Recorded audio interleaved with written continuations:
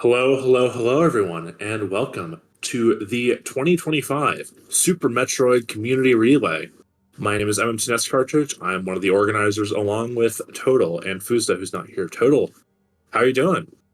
I'm fine. I'm happy to be organizing one of these again. It's been a while, unfortunately, but I'm super psyched to see us going again. So Yeah, I've been last looking relay forward to four this. years ago in 2021. So this is like the Was really first 4 years? for Oh, oh wow. yeah. It feels like a while, but this is the first relay for a lot of newcomers to the SM community. We've got a lot of new faces here, so I'm really excited to see how this one goes. Do you want to explain how the relay will work? Yeah, sure. So since it's been a while, so we can just quickly go through. So we have 4 teams of 8 players each, with 8 different categories, and we'll start at the same time, and then when a player in a team finishes and the item percentage at the end is showing, then we'll pass over to the next player, and so on. And the first team to finish all 8 categories are the winners of this year's relay race. There are some additional things to keep in mind. We're requiring 3 saves for each player in each category to add some safety to the runs, and if you miss a save, there's a time penalty for the next runner, so make sure to save everyone. On top of that, there's some penalties for missed map tiles, missed items in 100%, and things like that. But otherwise, nothing special. So it's just gonna be a lot of hours of pure Super Metroid speedrunning fun. Yeah. The estimate that the very long estimate was 11 hours, so we're going to be here all day. But probably a little less than that. But anyways, yeah, we have 32 runners on 4 teams, so 8 categories that will be featured today. We've got 100%, just your bog standard 100% item completion, low percent ice, beating the game 14% with the 11% core, charge, gravity, and ice. Map Rando, which is a new addition this year. Traditionally, we've had a randomizer, but this year, since Map Rando has gotten so popular in recent times, we decided to add Map Rando. Any percent, just bog standard any percent. Importantly, all 4 runners of any percent will be running KPDR, which is a great thing that I'm very excited for. RBO, which is always a treat. We got 4 runners. I'm pretty sure they're all running 4 different routes. That'll be great to see. 100% map completion got left out in the 2021 relay. Just not enough players. We had more than enough to make it happen this year. So that'll be happening. It's going to be excellent.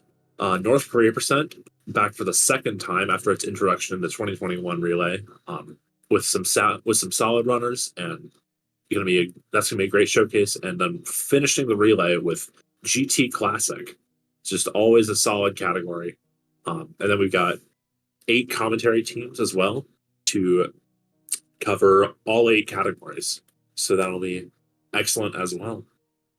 So yeah, those are the categories: 100% low ice, map rando, any percent, RBO, 100 map, North Korea, and GT Classic. So Total, do you want to start explaining the teams, listing all the Yeah, runners?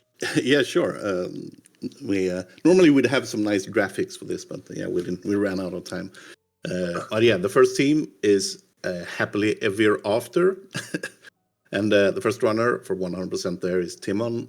For low ice, it's Sloders. Map Rando, it's V2 Nitro. Any percent MROC, RBO, cross product. 100% map, we have Tablespoon, and for North Korea percent Idle, and for GT Classic, Professor School. Yeah, I think this is definitely Nitro and Mrock and Spoon's first relay. Might be some others as well. I don't know for sure, but definitely a bunch of new faces in there. Yeah, I'm Second, super excited to see a lot of mhm, new players.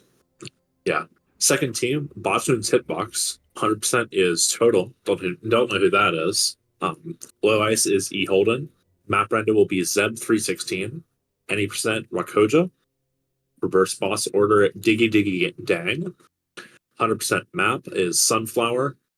North Korea percent Papa Schmo. And GT Classic Chabo. So a bunch of new players, but also a bunch of very old heads, like Sunflower, Chabo, Papa Schmo's in the last relay as well. So is Holden, and Zeb's been in a bunch. Of course, you've been around for forever. Yeah, I've been in a few as well. Just a few. Yeah. Yeah, and the third team is Los Polos Hermanos. And 100% will be run by Omnigazer, Low Ice by Jasmine, Map Rando by Seth, any percent Soran, RBO, Sysraim, 100% map, P-Toil, North Korea percent, Kai Sentun, and GT Classic Light Course. Yeah, always nice to have Japanese community representation on teams. This team has two of them, Sysream and Light Quartz. And then others, we have just a bunch of old heads. Jasmine and Seth are both long-standing community members. P-Toil's also been around for quite a while. I think this might be Omni and Sephi's first. No, Omni, Soren, and Kai's first relays though. So great to see new people. And then Team 4, Grappling with Consistency, 100% will be run by Fat Scott 25, Low Ice by Exact Science, Map Rendered by Lunix, 90% by Jake Bopdart, Kebnastics for RBO, yours truly for map completion, North Korea percent by Tillamorph, and GT Classic by Beef Robert. Another just set of just a mix of old heads and newcomers. I think this will be Exact Science, Lunix, Jake's. I think those three are the three newcomers on this team. Because Kev was in the 2021 relay, I was in the 2021 relay, Fat Scott was also in the 2021 relay. Beef Robber's been around for a while, and Tilly, I think, was also in the 2021 relay, or something. Something like that. But yeah, those are the teams. And I think it's about time to pass it off to the commentary. Yeah, I need to get ready as well because I'm running the first category here. So I'm gonna move over to the main screen here.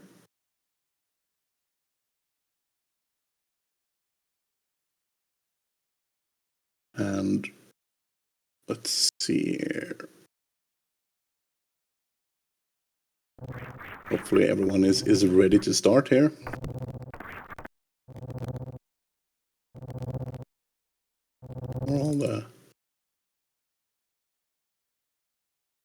Alrighty.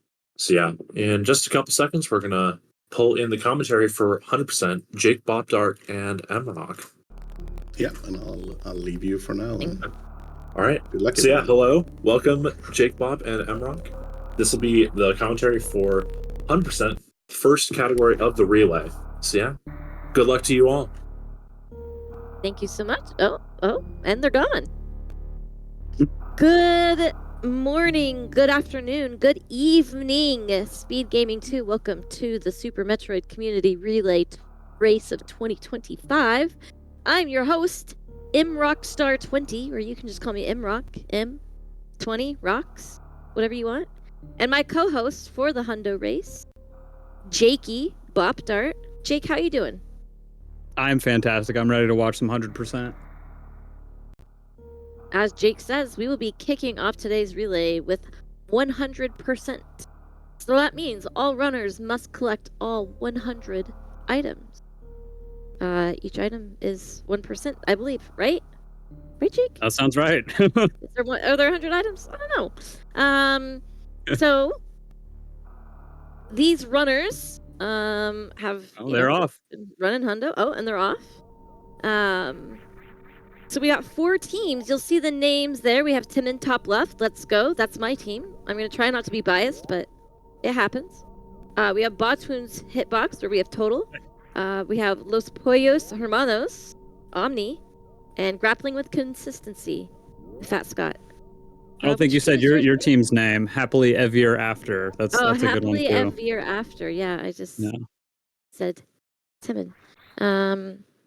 And so I believe all of these runners do early croc. In Hundo, there are multiple routes. but I'm pretty certain they all do early croc. We'll see. Some diversion, and if not, they'll all do the same thing. But Jakey, We'll tell me find how out you're by doing. croc. What's your hundo experience like as these runners do our usual series tour? Hondo's a lot of fun. Really interesting tech in this run that you don't get to see in many other categories because you get access to stuff like spring ball and, space jump, screw attack. So you get to see a lot of cool stuff that you don't necessarily get to see. So that's really fun, but there's always little voice in the back of your head hoping you don't forget anything. But hopefully that doesn't happen this run. Yeah. So the way that this works is, okay, Timon finishing with a 45.94, Omni 43, Yeah. total 42. Some good series. Some good series, all above 40. We'd love to see it. So hundo. The way that this is going to work is that, of course, they all need to get all items, which we'll see at the end. At the end, if there are any items missed, that will be added on to their ending time. So there will be penalties, and to make sure that everybody stays alive and this relay stays afloat, everybody's required to save at least 3 times. So it'll be interesting to see where they strategize their saves. Probably going to be. I don't think these runners are going to be too worried about dying in hundo. You get so many e-tanks that they're probably just going to be doing these saves to make them as quick as possible, honestly. Besides a couple of scary spots like, Dragon, potentially you don't want to get chain damage shenanigans. Dragon. Oh, Dragon. All the runners getting through. Is Total not a moonwalker? I don't know. He skipped the top platform, so... I didn't want to moon shame, so I just, pretended like I didn't see anything. First item of the run here, Morph Ball. Morph Ball, okay, yellow. Pink. Got a pink ball, all right. Okay, yellow. 2 to 1. I do believe that they're probably going to save before Wreck Ship, right? Because we have the Spiky Room of Death. Yeah. Which can be pretty scary. Looks like the yellow balls win today. 3 to 1. MM2 says Total is Giga Oldhead. No way he moonfalls. Frame freeze. Uh-oh. Timon? Pausers? Timon? Restart and continue from ship. Wait, did his... Uh-oh, his SNES might have crashed? His console crashed. Oh, okay. Well, you never know what's going to happen in a race. There you go. That'll shake things up a little bit. Yeah, sure does, doesn't it? Okay, well, our other runners are going. They've made it back to pit room. Yep. We have Omni in the climb here, doing the wall jump climb. Which is your team, Jakey? Who you rooting for? I mean, everybody, because we're unbiased. Okay, yes, we're unbiased commentators. Looks like everybody's going for wall jump climb. It's all right. We'll show them how to do the ledge climb when it's our turn. Yeah. So, the parlor here. Yeah, in chat, it looks like it's confirmed that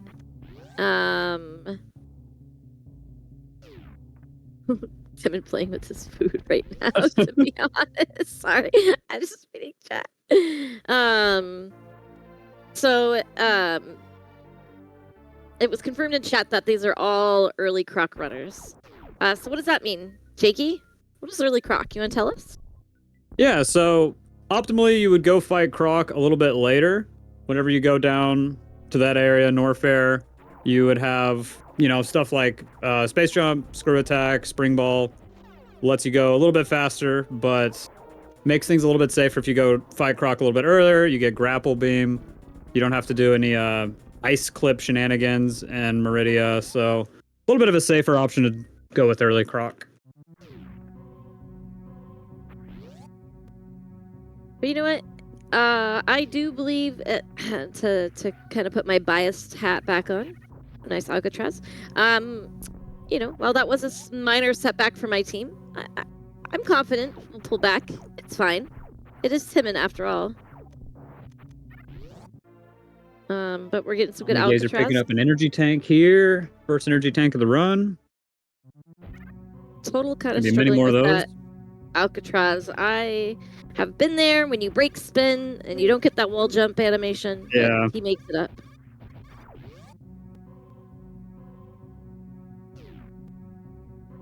Timon Yeah. also a wall jump climber, of course. Of course. All right, we are headed down to Green Brinstar. So this is going to be sort of the first route deviation from like a regular any percent run. We're going to be getting the reserve tank here as well as some extra missile packs. Lots of missile packs in this area actually. So this is a nice mock ball under the gates. This is one of my favorite. So I've just started learning Hundo, and over the months nice kind setup of for the picked up D-boost some there. strats. This is one of my favorite strats. See? Boom! Bink! Boom. Yeah, it's a cool D-boost. Dinkus Dunkus. Dinkus Dunkus. Yeah, so we have and a reserve tank here. Go for it. Then gonna be some. This is actually one of the most annoying rooms casually because like I don't know. You might see the pipe that leads back here, but then I don't think anybody's realistically gonna think that there's more hidden stuff. But of course there is. So but wait, there's gotta more. get these. And then hopefully Omni can get the cool mock ball out of this room. Yeah, I was gonna say that's one of my favorite tech. It's a very cool little strat. Is this To help you slip under the gate here. Ooh, nice. Nice. Then our runners pick are up that missile pretty pack.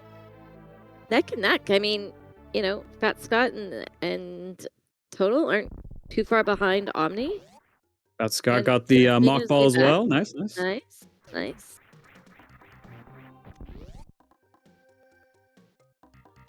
So I think we can expect Hundo to go on for about an hour and a half, I would say. And again, this relay is just for fun. Right? It's not a tournament. Like, sure, are some of these runners sweaty? Absolutely, but this is just a great way to socialize and team build and just play Super Metroid with your friends, with your homies, with your bros. Absolutely. Just having a fun time today. Everybody's just gonna do their best, not stress about it too much. Runner's gonna be skipping the charge missiles here. You normally pick up in any percent, but we are gonna come back and get those later on when we're cleaning up. Getting through Green Hill Zone. Nice D-boost there from Omni. Pittman says, not even a sub-8 elevator, shaking my head. I mean, Rip. look at he's catching up for having his console crash. Like, you know what? This is why we save. It's getting there. It's fine. I believe. Going down through Red Tower here, we're going to be fighting Kraid pretty soon. He's going to be the first major boss of the run. Nice D-boost through the door. We're going to get the best item in the game right here. Omni, great. Of course. Yeah, anybody that runs this game, throw it in anybody chat. that runs this game without getting Spazer is sort of a fraud, I'll be honest. But I mean, you're not wrong. Best item in the game, Spazer. It's going to do a little bit extra damage, and it's going to widen Samus's beam a little bit to make things a little bit easier to shoot. And that extra damage is nice. Quick drop through. Yo, Barry putting Spazer in the trash. Muting these comms now? Okay. All right, friends. Gotta love them. All right. I guess we have a route deviation. Okay. Fat Scott seems to be on the way to Phatoon. It's not backtrack for Kraid missiles. Oh, interesting, Tilly. I've never seen this before. Wow. Nice moonfall from Timon. Yeah. Okay, no, so it's just power bombs early. I see. Okay, that makes more sense. That's crazy. Rokosha, get out of here. You're going down. All right, Omni being the first to reach Kraid. Oh, nice farm. That's actually pretty cool. All right. Hopefully we can see trade quick kills from all of our runners today.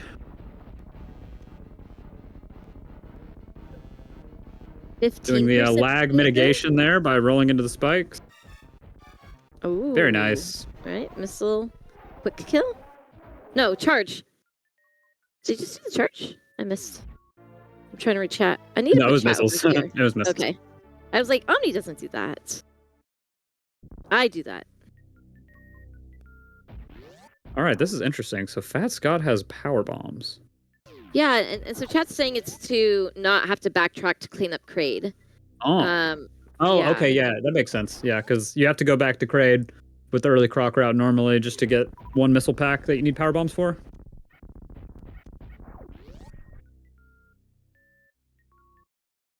All right. We got Total about to fight Kraid as well here. I want to see somebody do the charge setup, please. But I don't think we're going to get that from any of these. Yeah, it looks like runners. he's got missile selected, so.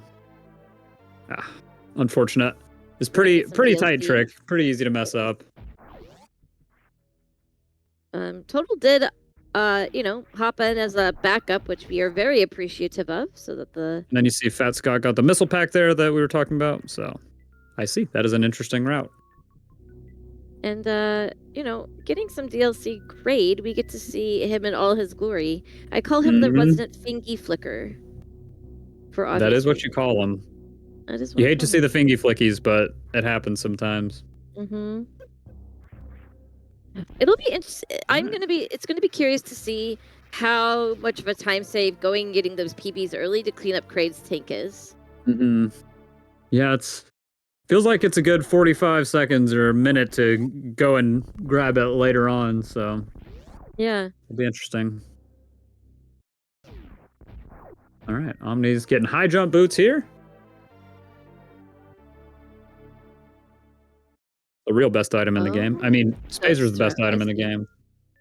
It's the Zost early route. I didn't know that. Oh. Exact says it's not actually a time save, and I'm inclined to believe her because she knows everything. And also getting that DLC, using that spacer beam because again it's powerful.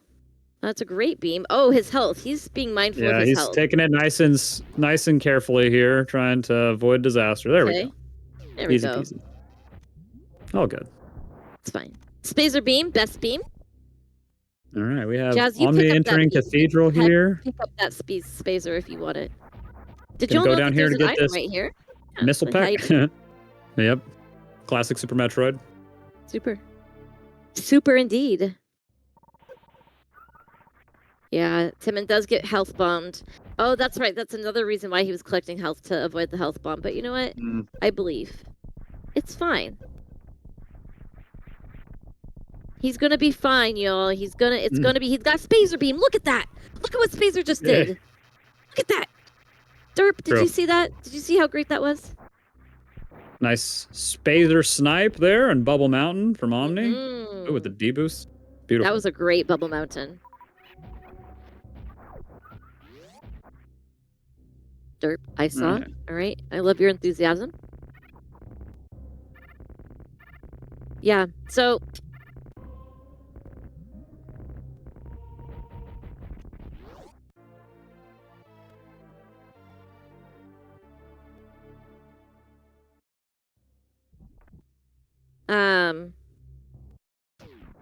See, ECB cheering for Spazer. We love to see it. Omni is cooking floaters. This Upper Norfair is great, and the great thing about Spazer is that it does really great things here in Upper Norfair. It helps with enemies a lot better. It's just a great beam to have early on, and why a lot of people use it when they are first learning Super Metroid. A lot of people, not everybody. So yeah, we'll see who keeps it on, and we'll see who turns it off for Wreck Ship, because I do believe that Omni will keep it on. I think he bees. He does Dopplers.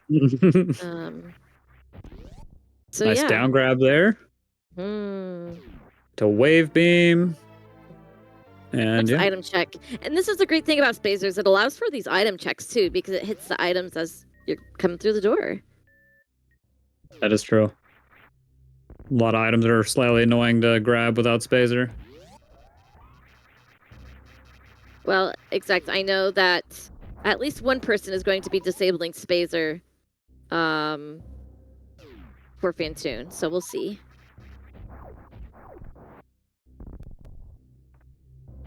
Okay. I believe Omni's going to be going to Crocmire now. Yeah. Unless he's doing late Croc. He shouldn't know. Yeah. He does not. Yep. So it looks like all of our runners so far have gotten the missiles. Let's see. Fat Scott, does he remember the missiles? He does? Okay. These missiles can be tricky to remember to grab, so... Ooh, Timon also gets the pack snipe. Nice bubble mountain from Timon. He's really making up some time. All right, everybody's All favorite right. boss, Crocmire. Just going to be shoving a bunch of missiles into his mouth, basically. What's also great is having Spazer here because it allows for a really powerful charge shot. There's some fun tech that's about to come up, so keep an eye on Omni. Okay. Timon also getting the missile pack. Good job, Timon. Yeah, that was a great Croc fight. So, he either just did it or he's about to do the wraparound shot. I think he did it while he was down there in the acid. Yeah, I guess you're right. I thought it looked like a mistake, but I guess he was doing No, the it was- wraparound shot. yeah, That's super cool. Yeah, you can do it down in the acid or up by the energy tank. So what is a wraparound shot? Do you want to explain what that does? Don't really know how it works, but basically you're on the right side of the screen and you shoot in such a precise way that you open a door that's all the way on the opposite side of the screen. And that's usually useful if we want to do a shine spark through that door from far away. So Yeah. I believe that's what Omni was trying to do. Looks like he's Oh, trying to get a Yeah. Yep, yeah, so he can since he opened it, he wants to spark through to get over here to Croc power bombs. Cool. Very nice. Yeah, the wraparound shot is pretty cool tech. I have no idea how that works, but it is very cool. Yeah. Something about the game and layout and something. Okay. Fat Scott and Total are also headed to Crocmire now. That's another favorite tech of mine. What you just saw Fat Scott and Total do is the K-Go through the pirates. So you K-Go through the Geemer, the Nova, I don't know, whatever it is. So that you don't take as much damage as you go through the pirate. So Oh, some cheek spreading. All right. We saw some cheek spreading. Okay, that's great. Right, Timon. He did That it. is a strat. Omni's picked Gaming, up that is a strat. grapple here. See some grapple action right here. Swing over. Oh, We unfortunate. missed it. That's okay. There's a missile It's alright. pack up here he needs. Mhm. It's very That close. is a hard strat, though. It's kind of annoying. Yeah. Got to get a short charge here to break these speed blocks. Yeah. Spark up. Perfect. That'll do. Mm-hmm. 3 All right, Crocs look- on screen right I was now. just Wow. about to say that. I looked reading Amazing. chat and then coming back to stream is a bit of a struggy, but it's fine. Nice charge shots from Timon. All right. So we're getting some sync up. Here we are. Yeah. So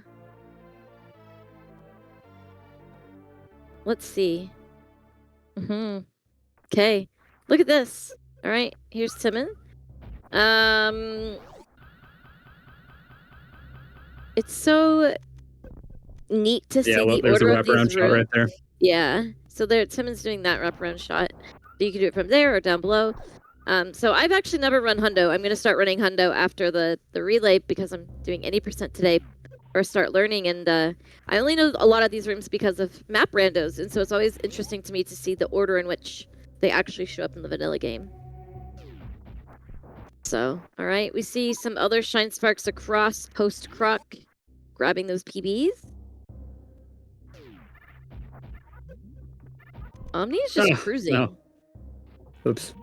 Messed that spark up a little bit. Oh, no. No. That's Timon has Bonk. been doing that. That's okay. Oh. It happens. It's fine.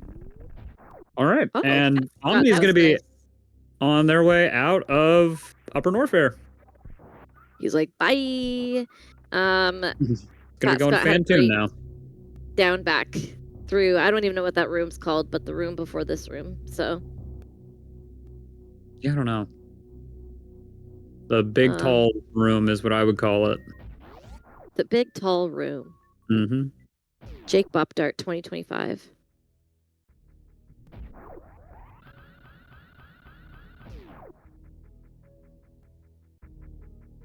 Alpha Spark right here. Nice. Nice. Best guess mock ball not in the really game Alpha by Spark Fat anymore. Scott.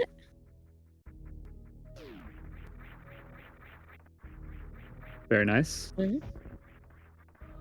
Look at that spacer beam just breaking things. Isn't that cool? Okay. So Red Tower. remembering to Oh, get that was this a very item nice here. down grab. Yeah, it was. That down grab feels like it's part of a cool kids club and I'm not yet invited. Yeah, me either. It's okay. We'll get there. I believe Jake. Wow, that was a cool deboost. Yeah, Wow. it's a fun one because you lay the power bomb, right, and you kind of get boosted over the gap. But it is very common to fall into that Vile Plume. That's Shout what out I to would do if I Steffi. tried that, is I would go right into the Vile Plume. Yeah, me too. All right. Okay. Gonna be getting the next pack of power bombs up here. Pretty rarely seen room and okay, run. that's okay. So, sorry, Fat Scott almost made it to the edge. Thankfully, you have high jump and speed, and so you just get a little one-tile speedy jump, and you make it up no problem. So, Omni taking his first save. Again, these runners have to do 3 saves at different points, wherever they want, but there's got to be 3 somewhere in this game. You can take more, but that's the minimum. Oh wow, that's a cool strat, man. Getting Yeah, I blue love soup that for a strat. second to kill all the big hoppers. That was very cool. It's this Hundo has so many fun strats. That's one of my. I don't do blue suit. I do the shine spark there, but yeah. Man, Timon and Total are tied right now. JC, the saves are. I explained it at the beginning, but the saves are to ensure that the relay continues on. So right, because if a runner dies and they have not saved, then it kind of messes everything up. So, there are 3 mandatory saves just to make sure, because this is for fun, right? We're not doing this. It's not sweaty. It's not a tournament. It's just for fun, hanging out with our friends. So yeah. Omni's going to be using Nice grapple beam to get across the moat here. No shine spark necessary. No frame perfect CWJ or anything like that. Just zip zap zorp. And then a little spark to get across the ocean. I was a little concerned about the south, but I see that he has a reserve. Yeah. Yeah, having a reserve is very nice. A little extra assurance for the Hundo runners that are probably not going to need those saves. Omni's going to go get this missile pack. Close. That was very close. Down grab for Total. Oh. So for Fat Scott, so even if you don't get that shine spark, that power bomb typically double hits the hoppers, and so you just lay it and then you're fine. So yeah, this top of Red Tower can be pretty tricky. So there, Total makes it up. Absolutely. Yeah, without ice, that is a pretty tricky strat. Shoutouts to Nevdi. All right, Phatoon. See what kind of RNG we get here. Probably going to be seeing some doppels. Doppies, if you will. Oh, cheeky. Oh, Lord.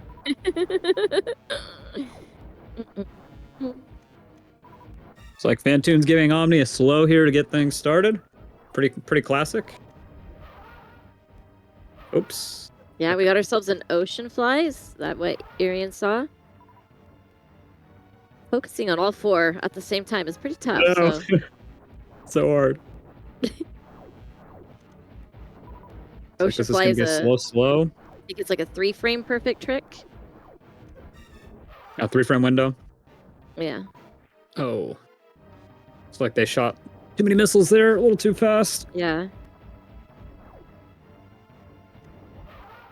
I still think Doppies are more fun than Oh no. it's fine. You were just saying never Doppies were punished. fun? Doppies, they're so much more fun than X Factors. Fight me. Alright, Phatoon is down. He did not exactly cooperate, but he's down. He is down. He is gone. Seeing a reverse Slinky floaters would be so cool. I don't know if any of these. Wow, Merrick agreeing with me. Okay, let's go. That's Scott getting started on Phatoon here. Mm-hmm.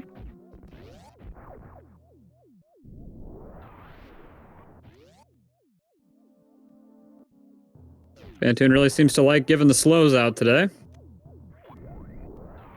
I mean, slow. Ooh, that was a good Doppler from Nice. Scott.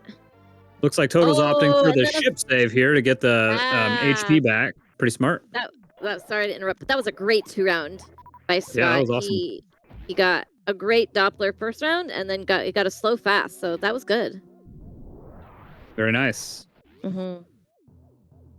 Looks like Timon Alright. is taking off Spazer so he can do the X Factor strat here. Mm-hmm. Timon actually does on-screen X Factors, so no Phatoon.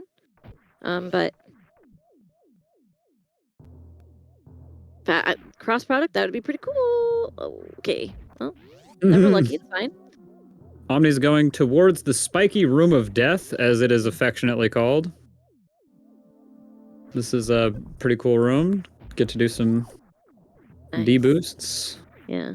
Take it nice and slow, because those guys do like an entire Oh. E-tank of damage. Wait, The Hold. dark hold. spikes. Wow. Sorry. Nice.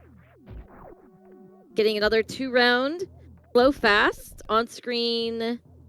On-screen X Factors. That was good. Those on-screen X Factors are pretty tricky. Pretty try-hard. So we got two rounds and I think a 4-round from Omni. But he did get quite a few fast. And Omni's gotten that E-tank. That's a pretty annoying room. Not very fun to fall in the water, so nice to get out of there dry. Mm.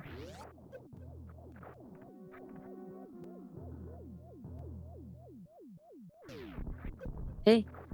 And Scott taking a save here. Before the Spiky room of spikes. death. Yeah. I think that's a great save. All right. Total makes it to Phatoon.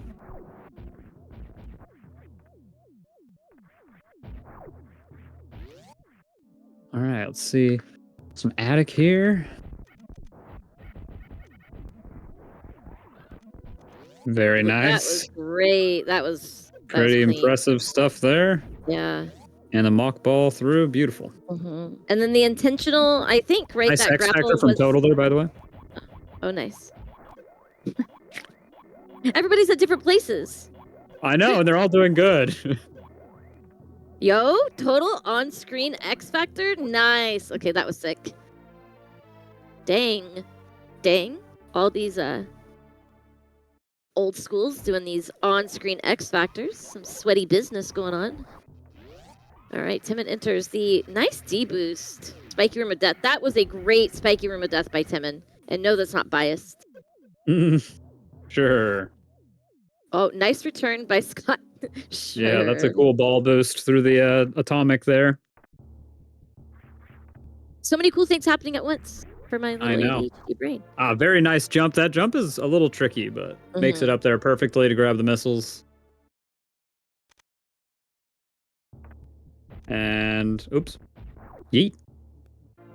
Grab this missile pack here. Try and beat the block here before it respawns. Oh, that was close, Scott. That was going to be pretty Easy. cool, but still.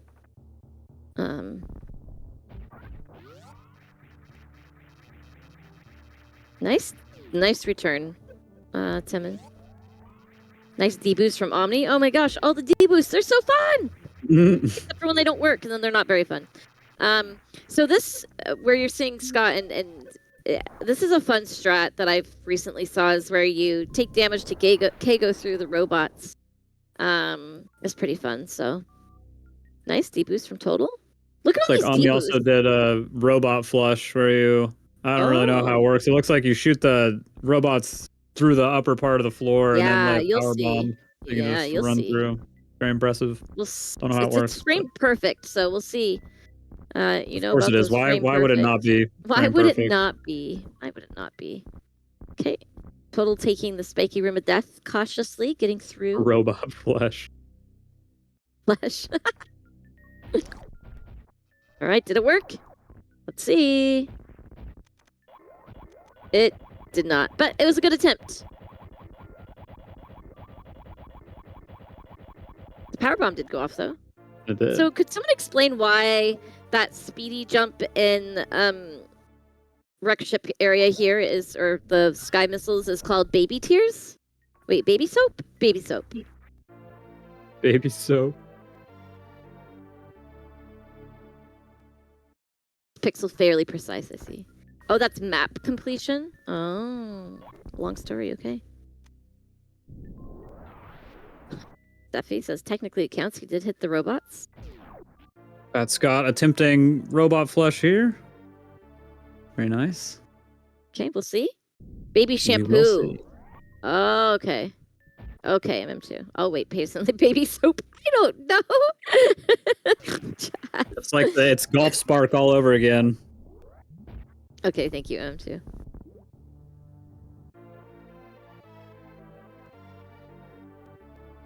All right.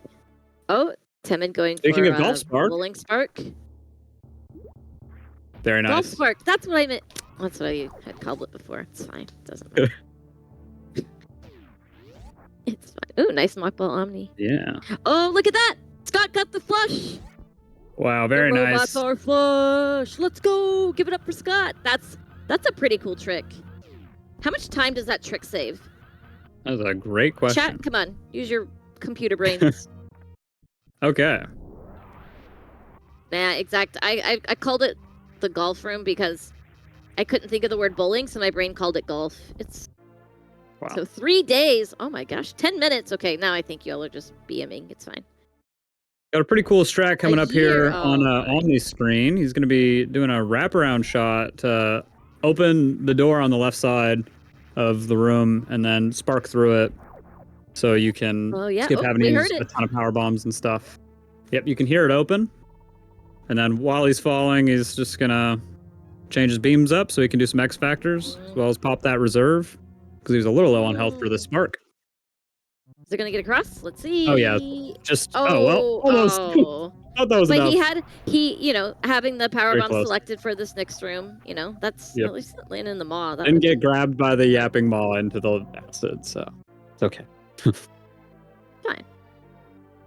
Oh, Merrick actually giving a true answer. It's about 3 seconds. It saves. It's fine. There's an energy tank here. I know, Merrick. I'm doing commentating for all 400 runs, and it's a lot. So I'm glad that chat's helping out.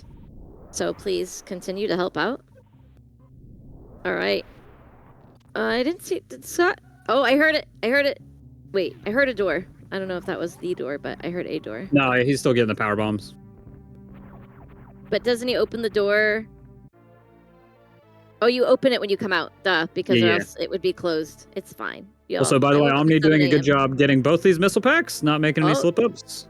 There we go. Yes, there's the wraparound shot, release the shot, and run forward from the right spot. And then just get a little one-tap short charge. Struggling to get it, I think. Did he get it? He must have. There it is. There it is. All right. You reserve. You take off Spazer. Thank you for all you done. And we go. Okay. There is a risk. Oh, I'm kind of struggling with those seahorse bitty thingies. Alcoons or through. whatever. Oh, that's right. Alcoons. I don't remember if that's the right one, but it's one of them. So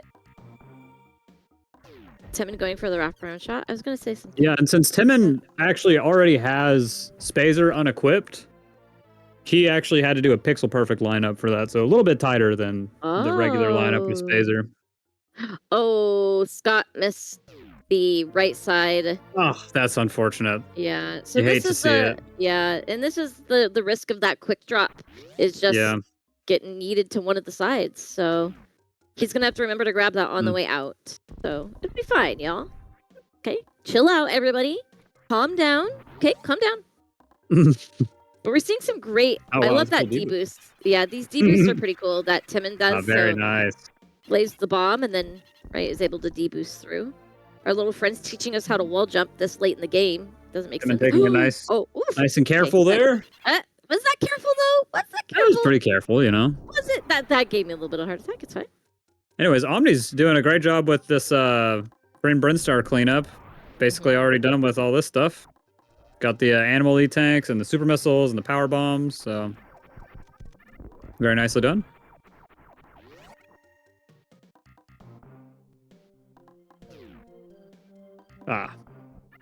Cool spark you can do right here.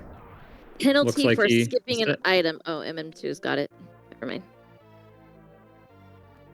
Yeah.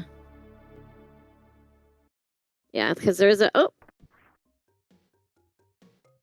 so what's neat about Hundo, I guess is wait, hold please. Omni, Mission Impossible? Pausers? Too much going on? Pause, hold, please. Yo, very nice. That is such a cool strat. Good. Very impressive. Jinx. Okay. Nice mock ball, Timon. Alright. Total taking another save here at the ship, getting some refills. Yeah, didn't have quite enough HP for the Shine Spark, so needed to take the ship refill there. Might as well knock out a save while you're at it.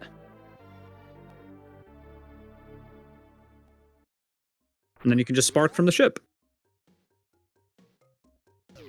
Very nice. See if Omni gets this deboost through the door. Very nice. Easy peasy. And then you saw we skipped charge missiles earlier. Oh, right. Never mind. I forgot about the Spore Spawn supers. We need those still. Oh, yeah. That is a fun strat, too. Lining yourself up and you're manipulating the camera so that your super ends up hitting the block inside of there. So pretty tricky. It does predate. You got to explain more, Jazz. What do you mean? I did say impressive. Yo, let's go total. Very nice spark. Okay, see if Timon gets this spark here. Easy peasy. Very nice. Wait, I missed it. Get the spark off while the power bomb's going off, so you don't have to wait.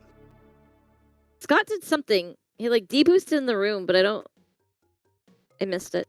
Too much going on. There's too much going on. I'm not gonna lie, it's hard to keep up. All right, Timon, Mission Impossible, hold. Everybody needs to slow down right now. Slow down, everybody. One at a time. Very nice. Timon, nice job. That deboost out the door is fun.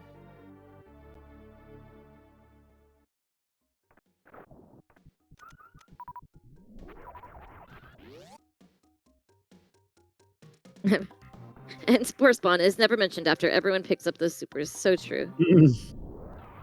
Poor guy. Nice. Spore Spawn probably thought he had a chance to make an appearance during the Hundo run, but unfortunately not. Unfortunately not. Poor guy. Because we can go in the sneaky back door, so... Oh, very close, Timon. Omni grabbing these hidden missiles up here. And then, as I was saying earlier, we skip charge missiles. We can lay this power bomb right here and then grab these missiles while we're waiting for the power bomb to go off to clear these blocks out. So, a little optimization there. A little too high. That's unfortunate. Oh, the power bomb. Yeah. Let's see if Omni gets Blockbuster here. Really cool strat. Ooh, beautiful mock ball through the door. And it's a blue ball, so you just break those blocks right out of the way. Beautiful. Timon had a great mock ball too. All of these runners just really showing... Hundo really just showcases, skill and strat. And doesn't. these guys don't even have space jump or spring ball or anything yet, so it still gets crazier from here.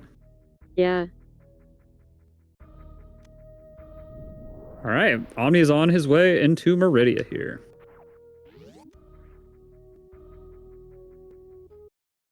Hey. Very scary looking short charge here. Man, that's very impressive. It's That's tight. It's a fun short charge. Making sure to get Main Street missiles. Beat the fish. Yeah, Omni's. And mind you, a lot of these runners who are doing Hundo right now, at least I know Omni and Timon and Total have not been Almost actively got running Blockbuster Hundo. there. Very close. So right there, a lot of these runners were very, try hard for when they were running Hundo and haven't done it for years, and it's really neat to see them shake off that rust and put on this performance for us. Absolutely. Close. Timon almost got it there. The run is starting to get closer, as we get further in, everything is starting to even out. Seems like runners are pretty close now. I'm gonna get in this hidden pack of super missiles over here. Crab super. Supers, if you will. Oh. Crab okay. soup. Crab soup. Ooh, crab is tasty. Delicious. All right, Total. Not getting Mission Impossible, but you know what? It's okay. Still collecting the item. That is what is important. That's true. Nice spark through Everest here. I'm gonna go get the pancake supers and missiles up here. Very nice wall jumps past that crab. Can be a little tricky. Yeah. Got to make sure your hitbox isn't expanded at the wrong time, or you'll get hit and knocked down. Omni is ahead, Irian. And it'll be interesting because Fat Scott went and got those items early, so we'll see how it'll normalize closer to. I forgot about that. Mm-hmm. It'll normalize towards Ridley. Welcome. Oh yeah, Scott does have to revisit Gauntlet because he did miss that missile. Oh, you're right. Yeah. I forgot about that too. Omni's just out here flexing on everybody. Oof. You know what? I'm being more biased towards a team that's not even mine. So. Because it's just pretty cool.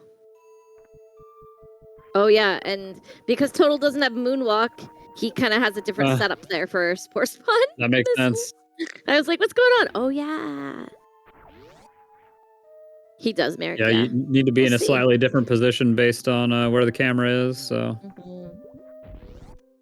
nice mock ball through the door there after opening the super door. Omni's just cruising. Like Omni is just doing something. Got to see Phatoon, everybody's favorite. Is it though? Is it? Yeah. Is it though? Nice Phatoon short and charge. his stinking hitbox. See how this X Factor goes here. Doing the roly-poly method. Just one X Factor and then 6 supers to finish Phatoon off there. Mm-hmm. Nice D-boost, Timon. And then at 80%, you normally grab this E-Tank right here, but since we're about to fight Dre, we can just grab it on the way out, and then we get a nice health refill. There's probably other reasons that it's optimal, but the fact that you don't have to worry about health is really nice. Unfortunate, no full halfy, but got halfy.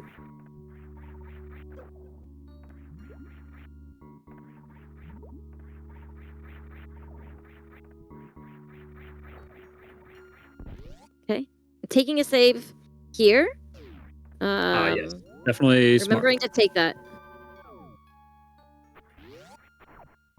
Yeah, that makes sense, exact.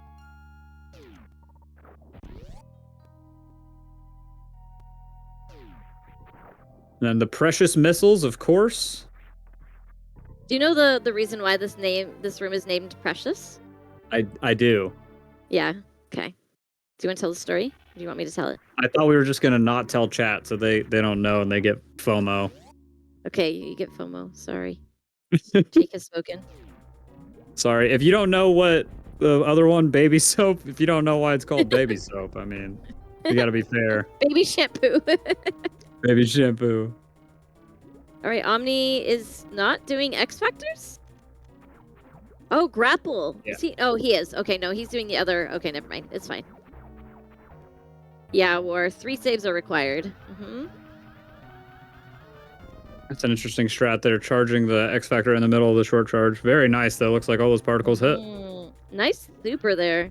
Beautiful Dragon. Oh my that was goodness. Great. Oh my The goodness. difficult pattern, the double swoop, and Yeah. the blue suit. That's a chef's kiss of Omni the Dragon is right there. racked right now, y'all. Like, Beautiful. for not doing any hundo runs in a long time, he's flexing. This is flexing. All right, Timon got a nice full halfie there. Looks like he's gonna save. Yeah, nice full halfie. All right, gonna see reverse halfie from Omni right here. Got that spike suit stored, so he can just jump up and spark across. Oops. I would have bonked there because I'm not smart. Beautiful. Yeah, great. Okay. Okay, Total working on these tippy tappies to get those missiles. Yeah, Omni's going to be doing a lot of... Oh, I guess he's going to get the Phatoon tank later on. Makes sense. Yeah, you have to revisit. So just Total did his Shine Spark from the middle door, which gives you a bit more runway. So a little bit more leniency with those B-tappies. Nice quick drop through the sand. Okay. Yeah. The neat thing about hundo is if you... Nice. Oh. Well, chain damage there. Thankfully, we have so many E-tanks. It's not something to worry about, really. Yeah, but what is the... There's a spreadsheet about, all of the chain damage that people have gotten. Isn't there quite a significant one, even with a million E-tanks? I'm sure there is, yeah. But I would think, better to have more health than less, for sure. But wouldn't be surprised if you went from 10 E-tanks to 0 in 1 second. There, Exact's got it. Linksy, that's right. 972-ish, 976. Timon also getting a really nice Dragon. All right, we got the pants room. Yeah, hundo and Total nice spark. Sorry. Nice. Sorry. You're so good. much going on. I'm sorry. The Meridia segment, little bit of peace here. If you want to look at Omni's screen, we're just going to be staring at Shack Tool for a little bit. If this is too much for you. All right. Do we save Meridia? Shack Tool? Meridia is sort of a slog in hundo. You have so many things to go get. You're falling through lots of sand and sort of backtracking a lot, but gonna be some interesting tech going on. Lots of moonfalls and stuff.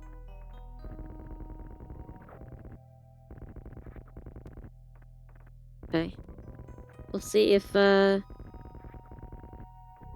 Omni is benevolent. I sure the heck am not. Nice. Okay, guess Shack Tool lives this time. It's fine. Nice to see another day. I'll overlook it. And Omni is picking up Spring Ball here. Which you either love or hate, or both, probably. Timon and Got syncing up here. I know that, there's going to be deviation, but it's pretty neat to see right now that they're pretty synced up, so this is fun. Look at that! That's fun! Oh my gosh. Look at Fat Scott and Timon. I don't know. They were space jumping. I'm crazy. I'm easily... something. They are tied, basically. If you ignore the route differences. All right, so Omni's actually going to be going up the toilet to go get Plasma now, and then do one more backtrack down through Meridia to finish cleaning everything up. Cool deboost. Yeah, do we want to just also take a quick second to tell everybody what the other categories are for the relay? Yeah. I think that would be cool. So for today, after hundo, just taking a quick second as we're kind of cleaning up Meridia. We'll have low percent ice. After that, we'll have our map Rando or map Randy. We'll have any percent following map Randos. Jakey and I will be there. RBO, MAPO or map completion. North Korea percent or DPRK, DPRK. Yeah, DP. And then we'll be closing out with GT Classic. So there's something for everybody today. Oh wow, that was a cool setup for the X Factor there from Total. Yeah, that's the old school setup. Almost got all 4 to hit. Okay, yeah, nice. That's the great thing about Hundo. You have so much ammo, you can just nice blue Really nice. space jump from Timon. Omni going reverse through Cack Alley here to get to those last few items we need.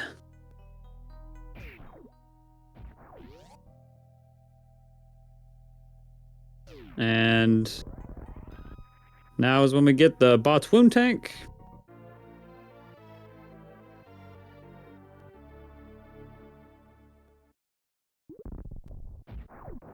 Okay. When we go down, Meridia, there's a lot of cleaning up to do. And yeah, lots and lots of items for sure. We're getting close though, almost done. A few more things. Oh, that's right. So what you'll also see too at some point. Very nice strat. Oof. Oh yeah, that one. That's Make a it through great those speed strat. blocks. That's very impressive. At some point we'll see these runners waste their missiles in preparation for GT. So yeah, I mean Omni's on fire right now. But I love the blue suit strats, especially here with these items. We'll get to see No, the other one was supposed to be the other way. Nice. Here, Fat Scott and Timon syncing up again in Plaza Room. Mm-hmm. Total has found Dragon. Okay. Three of the Spark 4. did a good damage at least. Yeah. Yeah, that's looking like one more spark will be good for sure, at least. But oh yeah, that was nice. Wow, pretty good cleanup there. Didn't even let Dre get off screen a second time. Looks like Total's just gonna keep blue suit instead of going for spike suit.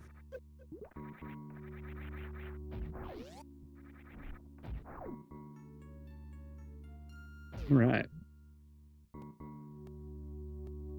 Okay. Yeah, we are just about to go back to get the Kraid missiles and then go down to Lower Norfair for Omni.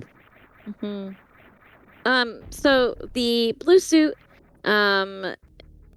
if you are a bit worried about your Wample, is a great alternative because otherwise nice. the Wample and the blue suit I think are pretty comparable in time. Oof. Oh no. Timon, we count no. that as a No, Timon. As a Nebdi Spark also? No. Are they all Nebdi Sparks? There we go. Got Yikes. there. Doubling down. You know, he was just making sure that Norm consistency. He was just making sure that corner was still good, was sound. Okay? Making sure it's sturdy. Yeah, it's sturdy. It didn't break. All right. Okay, we're going down to Lower Norfair. It's something that he says to me, so.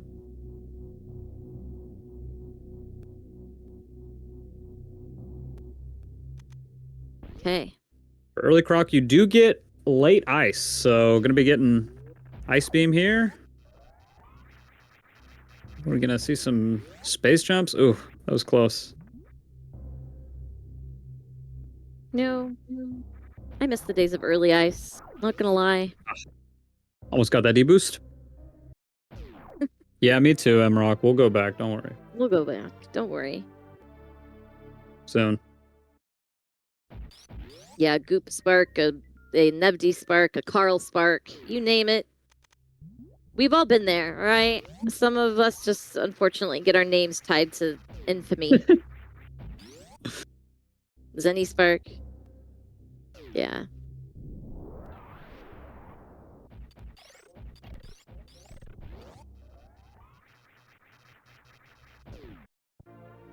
Of course, can't forget these missiles. No, They're very certainly not. forgettable, but Omni's Wait. not going to forget them.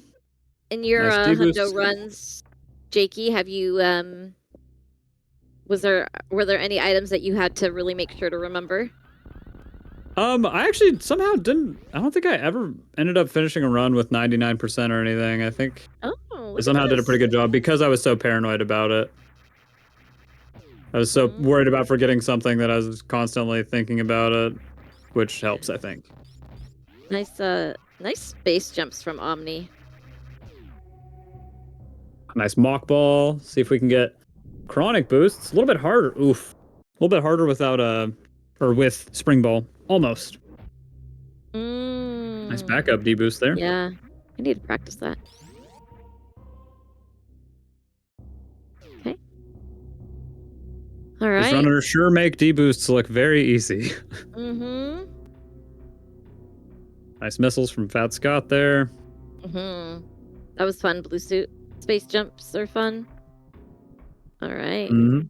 Oh, Omni not getting the... Oh, nice, getting there. You know, he made it work. It's fine. Getting a little bit of momentum there before doing a little space jump over. Route. Nice, Fat Scott. Nice mock ball there from Temin. Okay. Yeah, And gotta love those speedy now... space jumps. Total is now escaping Meridia as well. Wait, was that really for lag reduction, Sephi? Or are you just saying that? All right. Fat Scott entering Ridley Lair. Okay. I see. He is memeing. Okay. That's what I thought. But I don't know. I trusted. All right. Playing a power bomb here to get the PB blocks out of the way so we can grab those super missiles more easily after the fight. And then we can just get into a sort of precise position and just sit right here and not get hit. If we crouch and aim up, we can hit Golden Trizo twice with each plasma shot. So easy peasy. Easy peasy lemon squeezy. Fat Scott did get the blue suit space jumps. So through, what is this? Lower Norfair main hall? Something? I don't know. That sounds right. Yeah, surely. Yeah, why not? Everything's every messed up strat is lag reduction or RNG manip. Sounds about right. Omni has the most broken item in the games. Screw attack. Screw attack, especially in combination with space jump, is just very broken. Amazing. It's amazing. Great. Yeah, it's pretty good. Get the little spark here for fast pillars, even though it's not really necessary with screw attack, still a little bit faster.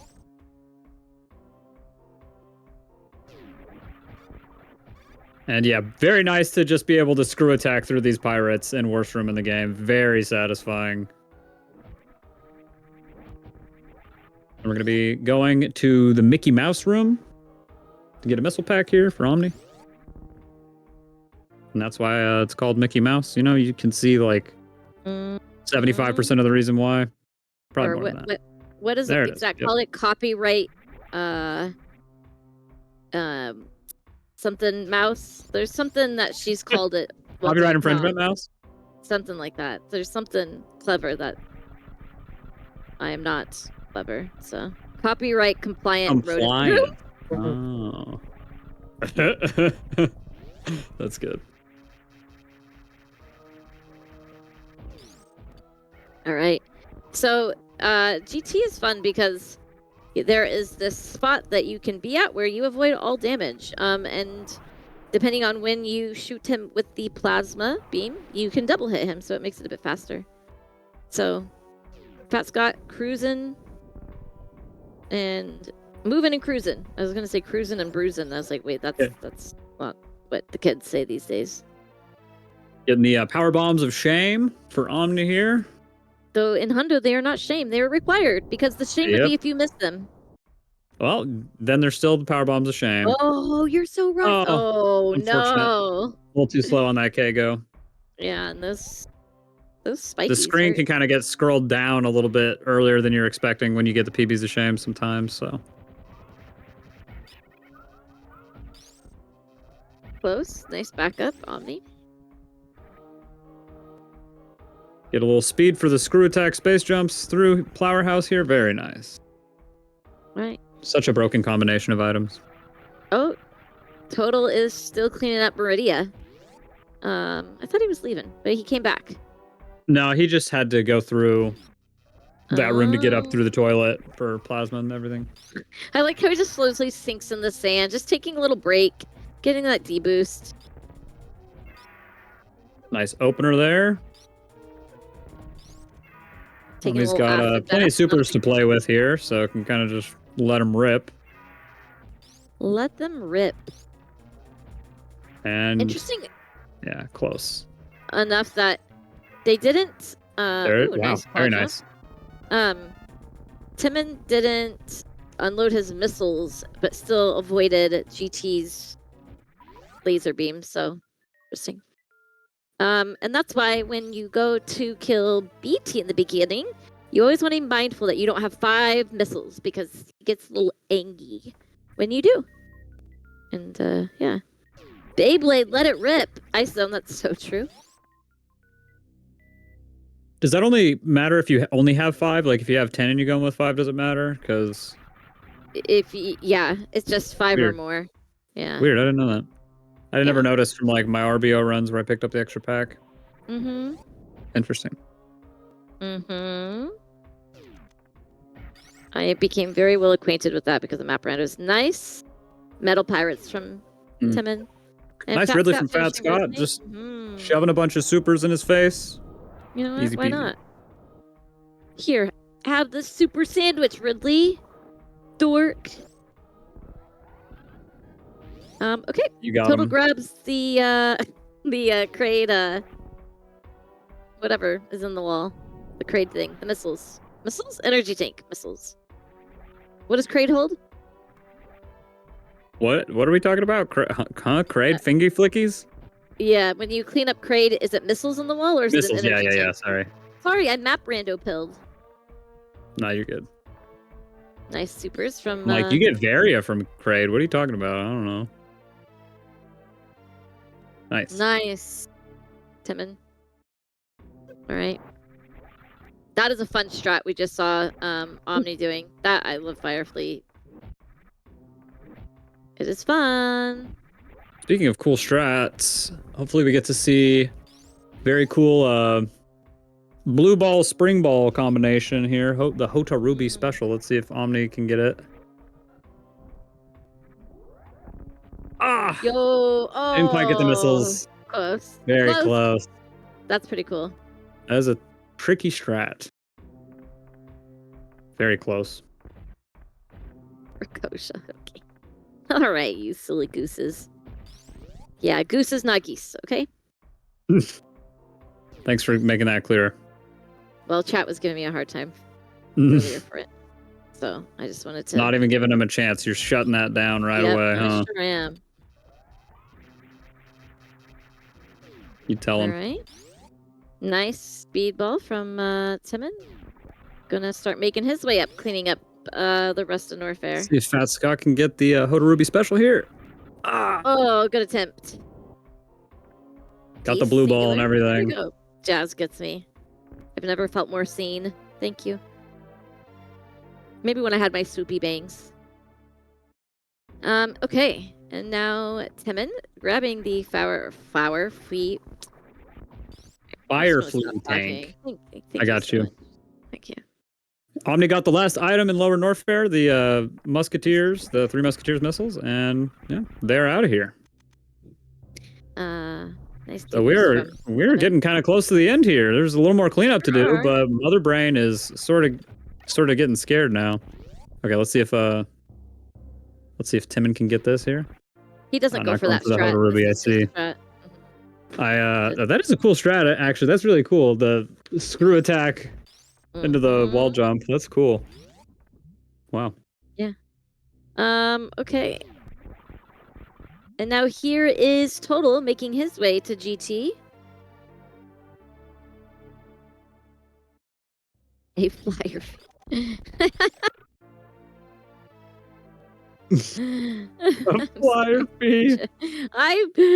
Chat, Got I him. woke up. I'll have you know that I woke up at 7 a.m. so that I could do comms with my bestie Jakey while watching my other friends play this game. So you're Get you a welcome. bestie that'll wake up at 7 a.m. to Yeah, commentate right? Super Metroid. Right? And who usually doesn't wake up until like 11 a.m. or noon. So, all right. So, I was reading chat and talking too much.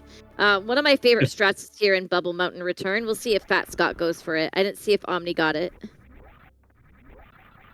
Yeah, I missed it as well.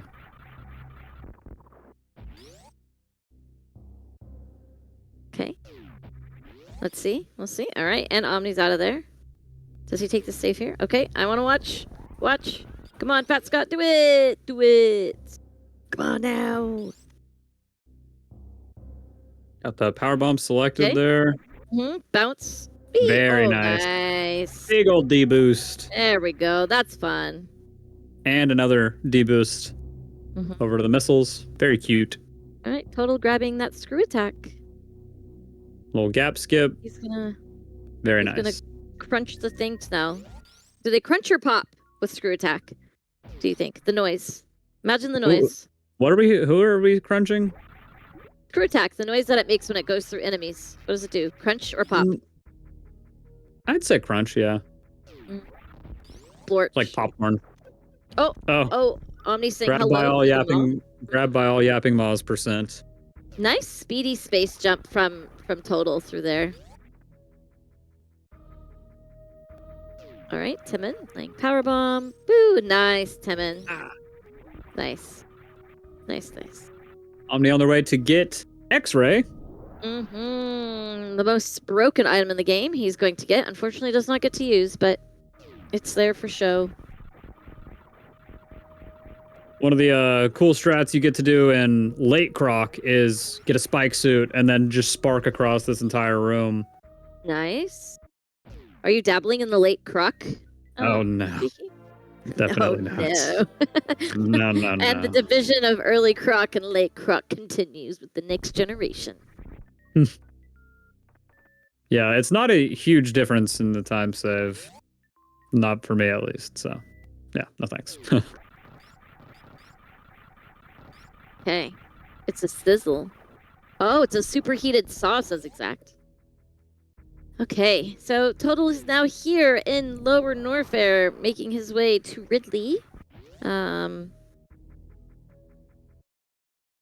if we're going to see reverse wondering linky? when we're going to see our other runners take their last save. Probably whenever everybody gets to Torian, I would assume. Hold, please. Hold. Yo. Oh, I actually don't know what the reverse slinky. I think someone showed it to me once, but that was a good attempt at a really cool strat. Reverse slinky, huh? Yeah. It's Omni would have done it. Oh, going back. He's like, no, I want this tippy tappy. He's so stubborn. Nice. I feel that, Omni. One Omni, more. I get you. There it is. I validate you. You are seen. Sometimes you just got to be stubborn. Hey, you know what? Oh, nice mock ball through the gap there. Very nice. And space jump through the door. Beautiful. Total having little struggles with the pirates, but backing it up. So just staying cool, calm, and collected. You've got it in this game, because as soon as you start panicking, it's like when you're swimming or when you're in the water and you're drowning, you're supposed to relax, float, just chill out. And the more that you struggle, the more that you sink. And that's kind of how Super Metroid is. I was a lifeguard for like 20 plus years, so that's the analogy you're all getting. 20 years. In a long time. I guess. So there is Fat Scott. I like that bouncy ball, lay the power bomb, grab the item, shake the head of the little statue thingy. All right. I bet here Total with Ridley, again, he doesn't use moonwalk, so you see him kind of doing these jump backs. All right. In that room that Omni or in that Fat Scott's at is called, but wait, there's more. It's the Billy Mays room. I'll have you know. Billy Mays! I just had a 38th birthday. Oh, wow. That's an interesting strat. Just roll through. I've never seen somebody do that. That's smart. I feel like I lose a bunch of time there. I'm getting the charge there before you go up the elevator to spark through the pit room here. Pretty nice. It's really a shame that Fat Scott wasn't able to get both the gauntlet missiles because he's just right behind Omni right now. He is, yeah. Nice spark through pit room. Very nice. Yep. Scott's going to be going for it too. Pretending that Scott didn't get scammed from Gauntlet. He made up so much time on Omni. Very true. Okay.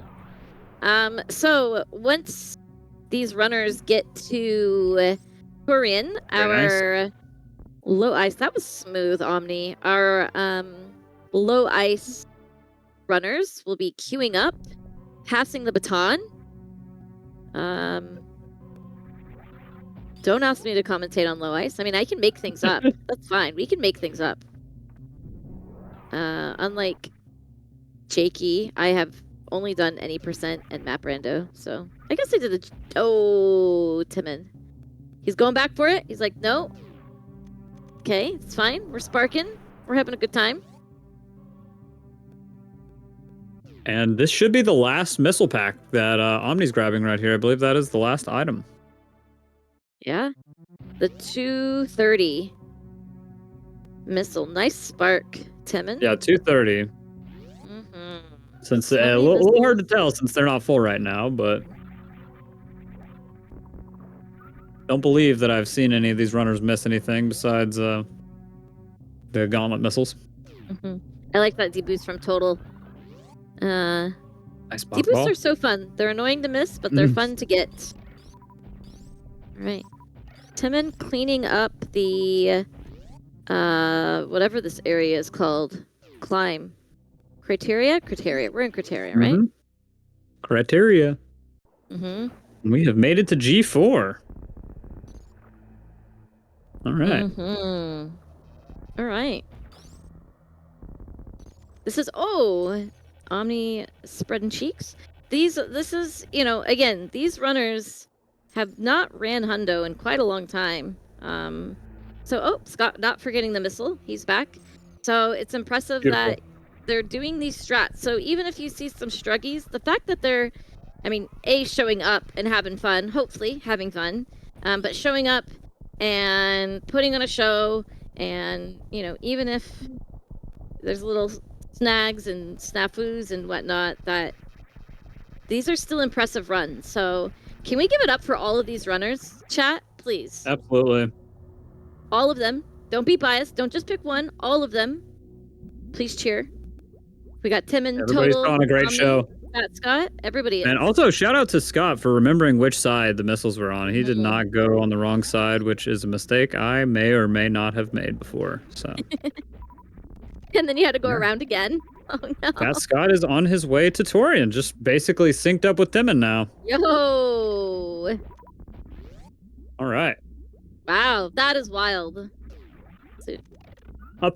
An unfortunate time loss, but honestly, since you're sort of making your way to G4 anyways, not the worst thing in the world to have to go through Gauntlet. It's not too terribly out of the way. So. Could be better, but could be worse. Yeah, it could definitely be better, but all right. Worst things could happen.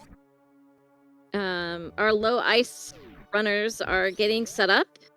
As 3 or 4 of our runners are in whatever this place is. Torian, thank you. All right. We got a baby skip coming up here. What is this I'm seeing? Is this a boomer skip?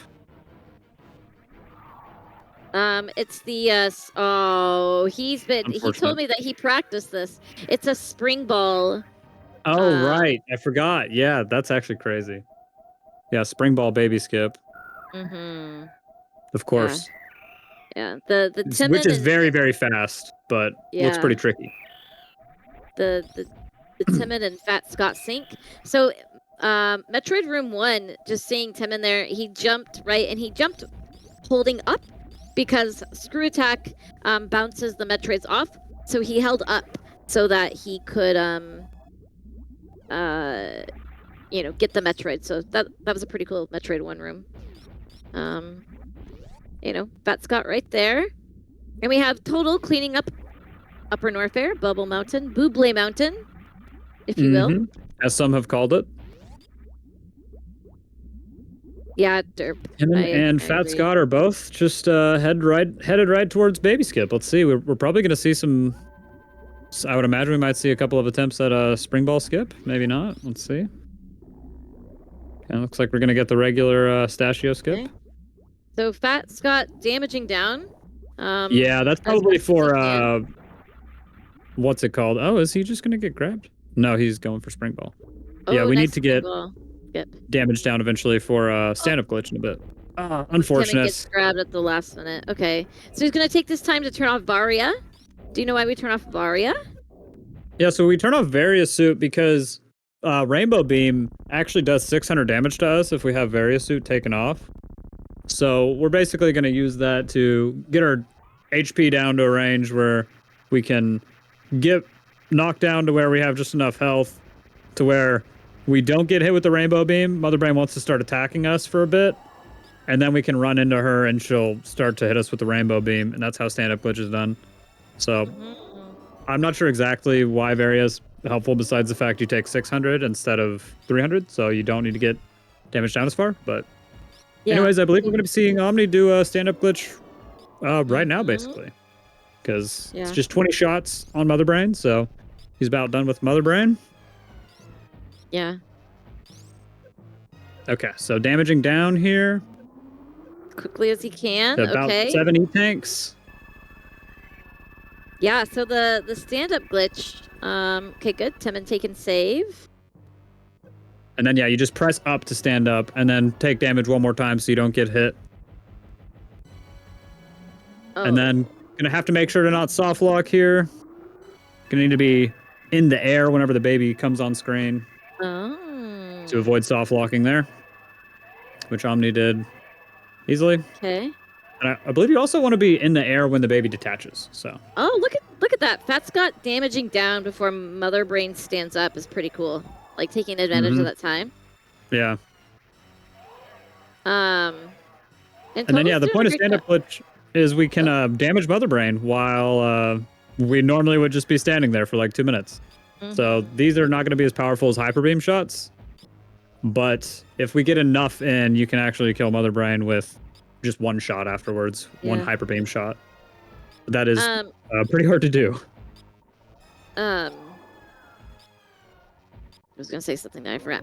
Oh, Total finishing up here, getting the X-ray, and now just cleaning up. What is this place called? Old Bryn? Retro Bryn? Criteria? I don't know. I don't know. Yeah, nice stand-up glitches from. Oh, okay. And then Omni just needs to make sure to not be releasing a charge shot right at the end of this. Nice. Yeah, perfect. So he just releases the charge in one shot. Great. Wow, very nice. Beautiful. Great stand-up glitch. Fat Scott also getting the stand-up glitch, and it looks like Timon as well. Okay, hold please, hold. Yeah, up. Oh my gosh, okay, there we go. All right. Omni is making their escape here. I think once most of the runners are done, Scotty and Seema will be on comms. So they'll be taking over Total's finishing up of Hundo. So yeah. So everybody cheer for these runners. They have put on a great show. Omni taking the lead for his team. Timon and Scott also doing stand-up glitch. And nice spark. And Jakey, thank you for being on comms with me this early morning. It's a great way to start my Saturday. Absolutely. Thank you so much, Emrock. I appreciate you waking up at the crack of dawn for me. Of course. Okay, we'll finish up once the credits finish for Omni. Okay. Okay. Sounds good. So, all right, and All Scott right. starts his escape. GG Omni. And Fat Scott is just getting their escape started here. GGs. Give those GGs to Omni, y'all. And then we hold, right, for the confirmation that Hundo was complete. Okay. Nice spark up from Scott. Tim's about to get their escape started here. So again, on low ice, we have... Oh, give me a second. Hold, please. Hold. We have Sloters, E. Holden, Jasmine, and Exact Science. So coming on after Omni, it will be Jazz.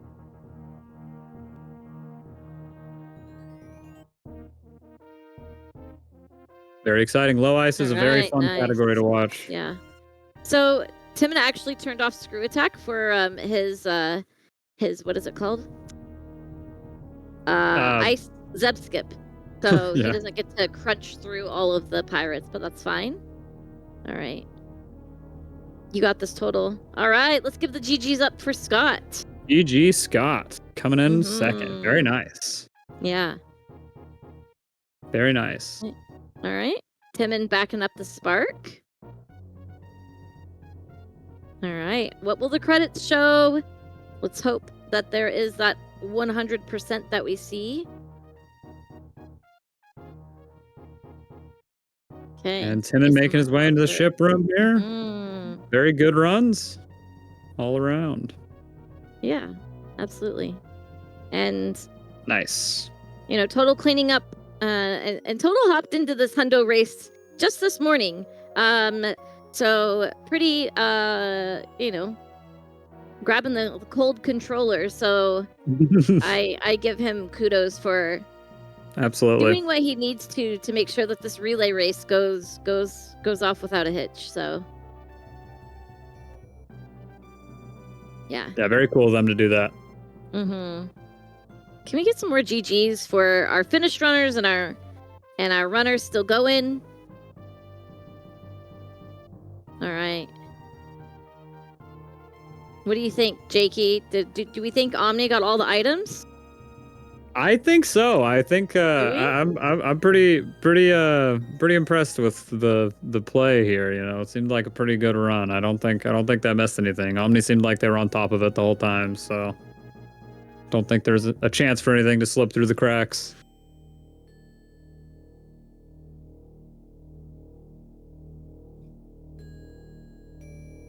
Okay. Get your deer forces ready. If you know, you know. Is it just exclamation point D? Maybe? We'll see if that works here. All right. Yo, here's Total at G4. All right. So it's not going to be too far behind. So again, for our low ice. Oh, MM2 says Scott forgot his third save. But dude's not here. Oh, so 1 minute penalty for his team. I didn't even notice. Unfortunate. You know, when you're zooming, right? You just... Yeah. All right, let's see the percentage reveal for Omni here. The build up. Very nice. 100%. All right. And up next, we have Scotty and Simo on low ice. Thank you all for hanging out with Jakey and I. Follow the runners, follow the comms. Thank you, SG2. And Jakey and I will be on very shortly again. See y'all later. See ya.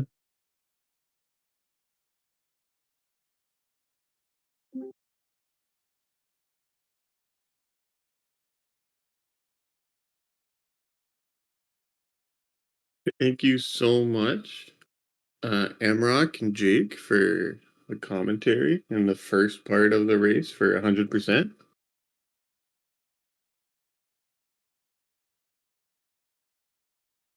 Me and Scotty are going to be picking up where they left off for low percent ice. We're just waiting to see what's going on here.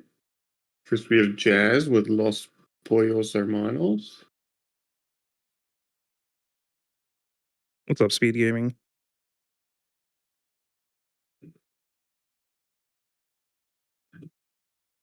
Way to close the chat.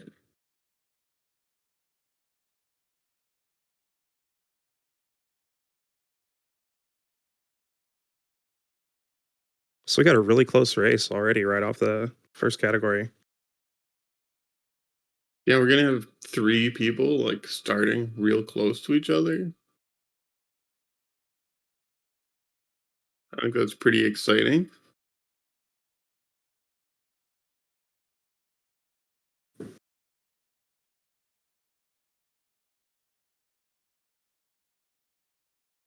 For the most part, low ice is kind of like any percent PRKD for the first while. So if anybody's most people here will be familiar with that. So it won't be looking too strange. Yeah, I think So you so. have- I think low ice is kind of mainstream at this point, right? Yeah, with Oats and then Zenny running it, people are going to be pretty familiar with it. You have 5 less missiles for Phatoon, but that's basically the only difference for the start. It makes 2 rounding quite a bit more difficult. Oh yeah, really difficult. You have to get the drops to line up like really nice with different patterns if you're trying to do that. All right, so Exact starts her run. Sloater starting her escape.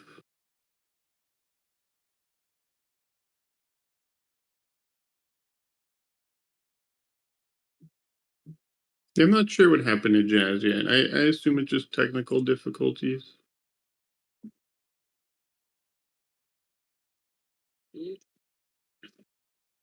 Ah, ledge grab at the top. No. At least she didn't get steamed. Yeah, hate getting steamed in that room.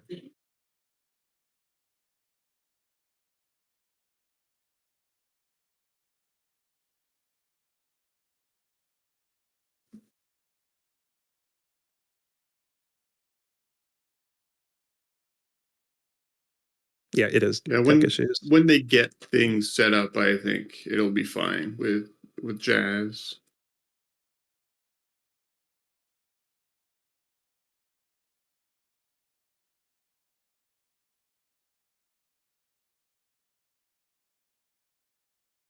All right, an interesting note here, starting off with Sloters, is she does not use Moonfall. What? No Moonfall? So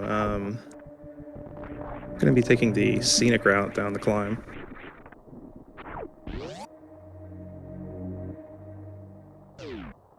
It's okay, we get to count the little ledges.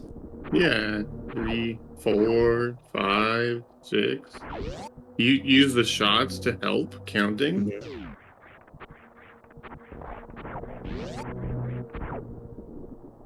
Very nice pitless.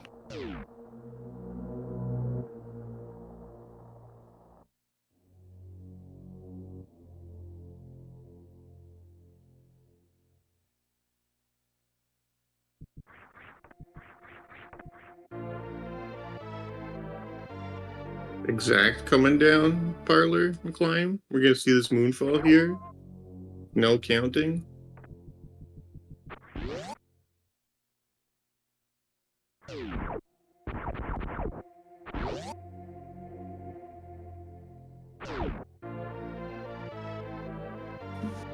We're just finishing up the mother brain fight. Nice little stand up there. Yeah, this was super short notice from Total, so He's doing well. doing great. He I think he's helping with some of the restream and everything. Oh, while running. Oh It my was god. nice of him to set up or stand up for this as well. Yeah, very nice. The stand up guy. Didn't.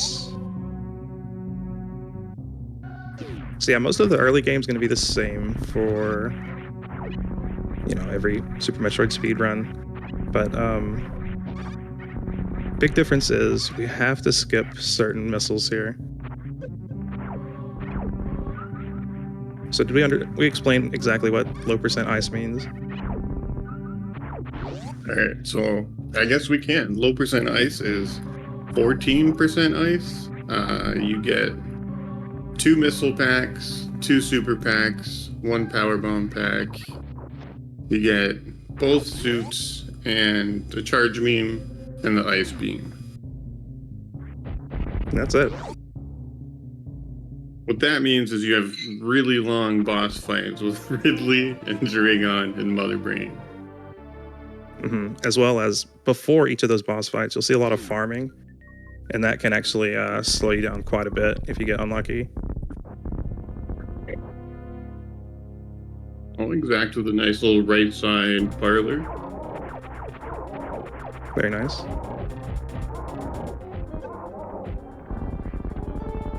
And a perfect BT from Slutters.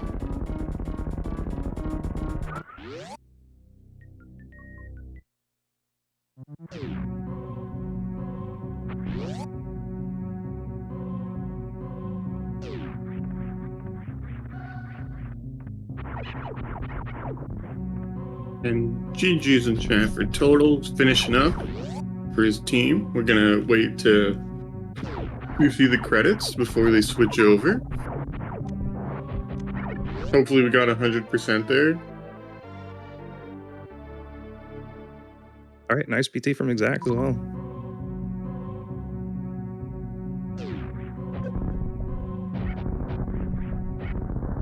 Oh, Floaters missed the first missile. It was fine though. It worked out. Yeah. She got that was really nice drops there. To recover Could from have that. been really bad. And she might have had to farm like the Kingos or something. Yeah, usually if there's any problems, you can just rely on a Keiko, I think, there.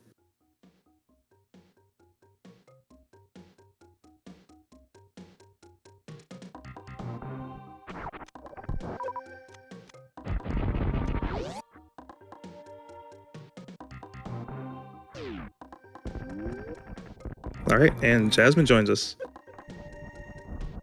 She's a little further ahead.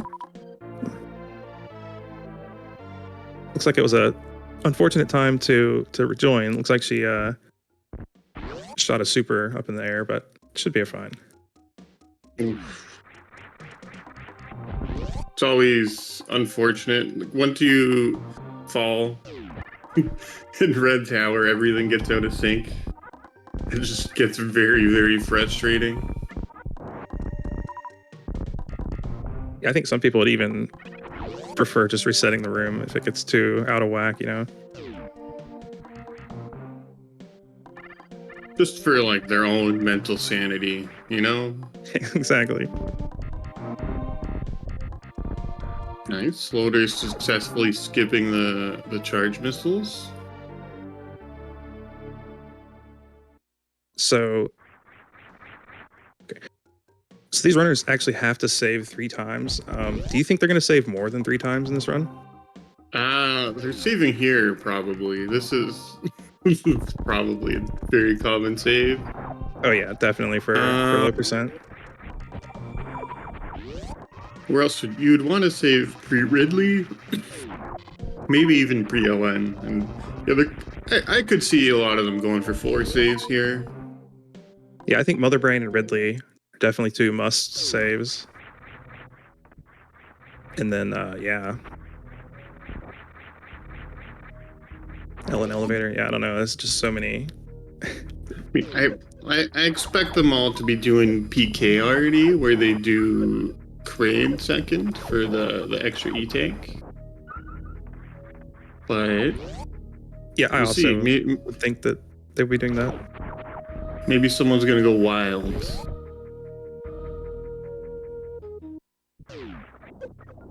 They're gonna risk ruining the relay for their ego. Go for it.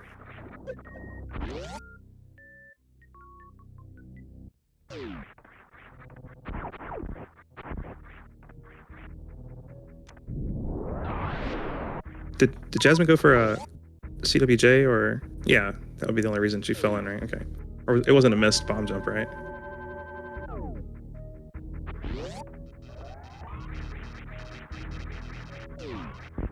Oh, nice. Gets the CWJ, I guess, on the second try. Looks really nice.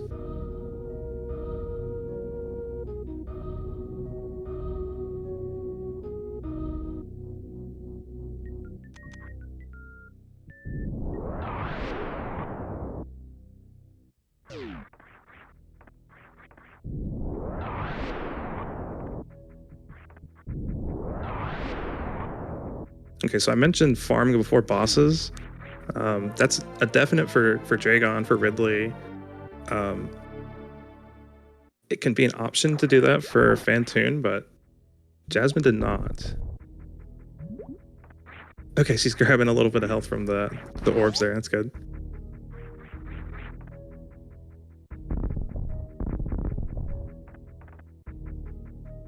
Yeah, Slaughter's and Exact gonna have a little bit more energy for both of their fights. Nice HPG over the moat there.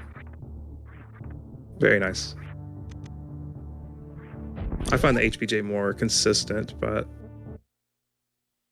Yeah, definitely is. Takes a lot of practice to get there, but I know a lot of people prefer. I think like it kind of goes. People prefer CWJ until they really get the hang of HPJ, mhm. and then as you get really good, you get mad at Oh my- HPJ for being slow. Oh my gosh, this fight is Scary. oh my. Okay, we're wow. I was clinching for that one. Wow, that was an intense round one.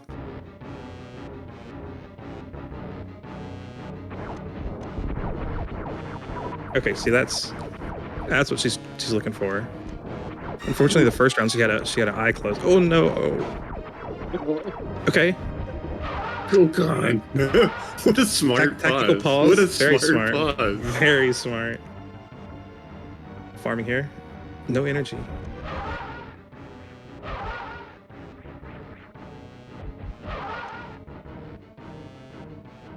Wow, Alright, she gets out of there. That was such a great fight. Holy. Right, I took some time off my life there. Same.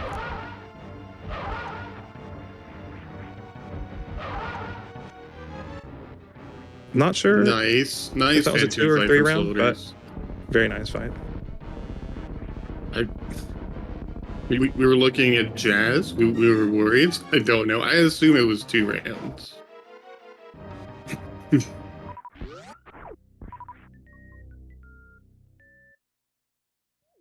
And Erica going into Phatoon as well.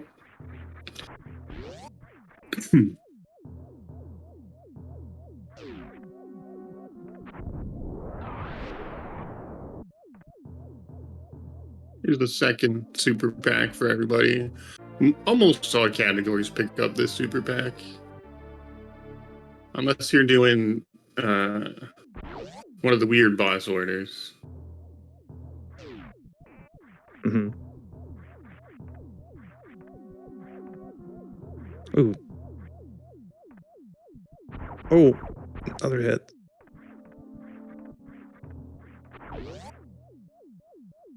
Wow, there's a lot going on right now. Yeah, a lot of people doing scary room, scary Phatoon fight. Holden starting his run. Slurs with a really nice attic. Getting an early D boost. It's really nice. Erica finishes up her Phatoon.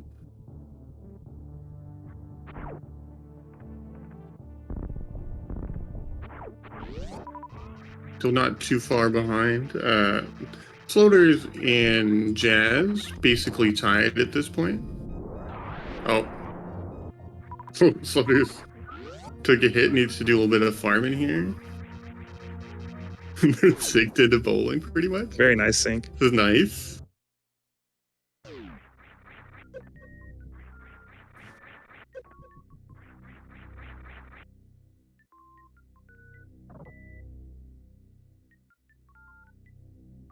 All right, Slaughter's actually had to do that in 2 hits, but she got it. Jasmine actually had a 1-hit leeway there in bowling.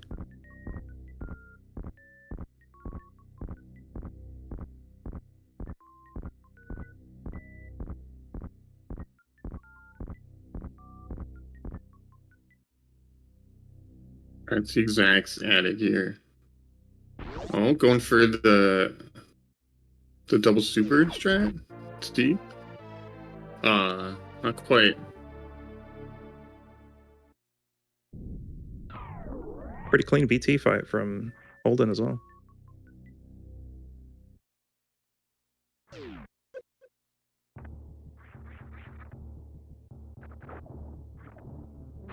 So no D boost from Jasmine, which Slaughter's is going to pull a little bit more ahead here.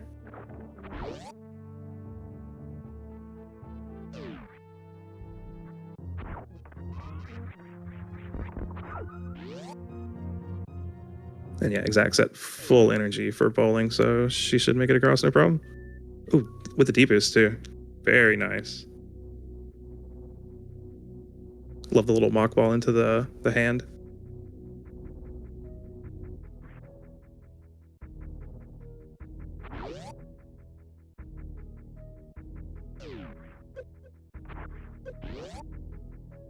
Oh, really nice hallway there from Slaughters, getting the really clean double D boost.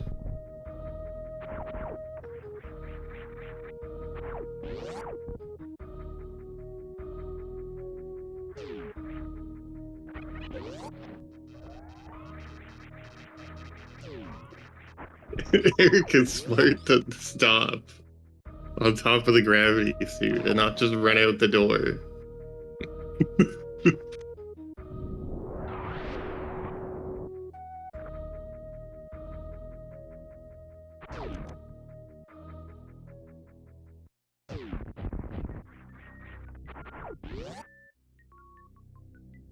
Yeah, we're seeing Parade here from Slaughters.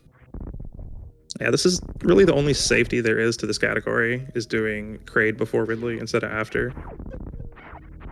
You could like get an extra tank before Ellen even, but then you'd have to farm up after Ridley. Well, people don't really want to do that.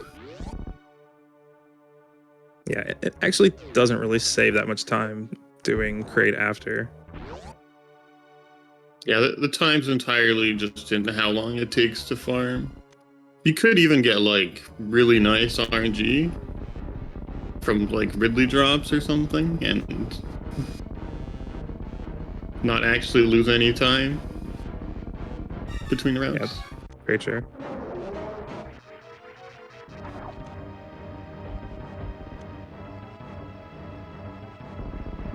Oh, we're seeing a stand-up grade here from Slaughters.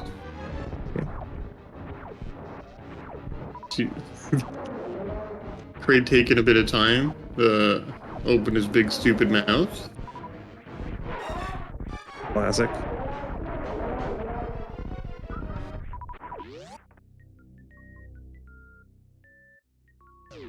And Nice nice quick kill from quick Jasmine. kill. Yeah.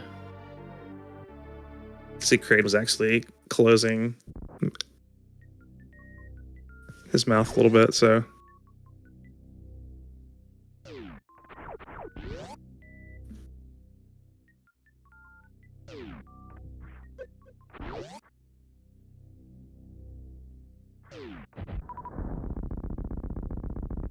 All right, so really the only thing else to do now is head straight for Ridley. I mean, we're not gonna.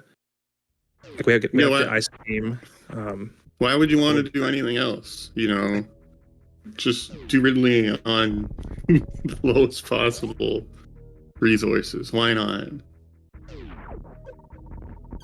To me, it sounds like a fun time. Nice little bump farm there from Slaughters. Oh, Eric with the lag reduction on Kraid.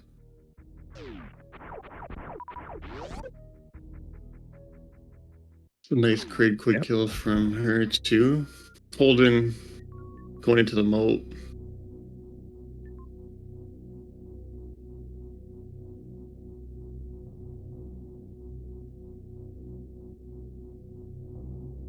Oh, a little short. Gonna have to re-jump to the pillar. Oh, Whoa! all right. He noticed that it was Apologies, E. Holden. I wasn't familiar with your game. short. That was really slick.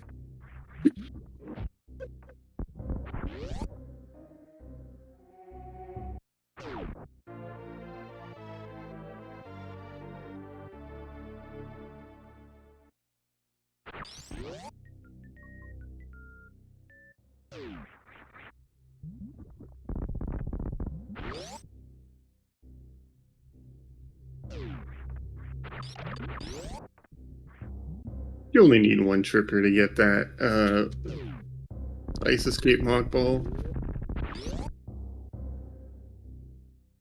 Just nice to have too.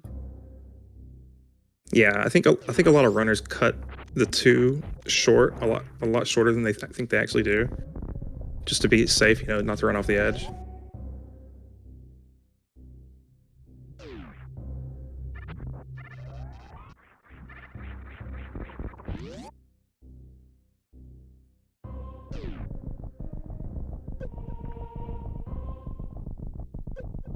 This is where things do start getting pretty different for this category.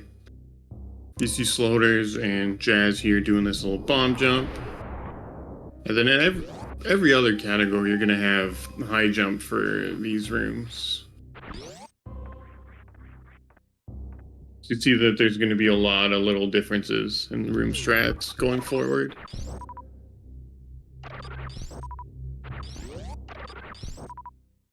Yeah, as well as a lot of tough rooms coming up. Stopping in the nice little farm room, conveniently located.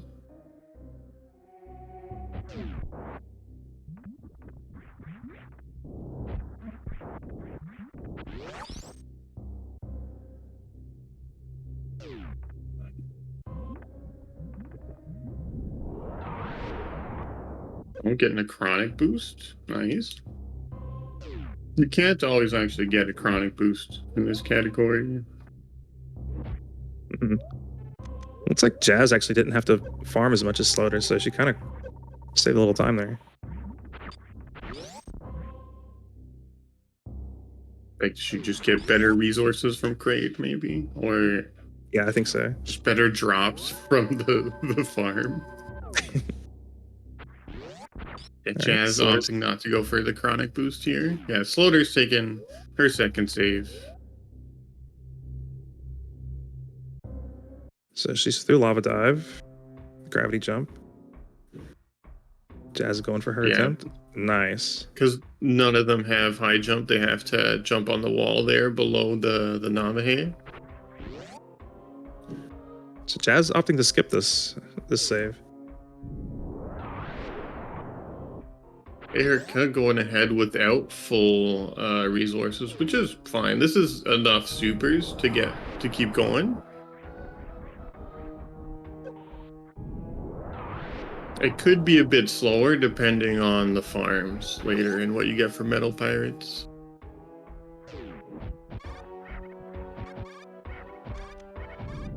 Yeah, a big focus for Lower Norfair to go fast is to try to conserve as many resources for Ridley, so you don't have to farm as much before Ridley. So there's going to be a lot of different strats. Okay, nice. Slaughters gets up worst room. It's a big, it's one of the big rooms here in Lower Norfair. Yeah, she used a very specific strat to manipulate the pirates to use basically no ammo. Well, she used a little bit of ammo, but Yeah, Jazz instead opting for killing them, which works because she has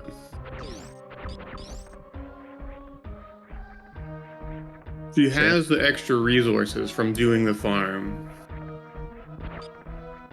yeah, exactly.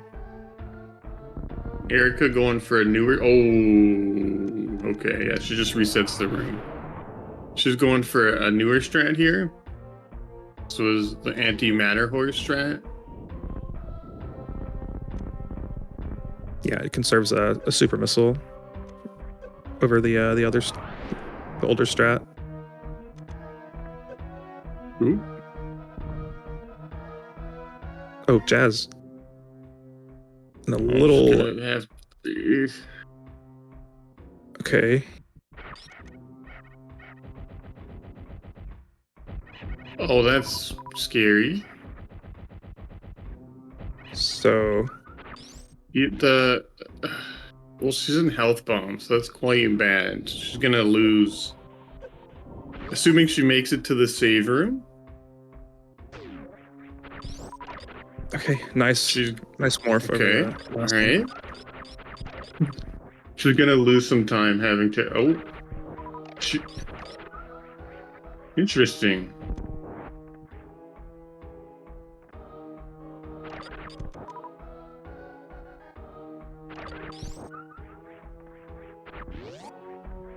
Okay. What? I think this is smart. You know. She might have always had this one. Like this might have been part of her route, getting 3 tanks before Ridley.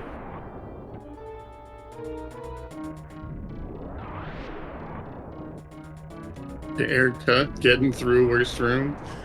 She had to rely on killing the pirates in the end after the bomb jump didn't quite work out. Yeah, and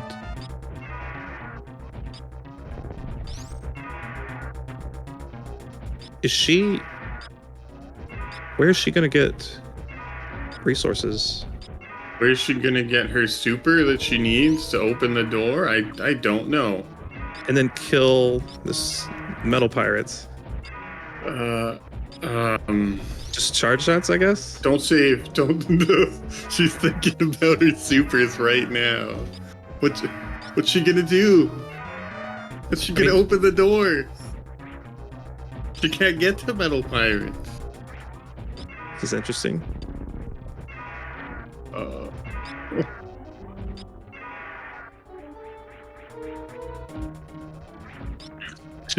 She's gonna have to farm them off the funes, I think.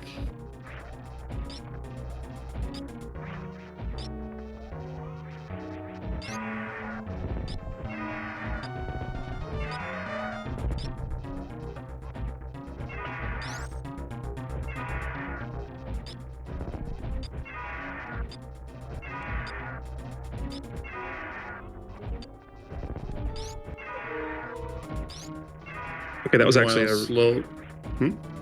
she. Yeah, the nice little manip had a there. really good manip. That was very purposeful what she did there. All right, sorry, go ahead. Slaughter's not halfway through this yet.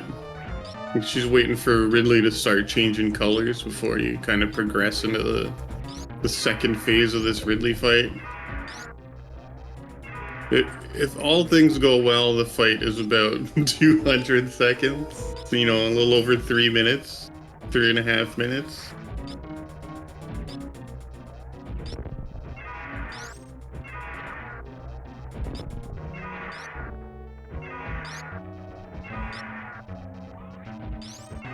And I think it's, with these resources, it's 22 charge shots and 10 missiles and 10 supers, something like that. I think it depends on your opener. Depending on which opener you do, will change how many charge shots it is.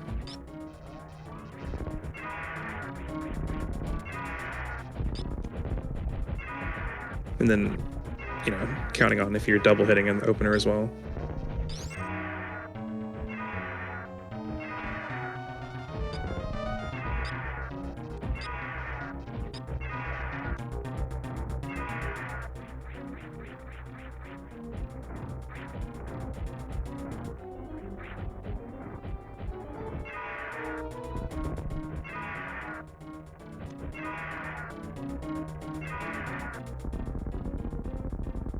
Really nice job from Slutters.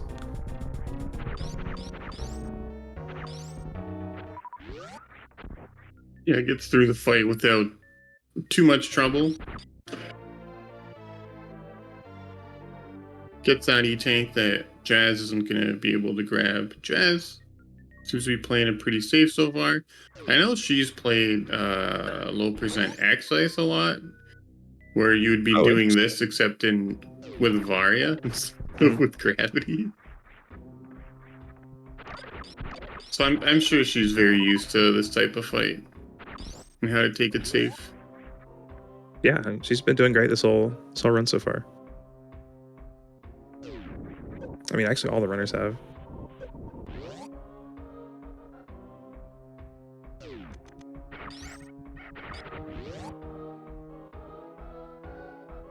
Holden also choosing to go into the farm room here. Oh, that's so sad. The super just out of reach.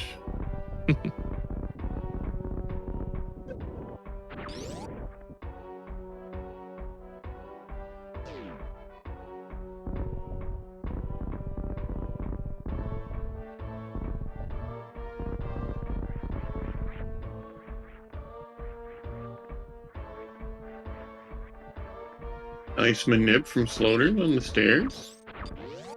We heading into Fireflies here.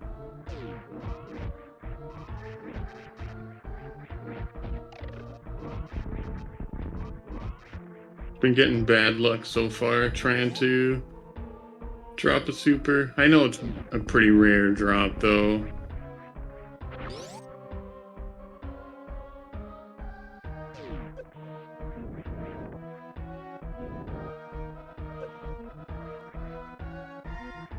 Do you know what the drop rate on the key hunters is? Not that I would want to shoot them probably 1,000 higher, shots, but yeah, it's like they have a lot of 30 seconds HP. to kill one. Yeah, it's ridiculous how much HP they have actually, because you're just meant to have so many more items than what we do have right now.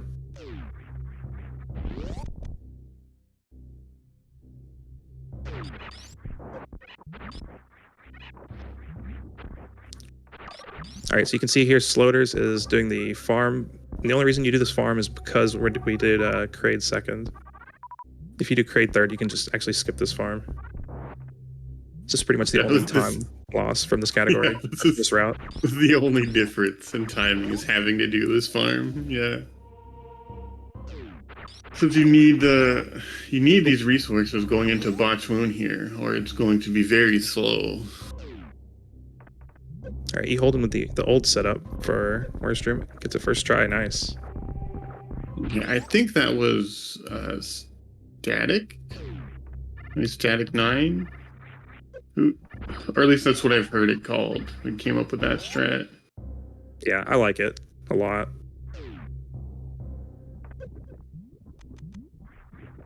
I feel like I always get hit by a pirate trying to do the new setup, the antimatter horse setup.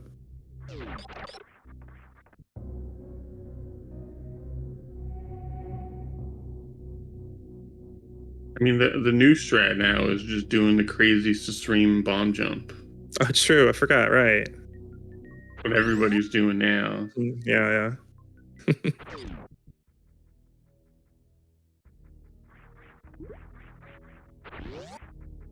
Wow, Jazz sees a super.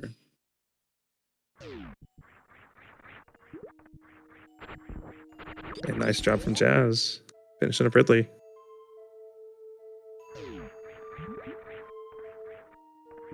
Go E Holden coming down.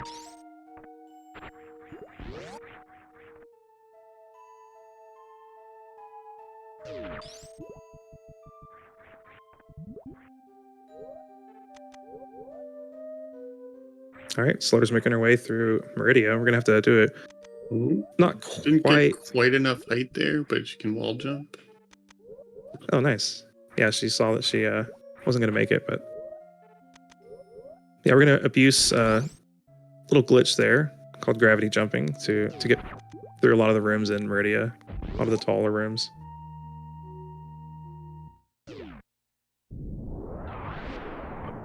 I wonder if that would be a glitch. Certainly weird looking, but I don't know I'd call it a glitch. Okay. I just Exploit. I didn't don't- expect people to ever unequip the gravity suit. What? You mean they didn't know? I thought Deer Force knew though.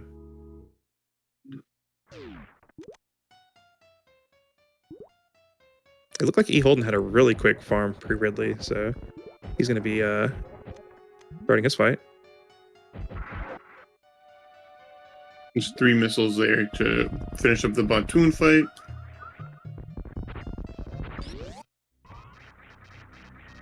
So because Jasmine didn't get Ridley E-Tank, she's kind of at little risky health here. We'll see what she does. Her health was good leaving Ridley. She must have just taken some hits.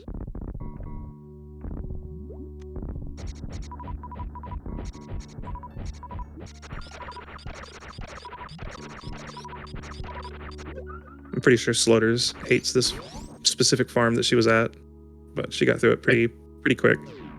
I don't know anybody who likes that farm. It's just miserable, and you have to do it, and you're just hoping it's kind.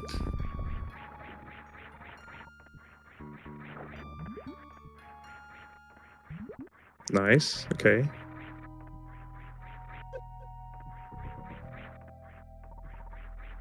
I think she was using the power bombs to slow down,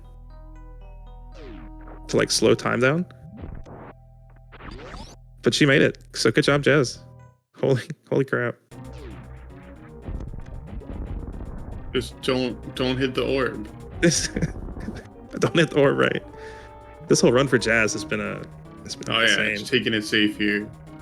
Smart.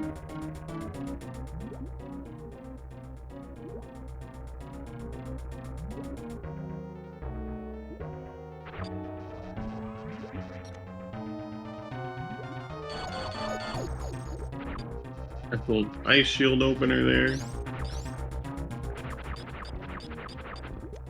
Zach So, yeah, tried something different there to try to get a super.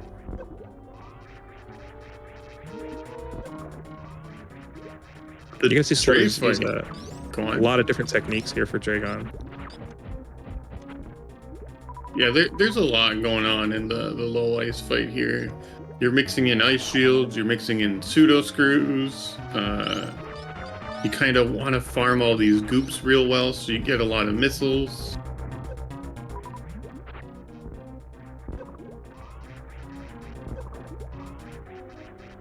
You're using every resource you have at your disposal to try to make this fight not take forever. If you get too close to the left there in pseudo screw, you can actually kill Dragon off screen. Yeah, that would be horrible. That's not gonna happen.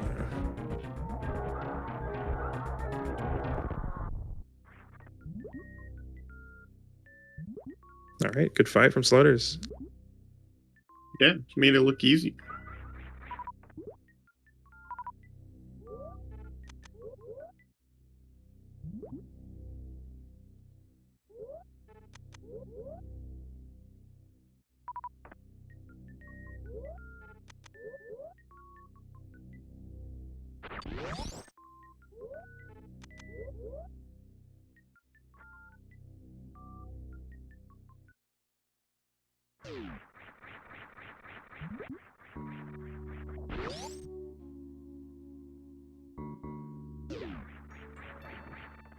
Oh, looks like he holding Yeah, missed missed one super maybe there. one of super. Yeah, okay. So Not it's the worst. A few extra charge shots. Should be fine though. This fight is nice and under control so far. Ridley's not being weird.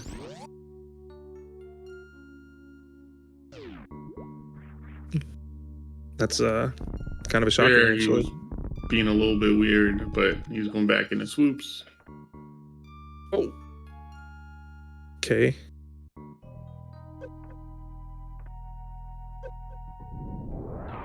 Oh, what a cute farm. That was really cute. I've never seen anybody do that. I think I've seen someone get stuck there on accident, but all right. Nice job from E. Holden finishing up Ridley. Yeah. Gonna get that E-tank, get some nice drops here too.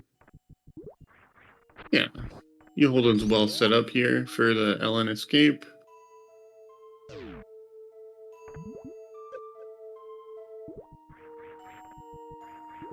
Poor Erica's still stuck in super purgatory here.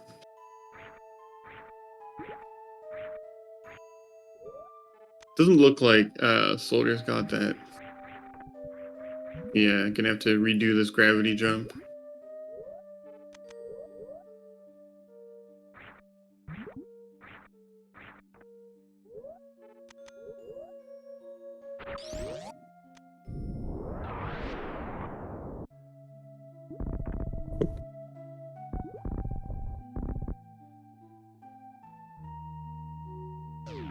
Looks like Jazz missed a few She supers there. didn't haven't come finished in them with all. full supers. Oh, interesting.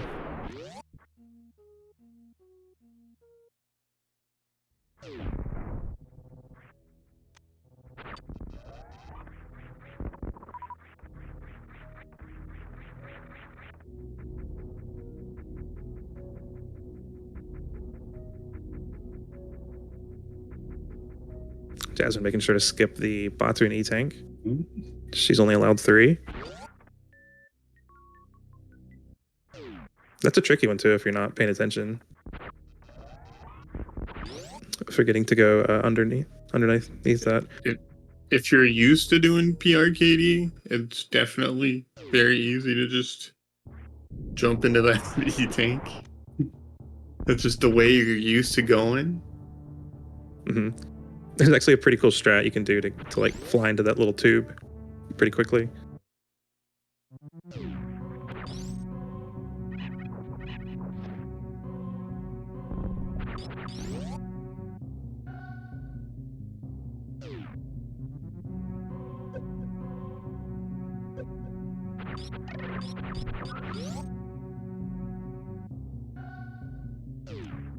Yeah, All right.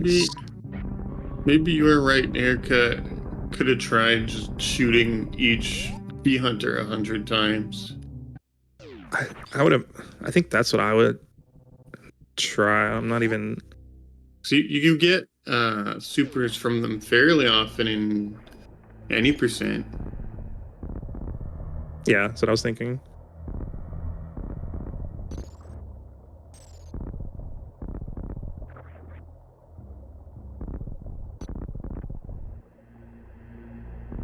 We have Sloters heading for Mother Brain.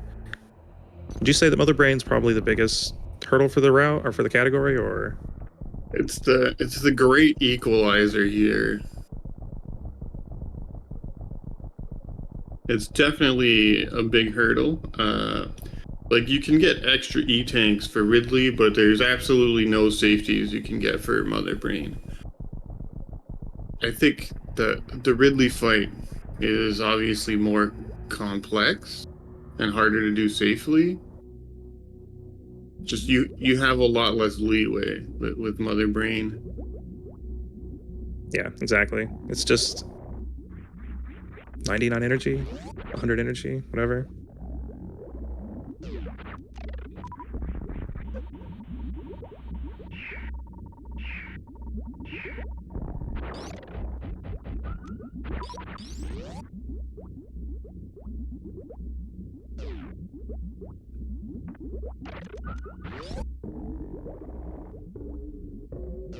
Nice Really nice. resources here. For Yeah, really nice resources.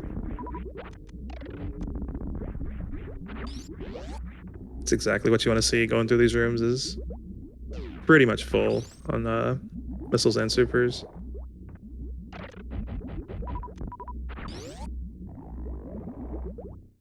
You go the 100 key hunter shot fight. For Erica. Hopefully we get to see a super here. That would be amazing. Please, chat, can you bless this drop? All right, so we can see here, Sloters is not going for baby skip. Yeah, she's damaging down. Before Stachio skip came out, there wasn't actually really a fast way to do baby skip in low percent. There was, but it saves a lot less time. Yeah. 'Cause now it saves like up to like 15 seconds, and before it was maybe like 9 or 10 seconds. But we'll see if we see a baby skip attempt here. Would be nice.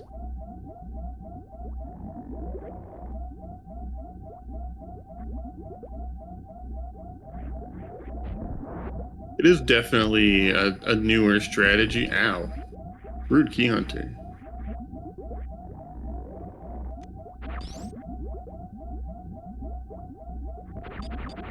Oh yeah, an interesting point for this category is you don't actually have enough ammo to do Torian without refilling. So you can see Slutters here opened a pink door and an eye door. And then she went back to refill. That's going to be the typical way you see it done. Erica Gunner Super.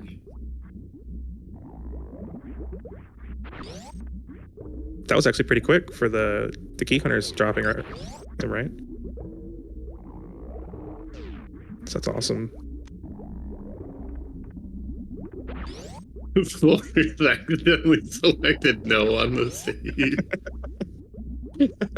Reset the room. Oh, E. Holden also remembering to skip the E-Tank. Nice job, E. Holden. All right, let's see if Jazz can get this gravity jump out of here. Oh, she's trying this one. This one's harder, I think, isn't it? Yeah, this one, I think you have about 2 frames to get it. Nice, with down grab. There, that was, so there's that frame where you have to do the down grab, and then there's another frame where you just clear the ledge. We have Slaughter's going into her Mother Brain fight here. You'll see maybe 2 to 3 ice shields as an opener, and then you continue counting up to 200.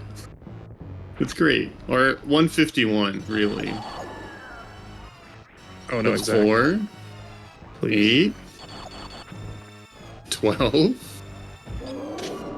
And then I'll Okay. leave the rest as an exercise for the audience.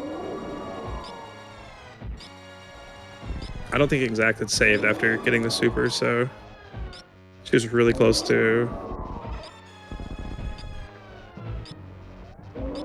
getting killed by the metal pirate.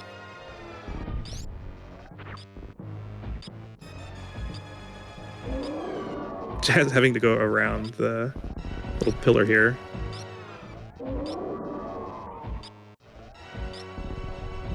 Ship refill, smart. Very smart. Nice and safe.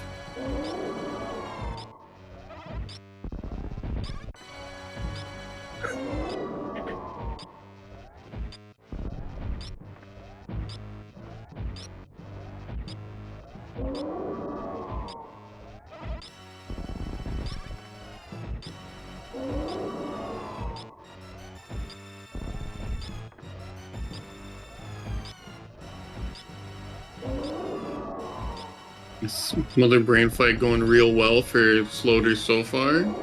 Doing good to land in the center of the bombs to take no damage. You want to, like, generally wait as long as you can with the bombs before you jump over them.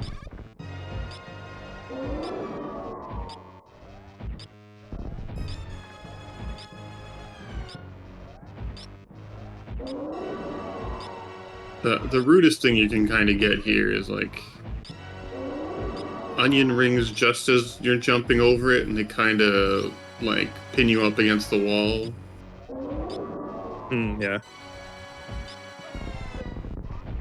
Like, okay. Everything's fine. Yeah, she's still got health. She's okay. It's all calculated.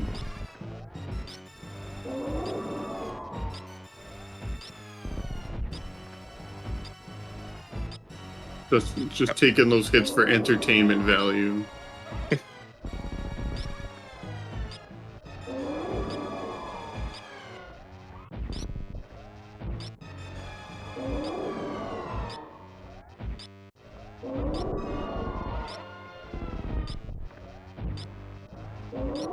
Exact having a little bit of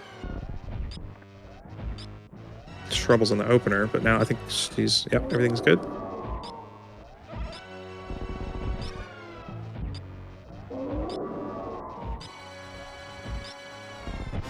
Into ketchup.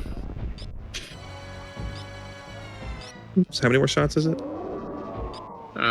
From ketchup, 49. So it's probably under 40 now.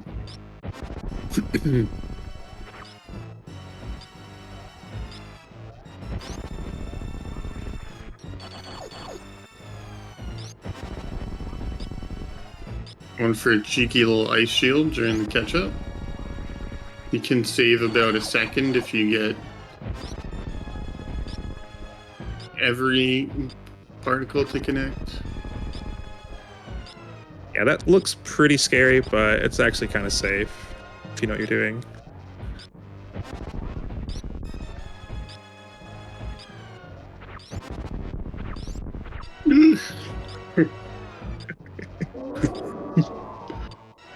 There's a spooky ketchup there.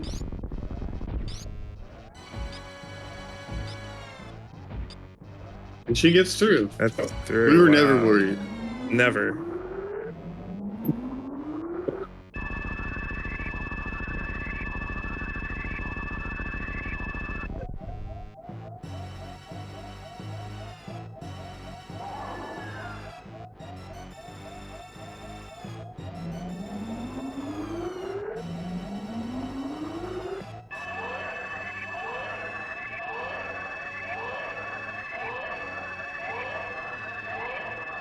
I'm gonna say E. Holden is gonna refill the ship. What do you think? But no way. No, you don't think so? Surely he'll just farm every enemy instead. I didn't think about that. It's true. I think most people would stop at the ship, especially during a relay. You know, it's just nice and comfy. You don't have to worry about the Torian drops so much.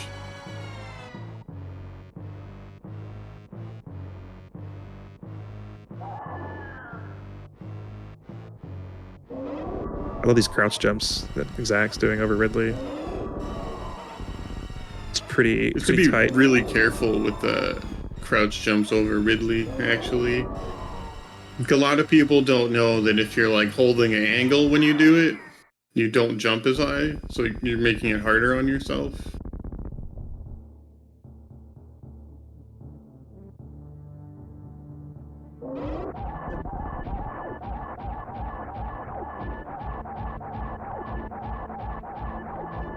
All right, Jazz with her last save.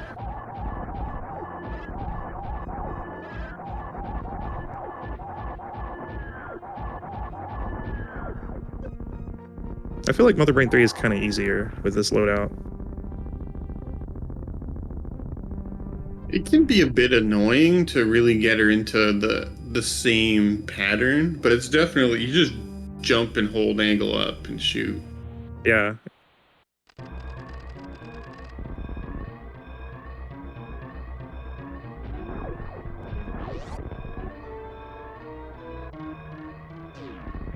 Oh. Oh. Whoa. Wait, did she get grabbed without taking a hit? Oh, I didn't see. How do you do that?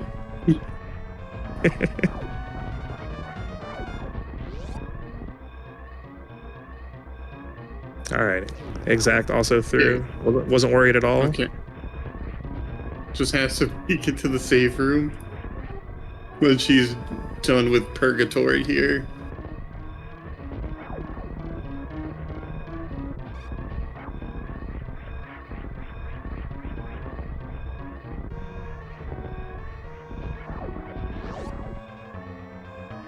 I really like this room coming up for Sloters in this category.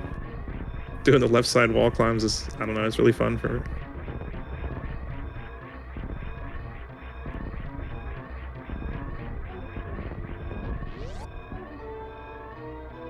Wow, really clean.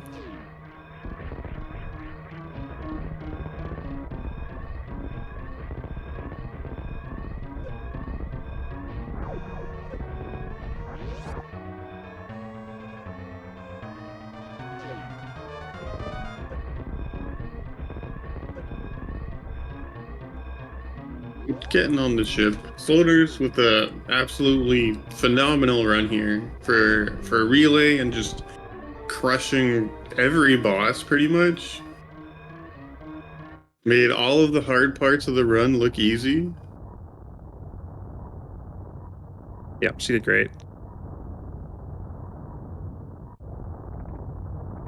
And it's not official yet, but we know it's official since we were watching the whole thing. Yeah, we have to see that 14%.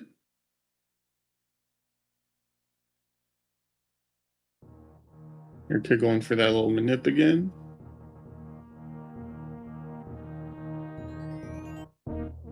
Just one more dangerous room upcoming here. Yeah. All right, looks like we're not going to see a baby skip on our watch for this category, but it's still possible.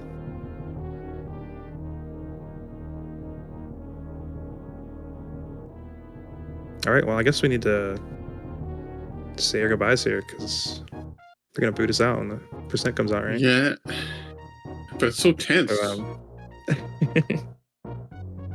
Oh, okay.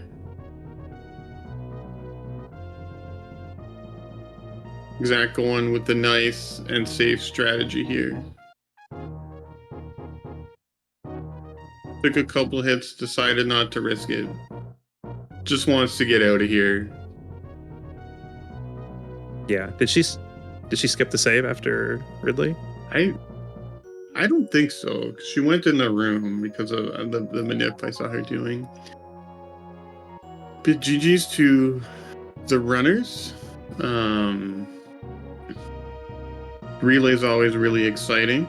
Jazz into catch up here. Ooh. Well, thankfully she saved.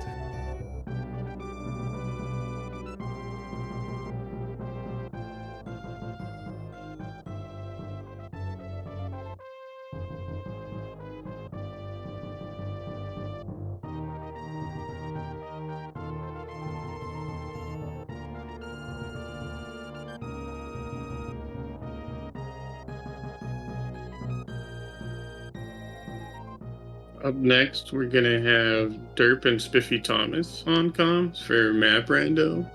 Will be Team Happily Ever After. Gonna be starting that. Such a tense part to be leaving. The mother brain fight and everything going on here. Yeah. I don't.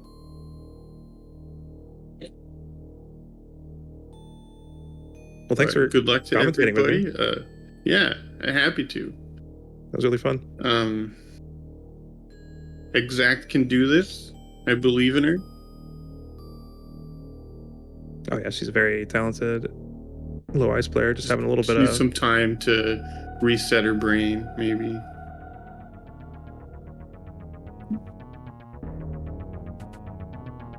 If Jasmine gets through, that's great. And Nice. here we're about to see the 14%.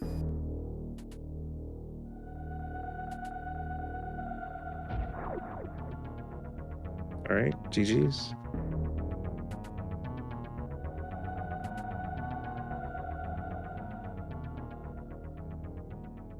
%. Wonderful. Have a great rest of the relay, everybody. Bye, Speed Gaming.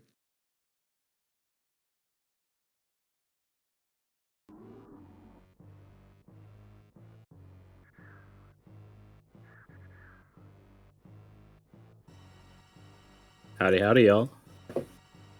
Hello, Speed Gaming fans. My name is Biffy Thomas, and I'm joined with TG Derp. We will be the commentators for the Map Rando portion, I should say, of this relay race. What a fantastic race it is so far. Derp, what do you think about these runners so far, huh? They're really doing a fantastic job. Honestly, the low percent ice category scares the crap out of me. Even though I play Map Rando all the time, and I'm used to low everything, just trying to beat Ridley as fast as I can, get the mother brain, but low percent ice just scares me. Yeah, we were talking about it in the beginning, as looks like we didn't actually catch the first few seconds of Nitro's run. He's already got a map, it looks like. Yeah, Here in Norfair the map right now. That's crazy. But yeah, we were talking about it before. Putting low ice at the beginning, a category which has a lot of variance, where you can lose a lot of time. You've seen what's happened to Erica Exact. It is not easy, and mistakes are very costly. So putting that at the beginning of a relay is pretty brutal. Yeah. But that does bring us to Map Rando. Yeah, we got Shambles Nitro. in the... Oh my gosh. Starting off with was that what's just a looking like a gravity suit pretty I free saw? seed so far. Jeez. Free Norfair map. Gravity suit within the first couple of minutes. This is a Yeah. baby seed. Who rolled this seed? I don't know who rolled it, actually. Why couldn't you Early roll morph this as seed well. for our community races, will you? That's what we need. So true. Nitro's But gonna be... for all the people who don't know what Map Rando is, do you want to explain what it is and how it works, Spiffy? I sure can. So you guys know Vanilla Map Rando, or I'm sorry, Vanilla Super Metroid. You've seen it twice already with our 100% and our low percent ice. In the Map Rando lore, it turns out that when Samus left the building, as so to speak, Mother Brain decided to put all the rooms back together in a random way. So Samus had to come back and finish the job. Mother Brain put up a new puzzle, and in this case, Samus lands in Norfair, apparently. Well, actually, she lost her ship. She landed on the planet, and she forgot where she parked. She forgot her lot number in her lot letter. So you start off in a random place. You got to find your ship later. But yeah, all the rooms are jumbled up in randomized ways. You never know what room is next until you get the map. Next room could be the climb. Next room could be, I don't even know, Frog Speedway. You just count. You don't know. Fortunately, though, we found the map in Norfair, so that kind of tells you what it is. And let me tell you what, Nitro is one of the best there is. He's so fast at downloading the map, we didn't even get to see it. Right? He's just that good. So keep in mind that we do not have our trackers like we usually do for our tournament and our community races restreams. So forgive us if we miss something. I don't know how good your memory is. Mine, it's Tess terrible is saving the without that animals. Let's tracker. go. She's always done this. She's been in the community for a long time, and she will save the animals in every run, regardless of context. I think she has lost tournament races because of it, which honestly, I respect the commitment to the bit. Principle. It's all about principle. Gotta save. It's like there's a Ridley here in Norfair for Nitro, so we'll have to come back to this area eventually. One thing to note, we didn't actually catch it again, but the map stations are revealed, so you can see. Looks like he just started like in Big Pink. That's actually a really nice start for a seed like this. But amazing start. Yeah. The map stations are revealed once you reach a new area, so you can attempt to make it that direction. Sometimes the maps can be a little bit silly and can prevent you from getting there easily, but in this case, it looks like we spawned basically right next to it, so Nitro was able to get that early knowledge right away. Don't forget to get your GGs in for Jazz. A very nice low percent run. Again, I don't think I could do it, honestly. It would take me way too long to figure everything out. And not to mention, I would most definitely get the charged missiles every time. It's just so ingrained for any percent runners just to get those missiles. Yeah, so Jazz finishing. I believe Zeb is the Map Rando runner on that team, which is actually interesting because later today, Nitro and Zeb will be racing in a tournament, in a Map Rando tournament. So get it, maybe a little preview of what's to come. But yeah, also GG's to Holden, finishing out the hard part of Mother Brain. Just needs to finish up Mother Brain 3. I believe Sephi will be running the Map Rando leg of the relay for them. For real, it's like so scary doing this Ridley. I'm just watching Exact Erica right now, and it's just that scares me. Even though I've done it in a Map Rando before, it's just, I don't know, a whole different beast, in my opinion. So you see a nitrous spot, again, no tracker for us, so we're just kind of going at it based off our memory, and there's going to be a lot to take care of, to look at it for sure. Wave beam so far, gravity suit. He's now still looking for those super missiles, but they are not showing up. From what I saw, very little of the. Oh, there's that map. Download it. It looks like 6 majors. He can only reach about 2 of them so far. The 2 that he there's a major There's a major locked behind Ridley, and there's a major at the top of Croc Escape, which he can't get to yet. Gosh.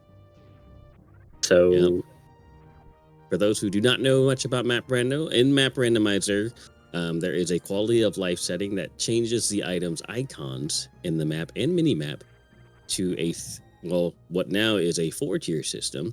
The big, solid dots, they look like big fat plus signs. Those are going to be the majors. Those are going to be your gravity suit, your wave beams, your Varia suit, your charge, your ice, anything that shows up in that menu that you can turn on and off, and as well as grapple and X-ray. The circles, the hollow dots, the hollow fat pluses you see are going to be tanks of some kind, whether they are energy tanks or reserve tanks. Remain to be seen until you grab them or until you see them. And then you have the X's is going to be your ammos. That is going to be your supers and your power bombs, while all the singular dots are going to be just missile packs. Erica's in a bit of a sticky situation with this Ridley fight. I think Ridley's dead or close. Oh okay. my god. My goodness. We're good. Everything's fine. This is fine. She's sitting in a chair with fire all around her. Calculated. Holy moly. One health and a dream. Also, GG's to Holden finishing out the run. Yes, GG's to Holden. We'll have Hold. Zeb and Sephi joining us in just a moment. But yeah, with the space jump that you saw Nitro get, he can get the Croc Escape Major now, which I believe was charged, so definitely something you want to grab. Turns out Charge Beam is quite powerful. There are a few changes to make Charge less powerful. Mother Brain takes double damage from super missiles in Map Rando, so you only need 30 supers instead of 60, and also Mother Brain 1 requires a little bit less.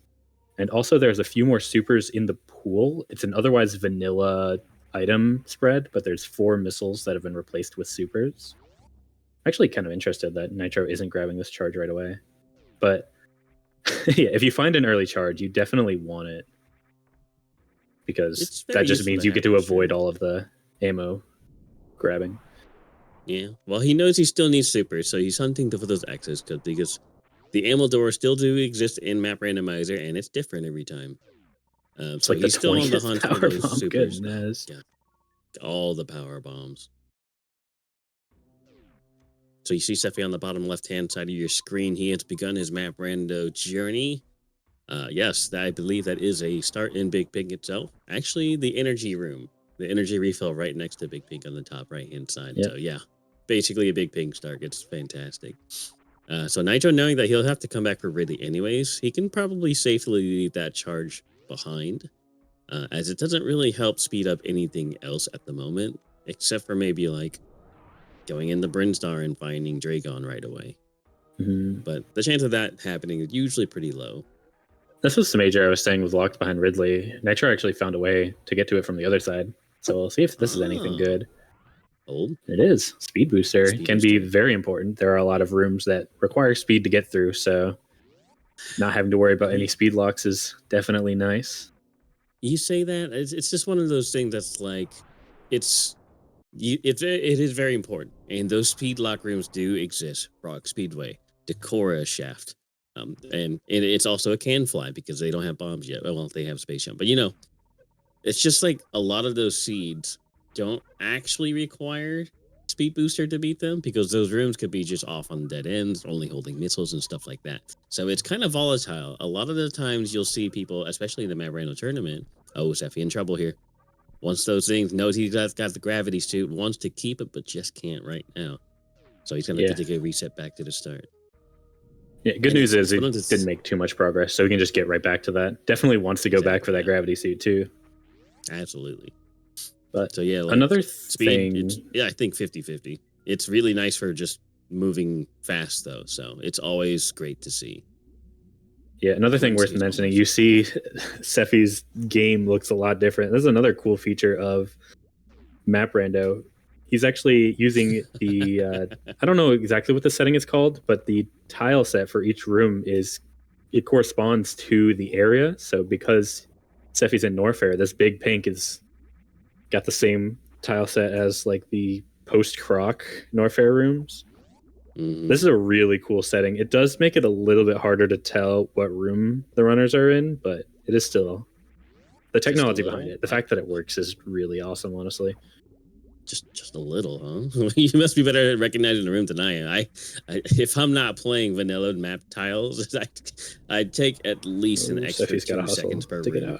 out. Not quite. Couldn't quite get there. Couldn't dig enough. All right, so you see top Not- right-hand side, Zeb has taken off. Tied with Steffi. Got the map knowledge around the big pink area.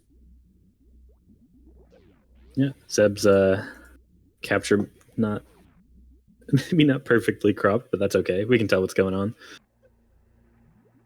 We'll see if Zeb's able to get this gravity suit faster than Steffi's been able to. Mhm. If so, that could pretty much sync them up, honestly. Yeah, very much so. Nitro still making lots of headway over here. Looks like he's in Torian. I didn't see where the connector was to Torian. I'm assuming Norfair, of course. So there was a connector to Bryn at the bottom of Norfair through Yeah. the climb, bottom left of climb. I didn't see how he ended up in Turian either. So Which might have just connected very quickly. He's gonna check. Peak. Words are hard, y'all. The bottom of this green Brinstar, this Criteria Pirate Shaft. Just 2 tanks up there, but they are very useful to have, especially since you don't have Varia suit yet. Keep in mind, this is not a tournament setting. This is the classic map rando. So we start with nothing, you have nothing, no pseudo suits, no Varia plus movement or anything like that. And the first supers was obtained in Torian. we had to go through 3 areas blind to find them, but the supers do exist. They exist. Still not a bad seed, honestly. We've seen super missiles beat step 25, what feels like 25. More realistically like step 8 or step 9 of these randomizers, and it can just be a doozy. Just finding your way, the solution to the puzzle that is map rando.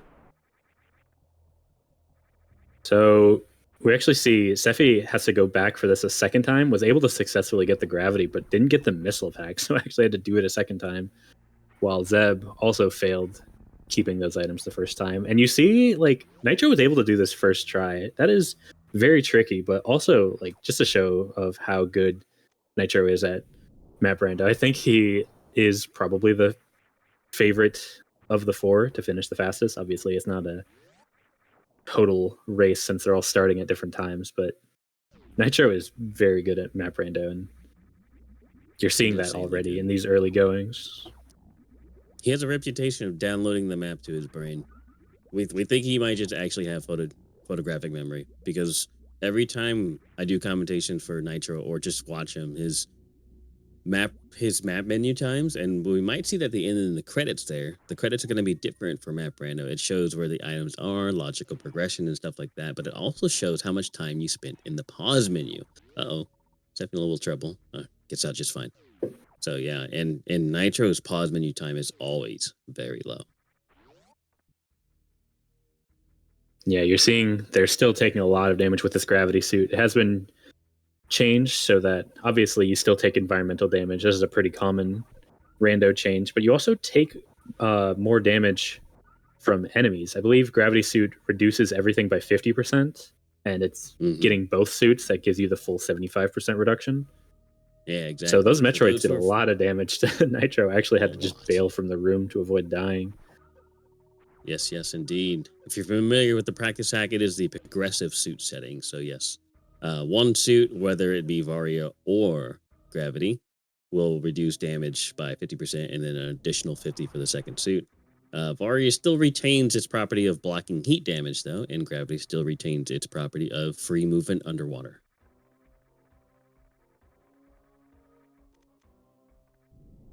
Would have made Varia kind of a little useless if Gravity was vanilla.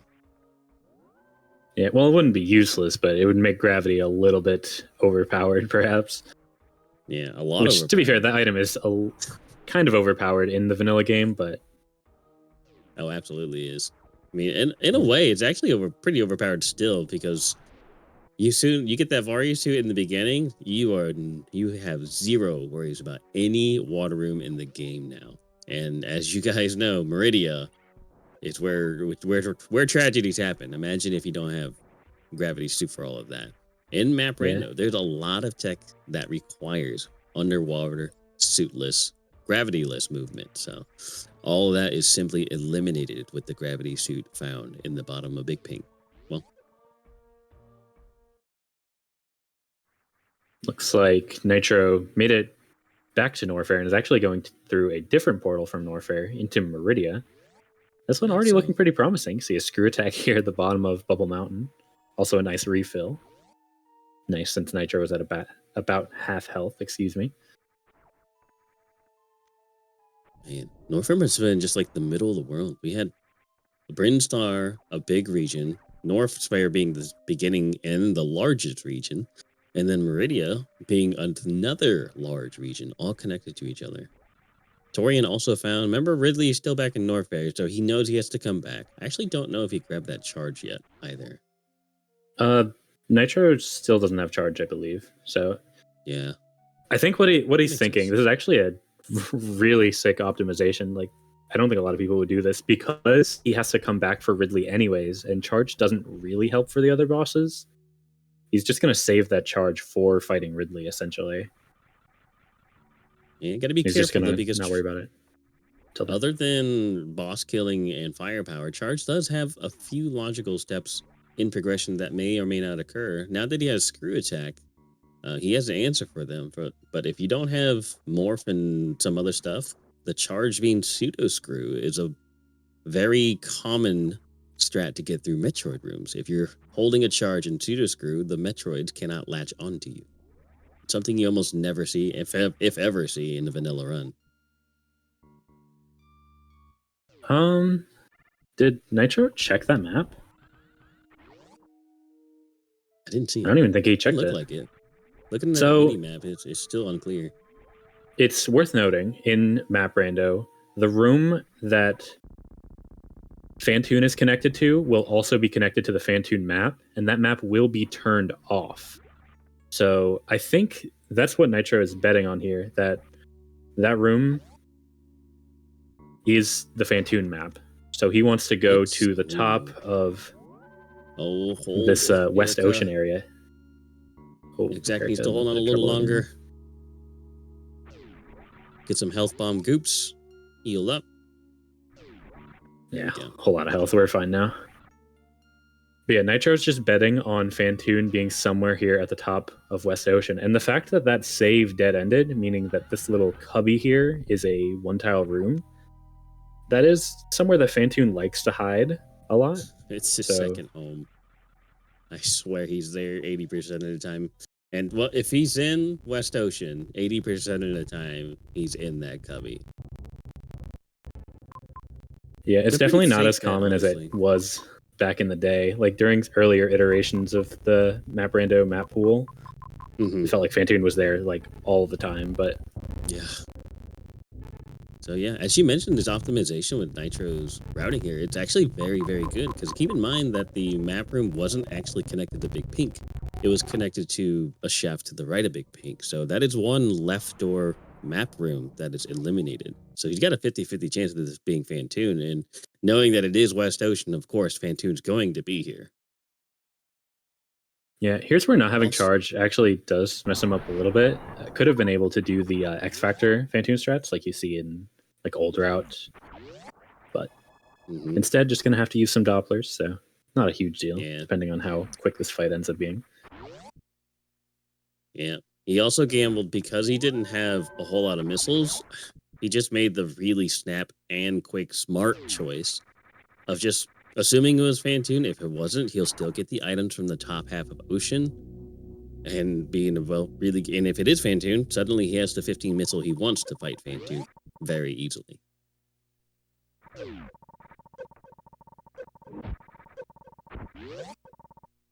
Meanwhile, through all of this, both the other Map Rando runners just cleaning up this Norfair, trying to get everything. I believe they both grabbed charge. I know at least Zeb did. So we'll see if either of them decide to do some X Factors on Phatoon when they get here. Quick and easy Phatoon So or many power bombs. Nitro. Yeah. We're already at 20 power bombs. Keep in mind that Zeb has 15, but he did peak another pack of power bombs and reset them. These exact ones that you see Seth in the bottom left-hand side of your screen grab exactly, I think. So Nitro now heading his way into Brinstar. Looks like he might end up blinding a Tatorian as well. If he does, he'll be rewarded with that super pack, probably. Most likely. It's probably the logical super pack as well, given what we've seen. It loves to give you blind supers. So a few more X's, but Nitro already knows where Charge Beam is. Doesn't need too much more firepower, considering he already has 15 wave and possibly charge if he wants to go backward now. But there is another major in Meridian. Oh, Sephi. Sephi hold. Banking on these being supers? They are. Oh, yeah. Nitro did not find those, actually. That's a pretty big deal. I bet he's. We'll see what having these supers earlier ends up doing. Yeah. Well, to be fair, he did just kind of leave Norfair after spotting those X's. Being a little bit more classic map, Rando, the beginning logic steps were kind of pretty much linear, right? And after you get about, it's typically on a tricky setting because there's multiple different item progression settings. We'll go over that in just a minute. After about 50% of the major items are expected to be gathered, the seed actually, the world itself just kind of opens up and you're left to kind of like explore freely. So I don't think we're quite there yet. It just might have been one or two super packs that were available from the beginning. And he just kind of found the earlier ones. So maybe Sephi's is actually going to be the logical supers due to the charge beam being so early. Just like I mentioned before, charge beam does let you get past Metroid rooms. And since charge was so early, that leads me to believe that this super pack that Sephi got is the logical first super. It's fairly likely. It looks like Zeb is going to come across this the super that Nitro found in Bomb Chorizo. So worth noting, by the way, the settings we're running, saving the animals is going to be required in the escape. So Nitro and Zeb knowing where Bomb Chorizo is, more specifically the Bomb Chorizo room is, it's actually non-trivial. Yeah, that's really good information. I didn't realize this was a save the animals seed. Yeah, I believe that's what the runners agreed on earlier. I think so. It sounds like that's something these guys would do for sure. Save the animals for the people. And just like Derp said, the Bomb Chorizo is the room where you save the animals. Save the animals is going to be a requirement to beat the seed. It is not an option. It's not an option. It is required. This route is going really well for Nitro, by the way, as he gets that ice beam. But he was able to find Phatoon connected to Norfair through Meridia, and it looked like Meridia just had nothing else. So he's able to go through bowling, which actually locked two majors. It locked the Spazer and ice, which Spazer is kind of whatever. It's not bad. I'm not a Spazer hater like some people, but Ice Beam is definitely the real prize here. Being able to Zeb skip Mother Brain for sure. There are some room setups that allow you to do a speed Zeb skip, and there's actually an extended platform in Mother Brain's room, so it's a lot easier than it would be in vanilla, but it's still not guaranteed to be possible, and having that Ice Beam makes it guaranteed. You can just always do Zeb skip with ice. Yeah, Nitro here playing in top form, making the correct calls, reading the map very, very well. Just like Derp said, reading that bowling, having two majors there, increasing that firepower on its beam. Keep in mind that now that he has the full PRKD beam and charge now, with even screw attacks, space jump, gravity suit, still not prepared to take down Ridley, even though he's very close. The heat damage from not having Varia is just a little too much to overcome at this moment. Good drops for Erica there, by the way. Got a lot of drops from Metroid Room 3. Was entering with, I think, 7 supers and was able to get all 3 drops. Nice.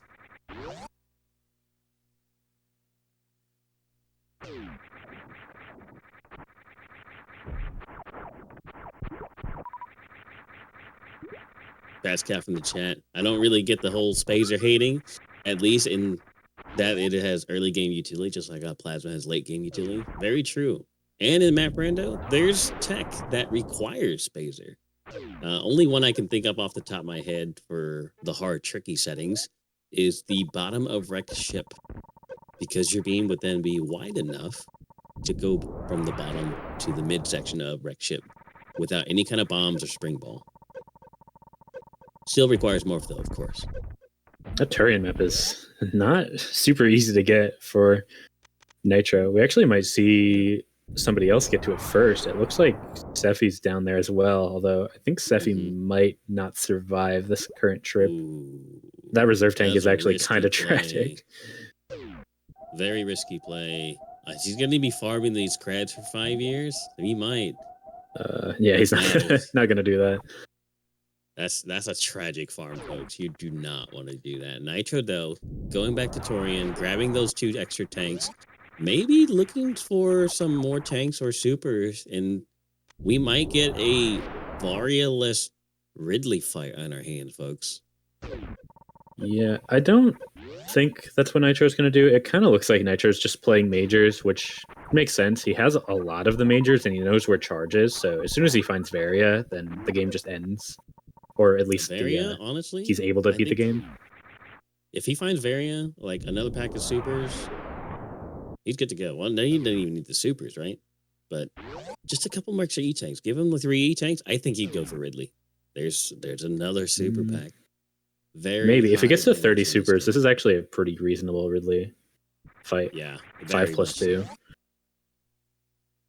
Yeah. If with 30 supers, even without the tragic fight of doing Ridley without high jump, it's doable because Screw Attack will let you go phase through Ridley except for the tail.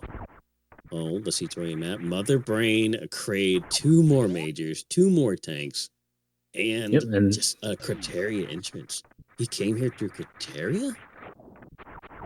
I didn't think so, but there is a way. I didn't think so. There's another reserve, by the way. There's like 3 reserves in this area because I think both of the ones that Nitro has were from this area, from Turian rather. It's kind of funny. Nitro's on a quest for any of those arcade lovers still. If you're still out there, arcade lovers, there are people here who remember. All right, there's that Varia, so that's pretty much just go. I think we just need to find Dragon then, right? And there's Plasma. There's Oh my goodness. He's done. The jettest of all jet seeds. Yeah, I was Nitro is enjoying my moving time from here with you, Derp. I was having a good time. It's just gonna get cut short, Nitro. Thanks a lot, man. Nitro just ruining our fun, finishing so fast. Looks like Zeb was able to get to that Bryn map. Doesn't look like there's much here, though. There's actually Dragon up here. Another reset. Yeah, he's really committing to try to get this Turian map, but it's through a lot of heated rooms, and he only has 2 tanks, so he's not able to make it through, unfortunately. But now, if he does manage to get through, he's gonna spy those 2 majors next door to each other, Varia and Plasma. I think he doesn't know it, but we do. I think he commits to it and he gets through it. He's gonna be well rewarded. Yeah, it's tough though, because he has to get all the way to the bottom door from, the back entrance through the crumble blocks on 2 tanks. That's just a little bit too hard. And you see, he's going to bail and go back to Meridia, so he's going to get that Phatoon. Yeah, fair point. Oh, his first trip into Meridia. Yeah, it looks like Nitro's already done with Dragon, by the way. What? You blinked and what? I just blinked, man. What happened? I think he grapple killed it. I wasn't looking either. Dude, Surely didn't just leave it. He got all the way to the entrance. I just looked away. So I assume Dragon's done. Oh no, it was Kraid. Was it Kraid or was it Dragon? Yeah, it was Kraid. Okay, that makes sense. Okay, well that makes sense how it was done so fast. Yeah. Yes, Tim. Well, Nitro doesn't have charge, Extremely but quick seed. This is a very fast seed. Okay, here's Dragon. Or no, that's Mother Brain. Mother Brain. I don't know what I'm talking about. Hey, you know, when you only see the map for 0.5 seconds because we're watching Nitro screen, there's only so much you can see, man. Yeah, There's only apparently so I much you double can don't see. know what I'm talking about because Nitro did pick up charge on this second trip into Norfair. He did. Yeah, because it was right below the bowling exit, where Ice and Spazer were. So, just right on the way. As fast as he takes Seffi 2 hours. You know our man, Seffi, man, the myth, the legend himself. He's not too much in the map run at the moment, but he has come out of retirement to play for the people here on Speed Gaming 2 for this Super Metroid Relay. All right? Put your hands together for our man, Seffi, all right? He's doing the best he can for his team, and he's doing well. He's doing better than I thought he would. He's got the raw vanilla skill, though, so. All right, so Zeb looks like he's finally on his way back to Norfair. He's already taken a small trip in the Meridia, I believe. Not sure if he actually spotted Phatoon, though. Keep your eyes on the catch-ups on the bottom right-hand side. Erica, Exact Science, is now finishing up the Mother Brain fight. And Mother Brain scares me, too. Just one catch-up and you're toast. Low percent ice scares me. I don't think I could handle it. Oh. We're fine so far. Nitro on for a much easier Ridley fight than we've been seeing over the last hour or so. Yeah, very much so. Got that full beam combo. So is he just looking for Dragon then? Is that right? Yes, it's literally just Dragon and then he's done. Well, I don't think he's peaked in the criteria yet. He might be going for a blind ship escape. True. And he does have to save the animals as well, though he doesn't know where that is. Yeah. Yeah, exactly. Kind of on the way, yeah? Chat's saying he saw Dre. I wonder where. Yeah, he saw Dre. I don't think it was a Meridian. Was it a Brinstar? Did he grab Brinstar map and we not see it? So Erica's through Mother Brain. Through Mother Brain 2. Scary part done. Yeah. This has got to be so relieving for Erica after all she went through in this one. But all things considered, not too bad. Still very much Dre in was spotted in the relay. Mm-hmm. Yeah, for sure. Okay. It is a Where relay, was Dre? folks. In We Bryn? have plenty. Yeah. At the bottom right-hand side of Brinstar is going to be Dragon. On the bottom part. Keep in mind, folks, this is a relay between 4 relay teams. There is plenty of Super Metroid left after the map random segment. We're still going to have 80% RBO, I believe, map completion, North 3%, and GT Classic. I believe in that order, if I'm not mistaken. There's those X factors I was talking about earlier for Seffi. Was able to do an X factor on round 1 and get a real nice 2 round. Yeah, for sure. GG remembering Spiffy? Oh, well, I got a cheat sheet. It's directly in front of me, so I can't take all the credit.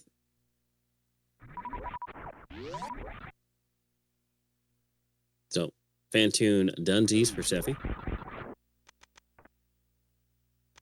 Yep, so he's able to get this Meridia map. Where was Criteria connected to? Do you remember? Main Street on the bottom left-hand side of Torian.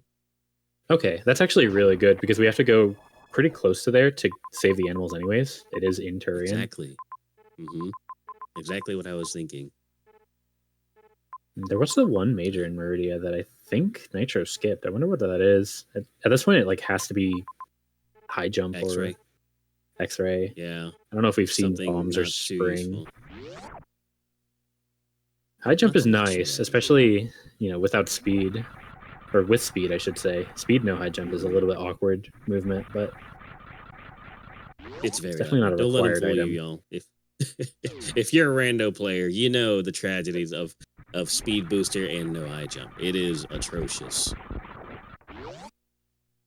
You somehow lose height when you run and jump now.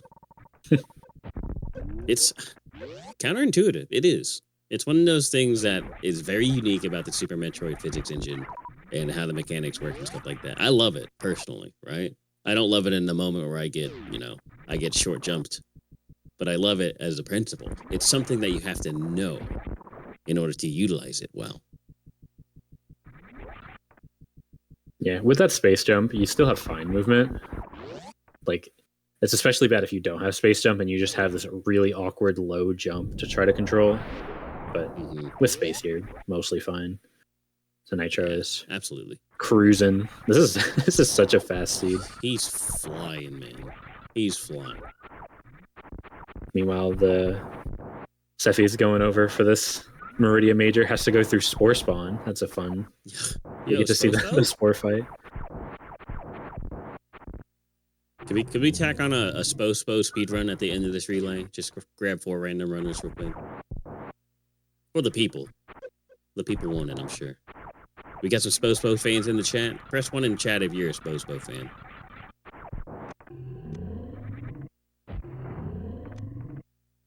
Yeah, I assume we will see a Spore Spawn fight later on in the map completion category. Oh, so, true. Mappo. We will see it guaranteed from all teams. Oh, I didn't quite land the... I think that would have been a 3-round for Sephi, but... The double's super tough. If you know the strat to kind of get damage bunked and then phase through on the opening so you can sneak 2 supers in for free, that's a really good strat here in Map Rando. Kind of guarantees cutting down an extra round and just all good tech, honestly. Anything you see in speedruns, anything you see in Varia randomizers, by the way, Derp, it's a huge... There's a high jump you called. Derp being extremely experienced in Varia randomizer, him being top 6 at the very least. I actually don't know the results of his tournament match against Oats and Goats the other day.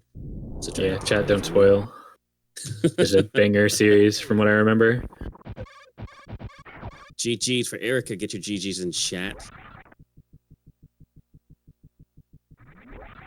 Yep, so Lunix, I believe, is our final Map Rando player. Will be joining us in just a second once these credits finish. And that's Mother Brain 1 complete for Nitro. Derp, what little time we had together, I enjoyed, brother.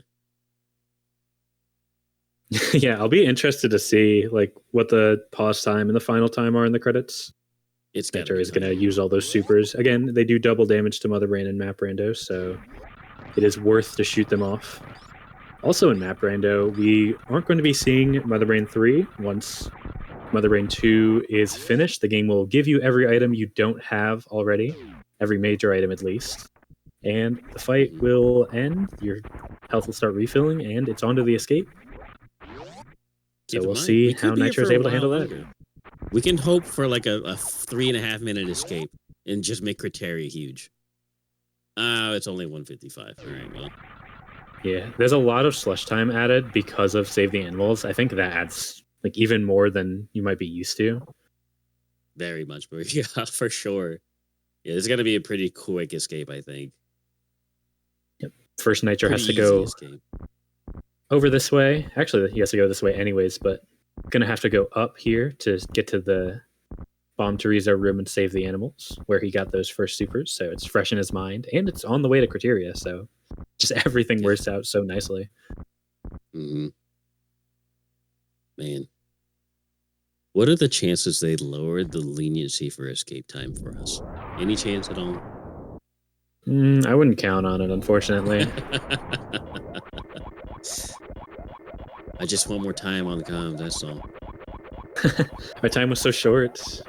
It was. I thought maybe like there was going to be another category that's going to be very short, like 80%, you know, we got some like 45 runners up in here. Map Rando, especially a classic Map Rando seed where we don't start with suits and whatnot, could take, no joke, about an hour and 15 hour and 20 minutes from time to time, even for our best runner. So this is clearly a fast seed, of a seed that is well suited to demonstrate speed run, randomizer, and specifically map rando tech as well. So all in all, a good seed. Very strong performance from our runner so far, especially Nitro. Again, one of the favorite people in this tournament. Definitely probably him and Zev are the favorite two to really crush this map rando seed, and you can clearly a far see map why. In Criteria. You know that map's going to be right next to ship. He's probably just going to find it on the way. It might. It could be down this elevator to the ship. All right, so our I don't know. This Ryan is Lunix looking a will be little now sketchy. taking off. Yeah, so high jump for Zeb as well. Invested in that high jump, not the best thing in the world. Was probably looking for another beam or so, or Varia. That could be the key that he was looking for. 22 seconds left. Oh, he's found a hub. Will he just grab the map? If yes, he will just grab the map. Take it a safe route with the hard leniency. I assume it's a hard difficulty leniency. Enough extra time is for you to take like one wrong. Ooh. Oof. Yeah, I can't get to that He's ship, just gonna go ahead and unfortunately. take the reset. Yeah, he's just gonna take the reset there. Yeah, so does do we'll get to stay a little bit good. longer. Just a smidge longer, Dirk. Just you and I for a little longer. Us in the chat. Imagine though he took the risk of not checking it, just kept going left. We almost got a third escape, maybe. To answer chat, yes, they are all playing the same seed. We see Lunix starting off in the same little opening sequence that the other runners found themselves in. I'm actually interested to see if he's able to get the gravity and the missiles first try like Nitro was able to. Because it took Sephi and Zeb a while, actually. Especially Sephi actually ended up syncing up him and Zeb. Mm-hmm. Classic bowling for 2 majors. Bowling is one of those runes we dread in Map Rando because just like vanilla, bowling requires Phatoon being defeated before being powered on. That means if your logical progression, if your only way forward is through bowling, you have to find Phatoon first. And Phatoon could be miles away.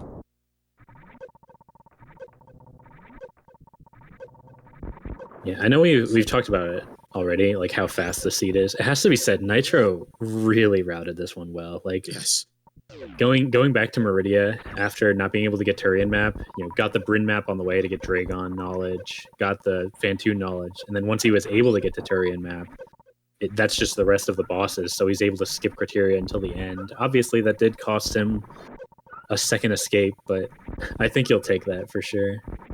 Also skipping the far Meridia major and was able to get everything he needed anyways. Everything came up Nitro in this seed, really, and you're seeing this is such a fast time. Everything came up Nitro. I like that.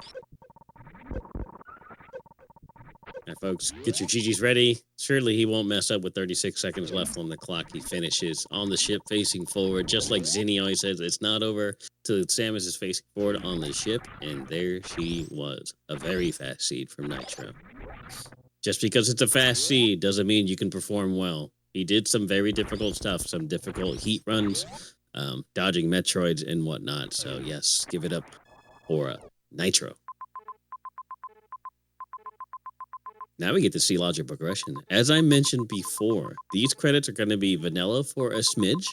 Then they will go ahead and explain a lot of the logic, the items, specifically logic progression items like charge beam, both your suits, first ammo types of each, and whatnot.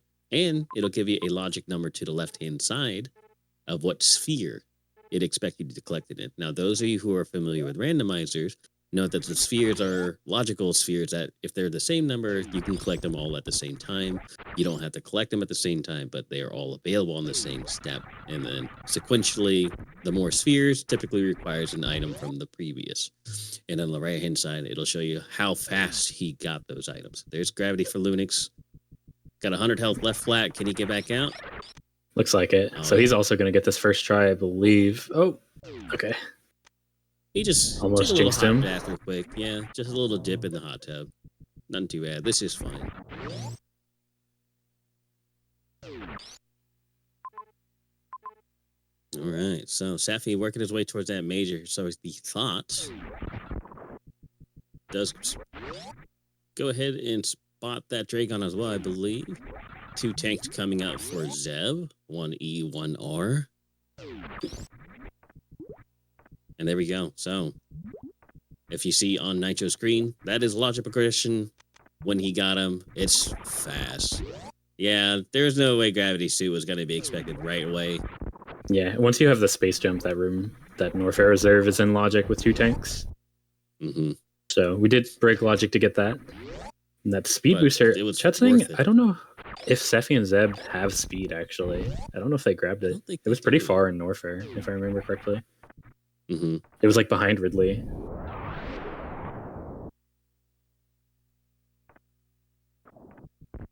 Was it behind Ridley? I thought I Right, saw wasn't it? Nitro reset that item. I thought that was speed. It could have been. It's so hard to remember, y'all. Yeah, especially 6 like steps? Are you kidding me, game? There was only 6 steps in that seed. sub 2 That's what I'm- pause, sub 45. We are Oh my crushing our gosh. estimate with this speed. Man, Map Rando, where the highs are high, the lows are low, and the fasts are very fast. Map Rando doesn't care about your feelings, but it's a wonderful randomizer still. All right, we got to give it up to our next couple of commentators. Derp, always a pleasure. Get your GGs in chat, y'all. For Nitro, of course, it's always been a pleasure commentating for you. My name's Biffy Thomas. Derp, tell them what you're up to. What are you doing nowadays? Giving your outro. Well, I'm not gonna tell people to not watch the relay, obviously, but if you want to watch 2 of these runners race directly against each other, Nitro versus Zeb will be at 5 Eastern tonight. So if you have the ability to watch both, I would definitely encourage that. But Yeah. I will be Right, on comms with that, so that's what I'll be up to. Yeah, should be a good time. A lot of Super Metroid to watch today. Plenty. Stick around, folks.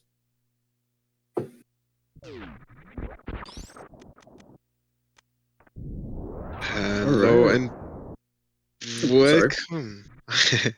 Okay. I thank you so much for Derp and Spiffy for taking the comms for Map Rando. Welcome. My name is Tim and Yeah. I'm joined here by my lovely friend Tablespoon. How are you? Good, how are you? I'm good. I'm good. Recovered from Excited? the whole 100% scenario, but Yeah.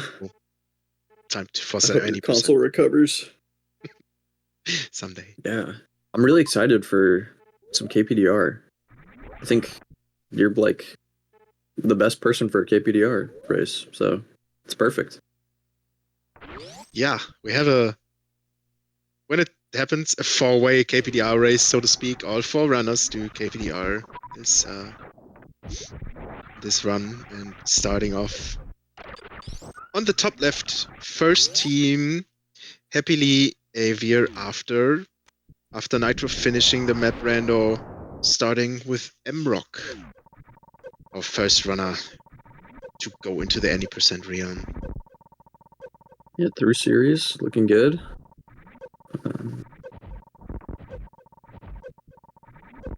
Yeah, so chat, you have to help us out with the map rando screens. Coming in without tracker mid settings is a little bit hard to follow, so we will likely be focusing a little bit on the any percent part. But if something I don't know else, about you, but especially for me, I don't really know what's going on in Map Rando, but it'll be alright. yeah, Hopefully we'll get some any percent soon. I got you covered. Yeah, starting up at the ship. Nothing special. In the meantime, we can watch the other players. Zeb's at Dragon. What does he have? Just a Spacer Beam. Spacer Ice. Ammo Fight. Dragon is always fun. Yeah, hope everyone is doing well, enjoying this relay on this fine Saturday. Been a while. It's your first relay. Have I heard that correctly? It is. It's When was the last one? Did they say it was 2021? It's been a while. It was 2021, the last relay. It's been a little bit. So thank you so much. Shoutouts to who sent MM2, I think, main organization, also total. For sure. Thank you guys. to put this together. Been fun to watch so far. I'm sure it'll continue to be great. Mhm. Do you know which bosses these Map Rando players have defeated? It's hard to. I don't know exactly. Because I believe. I Okay, think so he's doing great. Ridley is still open. And yeah.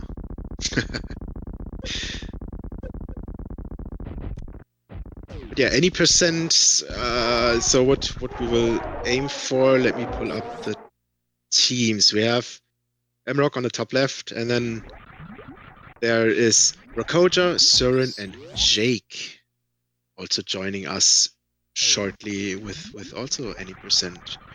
All in a very similar skill TP range. That's exciting. Yeah, I was really excited to see that because they're all like 48, 49, right? So that should be pretty balanced. I think it'll be cool to see what different strats they take, where they decide to save and whatnot. Mhm. And we're both certified KPDR enjoyers. I think this is just going to be great. Definitely. Fitting. We are here to enjoy some KPDR. Yeah, the save game. I like. Sure, the most common saves. What are those? Probably Mother Brain 1 Dragon, right? Those are very common saves to Yep. take generally in this game for safety. Third Probably save, Caterpillars or Phatoon. Caterpillars. It's a good save, yeah. But also, what if you don't need all the 3 saves? What if you say, I might just need Dragon? You could use the save where you run through to save some time. We see, maybe we see some save variation with that today also. Yeah, I know I'm going to be doing some weird experimental stuff with my saves in Mappo later. I think I've figured out what's the best for me, but we'll see how I'm feeling during the run, I suppose. Oh yeah, you haven't room grinded the saves? Yeah. Wow. Well, you have to go in the save room anyway, so it shouldn't be so bad. Mm-hmm.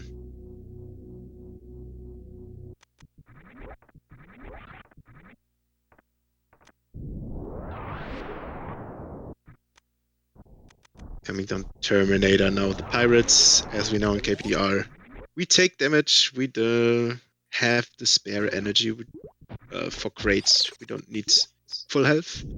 So Yeah, it's a save little bit quite a bit faster of to time hold. after this elevator from not needing to farm missiles. And then we'll be getting our first supers. First supers before Lunix got the first supers, so that's a category ahead. Yeah. From Team Grappling with Consistency, nice name. I'm a grapple enjoyer, so to speak. Weird. Sorry. No, I'm kind of become a grapple hater, to be honest. I think just Mad Kid's bad, but I don't know. It doesn't feel very good, personally. It's difficult to optimize, sure. Yeah.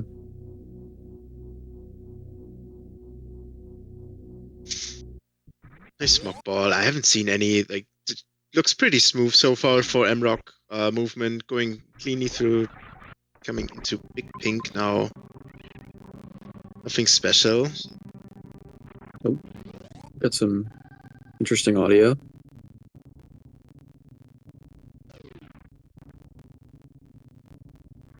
Yeah, for sure. MRock is schmovin', just already down to charge beam. Making our way to Varia. Pretty sweet. Are you hearing this too? Yeah, the audio. I was trying to see if someone is... Seems to be fixed now so far. Oh my gosh. Sephi with the different palettes is really throwing me off. It's so bizarre. I was just about to say, like that you don't recognize the rooms. It just doesn't happen when you don't play it. It's difficult.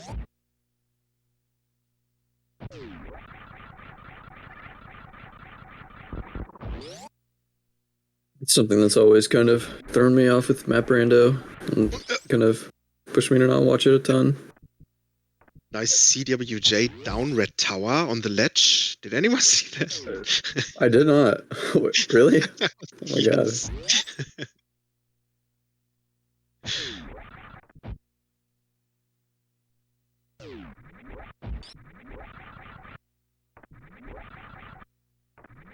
But I hear Parlor with Is this Alcatraz? Oh my god. What am I looking at? Sorry.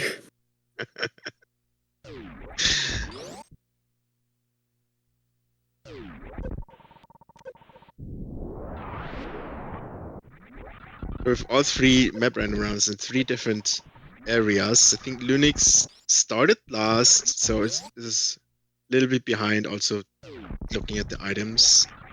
And the other ones, I think they are pretty close. They started at a similar time, Sephi and Zeb. Right. Yeah, it's just hard to follow. I'm not sure which bosses they've defeated and whatnot, but hopefully we have a clean quick kill from Emrock here. Seems like a pretty solid pace. Going for the charge method. Ooh, the charge got eaten by rocks, I think. I remember her mentioning the charge method in Rando. Oh, nice backup. Let's go. That was a beautiful backup. Just 10 seconds after you do it, still get the great quick kill. That was pretty impressive.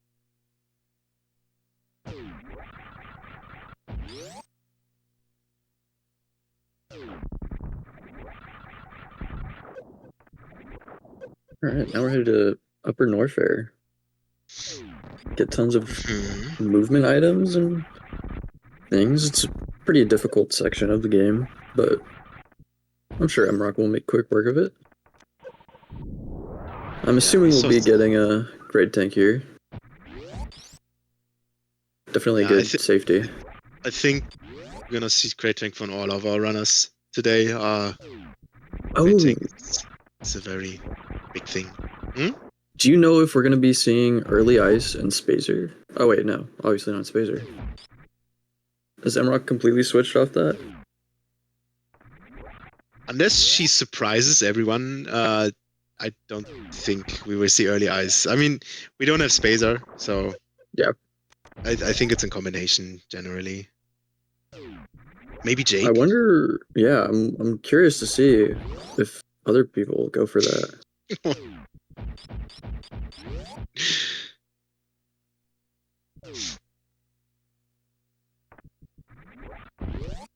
Oh, Emrock is maybe yelling at me in chat right now. Whoops. Sorry about that. I think it looks like Zeb is preparing for a Ridley fight. If I remember right, Ridley was here in Norfair, getting a quick health refill and a save.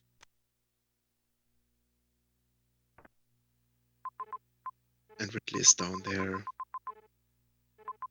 While Emrock grabbing high jump boots. And skipping the high jump missiles. It's either it's a very preferential choice which missiles you want to get in KPR. Right. If you want to, usually it's this missile or the ocean missile. And she decided to use the ocean missiles in general.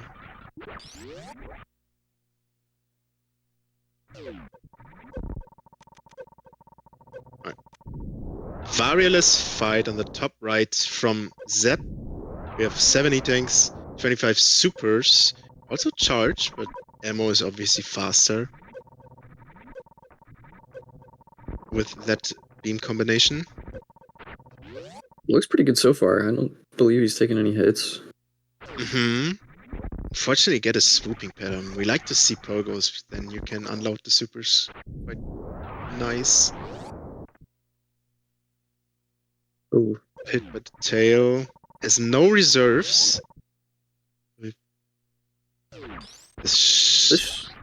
I think it's Hmm. good. Yeah. Yeah, I'm not. Ooh.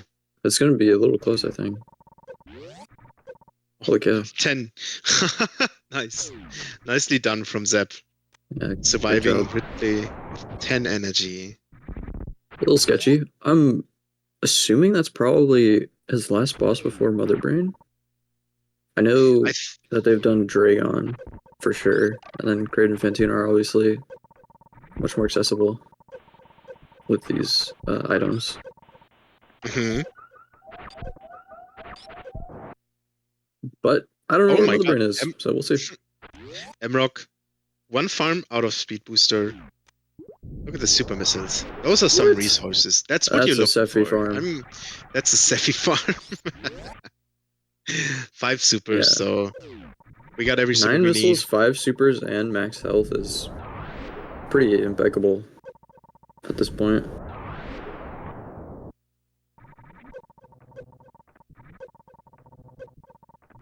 You recognize the key hunter stairs at the bottom left. Okay.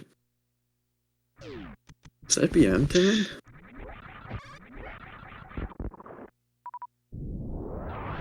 So yeah, grabbing wave, grabbing speed, KPDR. Now we are set, locked and loaded to get up towards Wrecked Ship and kill Phatoon. All of the nice equipment that we just got.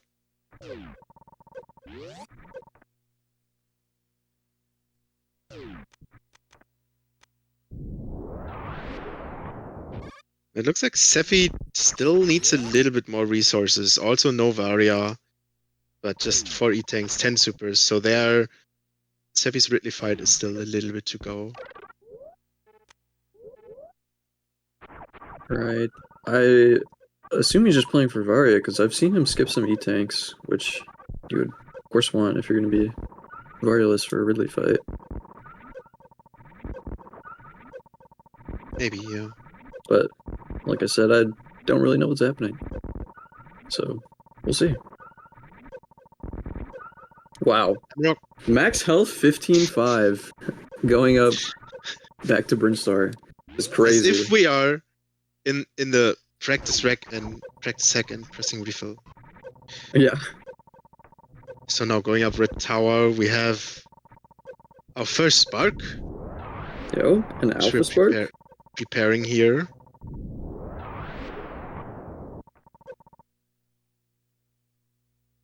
Oh, I thought I was going to bonk for a second. Nice. Also, nice high Alpha Spark to get easily into the door without landing on the bottom. Well done.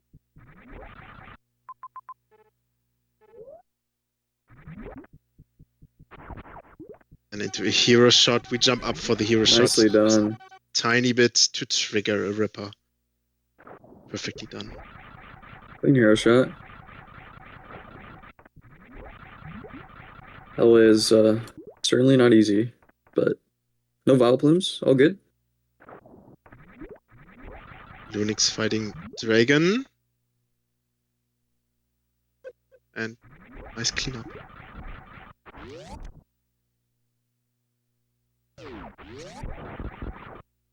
Yeah, we don't have any like run splits or run timer, but it looks like a pretty smooth run so far from M Rockstar.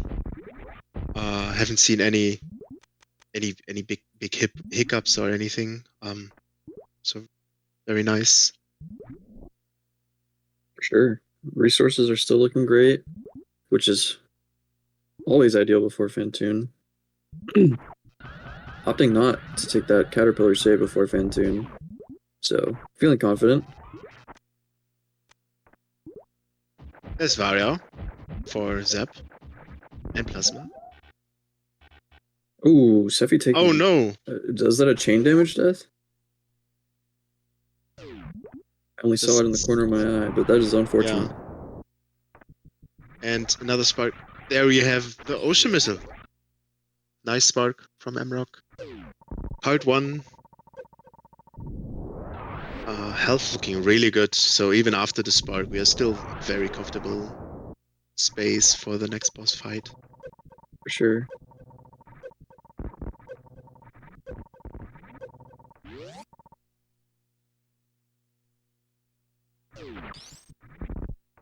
Oh, crate time.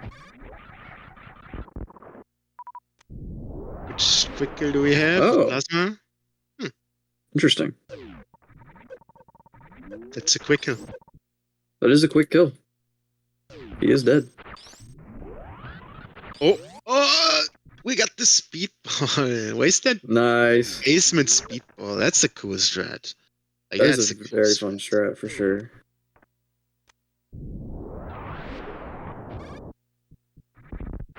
Look at a nice clean 2-round. I know Mrock prefers her Dopplers, but they're quite tough. Nice, right fast. Oh, in the Phatoon? Hit the Phatoon, yes. We dropped Spacer. We got the X Factors. We had fast right. Oh my gosh. The beam The shot was rare correct. fast right. Okay, come on. Yeah, getting the eye open is awesome. And super to finish Phatoon off. Nice. That was a pretty quick Phatoon. It's 2 rounds. Unfortunate that he disappeared, but that's okay. Still pretty fast.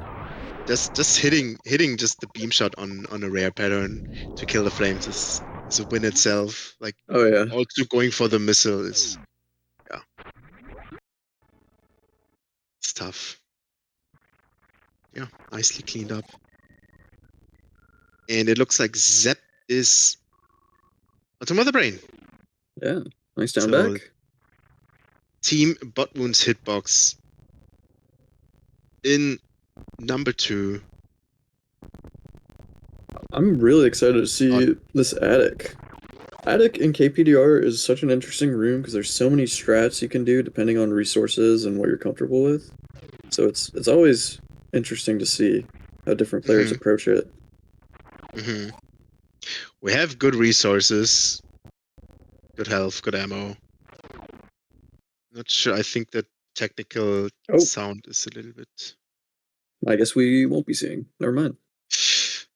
Hopefully it's quick though.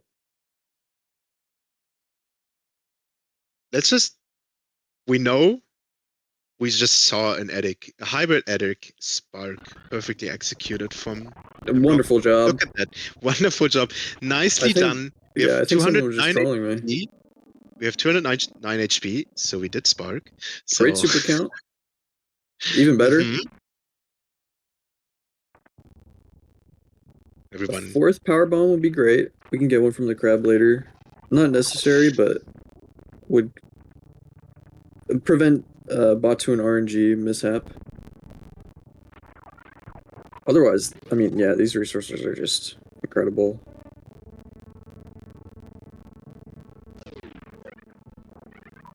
Oh, one other thing though, as Mrock takes a quick breather in bowling, we're seeing Zep, I think, missed missiles or is not able to finish MB1 and now has to try to do reverse Zep skip. The problem about reverse Zep skip, you can't freeze the guy in the spot where it spawns. It needs to move for 1 frame and then it needs to be frozen to get a Zep skip from this position. Oh wow. This is I don't know how you do it. Peculiar. But I don't either. 1 frame after it moves. Correct? That was my knowledge at least. All right, and with our nearly gravity suit, we're getting out of wreck chip. Smoke ball? Question mark? Never mind. Oh, we're go back. it. Still pretty quick. Over. Yep. Falling on the right side of the moat there is always tragic. Yeah. Okay. Nice. Farm Great ammo. great ammo. Emrock might prefer to have a little bit more energy, but it's probably fine. We'll see what she does about that.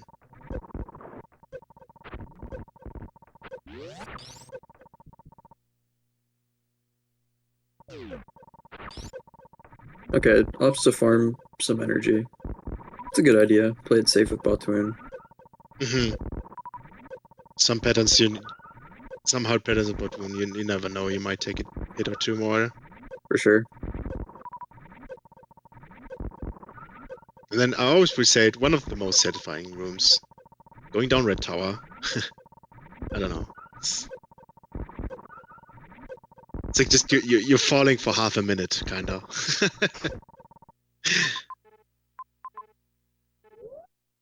Someone suggests in chat that maybe Zeb is looking up the strat, which is kind of awesome.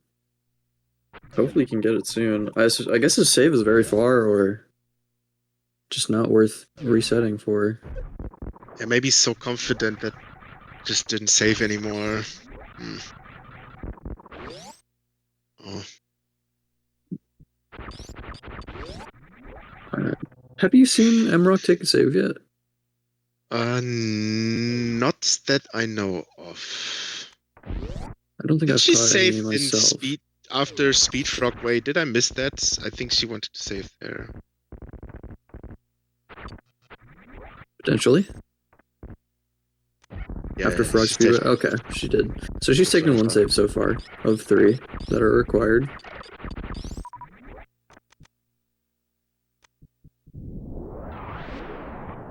Making her way into Phatoon. And Super's good health. Yeah, you have to save 3 times, or you'll take a 1-minute penalty per save that you skip.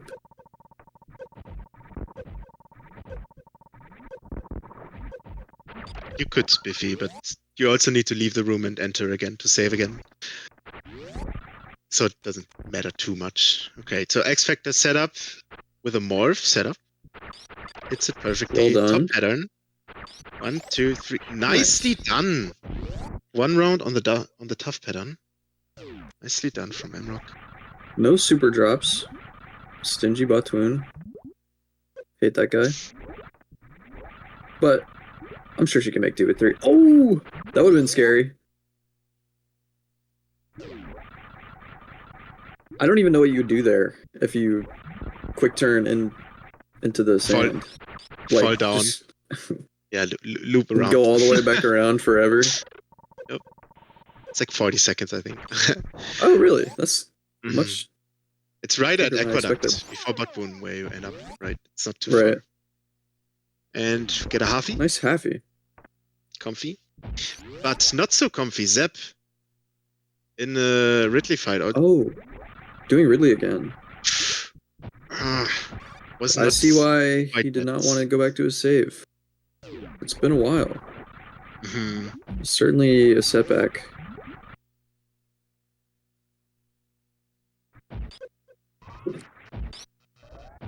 And there we have first any percent runner of today's relay entering Dragon, the Dragon boss fight.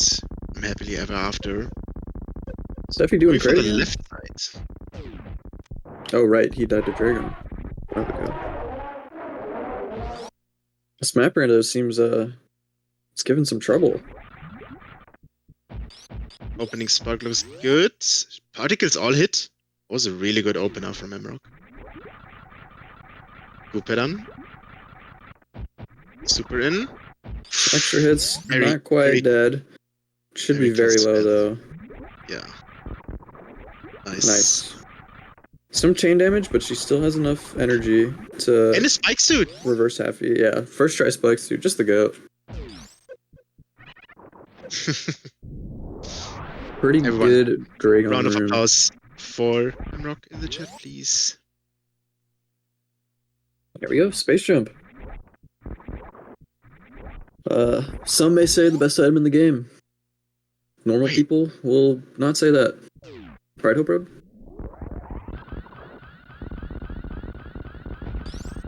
Yeah, Spiffy is calling it in chat. It's still a very clean run from Emrock. That's very impressive. her gameplay, and we spark him back. Reverse Yeah, I'm not sure what her run timer is at, but could she potentially be on PvP pace right now? I don't know. I would have to look. Little low on health, 53 energy, but there are options to farm. We have a good super car. That also means we get health from crabs. But there's definitely options until low on off-air.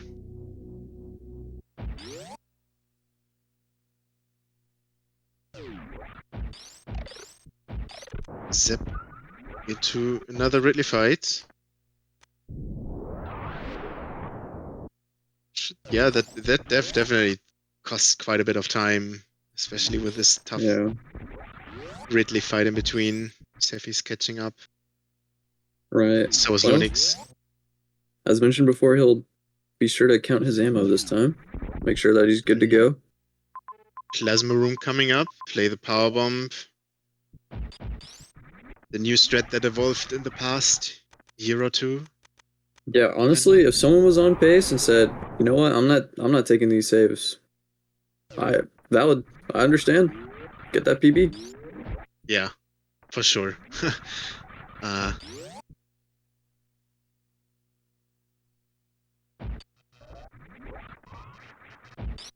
7 supers, 5 power bombs, 160 energy. Okay, Seffi in a very comfortable Ridley fight now. Full beam, Varia, just 20 shots.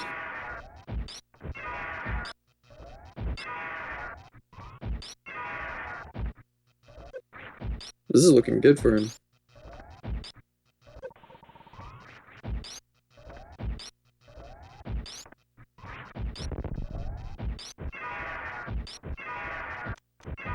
Nice space jump. Keeping the momentum, killing the Avier. No, your teammate. Yeah.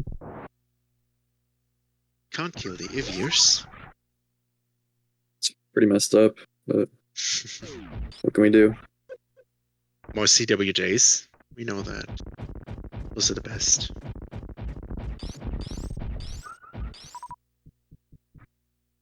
Yeah, I'm not sure. Seffi might.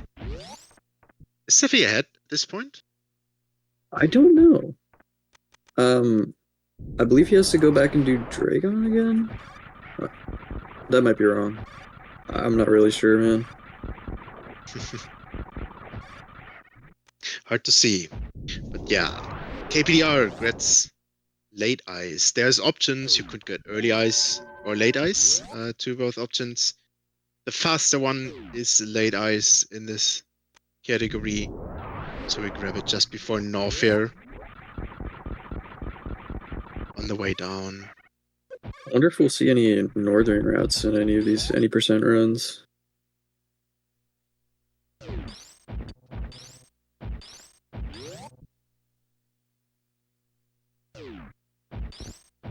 Let's see if Imrock will go southern route. Okay. Oh, center for the mock ball. Maybe not. Oh, Northern route.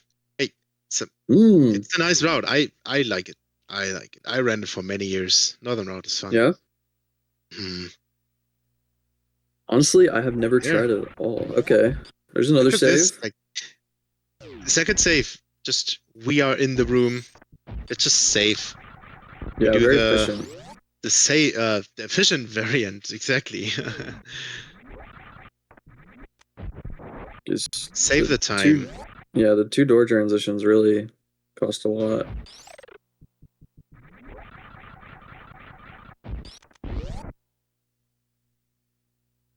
Nice space jumps. This has been pretty good northern route. Better than I would do right now. Never tried it before. Seems scary. Okay, chronic boost. Not quite. Oh, setting up for the repeat. That's a redemption boost. That's awesome. Nice.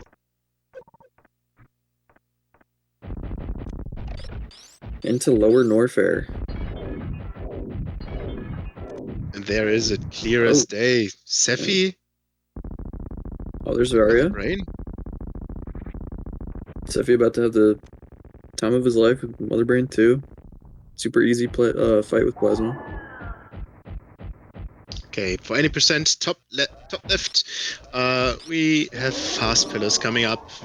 We like to spark here or space jump. There's a good option in KPDR to use blue suit. When you get the blue suit in time, For sure. and that's also nice with this thread. You're just already there. Oh, you just missed your tappies. Just lay a power bump. Yeah. So unfortunately, no spark. But the nice thing about that is it saves a good chunk of energy. So we're at least a little bit safer now, which is always a good thing. Only having 2 power bombs, not ideal, but she can get through. So as long as she doesn't whiff either of them, no power bombs of shame needed. Nice West room in the game also. Very clean.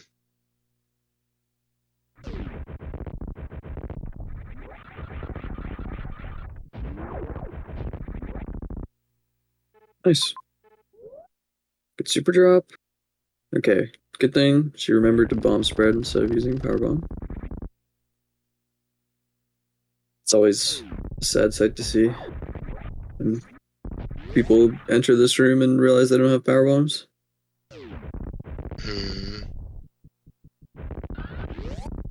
Oh, got unlucky with a hopper. It's, when morphing under, it's RNG if you get the big up short hop. Oh, did she just get hit by the Kazan? I think she did. 108. That's not ideal. Should be okay. Yeah, that's a lot of energy. All good. Metal Nice. Pirate's hooking up some nice health drops there. So we're coming up on Ridley fight. KPDR, Sephi pretty much just did it in the map Rando in the same setting with this Same layout, equipment. but it's same equipment. Yes, that's what I missed. But it's 20 charge shots, and Ridley will be at 0 HP. Yep. I believe Sephi did use some extra supers, which you can do in KPDR, but it's usually not done much because you want to have as many supers as you can entering the Metroid rooms. So I'm sure we'll just see a beam fight here. Okay, and Zeb onto his Mother Brain 2 fight. Might be able to catch up to Sephi, honestly, and escape. If Sephi gets too lost, a little too dizzy. The last swooping pattern, and I think Ridley is dead here. Yes, nice. Quick pickup. That's always nice to have a swoop at the end, so you can get the quick explosion out of Ridley.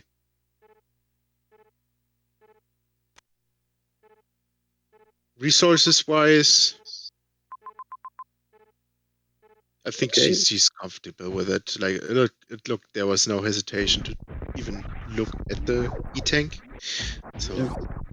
Just a little update on commentary. We've just been informed that we're going to be here until Cross Product is done with his first trip in Norfair in RBO. So we'll be able to watch a little bit more any percent, which is always welcome. Okay.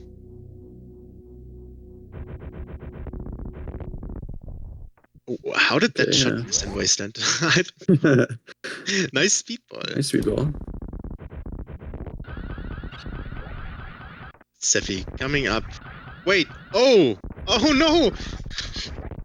Wait, did we what's just going on forget? here? Or okay, so we are saving the animals in the setting of Oh. Map Rando. We have to save the animals, otherwise the ship is not there. Maybe the animals are on this path. I hope so. He does not have a... Oh, he has to reset? He doesn't have time. Oh. Zeb could take this. Oh my goodness. A little bit of fumbles. No, Do they... yep. I guess Sephi's just looking for where BT was? Exactly. The BT room has a specific look. And I have to find it on the map. Where it is. Interesting. I did not know that. Emrock coming into the 3 musketeers. Good thing KPDR. We have 2 shots and a 3rd shot up here. Sometimes a 4th shot to kill all the 3 musketeers. Yeah. And also reduce Super all the quick. lag. Yeah. Lag reduction makes it super quick, and you get some drops. It's very nice. Much less dangerous as well.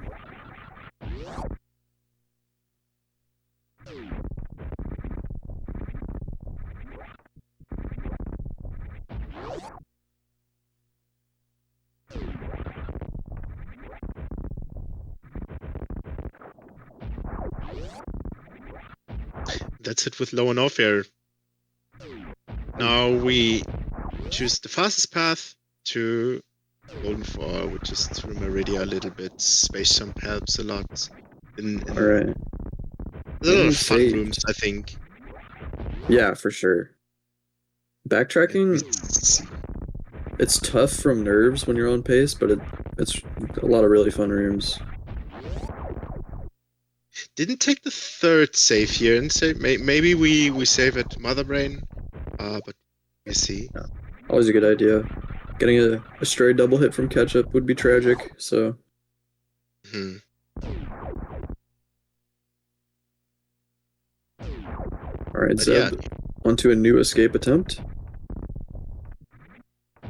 Seffi found the animal, so just needs to make his way back to landing site.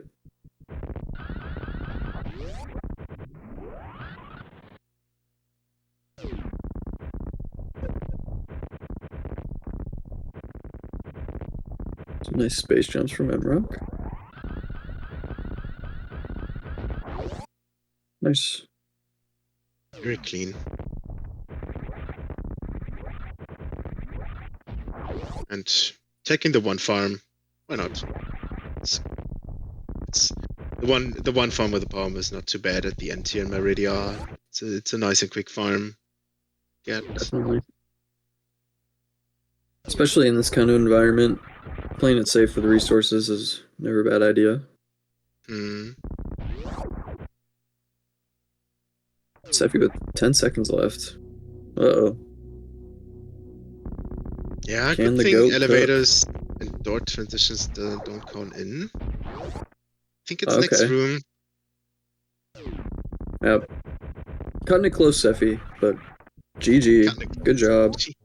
GG to Los Pollos Jamanos, 2nd team to finish Map Rando. And following after Seffi, Rakoja we see Oh, wait, no. Sorry. Sören. For Los Pollos Jamanos, we see Sören coming up for any percent on the bottom left. GG's to Seffi. Nicely done. Good job, Seffi. Zeb should be joining him very soon. And then that will be Rakoja. We have our first runner at G4 in any percent.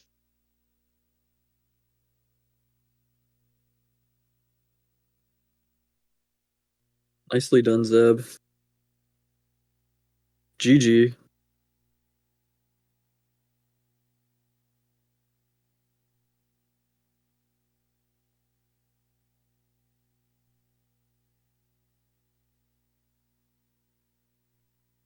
Yep. G4 statues are gone. Emrock's about to enter Torian. Good resources, good health. Should be pretty chill. Hopefully we'll see some baby skips. Mm-hmm.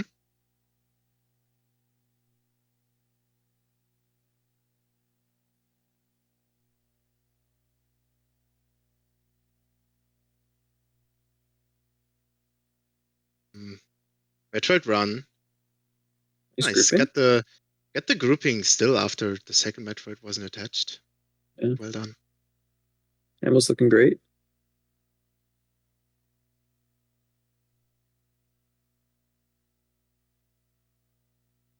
To Metroid 3. We're looking good. We don't need to group. Also, Metroid 3 is rarely grouped in KPDR. Yeah. Metroid 3 is just a tough room. Okay, nice. 2010, full health. This is all you could ask for. Nice deboost. Nice.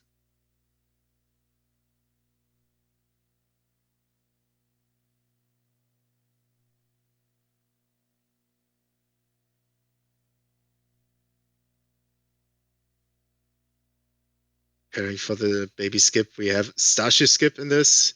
Charge shot on the left side, bomb spread on the left wall. There's different options. This Good. first jump. Good. Great. Nice. Baby skip. Good stuff, Mrock.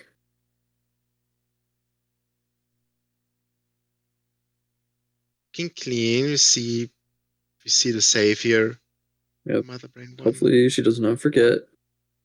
to secure the win. Oh, moon falling. Maybe? Okay. I moonfall too. You moonfall here.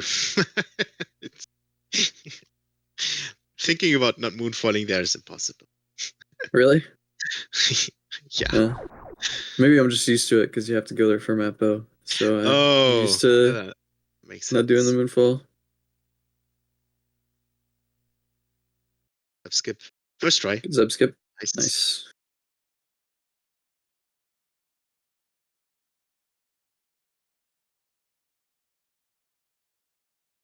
Wow. Nitro did that seed very quickly.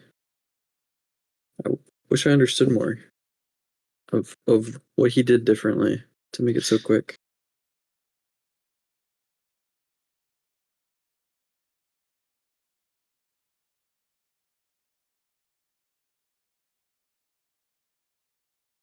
Brain 2 fight also. Same as Ridley. 20 charge shots. We see.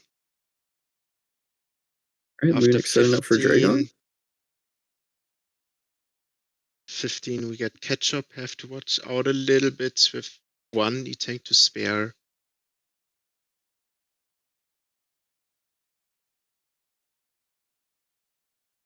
So will come soon. Oh my god. Okay. Whew. All good. Okay, All good. Rakoja is very Mistake. wide.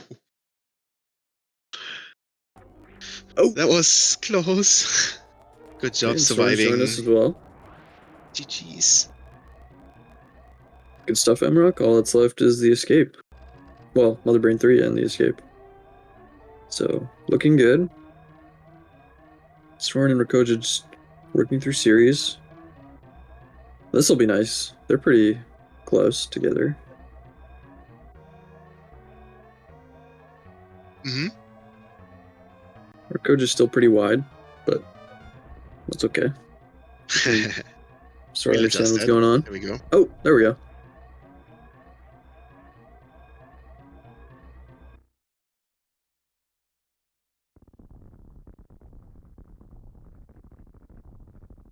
Nice job, Soren, getting out of series.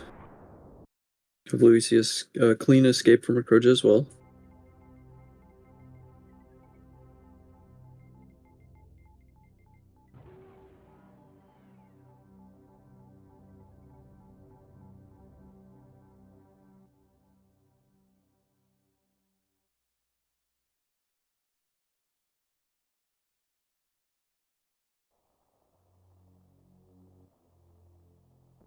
All right.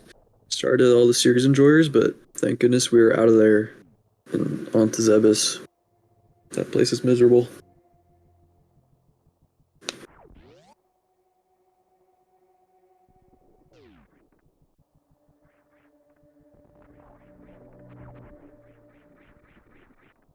Nice moonfalls from Soren. Nice Mother Brain 3 from Rock. Caught herself after getting hit by onions. That's sometimes really difficult to get rhythm. Oh yeah, MB3 can really get off track sometimes. She just keeps pelting you with bombs and onion rings.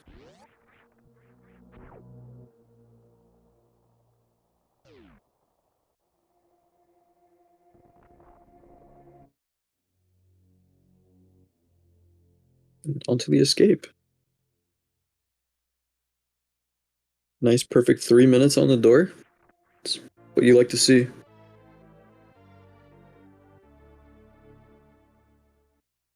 run is valid. Yeah. Don't have to reset.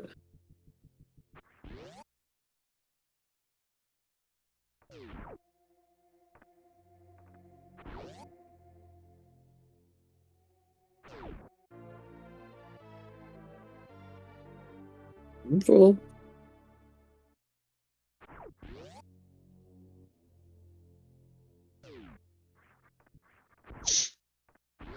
Will we No, it's see just a behemoth spark? Climb spark? Yes. Yes. Let's go. No MGA spark there. All good. And so our first any percent racer of today's relay, 2025, May 24th, is about to finish in the lead. Team happily every year after with any percent runner M Rockstar 20. GG. GG's, everyone, please. Huge GG in the chat. That was a really good run. Like it was, of course, we don't see the pace and we don't see the exact time. The runner knows it much better. But it was a very smooth run, and I think I just saw her in chat Would have saying been a that it was 48 almost a 48. without the saves. Great job. 3 seconds off PB with 3 additional saves. Wow. That's That's impressive. incredible. That's phenomenal. Good job.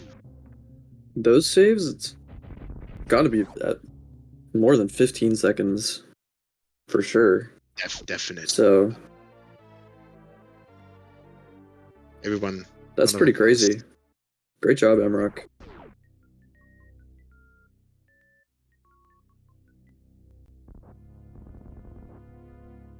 All right, let's see this BT fight for Soren. Hopefully we get some good missile drops. Coach is also entering the BT room.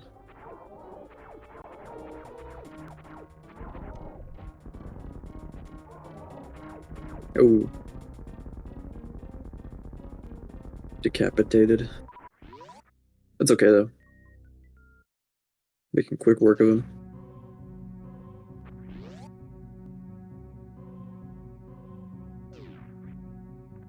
Ooh, only 4 missiles for Koja.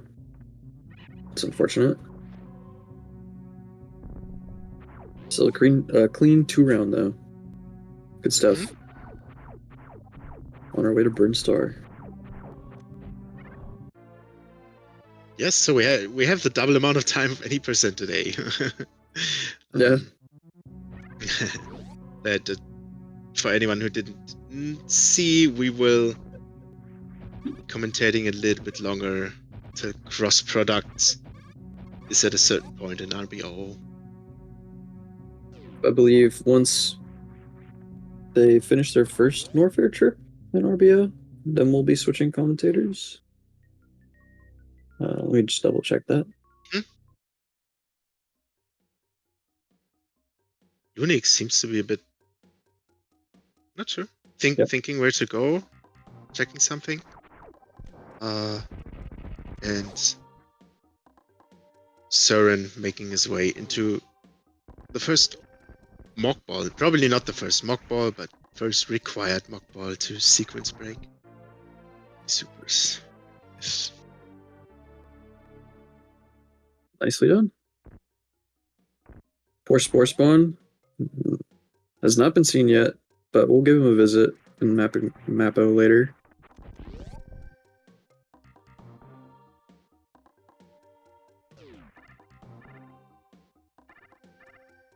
I'll make sure to check on him.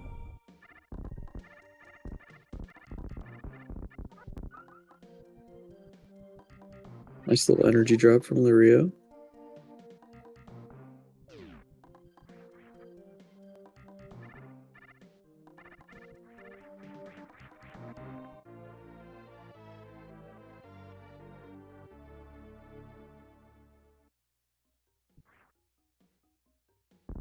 Missile, charge missile, no drop for Kojo.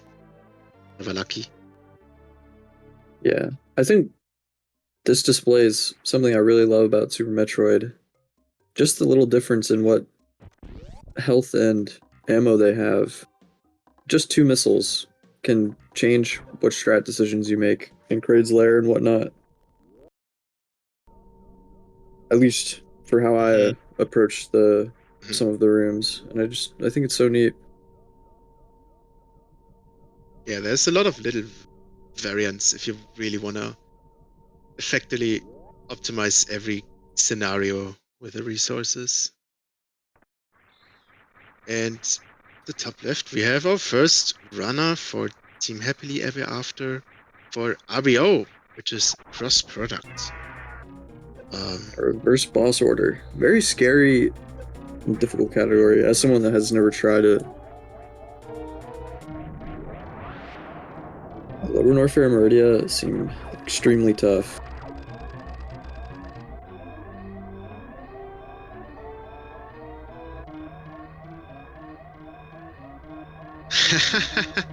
Soren, oh no.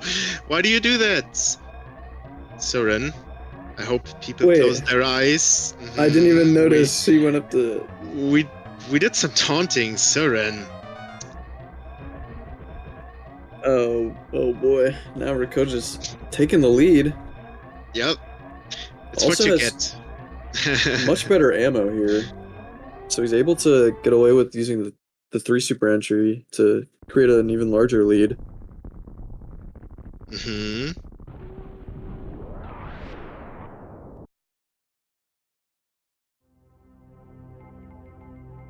Ooh, taking the Key Hunter hit.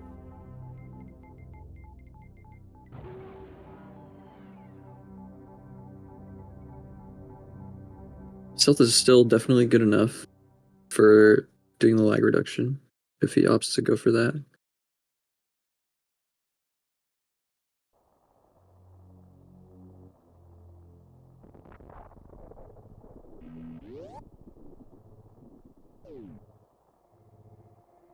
Unix in the Ridley fight got a little bit more health, but less supers. So honestly, a harder fight with 20 supers. Ridley is not halfway dead yet. Just hit the halfway mark, so with 15 supers coming out. I don't know. Oh, sorry. Looks like Lunix is gonna have to try again. Nice quick kill back up from Siren.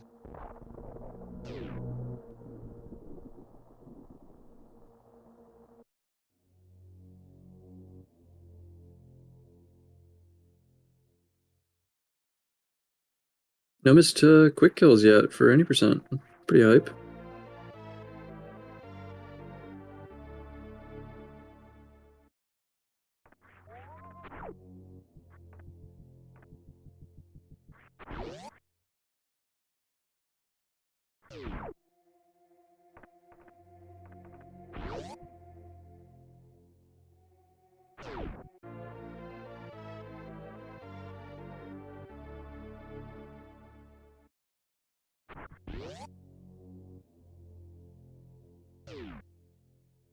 Nice. So far, everyone's taking Kraid Tank. It's definitely good. Interesting strat from Cross Product. It's kind of neat.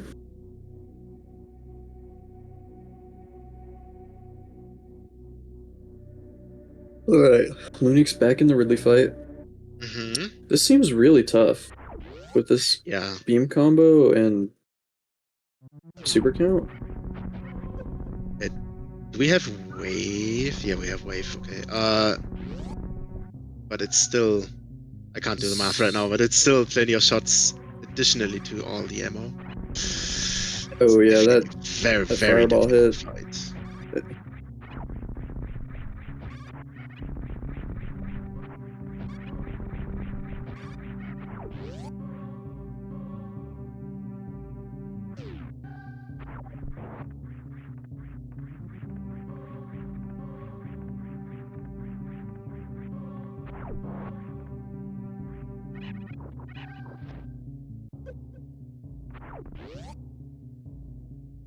Ooh, nice. Soren opts for the high jump missiles here, as opposed to Emrock and Rakoja skipping them and going for moat missiles.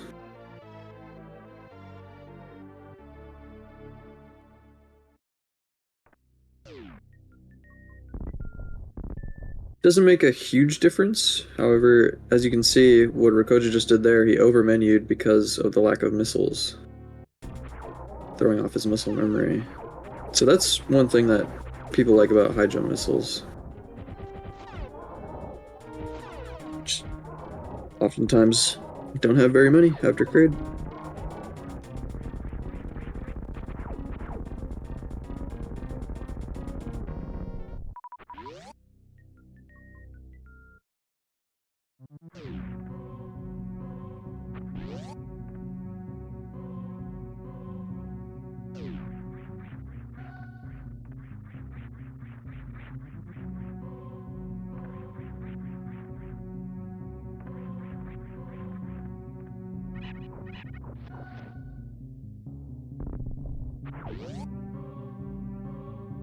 Pretty sick ammo for both of our 90% players right now. Don't need to do much farming, which is always nice.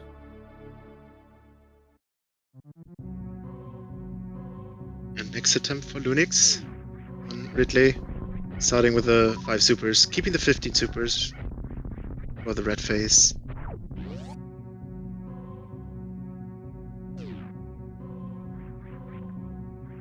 Ooh, getting a fast swoop. That's a difficult. And Søren's side, Bug Farm, 2 farm, gets it up to 5 supers. Nice, good resources. Both for Koja also.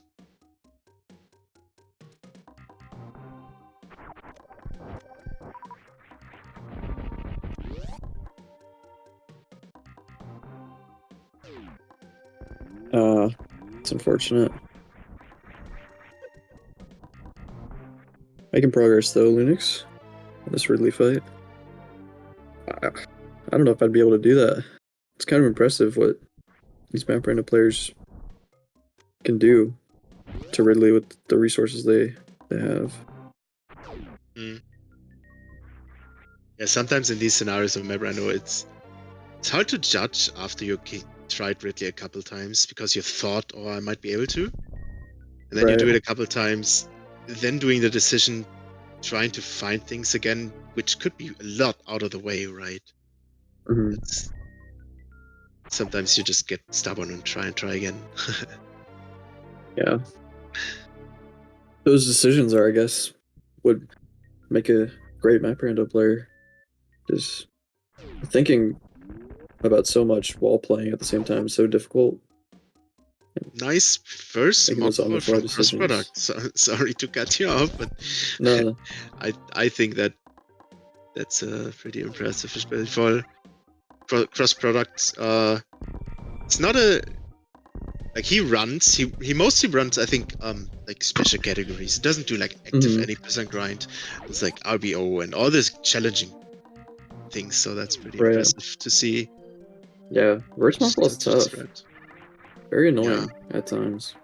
And then it's weird to see when you don't fall onto the missile after getting it. Yeah. Well, you're gonna have to see it again soon.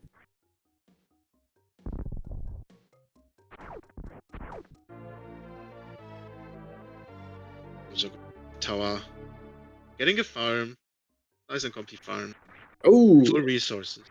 Interesting Alpha Spark. Nice try from Soren. I think the console didn't crash. Yeah. I've had some weird mishaps there as well.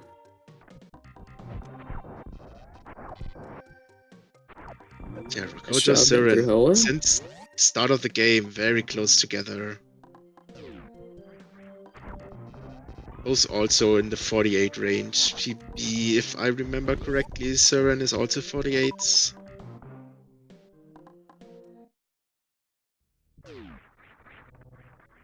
Nice hero shot. Some good stuff from our 90% runners today. Next hero shot from Cross Product. Yeah, nicely done. Nicely done.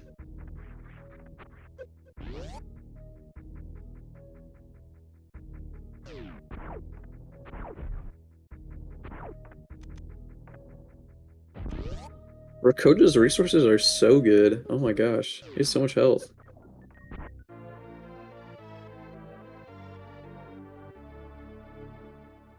It's Should make 389.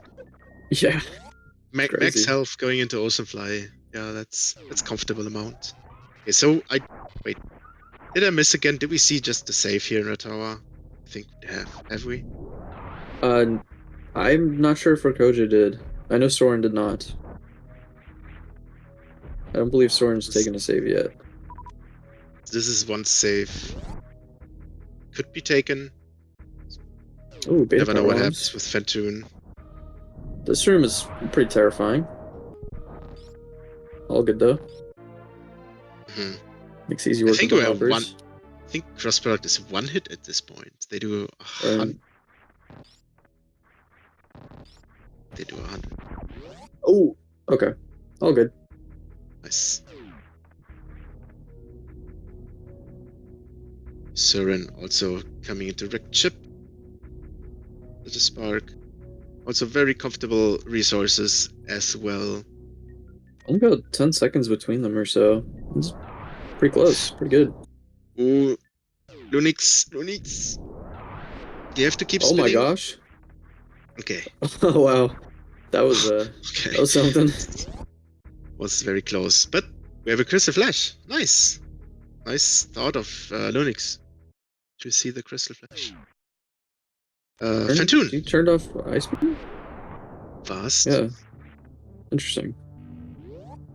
Oh, we got flame lamed from Rakoja's side. A particle spawned in the middle of the hitbox of a flame.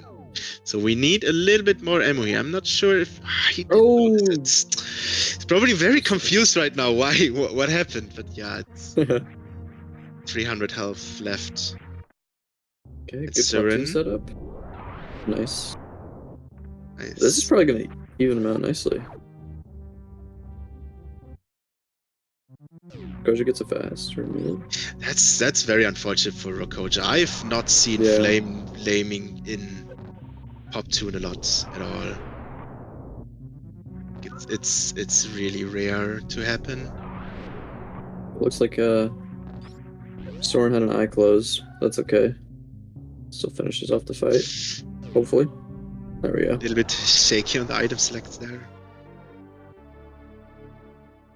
Nicely done. Another Phatoon dead. Love to see it.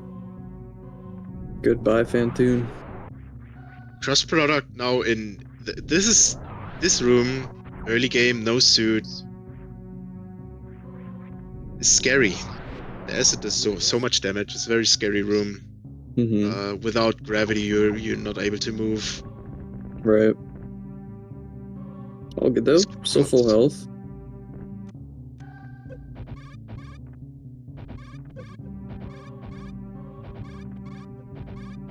Unix into another attempt, but has 5 more supers, so maybe this works out better. I hope so. And now we'll finally be able to see our KPDR attic.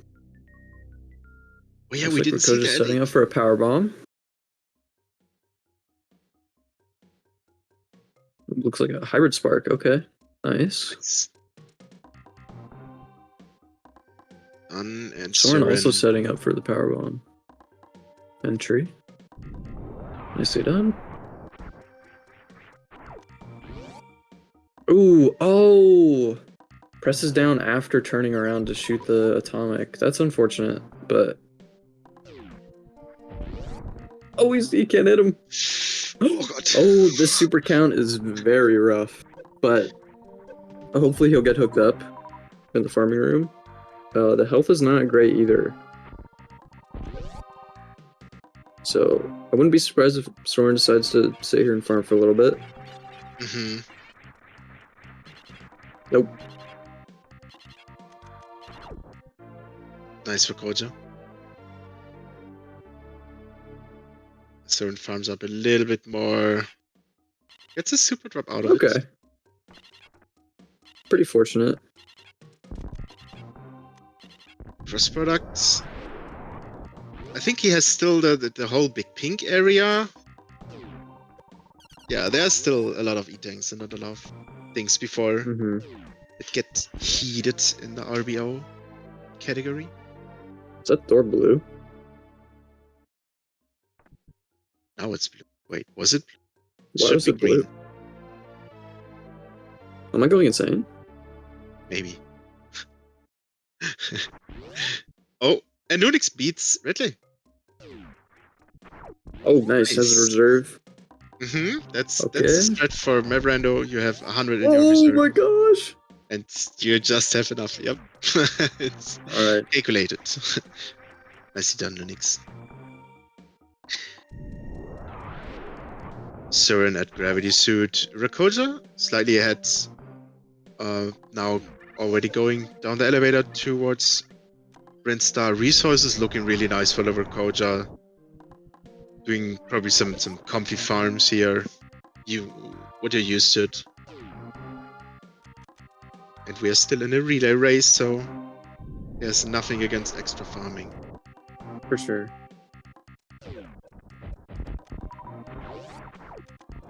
Okay. I hope we see some CAC farms here. Koja opting for the Red Tower B-Town farm, which is a good idea. You only need 3 at this point, really, because you can get some power bomb drops from Phatoon and the Puyos, but not willing to take the chance.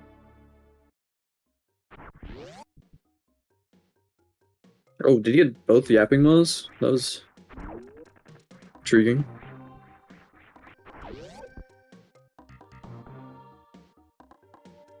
Cross product's kind of moving. It's cooking. I thought the Good same stuff. thing after seeing that deboost. Yeah. I think the super shot for Sportsbond Supers. That's what the boss is called. Sportsbond. Yeah. Always forget the name. Oh man. Poor guy. Rakoja. Spot number 1 on screen for the any percent part. That's for the farm as well. That's nice. Mm. Little gap skip. Okay.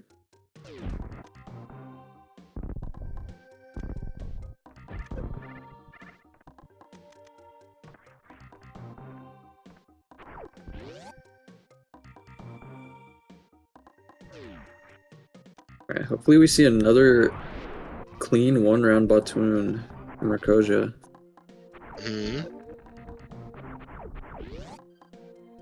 Once he gets there.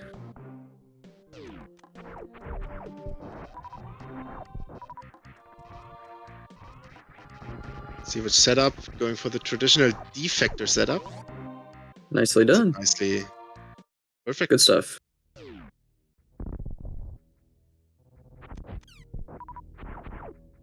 Love to see 5 supers here. He's very chilling with the Dragon fight.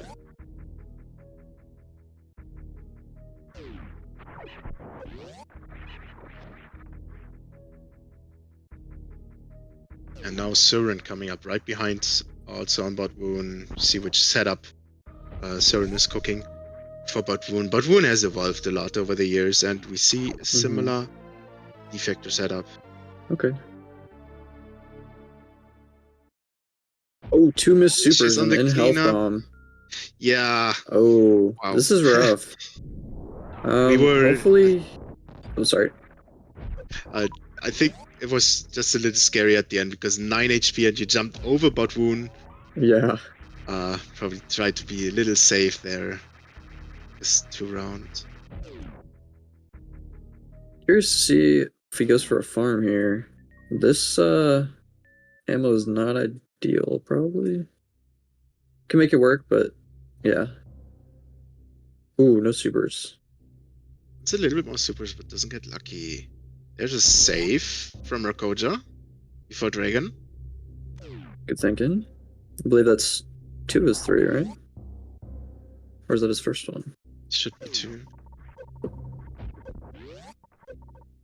Alright, Linux doing great. I believe this is his last boss. Or Mother Brain. And we're coming RBO section into the heating area. Going into Norfair. Yeah, some scary hell runs. Heron. Okay, Soren also opting for the Dragon save. Love to see it. Alright, top right, Dragon. Second clean opener, traditional Rind, and Particles miss. Yeah. Oh no! Getting It's a big opportunity for Soren to come back. It's unfortunate. Still good health and some ammo left over though. nice deboost. Maybe can finish it off here? Nah. Good thinking though. I like the thinking from Rokoja. Maybe finishing off in that cycle. Nice. Nice blue suit. And right after we are starting Soren's fight. Love Clean the open Azrael up. opener. Not quite nailing the short charge, but that's alright. See what we're going from left to right. Oh! That's I don't think this will unfortunate. kill. Dragon's pretty low at this point, but Health is still pretty good, so Soren has a lot of spare, but sometimes under pressure, short charges are difficult, especially in this room. They will be patched. I know when I'm in the Soren situation, I'm always wondering how she's not dead yet. Oh, that's unfortunate. It always feels like she'd only have a couple hundred more hit points, and then she's just living through everything. Cross product on the hell run towards Bubble Mountain. This is another big one. We have 5 E-tanks though. It's a lot of spare E-tanks. And Lunix onto the Mother Brain fight. Doesn't have Plasma Beam. Never found that item, so this fight's gonna be a little bit longer. But it has a lot of E-tanks, so it should be fine. We also have the supers and the map Rando supers do double damage. Oh, okay. It's That's just certainly helpful. 30 supers in this, yep. So it is the save for cross products, and we're going into last part of the early hell runs, I would say. I think the wave hell run is also, I don't know, it's a long one. I think it's not very easy. It's right. There's definitely leniency with 5 E-tanks, but hell runs are hard.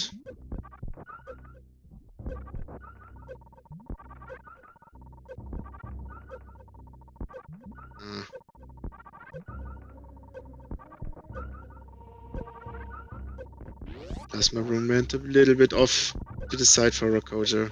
Cleaned it up nicely.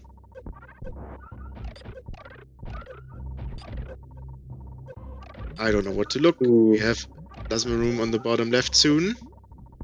Always nice in KBDR. For sure. Love Plasma. Seems like the farm's getting a little bit off schedule, but making it work. Good job, Lunix. On to escape. Hopefully he knows where the animals are. And landing site.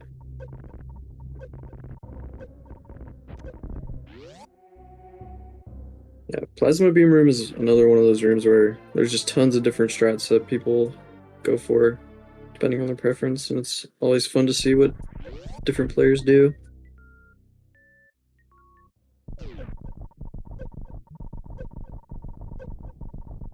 Oh, nice. Skates. Yeah. From Cross Product. Skiing. We're farming up again. This is RBO at the start. It's a lot of farming energy. Back up to full. Or the comfortable numbers.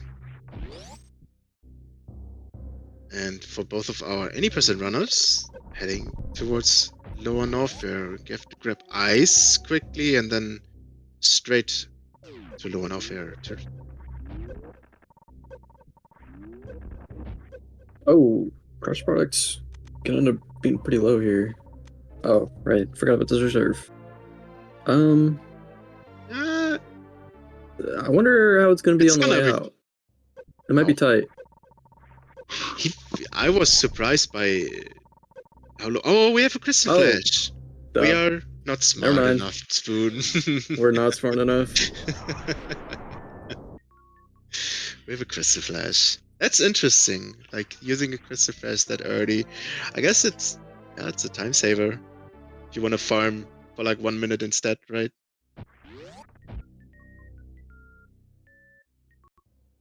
Or two Koja, 90% build. Koja going for the south route. Gets the turn in the door. Moonfall? Nice. That is We certainly a moonfall. we got in the door. Okay? Yeah. No, Rakoja's doing great. Good space jumps. Nice. This string of rooms is very neat, in my opinion. Just zoom in with the space jump speed. Hopefully we see chronic boost. Cross product.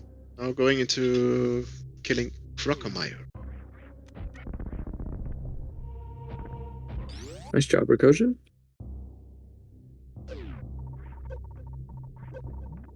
GG, Lunix. GG Good Lunix. stuff. Finishing the map Rando seed.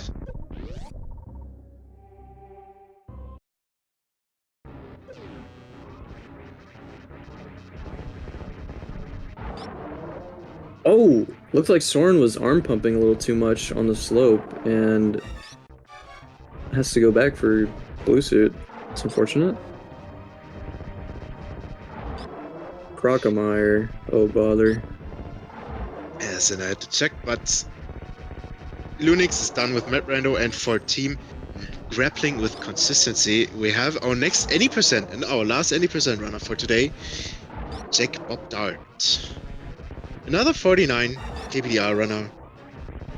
Yeah, he's pretty new. He's with moving early up and there, man. late eyes, respectively. He's been grinding a lot, playing a lot of SM the past half a year. Really good runner. He will start running when his credits are done. Nice wraparound from Cross Products.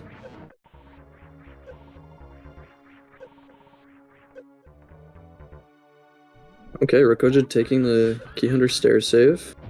I believe that's his third save. Maybe not. That's Maybe... second, right? Okay. He didn't. Yeah. Right. We were questioning what if we saved. Right. For Phatoon. I'm sure he'll take a Mother Brain save. So. Yeah, because That'll Mother Brain is like, you gotta. Yeah. You gotta. You never know what can happen with those catch-ups. Oh, unfortunate bonk on the spark, but shouldn't be much of a problem. Spark is different. It gives him more opportunities to farm, which is always cool.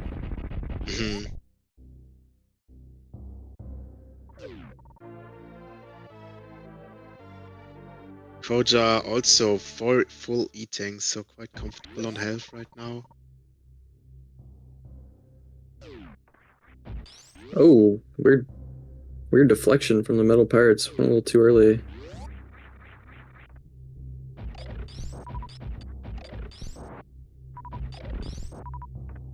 Nice Powerhouse. Annoying strat, but very quick.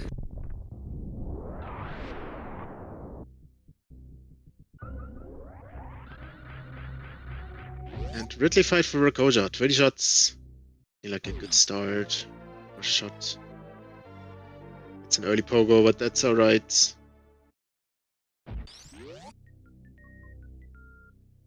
And by saying that, I just see in the tech behind the scene, I want to say that Spoon and I, we will be done commentating for this relay soon, and we will be welcomed. You will be welcomed by Prof and the Hockey Towner soon. Yeah. More to that. Good luck to them. It's been fun.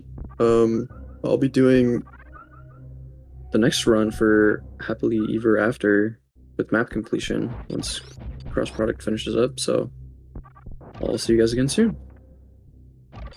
Yes, good luck with that, but I'm waiting until they get swapped. Okay.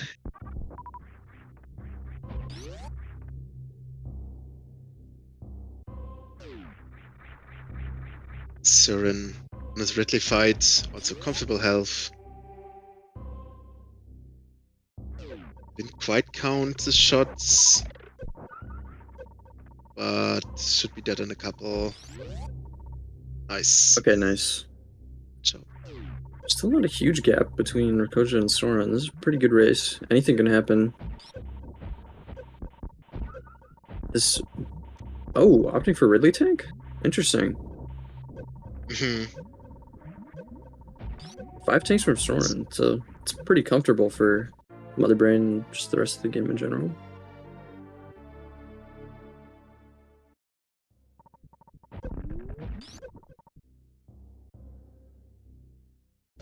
Yeah, there on the bottom right, Jake popped out. Starting in series.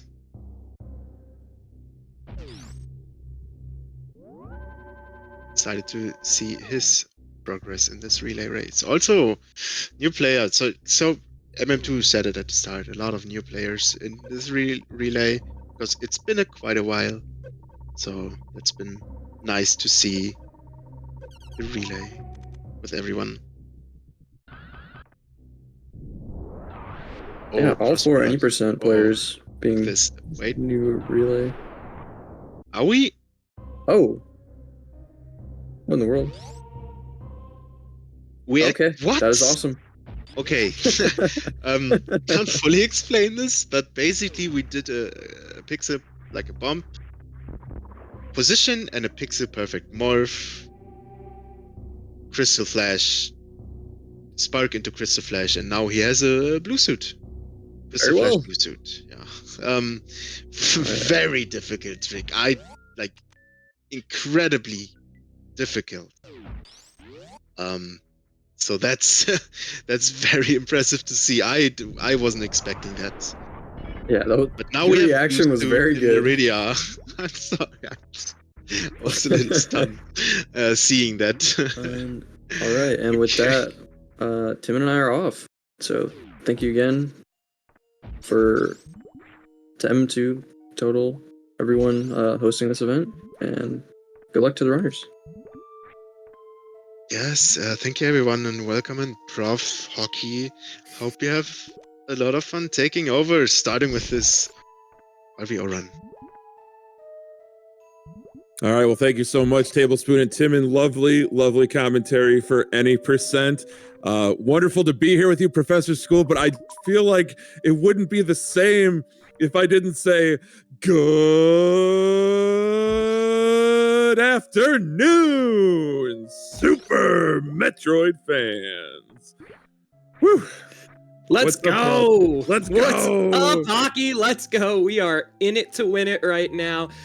Welcome back to our 2025 edition, folks. We're just moving right on, but this time we're doing it backwards. You already got to see a little bit of this reverse G4, this RBO action from Cross Product. And just when we were doing the transition over, holy smokes, let's just call straight out the wild tech we're seeing. Cross Product known for these incredible crystal flash elevator techniques, actually did a crystal flash generating a blue suit that he is now carrying through this Meridia climb. Incredible tech. I wouldn't expect anything less out of Cross Product, and I think we are in for a wild ride. Let's strap in, hockey, for reverse boss order action.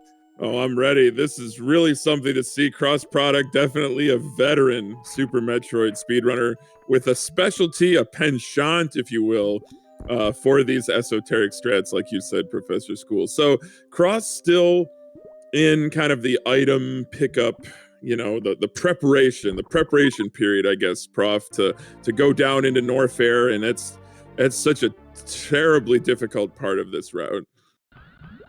It really is. And so this is something I was thinking about in a relay situation. We're going to see some super hard stuff, but just calling on some other parts of this, low ice, we saw pretty much every runner struggle at some point. And I just want to point out to folks, like, what you can do, what Cross is doing is not only incredible tech, but Cross is picking up a lot more E-tanks and supers. What you can do in a relay is really give yourself more space for error with some of these safeties, and we already saw some of those pay off with the early Crystal Flash in Upper Norfair for Cross. In low ice, you just don't have that capacity, right? It's always 14% regardless. There's pretty much nothing you can do except safety saves to give yourself any breathing room. And that's, I think, the big difference between low ice and RBO. You can argue about which is actually harder at the highest level when you're really optimizing. But the nice thing here is Cross and the folks that are going to be playing in behind him, they're going to probably be collecting a lot more than what you'd see in that 56-minute world record RBO because you're not going to see any single Norfair today, that's for sure. Not exactly relay safe, I would say. Very, very challenging. In fact, I suspect we're going to get not only double Norfair, but double Meridia from all of these runners. We'll see if anyone chooses to do a 25 super single Meridia. I think it's reasonable to do that for a relay, but I remember actually from the last relay that we did a couple years ago, it was actually Bressingham who was perfectly capable of doing a single Meridia 25 super RBO and opted in that relay situation to pick up that 30th super pack or the 30th set of super missiles from Meridia, and it actually ended up, I think in the end, being like the difference maker for his team winning the entire relay because he didn't take any deaths and a bunch of other folks did because they tried to run a more aggressive route. So this is definitely one of those places where the extra 5 or 6 minutes you spend can save you 10, 15 minutes on the back end from no deaths in that really challenging suitless lower Norfair. Well said, Prof. Well said, but I'd like to take the spotlight off of Cross Product just for temporarily as he tries to do these. Oh, these grapple jumps are so difficult here underwater. But we still have 3 out of the 4 runners still within the any percent landscape, although you do have Rikoja going for baby skip here. You have Soren just making it to Torian, so nearly done here to finish off this KPDR order here. And Jake, Bob Dart, wonderful commentary this morning with M-Rock, but now in the driver's seat, just starting any percent. So, nice lots to do here. Look at this from Cross Product, the underwater wall jumps. That's just straight up witchcraft, isn't it, bro?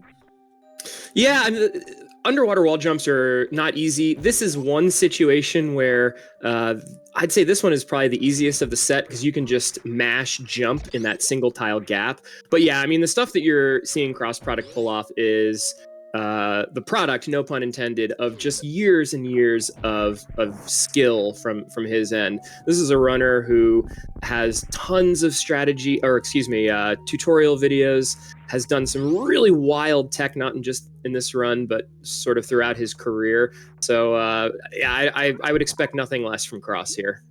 For sure, for sure. We saw a brilliant baby skip there from Rikoja, now setting up for Zeb skip, going with the standard strategy. Very nicely done. Very nice Zeb skip. And also Soren setting up for baby skip. So we'll see if that can be executed as well. Meanwhile, a team grappling with consistency. Bit of a climb to get out of this hole, but you know, it is a relay, Prof, and we've seen stranger things happen in these relays. I don't think you can count any team out until Samus is on the ship for the final time. Yeah, well, I mean, especially when you have categories like RBO here. Looks like we went for the Stachio skip there and actually ended up getting... Soren actually got grabbed there, got slow. Got the slow-mo. What's the strategy? Why the reset here? That's interesting. Yeah, I'm not sure. I think it would have been faster to get to Mother Brain save. Yeah, I think you just save again at Mother Brain and then reset there to get rid of slow. I'm not sure if maybe Soren didn't know that you could get rid of baby slow that way. I'm not really sure. It's definitely a possibility, but whatever. Maybe it's faster. I don't know. Maybe I'm not sure. I have a hard time believing that, but I don't know. You make a decision quickly. I think that's the important thing. No, for sure. Meklish in chat saying just wants to nail the skip. That's right. We got to see the Stachio skip, the modern baby skip, as it were. It's just incredibly sweaty. But no boomer skip, please. Oh my God, Cross! Oh God, please don't get hit. Don't get hit. No. no, don't get hit. Oh my gosh. Mama Turtle hits like a freight train with no only power suit. Oh my goodness. We're good. Just be careful on the way down. But look at that. You Holy blink and you miss it. smokes. Rikoja is already into the baby cutscene, having no problem with Mother Brain 1 and 2, not with this item loadout, not with this beam combination.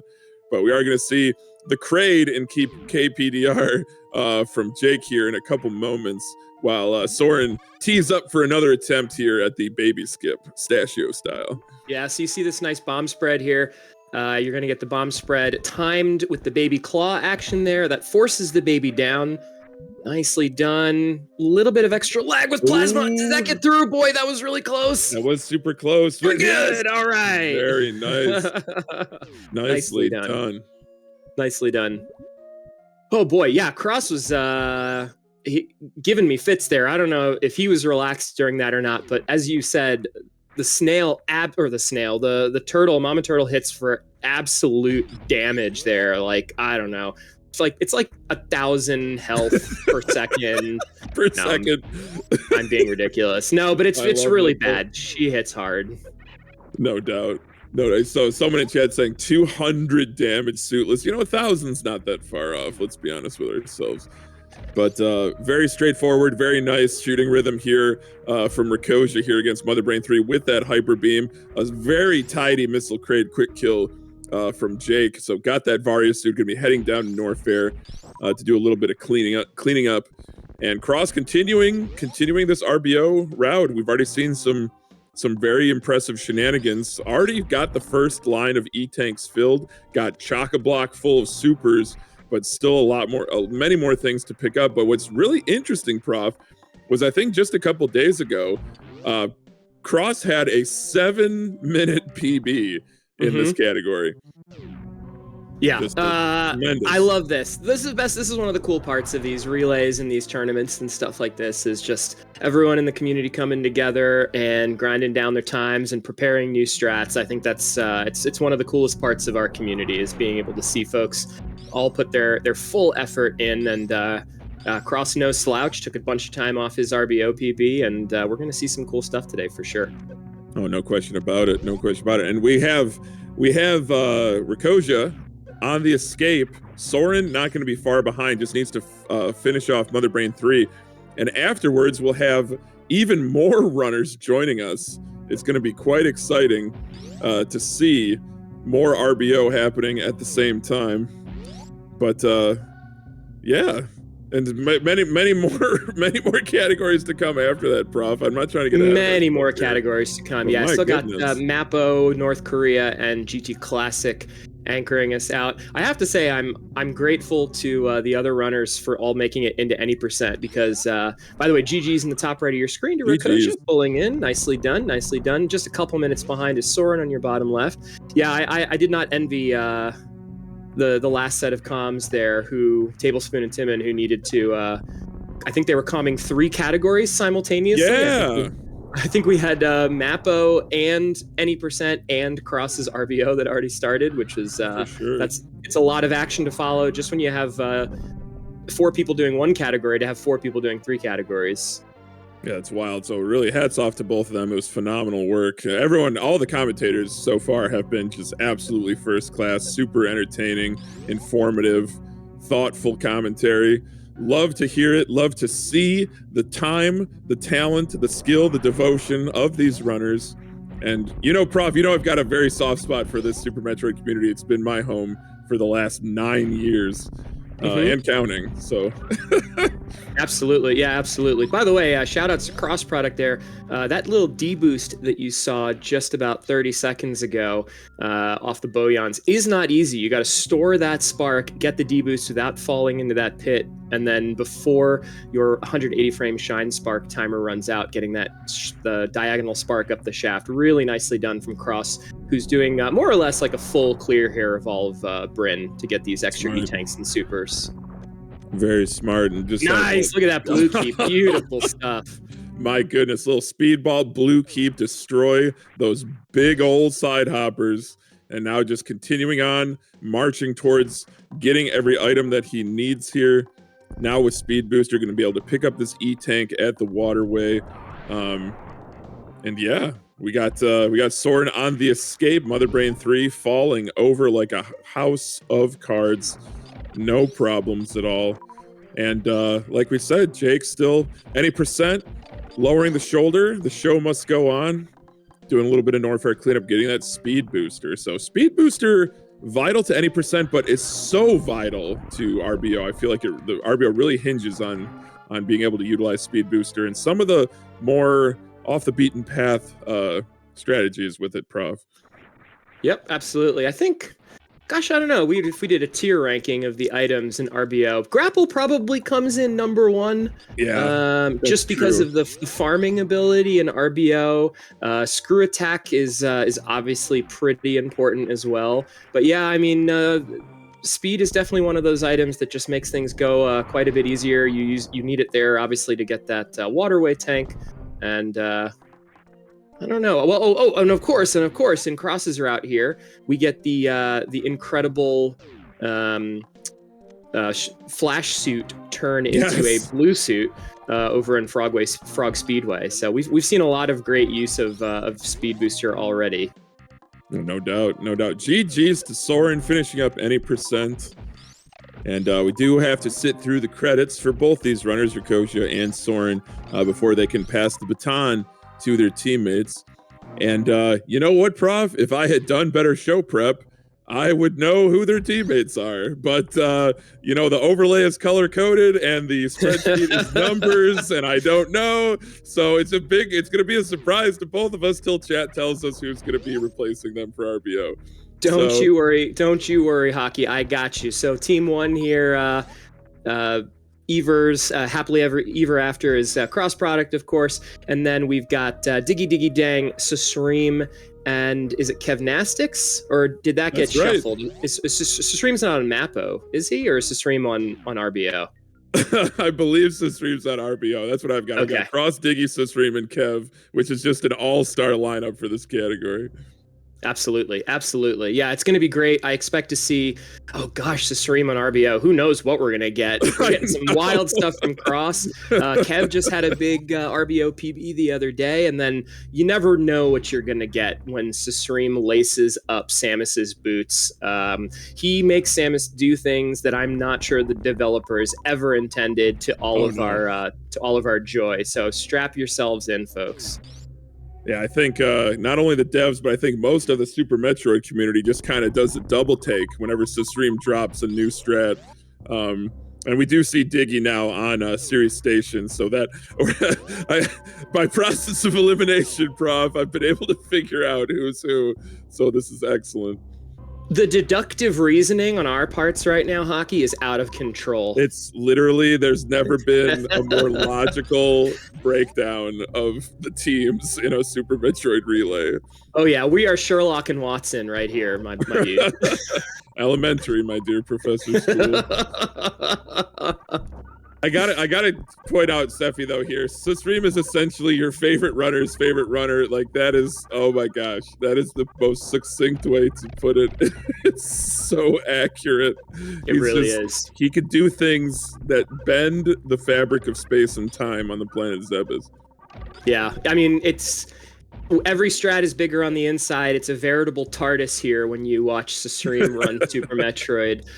He can do pretty much anything at will, and most things that other runners just can't even dream of. So that'll be a lot of fun to see what he's up to. And we got 2 other folks that are no slouches, Dang and Kev.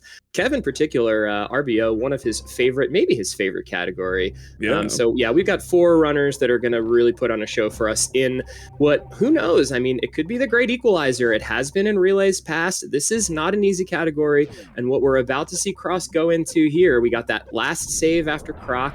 And now here's our lava dive. So this is the first really, really big moment here in the top left for Happily Ever After. Cross gonna see if he can nail this high jump boots suitless lava dive.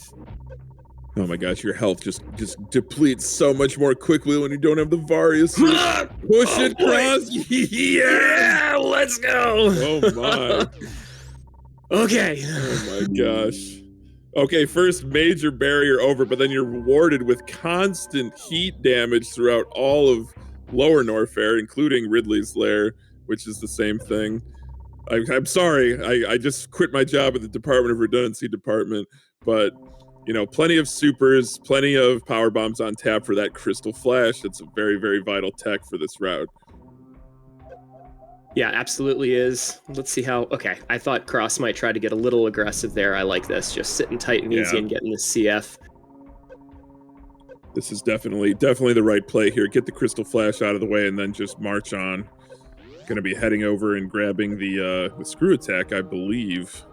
That's right, and you won't see a GT fight here. One of the reasons that Cross goes through the extra effort of picking up that 35th super set, so you saw he was at 35 supers and CF down to 25, is you don't need to fight GT in this route. And GT is definitely very tricky, and you just don't need that extra super pack. So took a couple extra ones there, but he should be just fine. He'll get over there, pick up that screw attack, use that refill that was definitely developer intended for reverse boss order, and then we won't actually need to see a GT fight. And that's like I said, that's the main advantage of all that extra work that you do through Bryn cleanup and that first early trip into Meridia.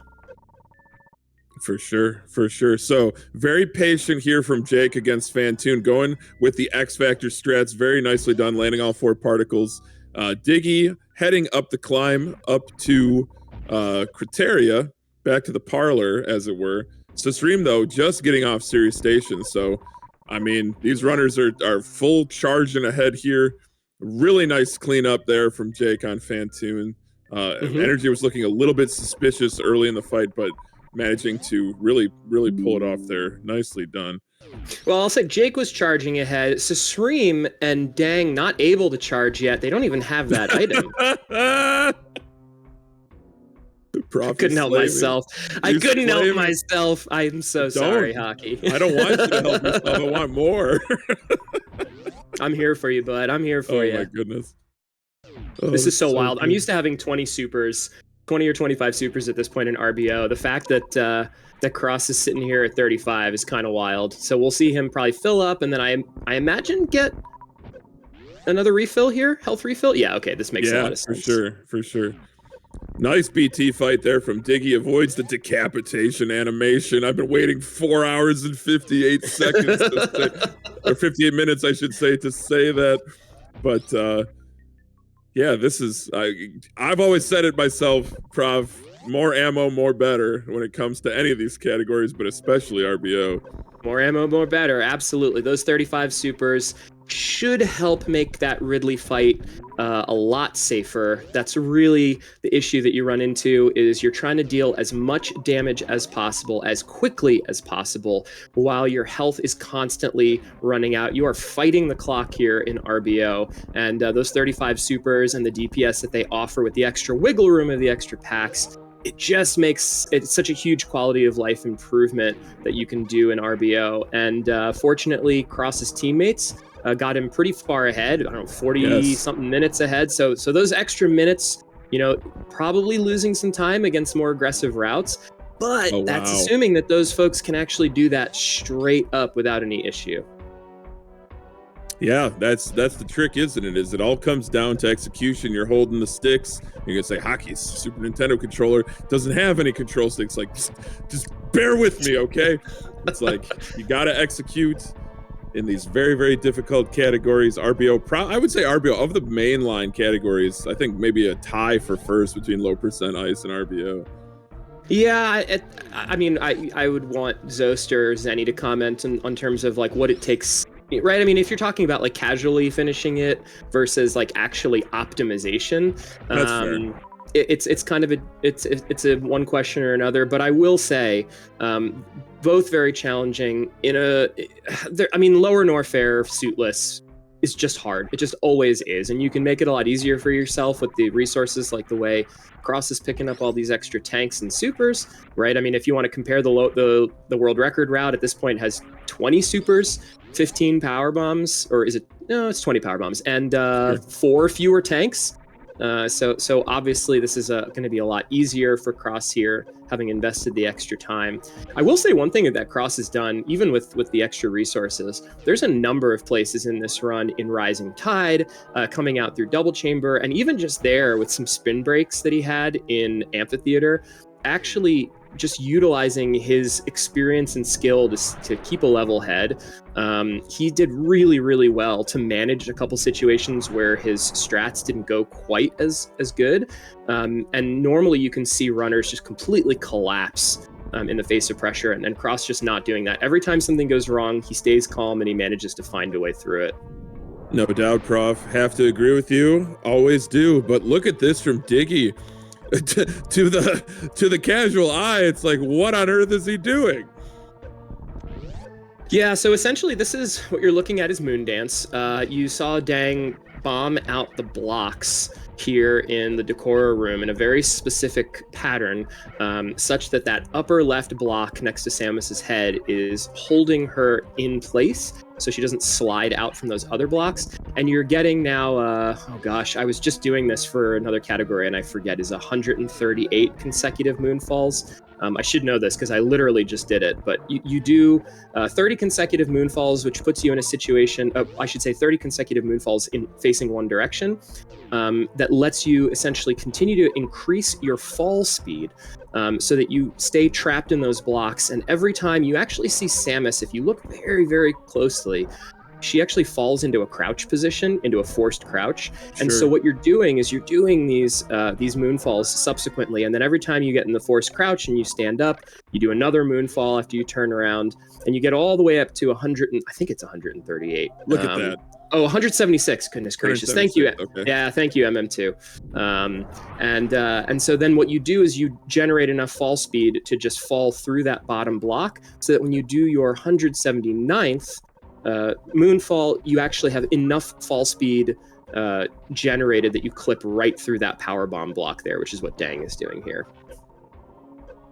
Yeah, it's very nicely done. That get to the bottom of Green Bryn without power bombs by sheer speed. And Prof, we're getting I'm just getting in my headset from our producers. Chat really wants us to mention that Cross Product does not have angle down mapped, so does have some ramifications, especially now farming pre-Ridley.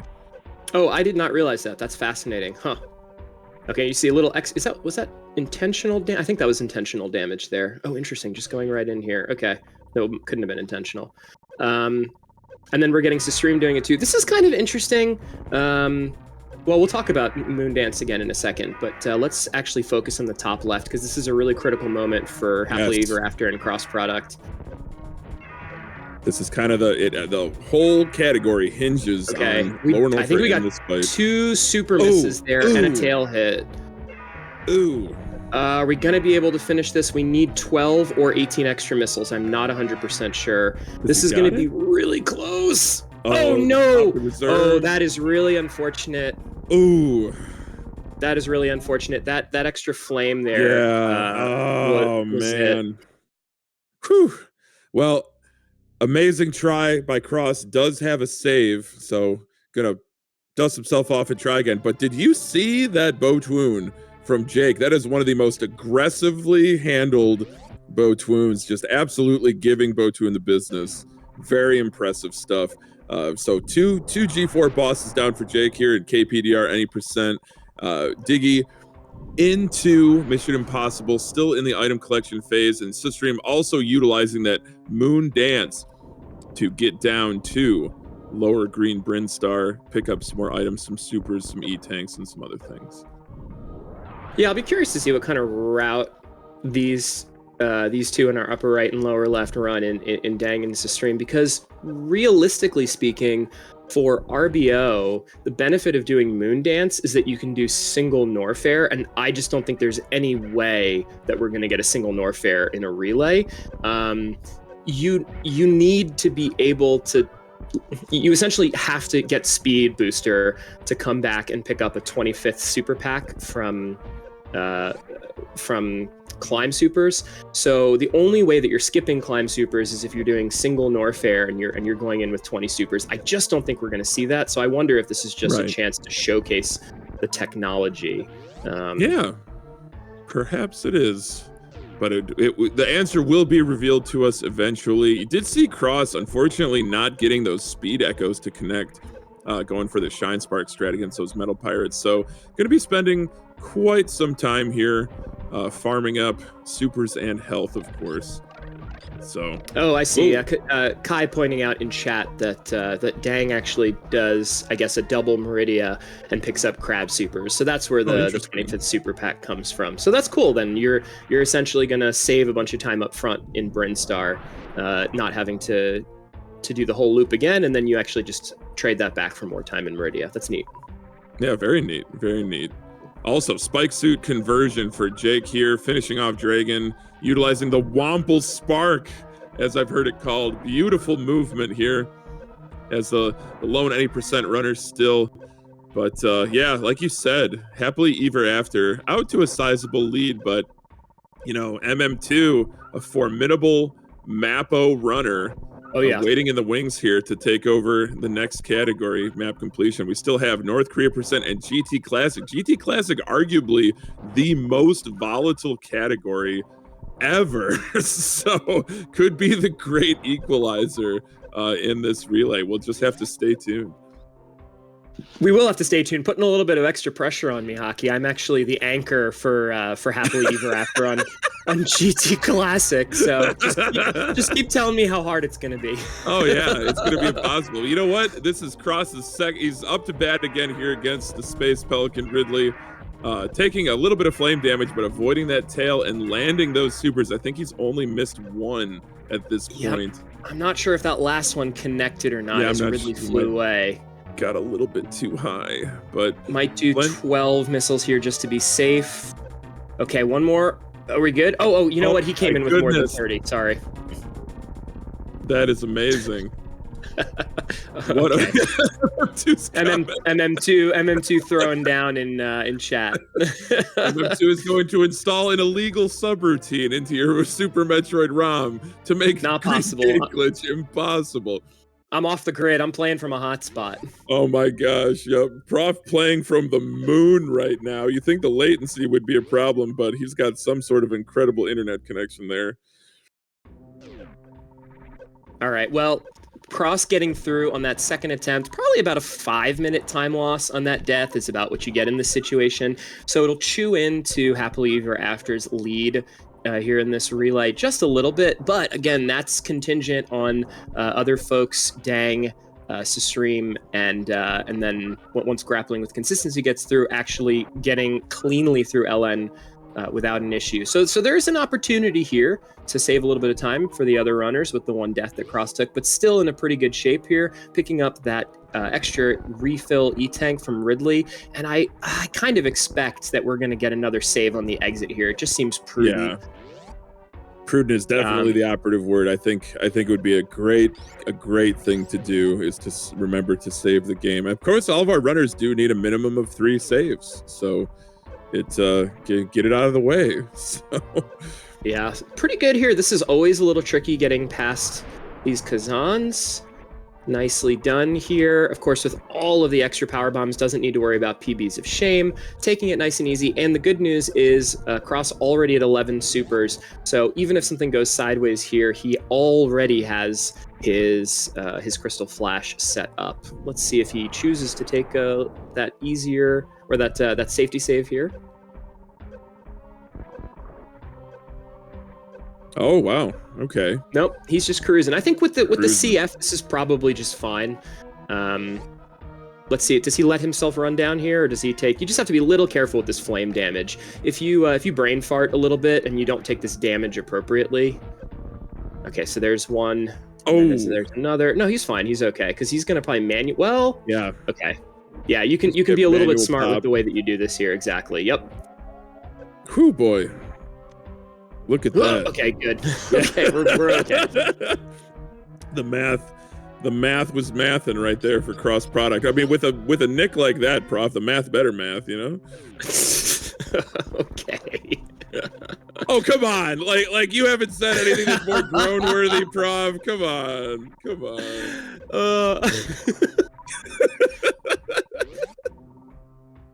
couple extra my power bomb goodness. there. Pick up. I'm not sure. Did Cross need those power bombs? I think he's gonna be just fine. He doesn't have the supers for a refill anyway, but he's got a million E-tanks here, and Mama Turtle is nowhere in sight, so I think he should be okay. Yeah, Mama Turtle is a distant memory, not to be revisited. Oh, yep, go back, get that super. About to put Lower Norfair in his rearview mirror, but Jake heading down to Lower Norfair, so a little bit of a, I don't know, a cross-continent high five here. Going in through the front door, and Cross leaving through the back door of Lower Norfair on his way to Meridia. But yeah, setting up for another Crystal Spark is Cross Product. So we're gonna see some more shenanigans, Professor School. Uh-oh, something up with server issues here on the bottom left for Sisreem. Stay tuned, folks. We're gonna see if we can't get this squared away for you. Sisreem apparently having some server connectivity issues. I think MM2 may have flown to the wrong house, actually. Yeah, that's a transcontinental flight, if I recall. But yeah, MM2, you boarded the wrong plane. Oh my goodness. Yeah, a real Kevin McAllister over here, if I have to say so myself. Me when I accidentally fly across the Pacific Ocean. Oh my god, yep. Kills me, man. Absolutely. Yeah, MM2 is going to have to look out for Joe Pesci here in Central Park. Oh my gosh. All right, we are getting notification from our organizers that I think it's fixed, so it's just a matter of... Yep, there we go. Sisreem into high jump boot area. Nice. Gonna grab a missile pack. Very nice. All right, so we're getting a repeat of what we saw just before we came on commentary here. A little bit of damage down, setting up for that Crystal Flash range on cross-product screen. One more hit should be good. There you go. And we're going to go again for another Crystal Flash interruption. Got plenty of chances on this one. He got it on the second try last time. The height here is really what's important. Little low, it looked like. Oh, wait, that was it. Nice! Like third or fourth try? My goodness. How many tricks does Cross Product have in his repertoire? Yeah, his sleeves are long and the tricks up there are a many. Cross Product continues to talking about groan worthy. No, that was awesome. You kidding me? Oh, that was terrific. Yeah, so the hardest stuff really behind him, the stuff that's really the biggest time sinks. Still has a little bit of work to do here with Suitless Meridian. Obviously, that Dragon fight can give you fits, but pretty cool stuff so far. And now we're going to see Cross just fill up a little bit here, get his super count up. And this is the cool thing. Look at this. You can just put the controller down, walk away, have a little bathroom break. Oh my god. Cross Product doing his P90X right now, and so is there we Santa. go. Got to get that high intensity interval training in.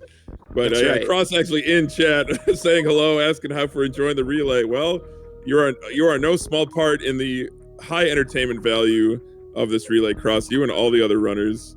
We've still got Sisreem and Diggy getting some key items here. One in Meridia, one in Norfair, and the last of the G4 bosses for Jake. With this beam combination, it's a 20-shot fight.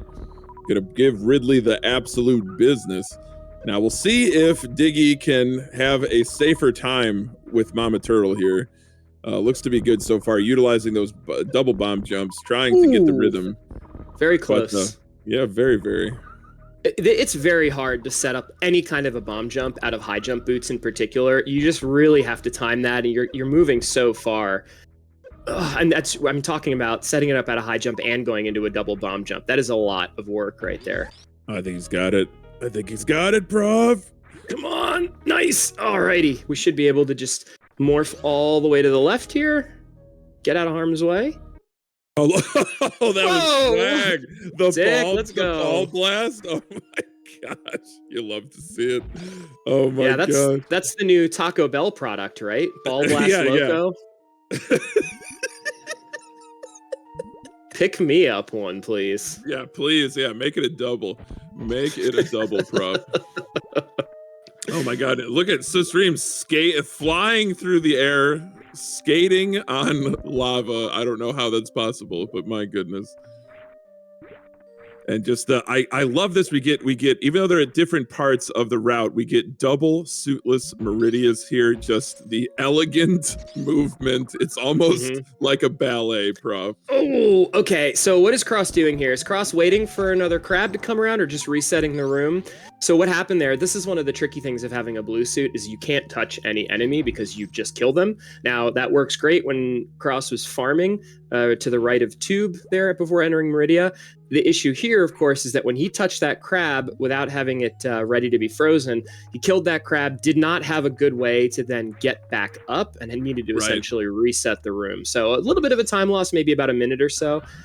Is going to probably try to freeze this crab. Yeah, there you go. You don't want to touch it, though. Ooh, can he make that? I don't think so. Yeah, okay. No, he's going to need to refreeze. Ugh, make a platform.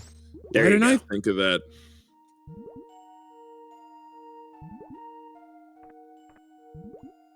Jake with a really nice wasteland speedball. Absolutely love that strat. Just really cooking in this any percent category here, bringing it to a close. Look, oh no, so close. Cross. Oh my gosh, Prof. Cross That was started so that. close.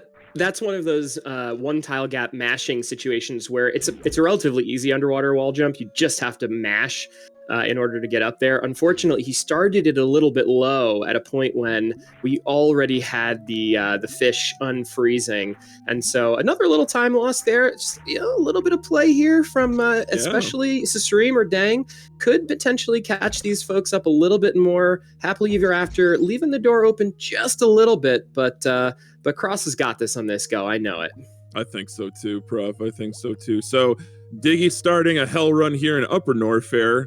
Meanwhile, Sasreem down at Crocomire are going to be hunting down that grapple beam. Got to deal with Croc first. Not underrated, but overlooked fight perhaps. Croc could be a little bit tricky, but not for runners of this caliber. Underrated, maybe. In a moment, it's going to be under lava.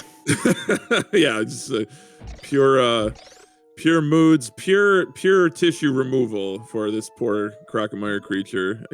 Croc did nothing wrong. I'm spreading the propaganda. I'm on Team Croc. All right, looks like Cross is changing up strategy here. Okay, come on. Oh, now you don't want to blow that spark. Okay, so this is... Oh, God, Cross. Okay, all right. Yeah, this is tough. Yeah, and this is exactly the issue. When you bring this blue suit down into Meridia, it really does complicate things because you cannot afford to hit these enemies, and as a result, you're just put in a position where you have to be a lot more careful. It makes it a lot harder. Looks like Cross changed up his strategy here a little bit. Rather than going for those mash wall jumps, was trying to get that... Oops, okay, just get that jump onto the top of the fish on the right side. It does require a crouch jump. Now, Diggy did take a death there, but has a save, so no problem. Just going to reload real quick.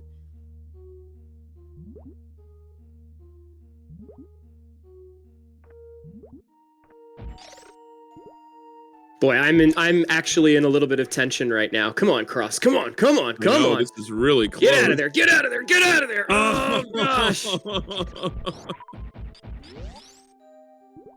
All right, so we have an opportunity here for the first time. Phatoon's Hitbox and Los Pollos Hermanos are both having the opportunity here to try to chip away a little bit of time. We do still have the toughest part of both of these routes, for both of these runners, both Sasreem and Dang, coming up. They still need to go through that Ridley fight cleanly, but the opportunity is there. If they can play a little bit more aggressive and continue to do this lower output, lower Norfair, you have an opportunity to see a really big set of time made up. Of course, you have MM2 coming up in map completion for his team as well, and then the volatile North Korea percent and GT Classic. We've got a real race on our hands here, folks. But let's put our effort and our energy behind Cross Product. Let's see him get through this very tough section of the Main Street climb. Come on, Cross. I think he's got this, Prof. I got a feeling. Look Come at on, this. down grab. There we go. Yes. Very Okay. nicely done. And really just the first hiccup all day from Cross. Cross had really been nailing it. Honestly, I think got a little unlucky in the Ridley fight. That wasn't really his fault. The fireballs at the end on the floor were pretty cruel from Ridley. It's really the first time that Cross has shown any signs of slowing down. So credit to him, but he got through it. It can be really hard sometimes. You get in your own head a little bit, but Cross kept his cool, went through those room resets. Oh, and nicely grabbing that block. Okay. Wow. Come on, Cross. Come on, buddy. Okay. Almost there. Almost. Samus can see the end in sight. Okay, we're good. Oh my goodness. So Stream already to the lava dive here, Prof. Utilizing a shine spark across that previous room. Sasreem, I mean, this is a remarkably low set of resources that Sasreem is dealing with here. Oh no! Yeah, just got under that Namahe, unfortunately. So close. This is a ridiculously low loadout here. I know. 15 supers. Yeah, so this is like, is he just going full single Norfair here? This is just full single Norfair and a relay from Sasreem. I think so. This is a remarkable turn of events here. And look at Cross just just blasting through those speed blocks with this suit. Oh my gosh. Yeah, a little unfortunate. It looked like the wall jump was just a little too high when he reinitiated under that Namahe. And as a result, he wound up in a situation where he ended up bonking on that ceiling and dropping. And there's just unfortunately with how quickly the energy is draining, there's just no room for error. So Sasreem having to go back to that save there. Meanwhile, we got a dead Sneck in the upper corner here for Cross Product. Yeah. Not an easy fight, not with this item loadout, but plenty of supers on tap for Cross, but managing to save quite a few of them. But we're gonna have Jake teeing up for this baby skip, or perhaps we'll see my favorite strategy, which is the baby skip. But Sasreem giving it another go. That's much better, much lower. Nicely done. Excellently executed there from Sasreem. And by the way, those shine sparks that he's doing across the spike room there before lava dive, that is a very, very short shine spark wind up there. It is no easy task. You go there and try it yourself in the practice ROM, and he's doing it here live in a marathon. He hit it back-to-back times. Unbelievable. Oh no! Okay, get out of that sand, Cross. Cross, be careful. Jake, though, dominating that baby skip. My goodness, Hockey, get your skips straight. Now gonna be going with Zeb skip. Tried and true strategy, freeze the Rinka, iframes, single pixel, able to just get through that first Zebetite. Game doesn't spawn the rest. Very nicely done. Oh, that is really unfortunate. It did look like Cross lost the blue suit there. That was going to be to help escape for not having to do any of the other shenanigans for a traditional RBO escape. So going to have to do something a little bit different here, unfortunately. Yeah, chat saying that he has to do a peasant strategy, which is crystal flashing. So maybe doesn't have the maximum swag factor, but I think a crystal flash here during the dragon fight is plenty swag. Did remember to save the game, so he has gotten through to that point, but this is going to have to change his strategy and slow him down a little bit. He spent a bunch of time getting that blue suit, and is going to have to change things up a little bit here. Boy, we got a lot of action going on right now, Hockey. We've got Mother Brain on the screen. We've got Croc about to fall into the acid. We've got Sasreem doing single Norfair loadout LN, and then we've got suitless Dragon on the screen. This is one of the more exciting moments in the whole relay right now, just with all that's going on. This is incredible. This really is. This is really something. So a little super pickup there for Sasreem. Did decide to fight GT, so like you said, that's how you get that next super pack, or last super pack, I should say. Yeah, and that's just the 20th, by the way. Cross had 35 supers. Oh my gosh. 35. 20 now. We only have 20 for Sasreem, folks. Just to give you a sense, Cross also had 10 E-tanks for Ridley. And here we're gonna have 7. That's an instant reset, unfortunately, for Cross. Need to save that spark in order to actually escape from Dre. So yeah, just opening the door a little bit more here for Sasreem to potentially come and try to kick it in. Sasreem doing everything to put Los Pollos Hermanos back in the lead.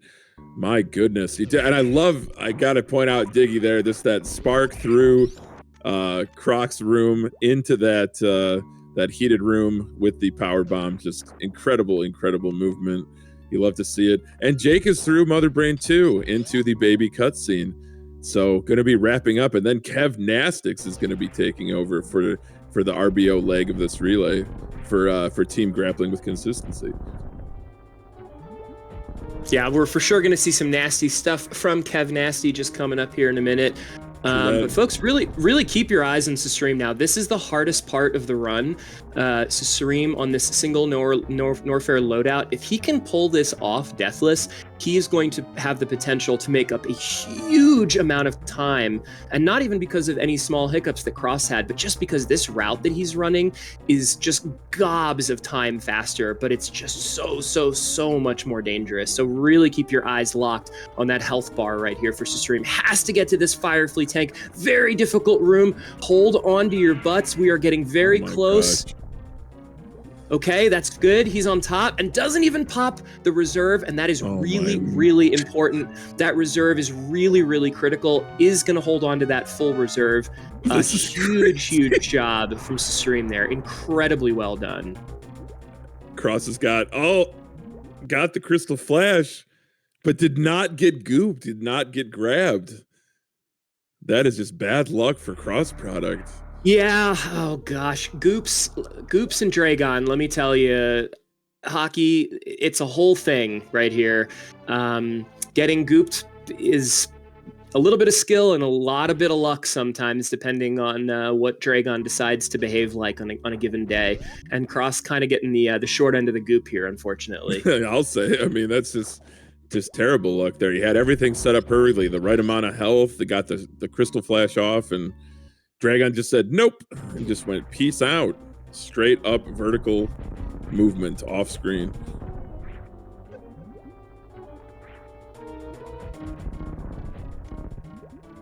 But Jake on the escape into the landing site. The ship has never looked sweeter.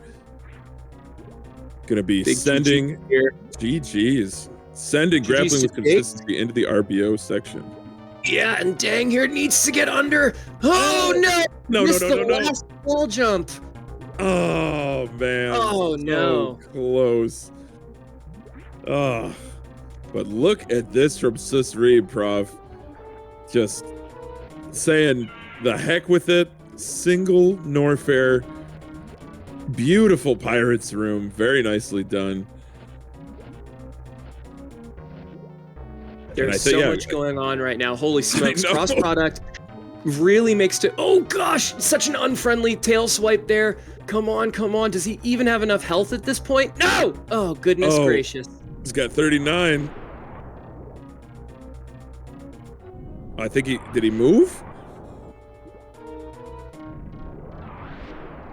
What am I missing? What? I'm not sure. Yeah, that's somebody chat to point it out, but that was very strange. I thought isn't 39, is that low enough for a crystal flash? No, it is. Reserves were empty. Yeah, I thought so. Oh, I don't know. I was looking I was looking at Sasreem's screen. Oh, no goops, of course. Oh, yeah. Sorry, yeah, silly. Yeah, this is all. It was all. Ran out of ammo. Yeah. Sorry. This is it's hard to keep track of. I was looking at Sasreem's screen. We're at maximum overdrive here, Prof. We're just completely sensory overloaded right now, and it shows, at least through me. I don't know about you. No, absolutely. All right. Well, we've got Diggy's through though. Yeah, we've So got that's Diggy good. through, and then we've got Sasreem about to approach this very difficult 20 Super Ridley fight. This is 599. Oh boy, here we go. This is going to be really tight. Let's see. We're getting 2 CFs here, or 2 X Factors, I'm assuming. There's the first see. one. Yep, setting up for the second. Little manipulation there. Nicely done. Beauty. I think at least 2 of those particles hit, so that's great. That's going to shave off my some goodness. supers. Yep, just a little bit of manual pop here from the reserve tank. Don't want to leave it up to auto. You will lose every time. Oh, how did he not take damage? Thank goodness for the resetting of the iframe through screw attack. Oh, Yeah, very my nicely gosh. done. The health looks pretty good. I think this is doable. I think it's Yeah, it's nice tight, but it's manipulations doable. there. We're very close. We're very close. Send it, Come on, Katie. Bar the Sasreem. door, prop. Oh boy. Oh boy. We're getting. Oh no, Ridley! Why would you do I that? don't believe it. I don't freaking believe it. Oh, that is really annoying. Ridley flying away. That is so It's gonna be unfortunate. so tight. No, Where's I mean the he'll have help? enough to survive here, but he's gonna be completely health bombed. I know, but still. Oh gosh.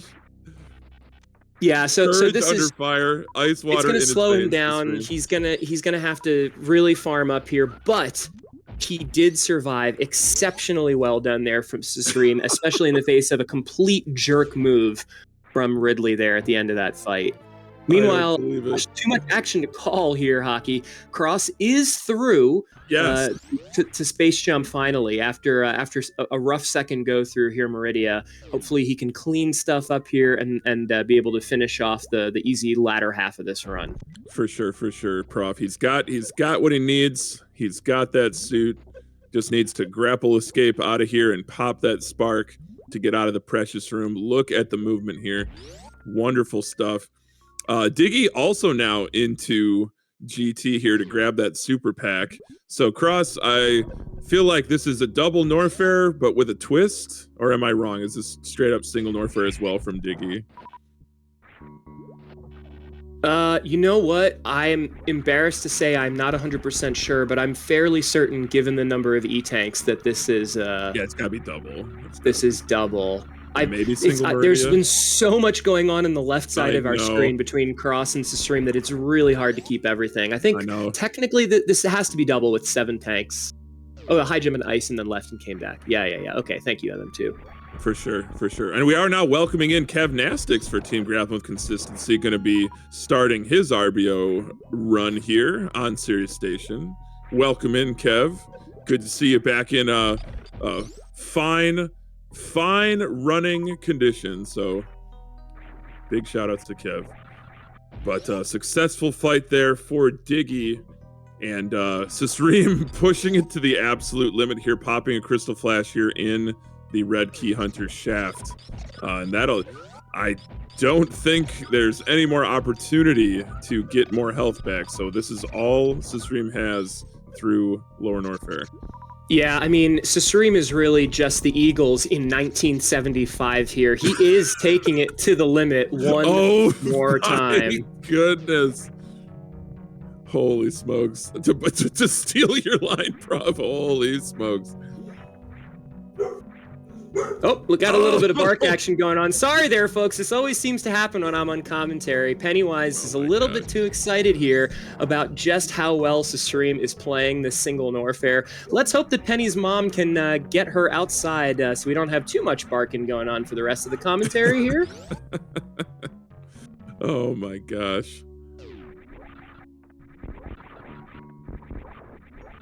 Wow, what an incredible Lower Norfair, and what an incredible performance there. Sasreem had the one hiccup on that slightly high wall jump, needing to reset on the lava dive.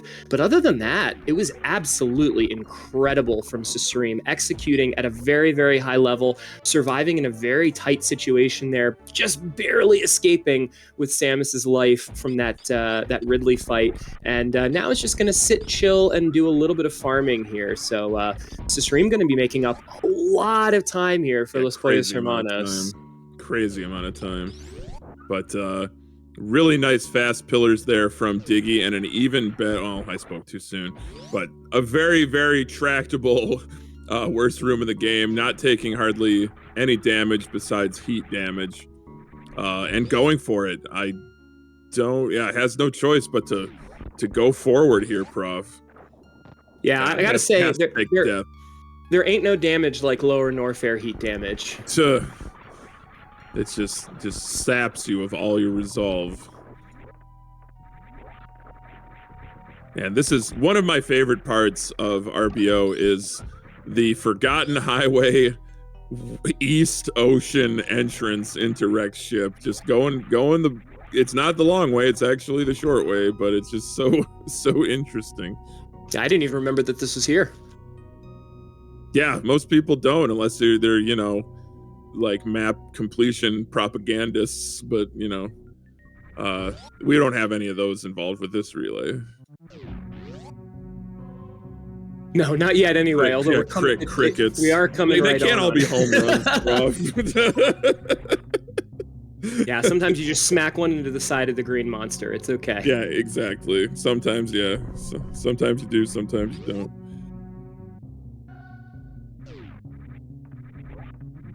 All right, let's see. Is the stream gonna get this? Ooh, that's a bonk. That's a little unfortunate. Oh, and he blows the spike suit too. Oh no. Oh man, and that would have been a really nice way. He could have backed that up in order to actually climb up Main Street there with that spark at the very least. So a little bit of reset here, and that is going to allow him to not fully consolidate because we remember that Cross struggled in Main Street as well. True. So a great job in Lower Norfair, but this is the excitement of a relay. There are places where these folks are going to be able to take advantage, and some places where even at the highest level, runners like Sisrim have a hard time consolidating on some of these very, very difficult tricks. That kind of movement, that suitless movement while you're trying to keep a spike suit is very, very difficult. Oh, what happened there? That was weird. Yeah, that was weird. I wonder if it's because that crab was on a slope that it didn't drop with the super hit.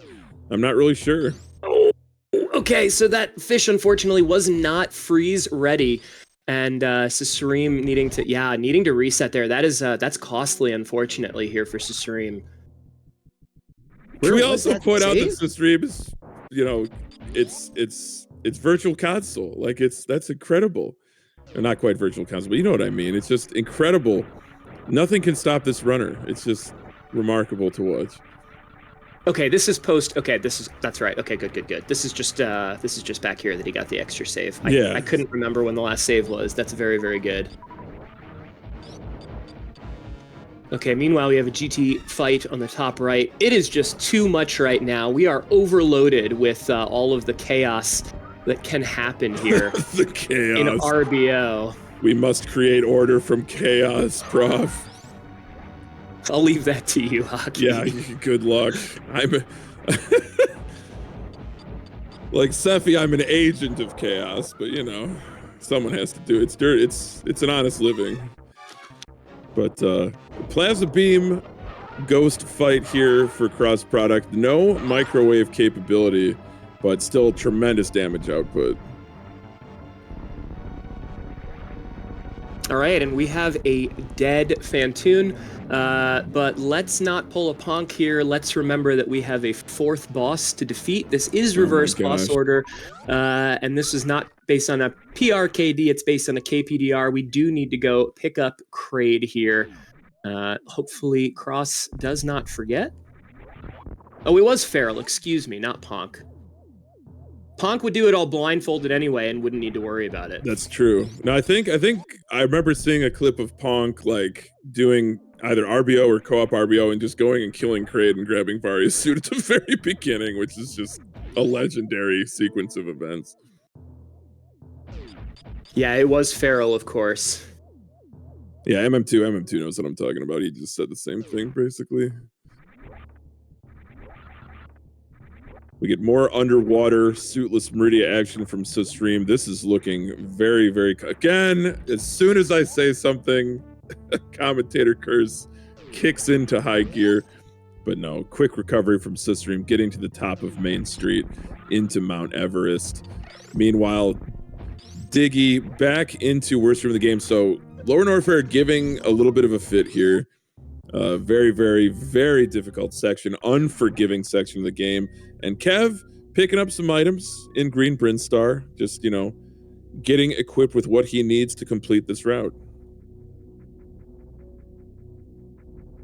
Yeah, nicely handled so far. We do see that extra tank here for Dang and the 25 supers, which is 1 super pack more and 1 energy tank more than Sasreem had in his legendary single Norfair. I can't believe it. I mean, it's just incredible, right? I mean, I think even I've talked to Zenny and Zost about this, and they're like, yeah, marathons, tournaments, you don't do single Norfair. Well, Sasreem, Sasreem said, hold my plasma beam.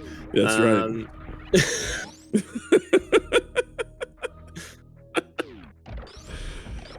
You just don't do that for a marathon. Hold my plasma beam. Hold my Phazon. Hold my Phazon. Oh my goodness. No, let me push my glasses up my nose, Prof. Well, actually, in the official Metroid timeline, all the Phazon was already destroyed in the universe by the time Super... Okay, stop, Hockey. Get back on focus. Focus on the matter at hand.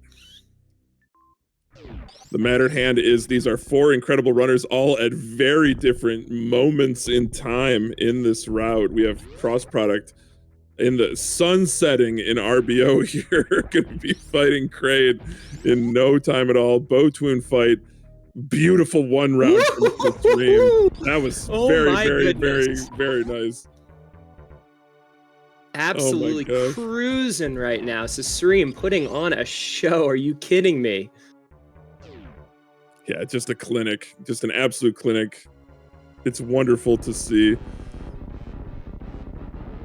And just wasting no time. Look at this. Through the quicksand. Oh, I love it. Spazer pickup for Kev.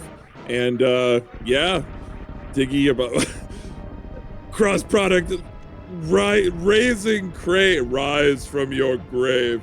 Raising Kraid from the ground here. Did not quite get the quick kill off. Gonna finish him off with a single missile to the gullet. Very nicely done.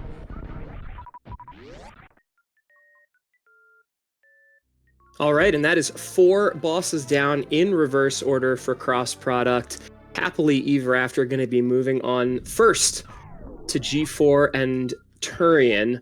And we got map completion coming right up after this. And the incredible part is we've got Sasreem going to be coming in on commentary for that. So Sasreem not only going with low resources into LN, I think the reason he's doing it is to finish this as quickly as possible so he can actually get in and do his commentary. Oh my gosh. Hardest working runner in the relay right there. Oh, absolutely. Absolutely. You and I are just sitting here cringing through our dad jokes. Meanwhile, Sasreem's like dropping every resource he possibly can just so he can get in here and school us on commentary for map completion. Literally. Sephi says he's pulling a double shift. Yeah, I hope he's making some OT, Prof. I really do. Yeah, he deserves the extra. He's working 9 to 5. It pays to make a living. Yeah. Da da da da da da, and then the rest of the lyrics. Yeah, we're doing great right now. Really showing our age here, Hockey. We've got Eagles from 1975. We've got Dolly Parton from circa, gosh, I don't know. I want to say late 70s, early 80s, maybe. Yeah, maybe 1979, earlier. 1980, maybe. This is about 30 years before anyone playing this game right now was even born, probably. I don't know. We do have some old heads in chat for sure.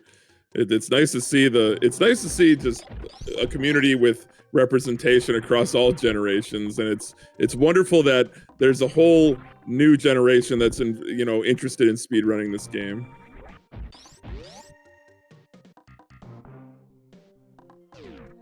Little grapple quick kill of Dragon there. Already got the what'd you call that? A flash suit, Prof? Is that what you do when you crystal flash? Yeah. You get goop. It's a flash suit.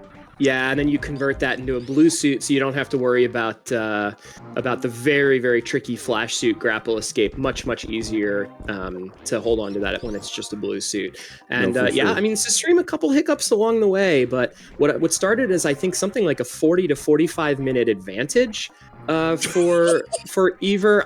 This is going to be much. I mean, I think Sasreem is just about going to cut that in half. I'd be very curious to see, but he has made up an absolute truckload of time here, and a beautiful grapple jump escape. Just needs to hit this last little trick. Oh, wow. Now, the reason God, he why went into that so fast too. that was very fast, very, very high risk. And look at it doesn't quite get on top of that mock trade. But how about Diggy? The pause buffer, maybe not necessary, but a great idea. Coming within single digits of health of dying against Ridley after being picked up. But Diggy has defeated Ridley. Hopefully, we'll be able to take a save and consolidate that victory and can finally get out of Lower Norfair.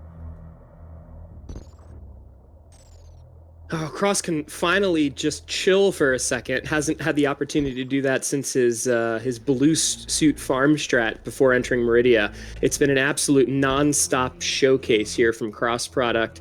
Really, really cool stuff and a very unique route from him, which is really, really cool. So let's just see him get through this last little bit. Gotta still be a little bit careful here without gravity.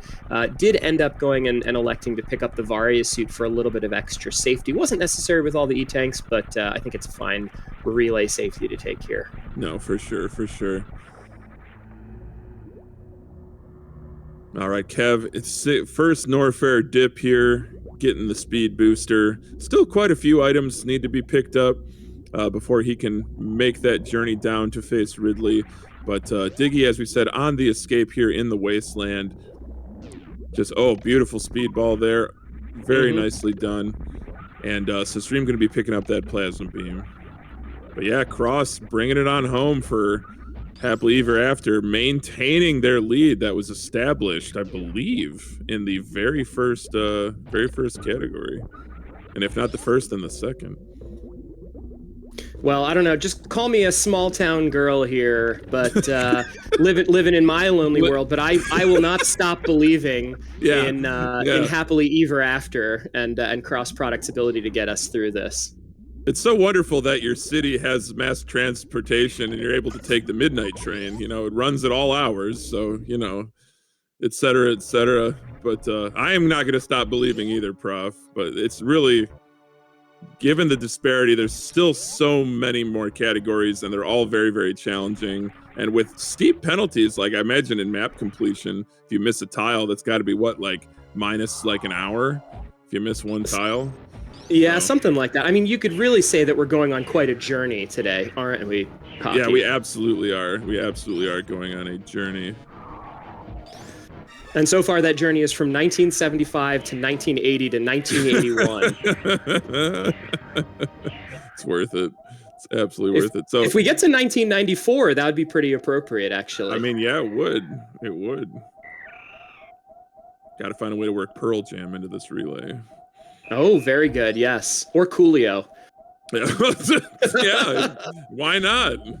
You can see Sisrim getting to G4, and it's like he's been spending all his time living in a gangster's paradise during this run. So, I mean. Yeah, you know what? Actually, looking at 1994 right now, I'll own up to it. I'm on the Google machine right now. Oh, man. Hockey. This is so rough.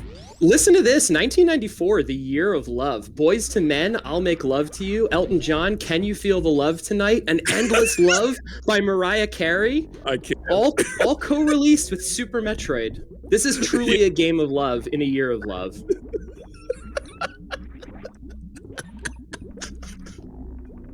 Oh, Sloater said in the first 5 minutes of this Prof that we were already losing cabin pressure. Yeah. Yeah. Yep. Happened a long we time are ago. we are on an airplane without instructions, and will someone come and save us, please? MM2, we are flying through the Alps in a plane with no windows right now. And you know what? That is okay, because Sisrim is continuing to crush it, about to face Phatoon, but Cross Product still with a huge lead here, going up against Mother Brain 2. Oh, Papa Schmo noticing the soundtrack that Deer Force actually developed. That's the MSU pack that everyone is asking for, is the headlining Boys to Men, I'll Make Love to You MSU pack for Super Metroid. Give me that 8-bit Boys to Men, please. It's going to be really hard to do 4-part vocal harmonies with that kind of hardware. You know what? I think Zost could pull it off. That's true. I mean, never count out Zost in anything. So all Dead right, Ghost. Here we go. Yeah, we get back on track here, Hockey. Oh my goodness. Okay, so good news for Cross Product. He is in that crouch and through his mother brain fight. So we're going to get this baby grab here. Excellently done. And we're going to be moving on to the next component of this race. Let's just check on this. The schedule tells us that we've got Tablespoon, Sunflower, P-Toil, and of course, MM2 NES cartridge coming up here in map completion. Tablespoon going to be joining for Happily Ever After first. And looks like we're probably going to get P-Toil joining second behind Stream. And MM2's got a little bit more of an uphill climb, but if anyone can pull it off, it's going to be him, a former world record holder in Mappo, surely, right? Yeah, sure. I think so. Chat'll let us know either way. But yeah, this has been really, really spellbinding stuff so far. As you see, Diggy having a go at climbing the mountain in Main Street before the next mountain, which is Mount Everest. And this is just really, really spectacular. I did not know, Prof. Can you tell me a little bit more about this? I did not know that the grapple beam unfreezes enemies. That is something brand new to me. Yeah, that is that's actually in the latest patch that was just added by the devs in the last 12 months. It's just a little addition that they thought to throw in the game. No, it's been there the whole time. You have to desolder the game ROM, flash the new patch, and then solder it back onto the board. But it's nice that Nintendo is supporting things that are, pushing, I'm not sure what all those words were that you just used, but I'm sure Jestro could do it, whatever it was that you just said. No question. All right, so Kaizentune in chat, that's only the fish. Well, still, my point still stands. I was not aware, but it's still very cool. Oh, MM2 saying, so stream first place 116.30 with saving the animals. I believe he's talking about Mampo. Yes, he is. That's right. He took the world record from, I think it was from Zosti. Yeah. Not too long ago, maybe a year or so ago. And of course, doing it with the animal saves, as he so often does. One of those folks on the leaderboards in any percent with a 42 with animal saves, realistically a 41 without. And he loves doing that.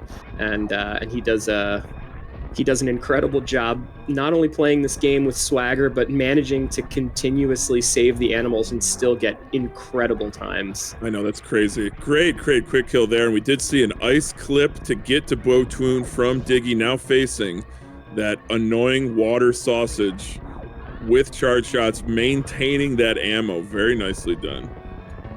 Wow, that's a new one for me, Hockey, the water sausage, huh? Yeah, haven't you ever watched that guy that makes different kinds of sausages? He probably made a water sausage once. I have no idea what you're talking about. Is this a thing that is this a thing that people that eat meat watch for a living? They just watch people make sausage? Sorry, the vegetarian in this commentary booth doesn't just watch videos of people making sausage. By the way, they're still playing Super Metroid. GG's to Cross Product. You know what? Chat's got my back, Prof. Listen, folks. There'll be no more meat propaganda from me. Folks, listen, there are 8 hours of Super Metroid during the day. Do you really want every set of commentary to take you through all the details of every run? Anyway, Hockey and I are losing our minds a little bit here. We got trapped in the 1980s with Dolly Parton, and we're still trying to break free. Yeah. Oh my God. Unbelievable. I love it. I absolutely love it, Prof. Okay, we do. Dang does need to be a little bit careful there. Turning around in the sand like that makes me really nervous. Yeah, it's a good way to get down into those spikes. A good way to get stuck, but still just flying through the air, utilizing this. Oh boy, howdy! Oh boy! Oh dang! Watch this though. Look at that. The grapple jump pop out of the one. Oh, missed the block. Oh my God! If it's worth doing once, Prof, it's worth doing again. Come on. Okay. Let's get that saved. Boy, folks, I hope you're not paying for your whole seat because you're probably only sitting on the edge of it right now. That was have to be blood clenching. That was really something from Diggy Diggy Dang. Fantastic stuff. Kev, Yeah, though, so oh, sorry. No, please go ahead. So Kev's like a snowball rolling downhill, just gaining speed and size, growing faster and faster. That sounded a lot different in my head, but you know what? We'll roll with it. Sasreem, though, going to be, barring any sort of uncertain catastrophe, is going to be finishing up RBO second for Los Pollos Hermanos. Yes, the Chicken Brothers really coming in strong at the end of this RBO run, thanks to some incredibly talented and aggressive play from Sasreem. If you're just joining us, Happily Ever After took a very commanding and early lead through this 2025 Super Metroid Community Relay. You see it there in the center of your screen. 100% was the first category. Low Ice, Map Rando, any percent, and now we are getting through our reverse boss order with 3 categories to play. Map completion coming up at you just here in a second. We're going to see some on the top left of your screen to begin.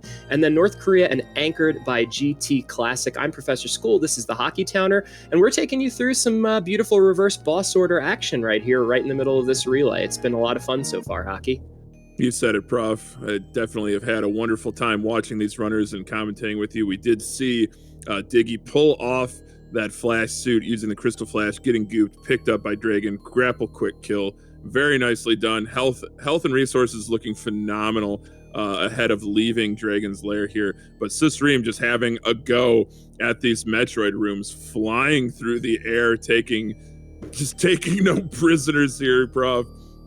This is what you want to see. You got to finish strong, and this has been, like you said, a high risk, high reward sort of situation for Sasreem and the rest of his team, Los Pollos Hermanos. Yeah, it's just I cannot overstate just how difficult what Sasreem is accomplishing is. I mean, it's not going to be a PB for him. He did have a couple hiccups, but they were largely pretty small. They were backed up by saves, and especially in a relay. I mean, I'm not sure anyone has ever done a single Norfair in a relay, and he's done it so smoothly. In particular, the hardest part was that suitless lower Norfair on 6 tanks and 20 supers. Just a remarkable single go at that Ridley fight, surviving with just by the skin of his teeth. And just incredible. By the way, we just got crossed through, and we have our first runner now, Tablespoon, starting up on Mappo here.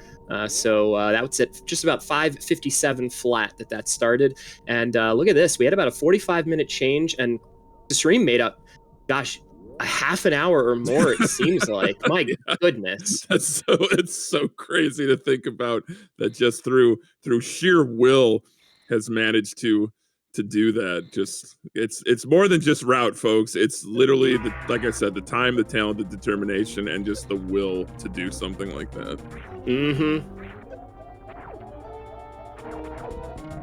I agree, Kev. I think you're playing better than pretty decent. I think you're looking razor sharp. But yeah, now we do have Mappo. I'm not the most well-versed, but I do know that in order to get all the tiles, you do have to go back into Ridley's room here on Series Station. Otherwise, you miss out on getting that crucial tile. I think it's 1344? 1244. 1244. I was off by 100 tiles. My goodness. Yeah, and so Q in close. about 10 seconds, MM2 comes into chat and explains how there's all these off-screen tiles, and actually the correct number is higher than this, and Mappo propaganda is about to begin, and that's just about my cue to get out of Dodge. Oh my gosh. No, never. The show must go on, Prof. We have to land this plane. You can get as many tiles as you want without a bounce. MM2. Oh my god. Oh my goodness. I don't know. As long as we're not landing the plane at Newark, I think I'll be okay. Hockey. Yeah, exactly. No offense to anyone from Newark, but yeah, not great. Not a great airport. But yeah, Sirius Station, no problem. Managing to get that crucial tile. Sasreem, Mother Brain 2 into the catch-up phase here. And it does look like Diggy has picked up the plasma beam. So it's going to be heading up the Forgotten Highway to Phatoon. And yeah, Kev continuing to pick up resources. This is going to be Super Pack number 4, bringing the total number to 20.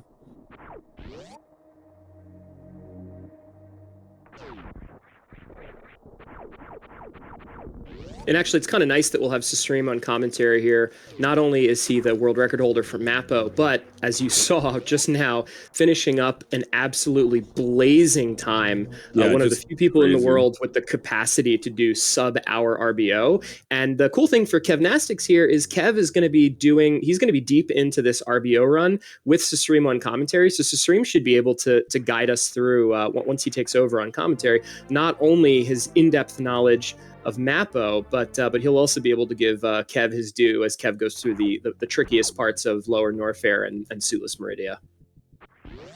Oh, for sure. It's going to be really nice to see those teammates, or I should say competitors, working together. And we'll definitely lean on all of Sustream's knowledge and graceful insight about these two incredible categories. But MM2 asking, was that spring ballless 2 cries? Prof, you are the foremost 2 cries expert, especially in this commentary pairing, so... Yeah, I'll be perfectly honest with you. I was so not expecting spring ballless 2 cries. It is a thing that we've worked on and developed a way to do. I was so not even prepared for it that I was not even looking for it. So I'd need to go back and look at the replay. If anyone's going to do it, it is going to be Sustream, honestly. Yeah, you said it. But I'll tell you what, we've got a race here right now. This is going to be, by the time the credits roll, I think what was about a 45-minute difference is going to be somewhere in the neighborhood of 8 to 10 minute difference. With map completion is a long category with a lot of chance to make up time. North Korea and GT Classic, both volatile categories. This is not over by any chance, not until Samus gets on the ship for the last time. And as you predicted, Hockey, I think I'm going to be anchoring, I know I'm going to be anchoring Happily Ever After, but the pressure is squarely on now for what I think should be a very exciting finish. You said it, Prof. It's been a wonderful, wonderful relay, and we're just cresting the top of the hill here. It's all downhill from here, Prof. Hopefully not for these runners, but it's been really, really special to be a part of this and to see these wonderful runners racing and giving their all. So Sustream absolutely tearing RBO apart, and of course going to save the animals. It's like a trademark move. It's a signature moment. Yeah, very nicely done there. And a Phatoon down for Diggy, so that's 3 of 4. G4 just has to go fight Kraid. Meanwhile, we do have Tablespoon into Criteria, facing off against Bomb Terizo. And just gotta collect those tiles. Beautiful job, Sustream. GG's. Yeah, big GG's to Sustream. In the words of All for One from 1994, you'll only cry those happy tears, and though I'll make mistakes, I will never break your heart, says Sustream to his teammates. I swear by the moon and the stars in the sky, I will be there. And that is exactly what he did. Sustream delivered with an absolutely blistering pace to pull his team within about 10 minutes from a 45-minute deficit. Crazy. Just an absolutely wild performance. Wow, I'm just completely blown away by how good that was from Sustream. Oh my gosh. I don't believe it. MM2 saying 4 seconds off his animal full escape world record, by the way. 2 minutes, 3 seconds is insane. Yeah, that's a really good escape time. Anything over 2 minutes with animal save is pretty wild. Yeah, like I said, Sustream promised to deliver for his team, and boy, howdy did he. Unbelievable. That is just terrific. GG's to Sustream. But I saw some spectacular movement from Diggy. Saw that space boost across the West Ocean. Now into the Hellway of Red Tower. Kev, though, first trip to Meridia here. Showing off that delicate, intricate underwater movement with no suit. And all the way up the top of Main Street on his way to Mama Turtle. All right, folks, we're getting down to it here. Credits are going to be rolling just for another minute or so. So we're going to be leaving here and leaving you in the hands of Kazentum and Sasreem, very capable of taking you through both the end of the RBO that you see on the top right of your screen and the map completion that's starting on the left-hand side here. Hockey, it's been a blast. Thank you for stepping in. It's great to have been in the booth with you, and I think you're going to be joining us back later tonight for GT Classic and wrapping us up. Is that right? That's right, Prof. It'll be me and MM2 on GT Classic at the end of the relay, so stay tuned, everybody. It's been a wonderful relay, and it's only going to get better and better. Yeah, it's going to be great. So you're going to see Hockey back here in a little bit, folks. He's going to be anchoring you through the commentary portion, and I'll be back myself trying to anchor happily ever through our final run of the day. Map completion ongoing on the left-hand screen, RBO finishing up on the right-hand side, and then we've still got North Korea and GT Classic in this excellent 2025 Super Metroid Community Relay. It's been absolutely fantastic, and I suspect we've got some exciting stuff coming up. Sasreem and Kaizentum coming in here in a second, and Hockey, I guess that's it for us, so nothing more to say than we will see you next mission.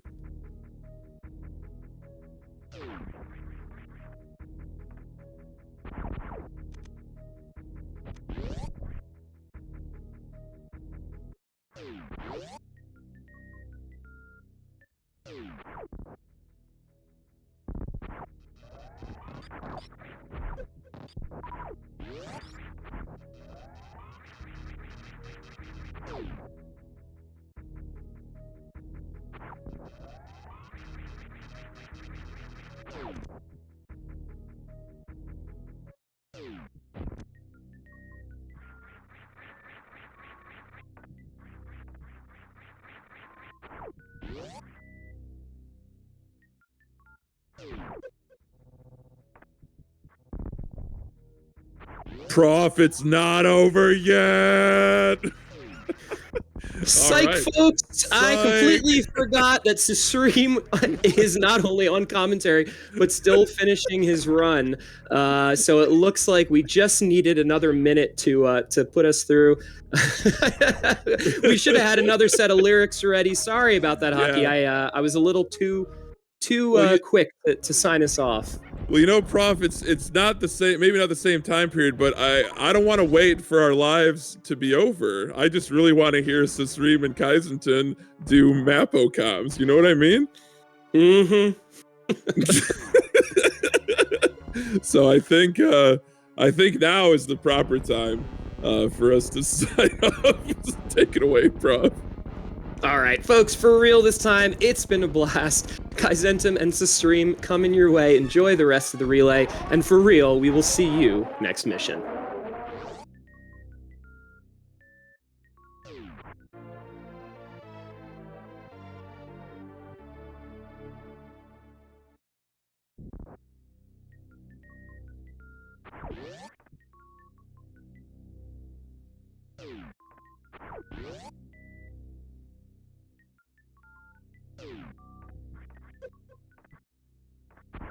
All right, everyone.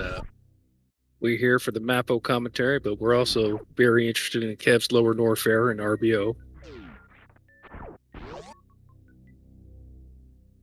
I'm Kaizenton, and Sasreem is also with me.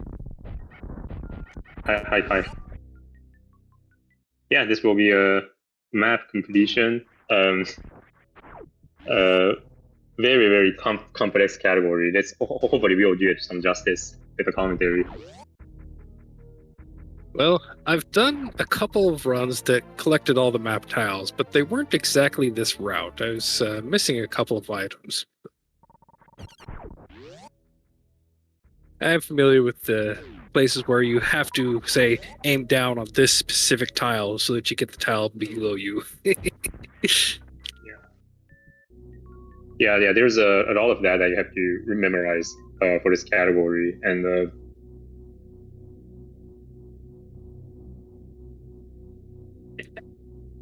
beginning looks a lot like Hundo. I believe we saw Tablespoon go into the crate save early. He doesn't need to pick up the crate missiles, but he does need the map tile for the save room. And so no crate revisit for any of these Mapo runs.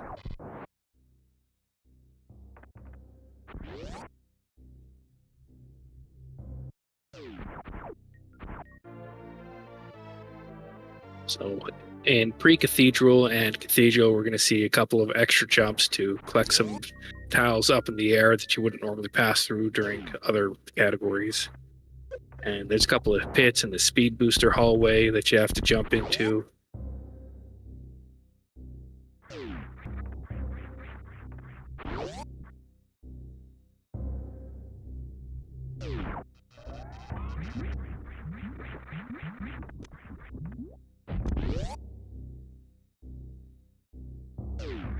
Kev is having a very clean GT fight so far. Let's hope he has good farms so that he has all the super missiles he wants.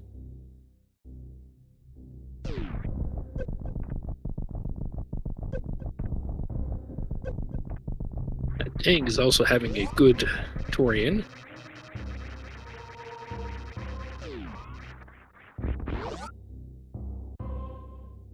Of course, you don't want to forget the Bubble Mountain save. You have to come into every save room to get the map tiles.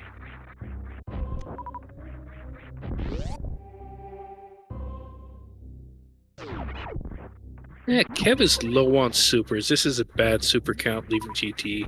Powerbomb count is also terrible.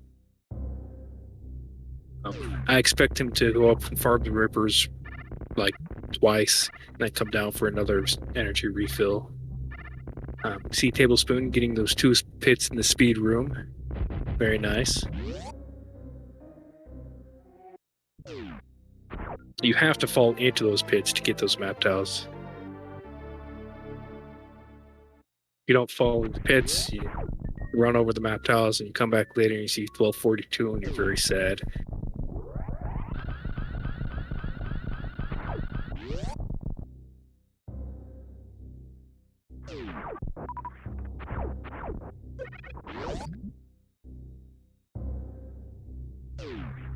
Dang is through the baby. Took his energy refill. Let's see if P-Toil can get this BT skip. Turn around and arm pump really hard, P-Toil. Oh, didn't quite get there fast enough.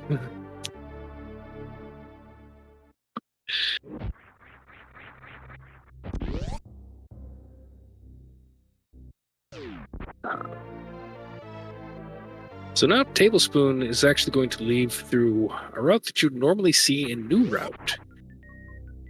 We're going to go through the Remembered Highway to pick up all of those map tiles.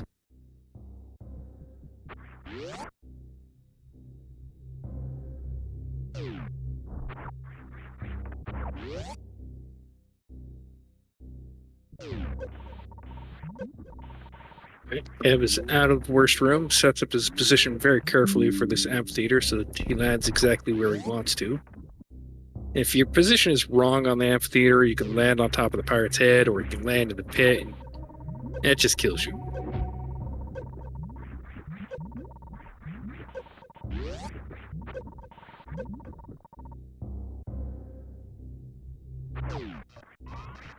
Bang did not save before Mother Brain, I think, so let's hope he doesn't take any of that 400 damage catch-up. Kev is through the hardest hell run in RBO, but except for the Ridley part, but that's kind of separate. Getting through worst room and amphitheater is extremely difficult. Not a lot of room for error. P-Toil has to go into the reserve room and has to poke his head into the secret tile behind the reserve, but he doesn't have to collect the item, so he's just gonna poke in and poke out.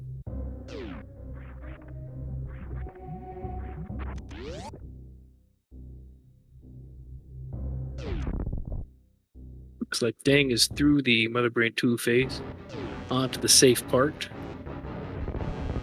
Fun fact about Croc. You notice how the mini-map is off. While the map is off, you're not collecting the map tiles. So you don't get the map tiles until after Croc is dead. So there's 2 tiles on the right edge of the room. If you leave the energy tank too soon, before you hear Croc's final death cries, you don't get the map tiles on the far edge of the room.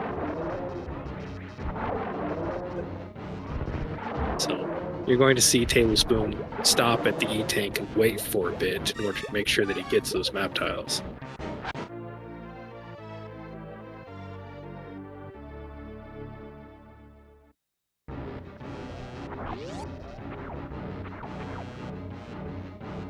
Got the wraparound shot, I believe.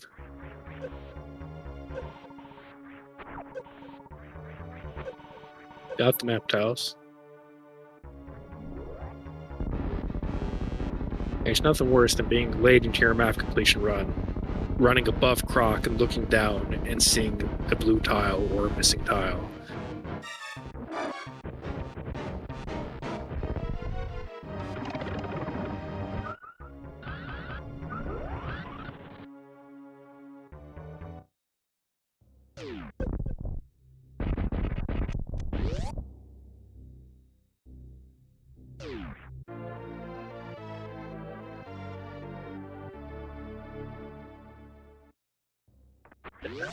Vito headed down to collect his Spazer Beam.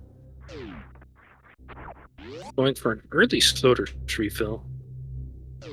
Normally, people will go into Sloater's refill after the Upper Norfair in order to take an energy refill in there also.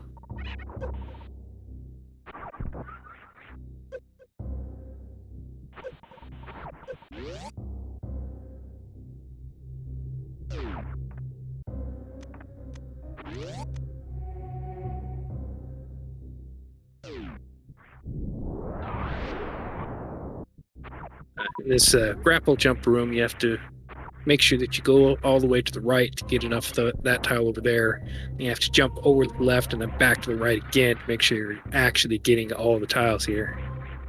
Because we're not going to come back in here. We're actually going to leave through the grapple tutorial rooms that you normally never see in any percent or Rando or anything.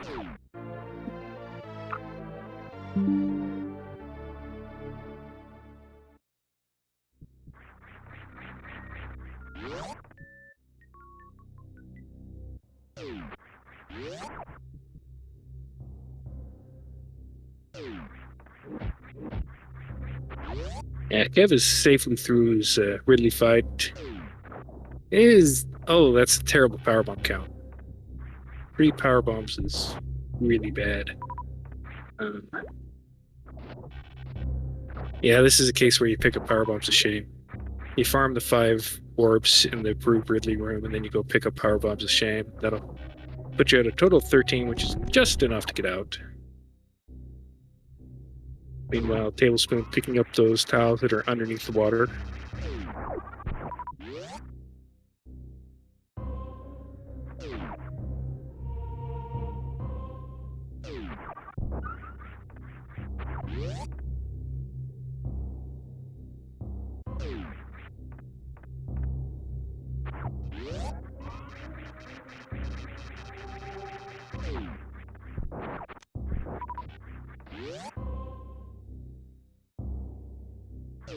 Kev is still a little bit short on powerbombs. Definitely needs to collect the powerbombs a shame.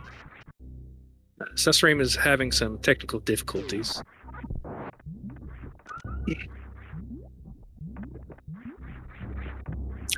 So the boss rooms are actually kind of special. Kraid boss room, there's a special routine to give you Kraid's boss tiles when you kill him. So you don't actually have to jump into the top half of the room when you come back. Because it gives them to you for free, but for whatever reason, Sirius Ridley and Crocomire, they forgot to do that for you. And of course, we have to go up to this Kraid refill, collect this map tile. Heat Oil does not have Spazer equipped. Not a Spazer enjoyer, I guess.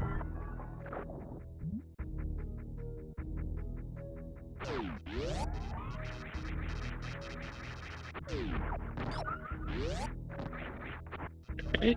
Kevin's decided to let the heat do its work. Going to go up. Going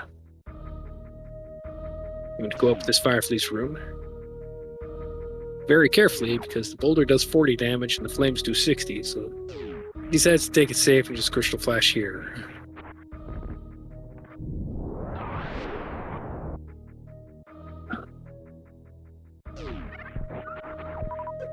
So Notably, in X-Ray Hall, you need to fall down into the pits to get these map tiles down here. Hello? Can you hear me? Oh, I hear you my, now. Oh, perfect. My apologies. Yeah, sorry. Kind of late to the commentary. I was having some technical difficulties with my audio, but hopefully I haven't missed too much. The Maple action. We're going so far. Nobody's missed a map tile yet. Okay. Oh, and we see Tablespoon is in one of the more interesting rooms for map completion. The X-ray room. You have to collect the bottom tiles. Easy to miss. Yeah, I'm not exactly sure why you do X-ray early for Mappo if you're not going to use the X-ray beam at all. So this area, I don't think you visit again. Red Tower. About that, you go up Meridian at the very end. Yeah, exactly. Like there's you don't really traverse Red Tower when after coming out of Lower Norfair. It's one of these subtle like nuances with right. Category.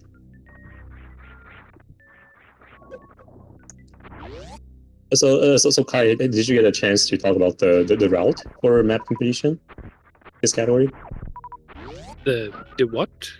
The route for this category. Oh, the route. So. Okay, so yeah, and the other place it gets interesting. We already saw the Forgotten Highway after Wave Beam.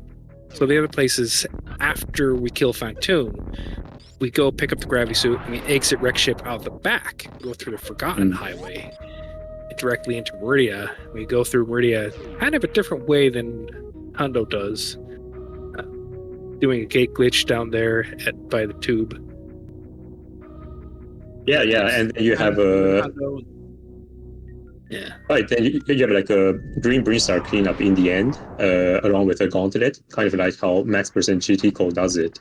That's the new route, but Sunflower on the top right of your screen. I'm actually I think they are a really old school runner who's been running Maple for like as long as I can remember, and they may or may not be running the quote unquote legacy route. So maybe you'll get some route deviations. Interesting. I've only seen MM2's runs, so. Yeah, that's as far as I know, that's the more updated route. You see Tablespoon earlier falling into the moat. That's of course not by accident, completely intentional. The moat tile down there, it's actually interesting. For the longest time, runners were picking up that moat tile afterwards, after you get gravity, since you have to collect the tiles in this West Ocean anyway. With the gravity, you go back into moat and you fall into the water and collect the tile. That's how runners used to do it. But apparently, you just take a dip into the water, collect it on the first go, and apparently that's faster. Doors take a surprisingly long time. Yeah, I believe it is a discovery by Professor School and Zeb, who are also participants in this relay race. Got a nice Everest from Kevin Astix, who's still working on his RBO.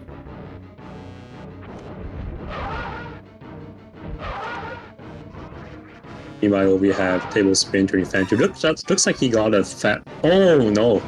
I think he got a fast. Okay, another fast. The luck is on his side. But one of the particles hit Phantom off screen and it just disappeared before X Factor could work.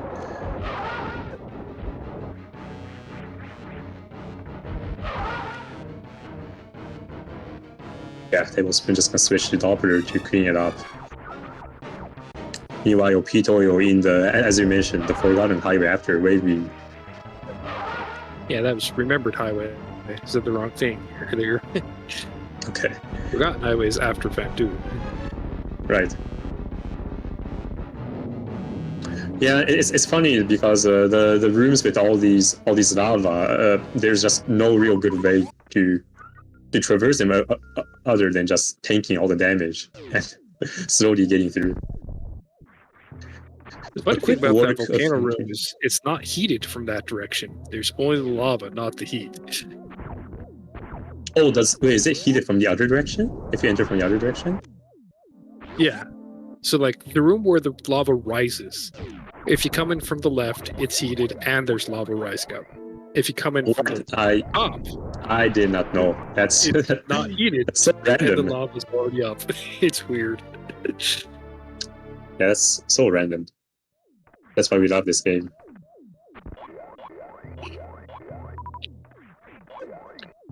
And we gotta watch and make sure that P-Toil also waits for Croc to die before leaving the energy tank, so that he gets the energy tank map title.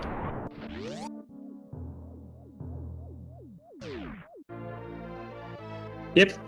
Once you defeat a boss, usually once you defeat a boss, you usually automatically collect all the map tiles in the boss room, which is why runners don't need to collect the tiles in crate with purpose. But Crogmire is one of the interesting ones where the tile actually doesn't. You cannot collect it unless Croc is died, and you have to physically collect it too. So you see Peter waiting there. Yep, he got it. That's wow, a great beautiful attic.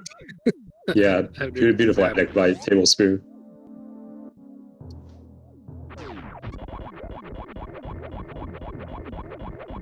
Sunflower, on the other hand, entering Climb. The planet is already awakened.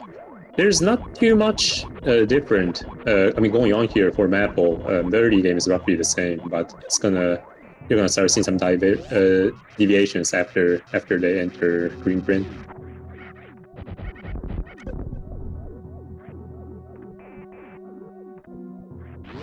Let's see if Tablespoon get baby shampoo. Oh yeah, right. I almost forgot the big trick. One of the biggest tricks for map completion. You see Tablespoon doing a slightly bigger jump than Hondo. Went like 2 platforms to your right to collect an air tile. Now he's gonna pre-open the door and let's see if he gets this.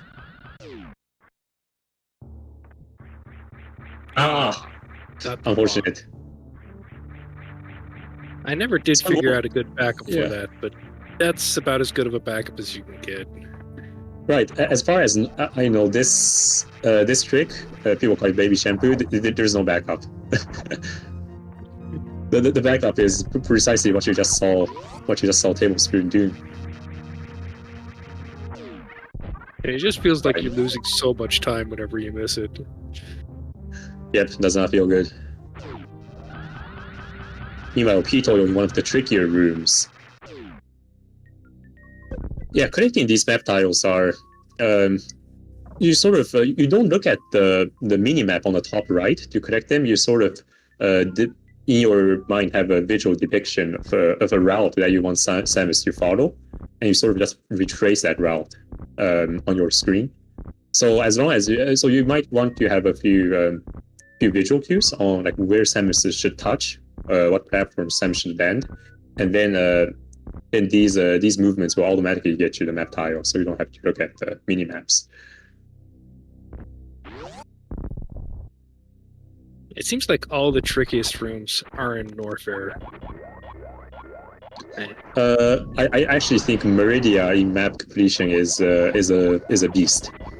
Oh yeah, Meridia is also a beast. Everest not forget quite some complicated routing to get all the tiles. Yes. We will wait and see.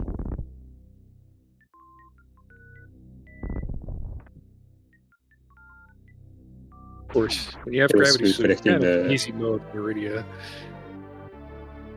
Yeah. And funnily enough, now that Tablespoon has gravity suit, he's gonna take some dip in the ocean to collect all the bottom tiles. But this room is actually very tricky. Let's see how Tablespoon handles it. So there are some airborne tiles that you have to do very specific jumps. Nice, he got the 2. Okay, he got these 2 as well. Yeah, I remember this room giving me some trouble trying to figure out how to do it fast too. Yeah, it's just a bunch of seemingly random jumps that. Oh, very nice. So that last jump Tablespoon did to get up the platform, very challenging. And we see a nice little optimization by Pitoyo pre-opening that yellow door in Business Center.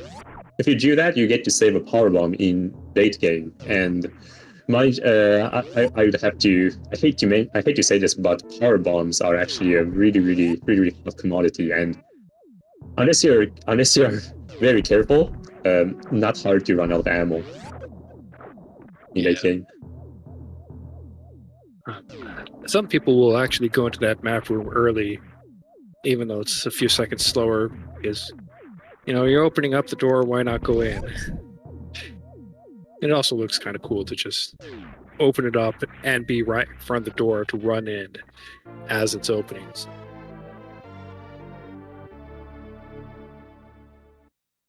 Meanwhile, we see a Sunflower making quick work of Green Brain. There were some very specific jumps they did to collect all the tiles.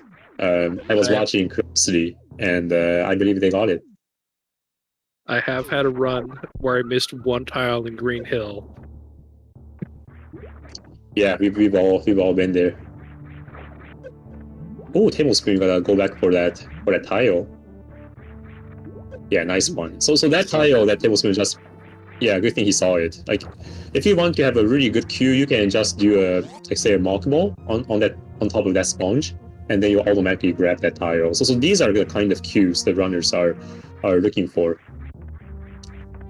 Basically, try to retrace some exact movement so that you never have to bother about the map tiles on the top right of your screen.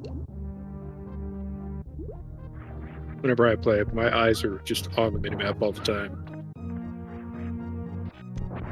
Yeah, I've also been through there.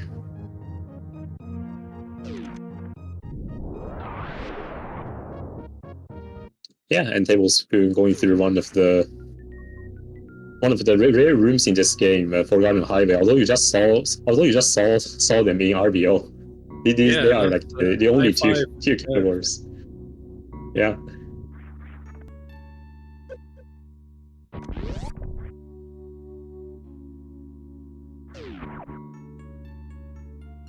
And of course, there are a lot of doors to go through in map completion, so it's also more important to make sure that you have the door fixes down than it is in any percent. So that's a great point. Actually, looks like Kevin and Tablespoon just had a high five in Forgotten Highway, which is a very unlikely place for runners to high five with any other category. So we see Pito picking up this beta power bomb. Optimally, you can actually skip picking up this power bomb, but power bombs do become a very rare resource in the late game. So yeah, you have to balance the transfer time with the farming time and decide whether you need it or not. Yeah, that's a cool thing about map completion. Oh, by the way, Tablespoon just attempted a really difficult short charge. Not quite getting it, but a good try nonetheless. Yeah, the fun thing about map completion is none of these items are actually required, but it's unlike low percent. You are free to grab them if you want, and you sort of can't project what we will be short on in the future. At a future time, so you just pick up the resources as you go along, wherever needed. Okay, this green gate glitch. Tablespoon is no luck. Well, he can pick up Murnia map on his way.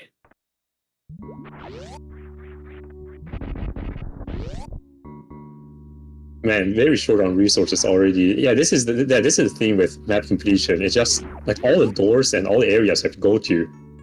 They just drain your resource so fast. It's uncanny. The one pit that doesn't have a bug in it. All of the other little pits in this room have a bug or going on in them, but that first pit has nothing.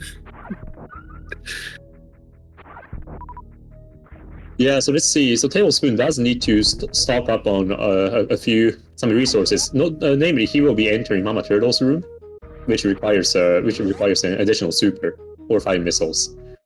which is the reason why he was farming for an extra one there. After that, he will have a chance to pick up the crab supers and the watering hole, basically beach ammo. So it'll be a little bit easier.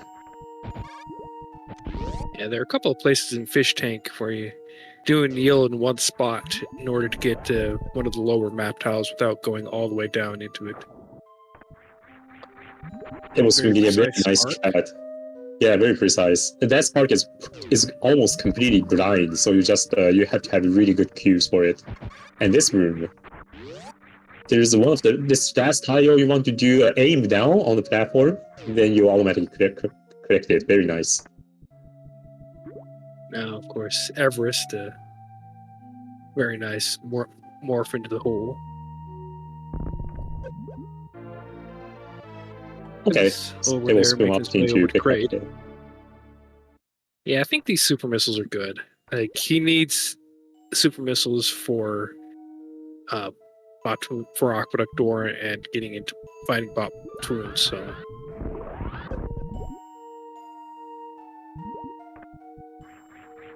Nice spark by Tablespoon, a very peculiar one, but collects all the necessary tiles. Yeah, that corner by the door was the biggest one the hardest one for me to figure out a good path for. Getting the one right below the door without wasting time.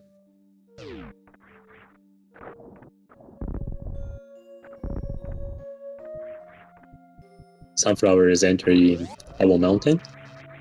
These rooms are still pretty similar. There were a couple of tricky rooms on the way, such as I forget the name, Double Chamber, or and I think pre-cathedral. Oh, sorry, the Double Chamber is coming up. Yeah, like pre-cathedral and cathedral. These rooms you had to do some pretty specific maneuver. Oh yeah, and speaking of specific maneuver, falling into these pits, it's a requirement for map completion. There's literally no better way to do it. Even Pass needs to do the same. Okay, let's check out this room by Tablespoon. He's gonna go for a very nice deboost on the way back. It was a low deboost, but otherwise very clean. That was beautiful.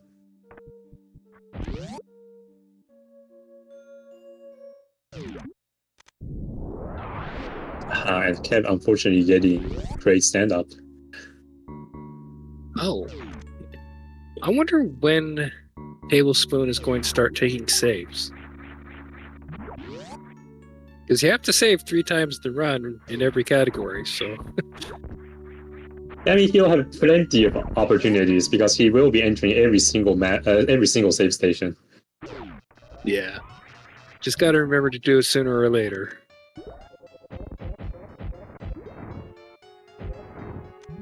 It was been getting the tough pattern, but no problem, apparently. And Peter was showing why map completion is a superior category than Hundo. You actually don't need to click through the second robot to collect all the map tiles. What if you combine map completion with Hundo, and you opened all the doors? There is a name for that category, but I'm not going to mention it. Oh. Okay, Tablespoon. So unfortunately, Tablespoon couldn't get the up and down spark, which is another quintessential tricks in this category. Oh, but as we speak, peat oil tempting baby shampoo. No. Man, so the trick is quite literally just a speedy jump. But you have so... Yeah, very tight window, and the visual cues for it are kind of weird. You're just running along this sort of flat ground. It's somewhere in the flat space between the 2 slopes, so you just have to know this particular tile in the flat space is where you need to jump. Man, and as we speak, Tablespoon was just going through, in my opinion, the hardest room to do completely optimally in map completion, which is Colosseum. And Colosseum was showing him why it's such a hard room. But we were able to see some cool grapple uses that Tablespoon attempted.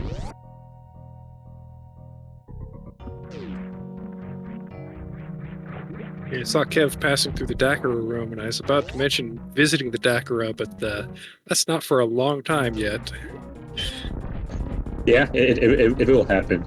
But it's worth mentioning that Kev is one of the rare few runners who actually takes this green Brinstar path to G4. Most runners will just opt to go to landing site, but it's more scenery if you go to the green Brinstar for sure. Yeah, and I think it mostly depends on where you make the mistakes. Like the one where you're going to miss fewer jumps is the faster route.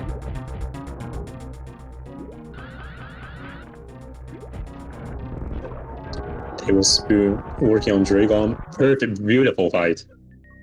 Absolutely beautiful. And got the spike Up with the spike suit.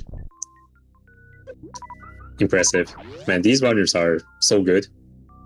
Perfect Dragon plus spike suit like it's nothing. Each does with the cleanup.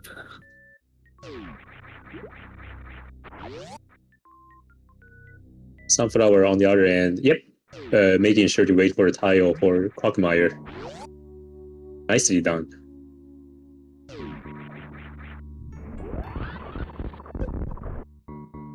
And a Wample Spark by Tablespoon.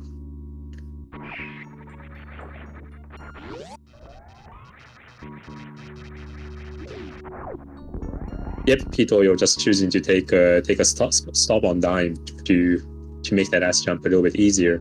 Oh, and another unique thing we see is here Tablespoon actually entering the right sand pit, which in most cases, like no real use case for it unless it's to click the map tile.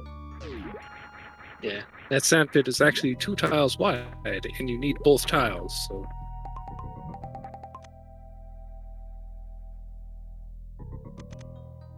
Now let's see if Tablespoon is also a spring ball enjoyer, or if he decides to skip spring ball. I will be. That would be like that would be a huge abomination if he goes through all that just to click the map tile and not spring ball. But it is a possibility. I'm not going to deny it. It's not Hondo. It's not a requirement. In that right sand pit, the upper right tile, you saw him just do a spin jump in that narrow space. If you do a standing jump, your head bonks too low and you don't get the upper right tile of the sand pit. You have to do a spin jump or an aiming down jump.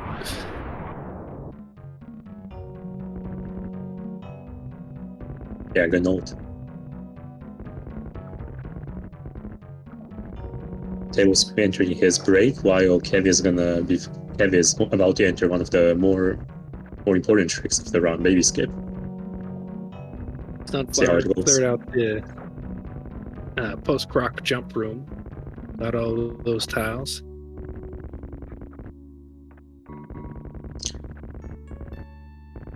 Nice skip by Kev.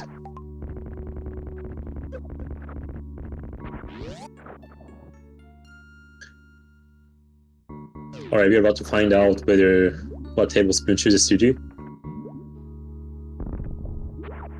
Oh. Yeah, you're gonna. Yeah, you want that. You want that item. It's such a great movement item. I hate to say.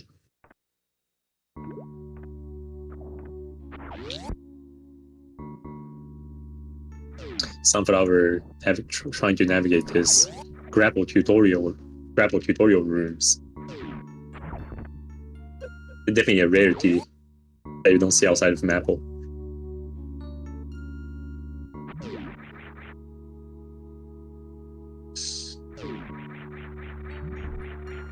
Oh, nice jump all the way up after getting that croc save.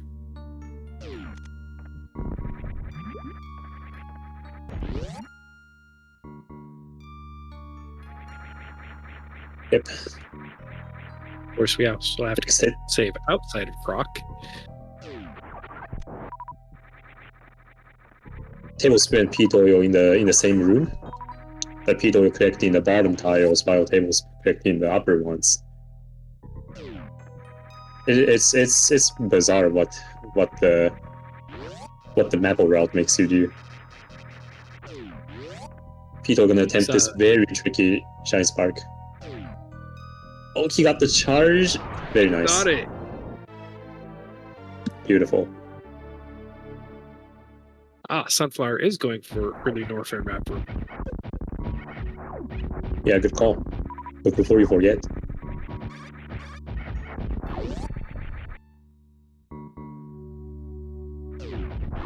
now it's Pito's turn for this GGG. Oh, he got it. Awesome.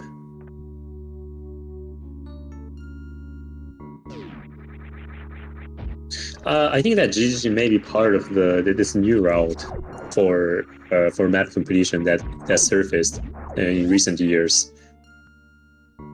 It is unfortunately it is an unfortunate byproduct of the new route. Oh, Pito also getting the precise Shine Spark.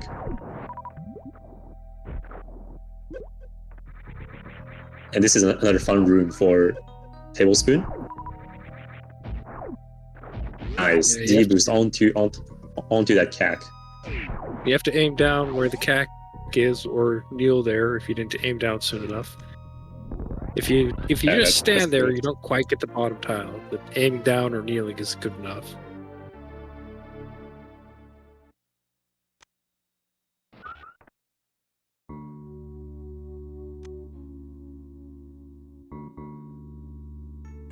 Suffer making their way to X-Ray. Unlike Spring Ball, X-Ray you actually don't pick up. even though you make a visit.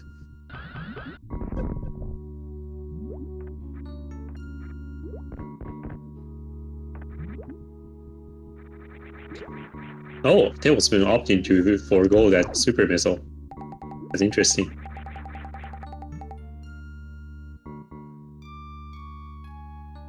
I believe he's got a total of 3 packs now, so.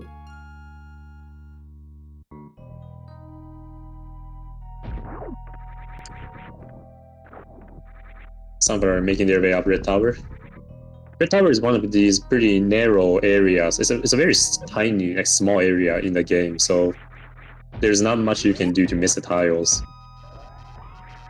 The only one that you have to be mindful of is the power bomb pack, the beta power bomb. You do want to drop down into that little area to collect the tile. Kev has made it through Mother Brain and is on to his escape. The last of the RBO runners will be finishing soon.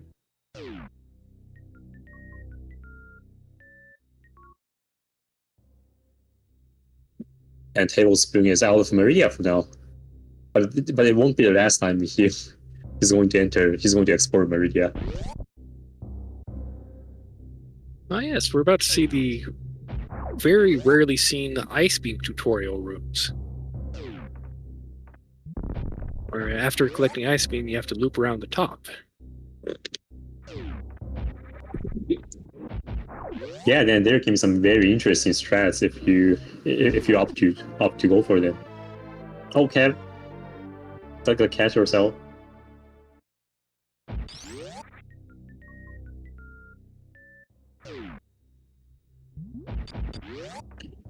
Pito entering volume. Quick work. Oh, very nice ammo drop. And if you see in the Ice Beam tutorial room, Tablespoon going for a very cute strat where he freezes the booyah.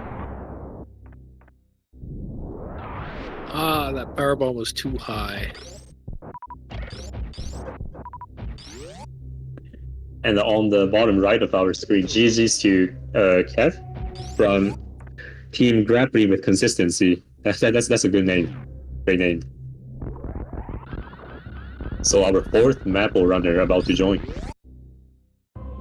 Now, one interesting thing about that slope tunnel above Croc's room, if you're running down that, there's a special routine to give you the higher tunnels on the slope because you don't actually pass through a couple of the map tiles. So the Deer Force knew the people would want to collect the map tiles just by running, and they added a special routine just for those map tiles. I didn't know that. That's interesting. There's randomizers that have a goal of collecting the map tiles, but they also had a map overhaul that changed the way the minimap renders and accidentally broke that part. So they have to fix it eventually. I believe that was also Nice. part of the reason why the early map tile counters were slightly wrong. Hmm.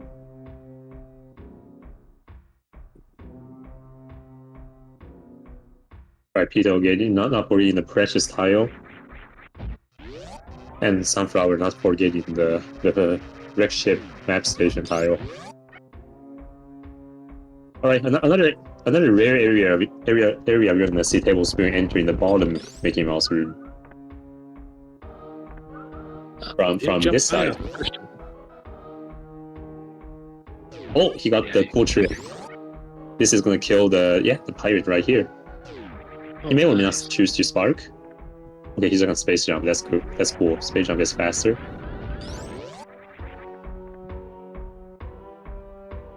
In the meantime, we have two bosses going on: Phatoon for Sunflower and Pit Oil for Dragon. Dragon not so polite to Pit Oil, but the Phatoon fight seems to be going well. You've got Faria suit. No reason to be worried about Phatoon with Faria suit.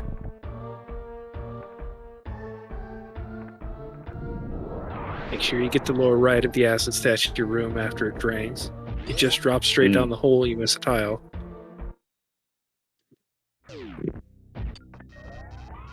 And this set of crumble blocks, it gives people nightmare in Rando, but in Maple, just feel free to drop.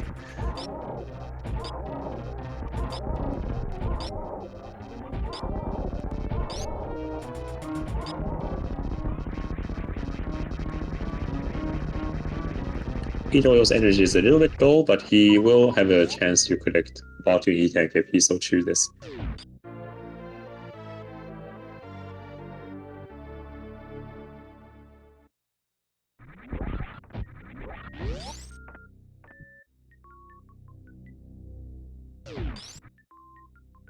Sunflower going through wreck ship. There's no particular map collecting specific maneuvers you have to do, but wreck ship, Rando loadout wreck ship is just a beast in itself. Oh, nice snipe by Tablespoon. Pit Oil not forgetting the right scented. Nicely done. I would forget.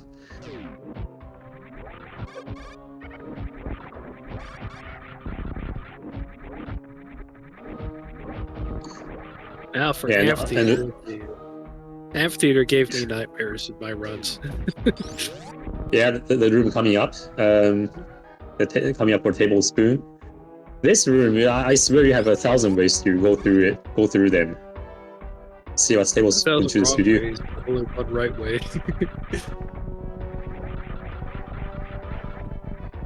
So this space jump is very specific. Oh, nice! He got the bottom tile. That one's hard to get.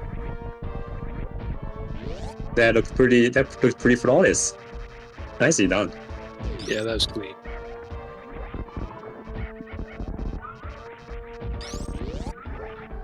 Of course, it's faster to get Dave room after killing Ridley because you want to keep the key hunters dead for the lag reduction.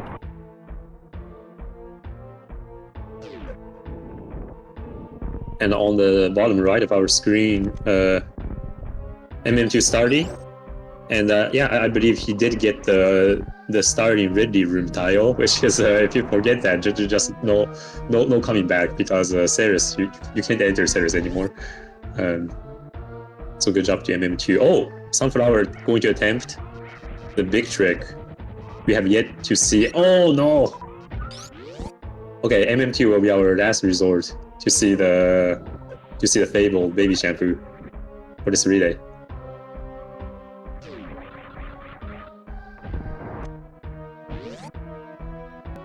It is a very difficult strat.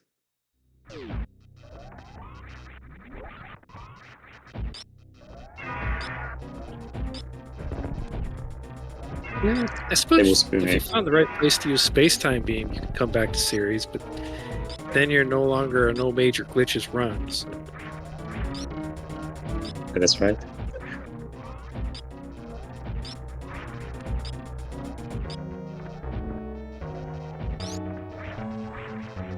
Sunflower conserving their health a little bit. It's a good call. Although you don't need to do, say, Gauntlet Sparks or Shine Spark up to Wreckship Reserve, you do have to go through Spiky Room of Death after this. Good to be a bit conscious.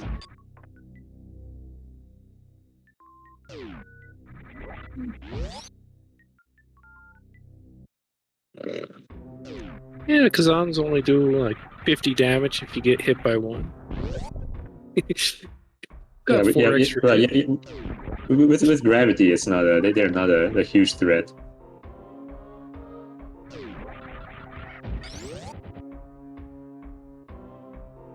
So you see Sunflower just going through these robots the old school way. Runners for map completion traditionally do not pick up the Spacer Beam, but you can make an argument for it because you do need to go to that Wreckship Reserve area. So picking up Spacer will save all the time. We will save a good amount of time from Robot Flush. Yeah, now we see there are also strats that it's just easier to have Spacer. Oh, absolutely.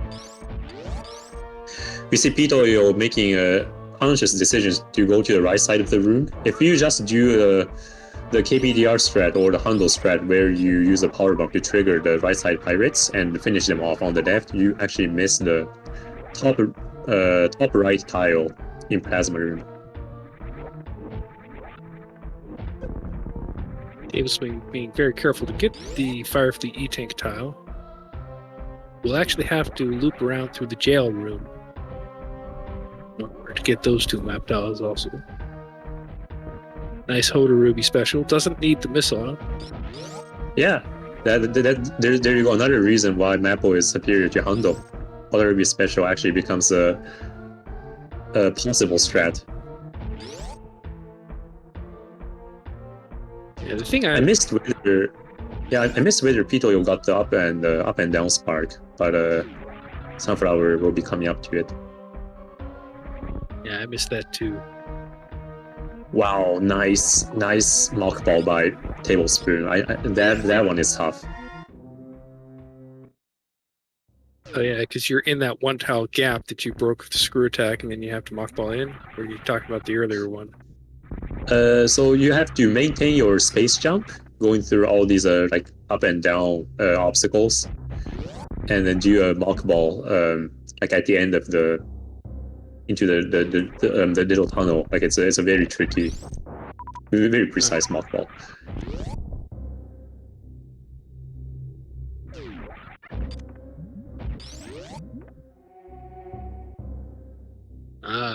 Sunflower taking a bit of a safety, pausing to check the map before leaving wreck ship area.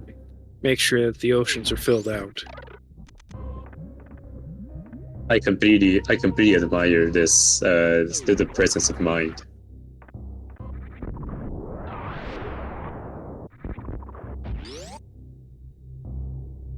All right, and that will be the end of Norfair for Tablespoon. Not sure if he may not have gotten that. I believe Tablespoon still needs the map room, but that's you're right. The map room. Yep. As long as he doesn't forget. I believe he still needs to save 3 times. So.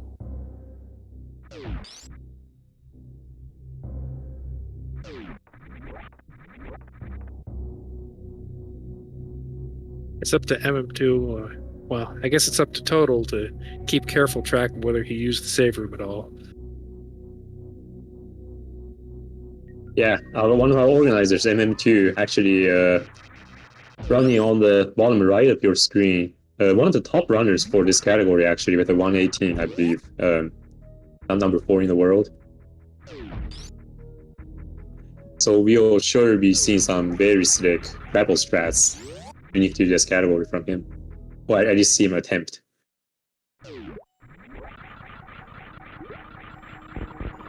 Now Tablespoon coming back to Meridia for one last time. This time painting all the tiles in Main Street. But the movement looks completely awkward, but trust me, that's the best way to do this room. Decent door fix on the top door out of Everest too. You can never get it perfectly aligned, but if it's just a small misalignment, that's good enough.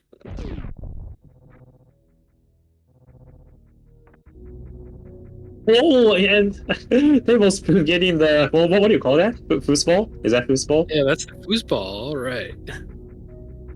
I don't think I've actually seen that live before. That's a very rare trick to see. GT Classic, Math Completion, about the only categories I know that you do that trick.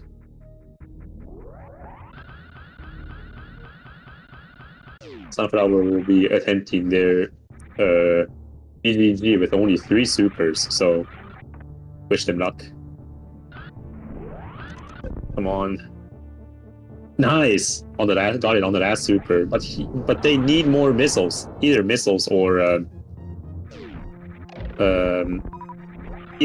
supers to access Mama Turtle. Yeah, I think the only thing to do here is go collect crab soup. Yeah, I think that's the only option. Yeah. This is a thing with map completion. It's just really tight on resource all the way through. Interesting. Tablespoon did some kind of space jump in the top of landing site. Well, normally I see runners do the Hoda Ruby cannonball where you just become a blue ball and fly into gauntlet.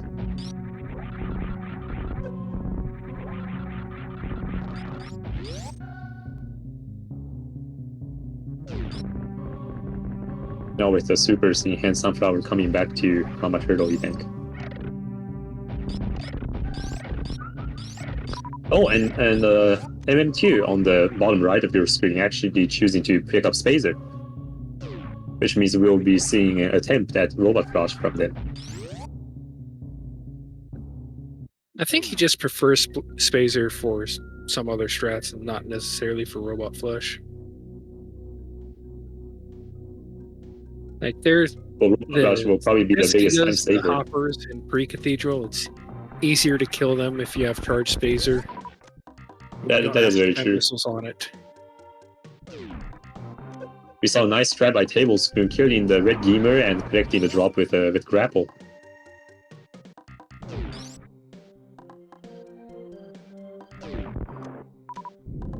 Right, Sunflower getting the Everest tiles as well.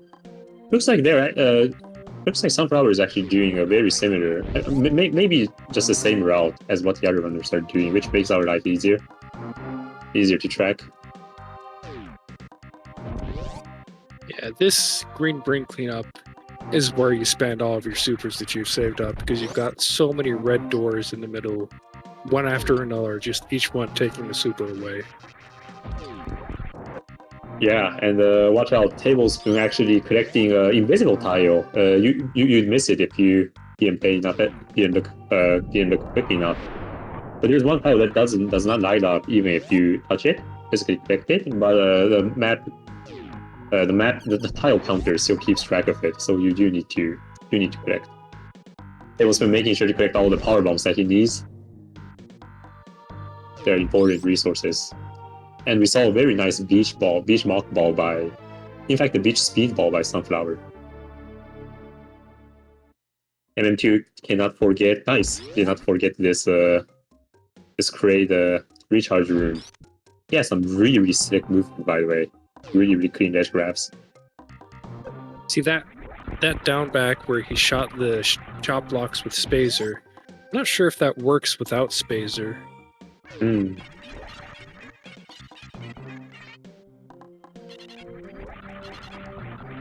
that shot from the door is also easier to open the door with Spazer than the P shot. Tablespoon collecting one of the odd tiles, the one tile in the little escape tunnel, recovery tunnel. Okay, now comes one of the hardest moonfalls in the entire game. This trick is he can still get it. Just opts to directly fall down.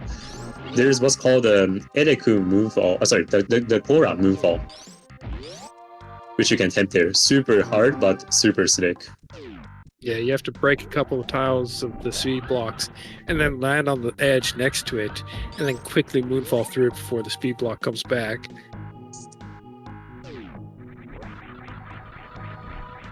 Sunflower unfortunately missing the X Factor on Phatoon, but choosing to conserve their ammo for ammo on the boss, which is a good call. Although they will be entering a missile recharge station momentarily. All right, let's see if Sunflower gets the up and down spark. They're gonna do a bit of farming beforehand. If you don't get this spark, it's very awkward. Nice. That was so close. It's a tricky shine spark. Okay, meanwhile, Tablespoon he's paying visit to our favorite friend, but just one-shotting it with the power of plasma. Got the moonfall after the force bomb too. That moonfall saves a bunch of seconds. And it's harder than it looks. Yeah, I was never able to get it when I tried, so...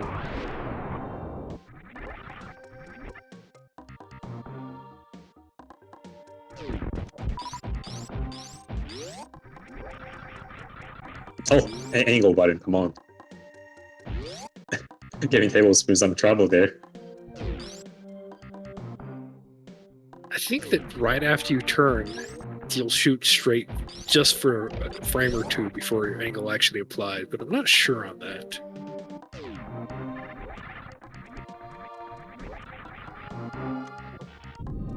Sunflower really trying hard to conserve their ammo in preparation for Dragon. Now in this category, map completion, you actually cannot attempt Mission Impossible. The tiles here are just they're more valuable than time. Yeah, you need that one tile in the lower right. So if you do Mission Impossible and jump out, you miss a tile. Also, MM2 did not forget the 2 tiles in Speed Hallway. Good job, MM2. I'm proud of you. Oh, nice deepest by MM2. That's a tricky one.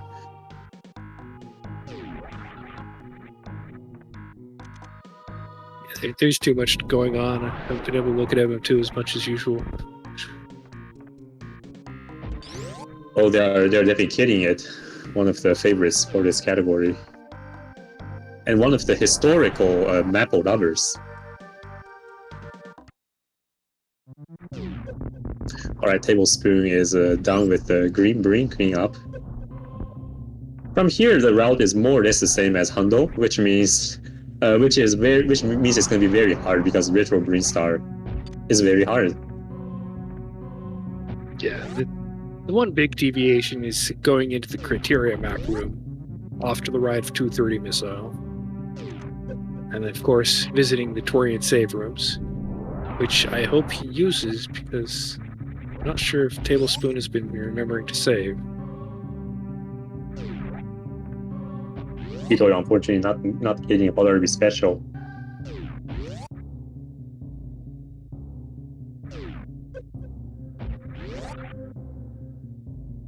Yeah, actually, one of the challenges about map completion is if you actually play it very seriously, you'll be surprised at how exhausting the category is. The item fanfares are more of a treat than nuance.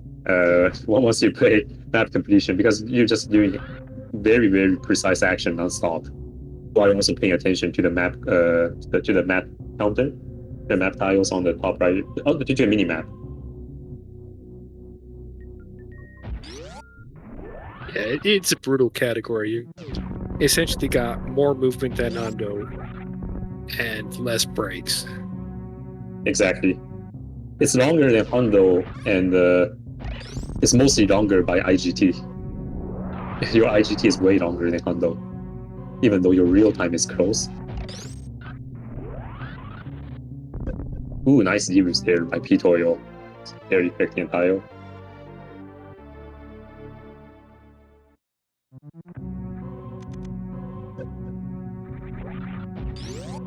Pito gotta click that. Yeah, one very nuanced. Yeah, that one tile you have to be at a very specific position to collect it. It's annoying. But Pito did not overlook. Oh, speaking of specific tiles, we forgot to talk about Lava Dive when Tablespoon went through. Lava Dive was very specific tiles, but unfortunately, yeah, you actually have to go into really small. Yep.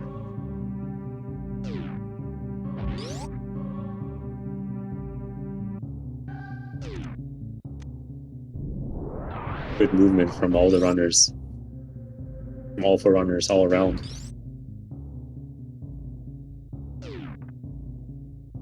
Yep, and paying a visit to the 230 missile, and that will be the end of criteria. Oh, oops! There's another. Yeah, there's another map room. Don't forget. There's nothing worse than being in the escape and seeing Parlor Save not lit up. Oh my god. Yeah, do you do a reset and go back for it? I mean, tough decision. You do a reset and do another run, I guess.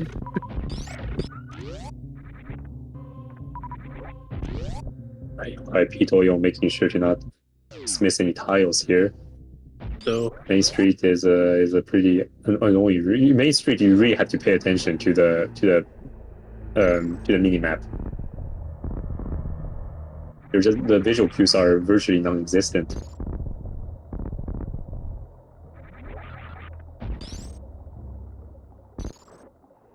Tablespoon first one into G4, while the other runners are in very different areas. One in Brinstar, one in Norfair, and one in Maria.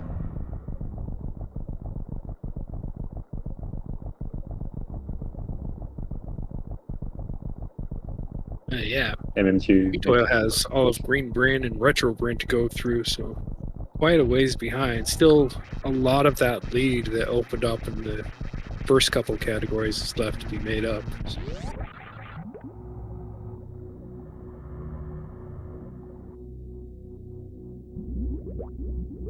Alright, we see Sunflower making sure to collect the right side tile Plasma Room.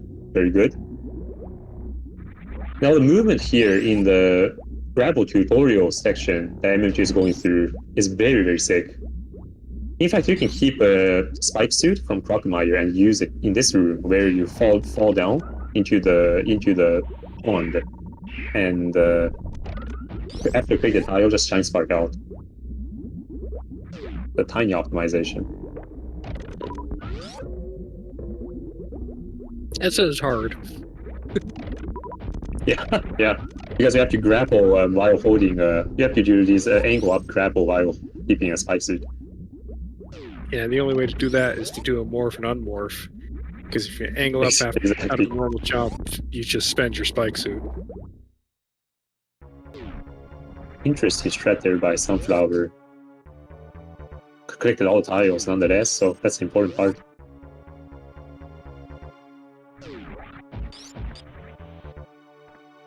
MM2 needs to, fall down here, and oh, very nice. That tile MM2 just grabbed, followed up by that little speedy jump to get back up. It's not free. Definitely very challenging. It's very convenient that they put that decoration pillar in the background right there for you to use as a cue, though. Yeah, it's perfect. And as we speak, Tablespoon just pulls off Baby Skip like it's nothing.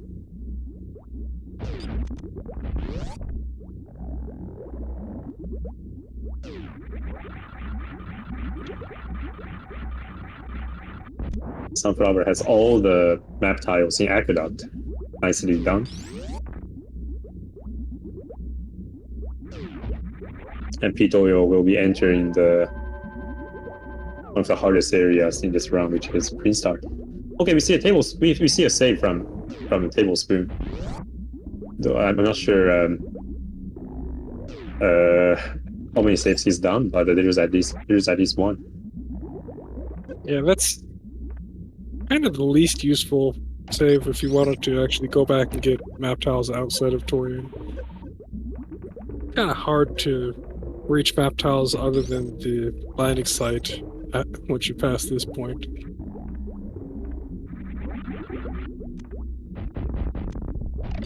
Beautiful strat by MM2 to go through the pre-X-ray room, collecting all the tiles. The return trip is not free either, but it is a little bit easier than the forward trip, but see if he does anything fancy. Okay, he's going to conserve his health. A brilliant idea.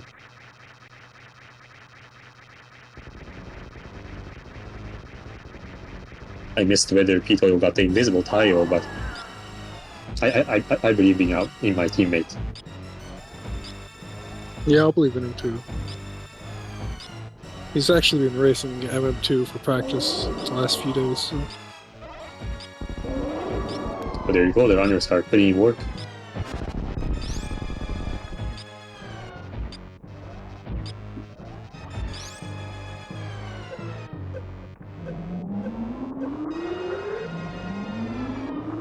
Took too much damage to go for stand-up glitch for Tablespoon, so had to settle for the standard 80% damage down. And although I think if you, with this loadout, stand-up glitch will save enough time that it's worth going into the health refill. Because I think stand-up saves over 20 seconds if you also consider 2 crafts. And the refill definitely does not take 20 seconds. But it's completely respected, this decision by Tablespoon. Okay, let's see Pito, what you can pull out for, unfortunately. I mean, looks like he did not really attempt it. Okay, so we had 2 things going on right there. Pito going down the Dakora pit, and we were watching for the Dakora moonfall, but MM2 actually went for Spike Suit in beta PBs.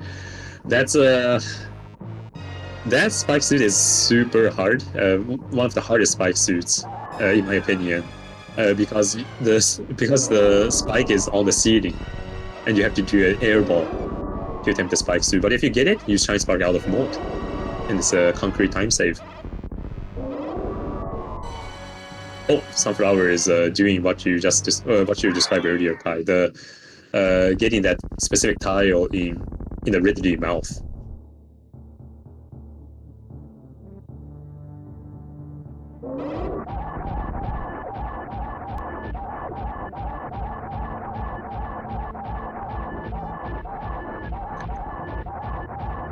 Tablespoon making quick work of Mother Brain 3.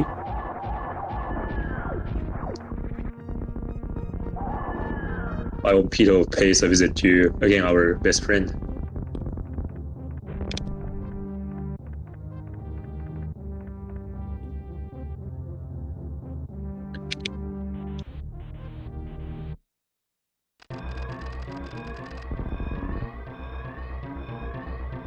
Unfortunately not getting the moonfall, but it's completely okay. It's a very tricky moonfall because the gap is blocked by a crumble block, and the crumble block is one of those respawning crumble blocks.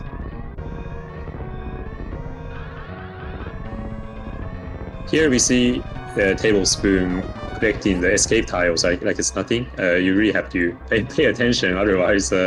It's so easy to. I can't recount how many runs were lost in escape because you just muscle memory forget, and you just do a regular Shine Spark, and then the door gets locked behind you. All right, this area. Okay, Tablespoon, you gotta get that one tile. Nice. I hate this room. So hard to collect tiles. Man, sick Doppler by MM2 there.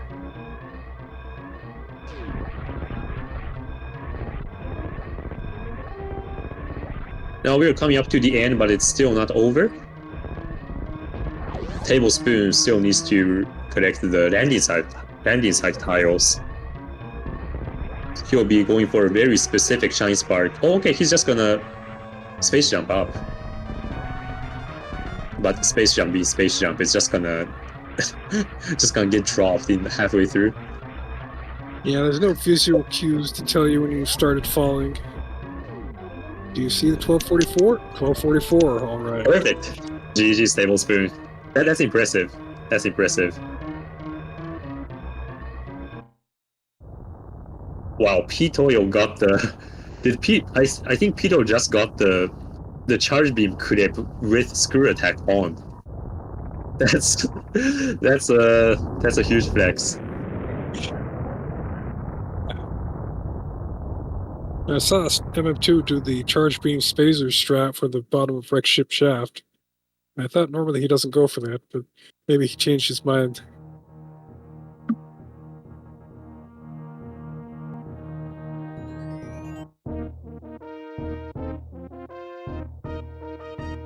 Nice tile grab there by Sunflower, just going the bare minimum amount of distance to correct that Mickey Mouse tile. You don't even see Mickey Mouse actually in this kind of category, but you get its tile.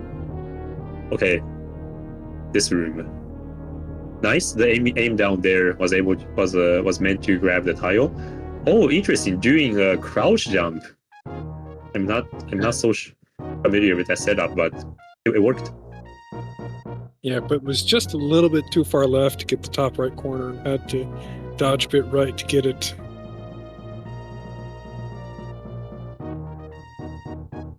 You see MM2 using the Shine Sparking Attic.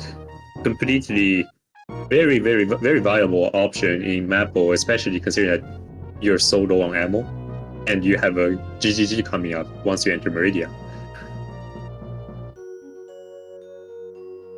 Yeah, you want Nice to be tile holding grab. on to your sleepers.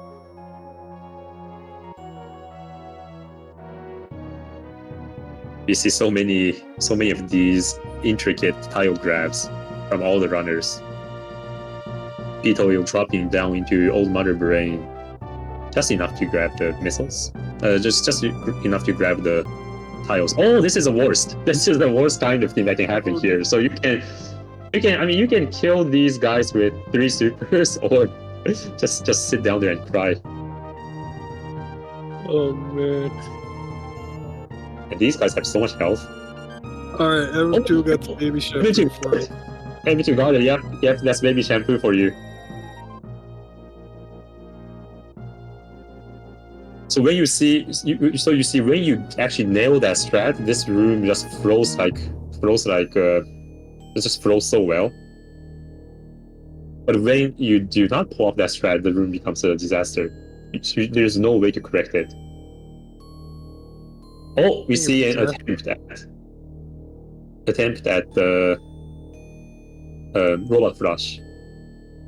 MM2 went for the newer setup, which is admittedly a lot more lenient. That pre-criteria map room is surprisingly slow, just because it doesn't have a flat floor. It's got those little bumps on the floor for you to bump into. And exactly. There's no run speed to get space jump fast, so you're just going slow the whole way across. Yeah, you can spice up that room a little bit if you try to use some deboost, but deboosting off of these enemies is hard when you have screw attack. It just doesn't work. Yeah, they tend to die if you're still spinning.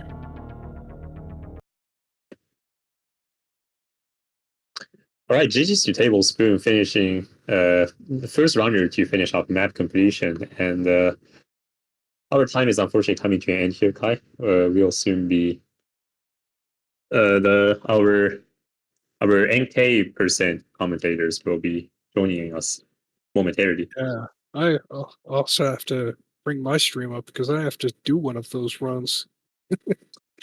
Man, I swear we have the worst schedules. Like I have to come like right after my run, and you have to run right after your con. But we wish you luck. Thanks. I probably need it. I haven't put in as much practice as I should. I was busy practicing with Kev doing RBO races. I'm sure our RBO experience will pay off somewhat for North Korea percent. All right, but we will be swapping. Gameplay drop in quality as soon as I pick up the gravity suit. But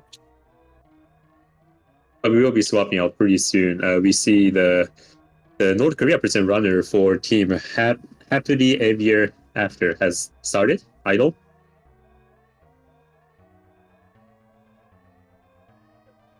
So we'll be swapping out. As Idol lands on Planet Zebes.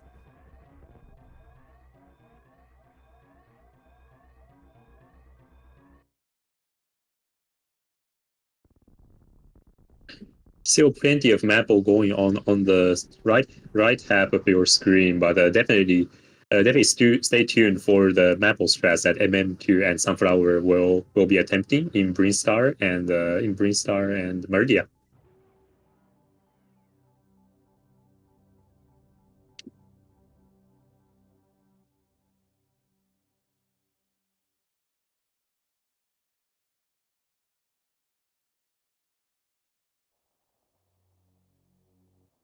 All right, as Idol is landing on Zebes, I think that will do for the map completion comms.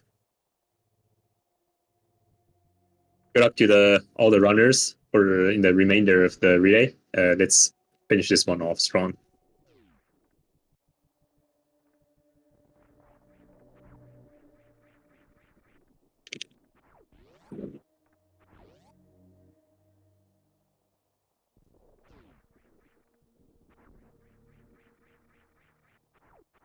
All right, I guess I'll start us off here.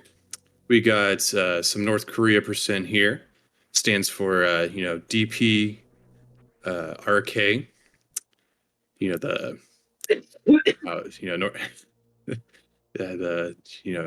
North Korean abbreviation. So that's why we call it North Korea percent. A lot of people kind of refer to it as RBO light.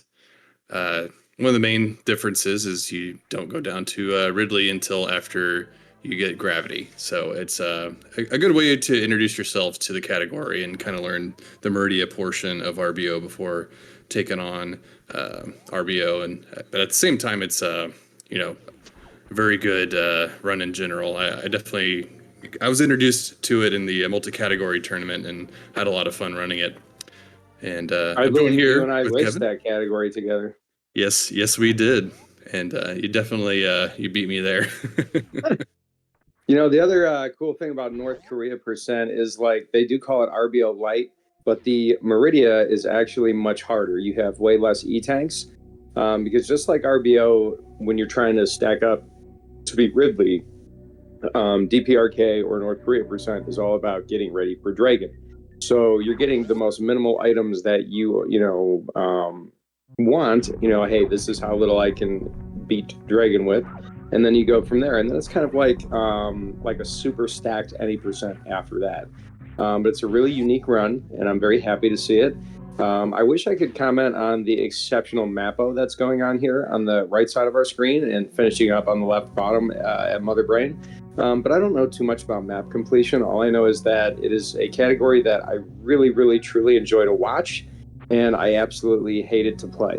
So that's how I feel about Mappo, but it's really a really sweet category. I love the strats that are unique to the category, and Sunflower, I don't want to say the other name that they used to go by, but is a really, really great runner that I've loved to watch these, and I've missed her presence in the community.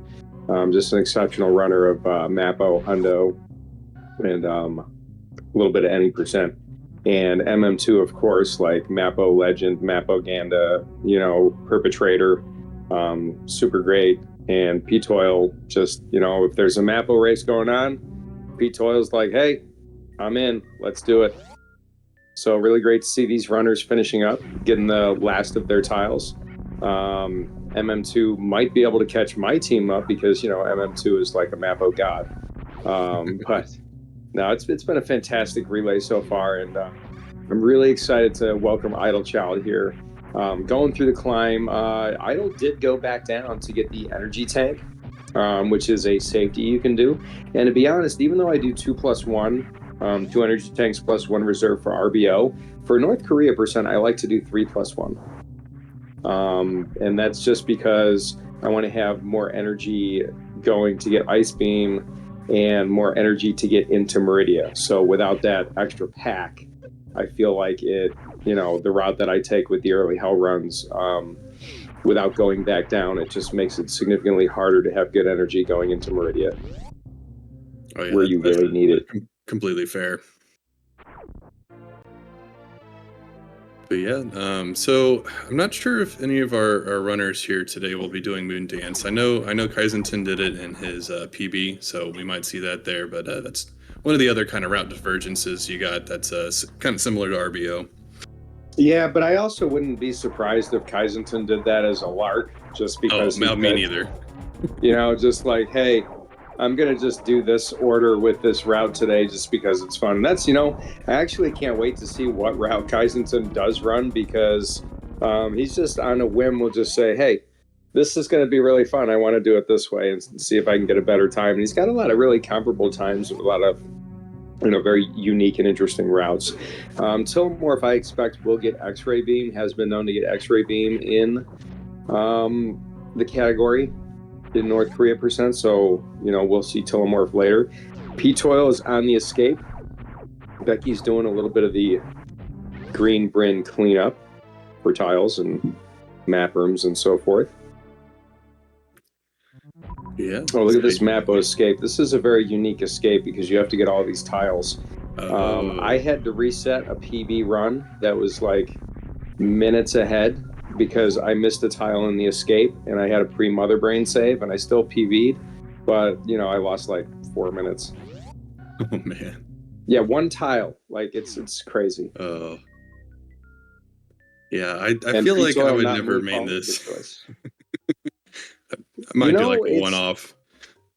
It's like, yeah, that's kind of what it is. Like, I wanted to like it. I did a couple like one-off runs more or less, and I literally did the run following Professor School's like typed route on like Google Docs or something like that, and I just like followed it while I was running it.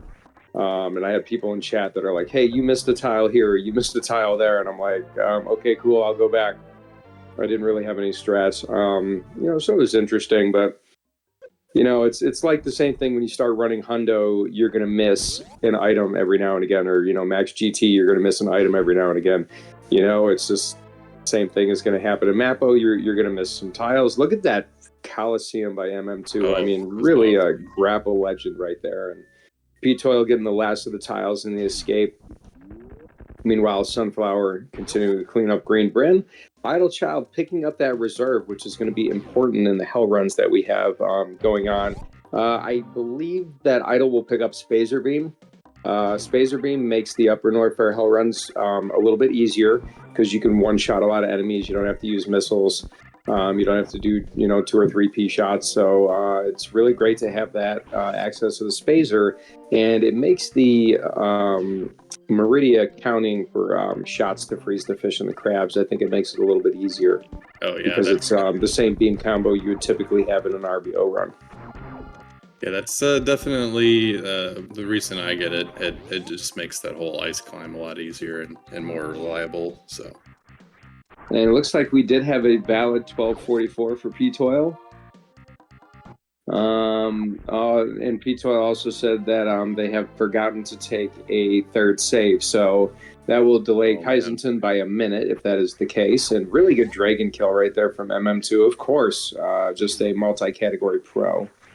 You give MM2 a loadout and he's going to find a way to finish the game fast and well. Yeah, I guess going back to Idle here, he is picking up the supers there. So some people will get 10 supers, some will get 15.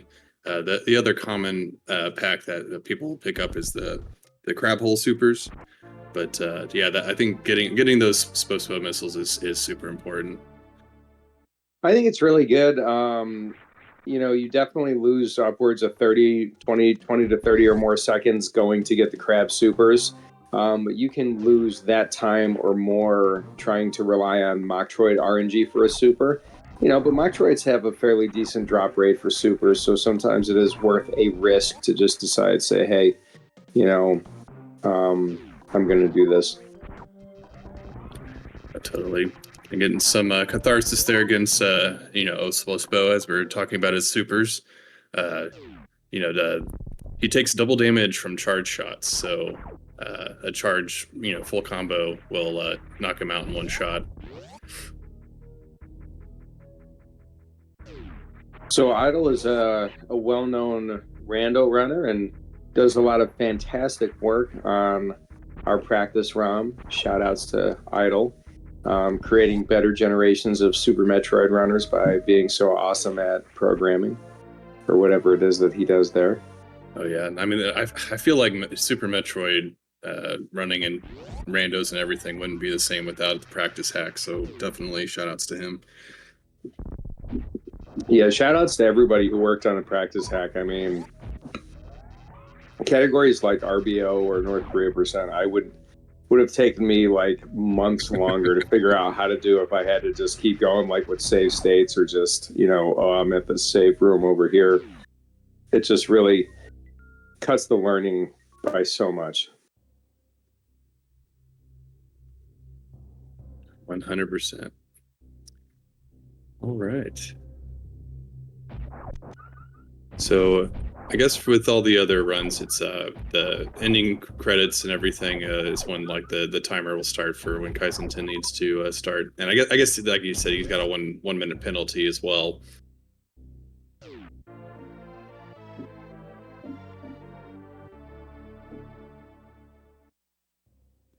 Yeah, who knew that remembering to save would be so hard? I think being in these kind of situations, I probably would do the same thing.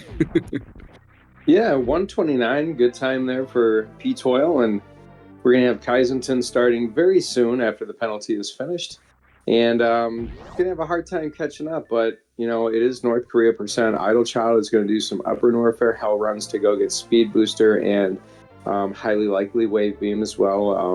For the damage output and whatnot.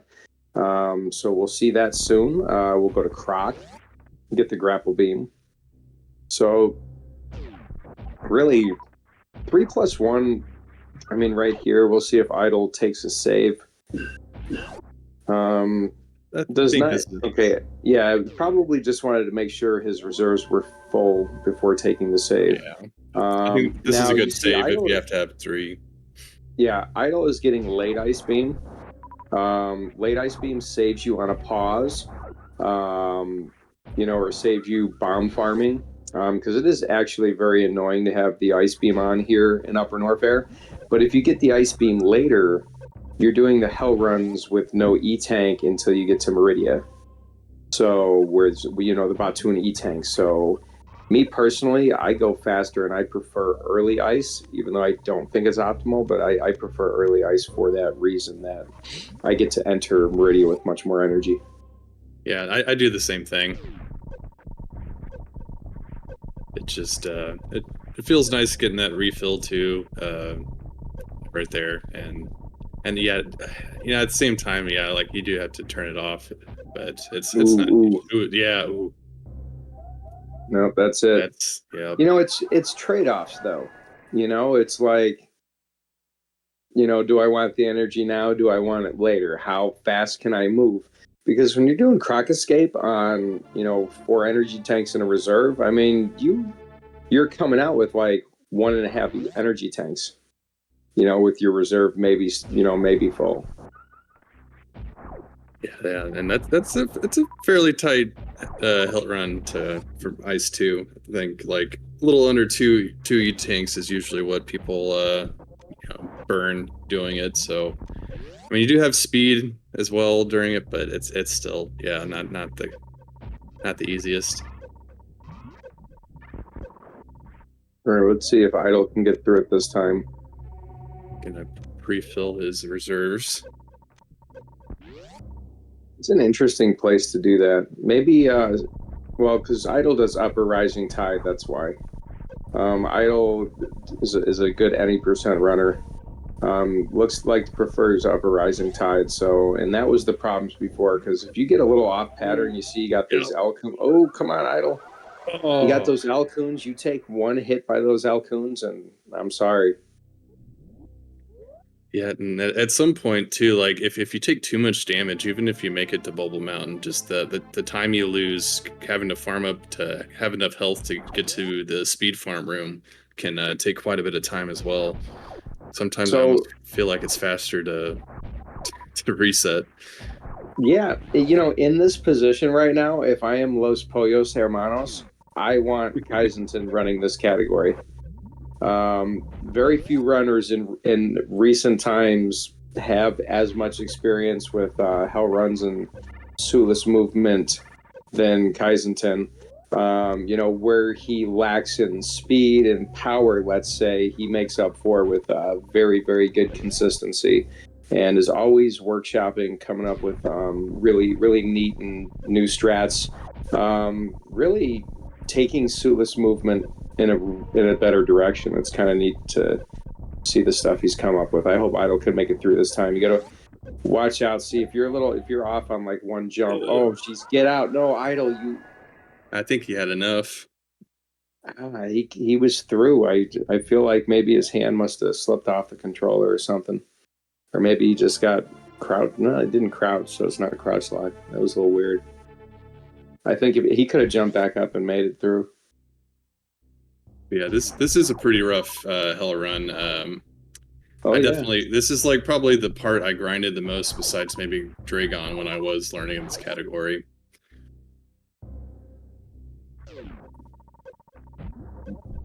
Excuse me, I would say the same. And you can see how much the early game is just like RBO. And that's where the RBO light kind of comes in, the nickname. But your movement has to be pretty good. I think it's like, is it about 7 seconds per E-tank that you have going through these rooms suitless? Sounds about right.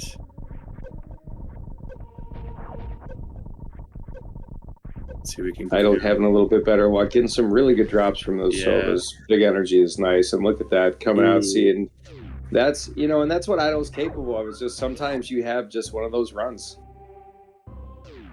Yeah, being in a race and everything, you definitely get some jitters.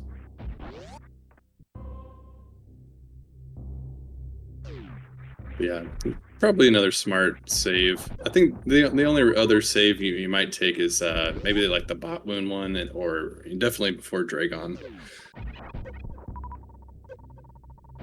Mm-hmm.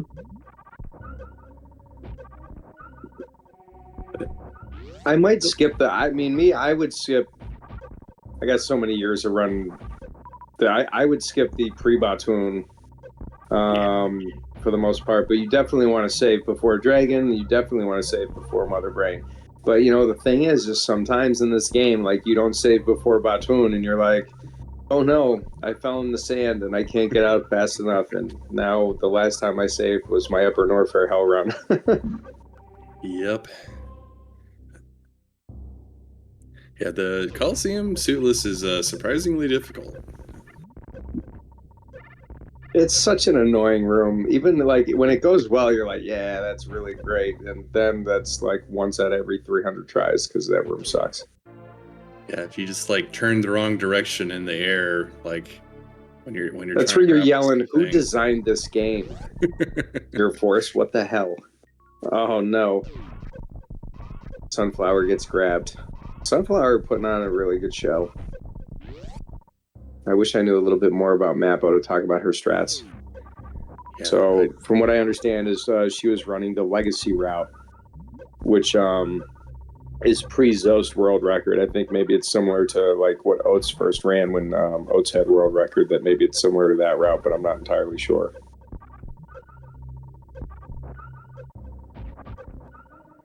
Oh, she was doing modern route. Okay.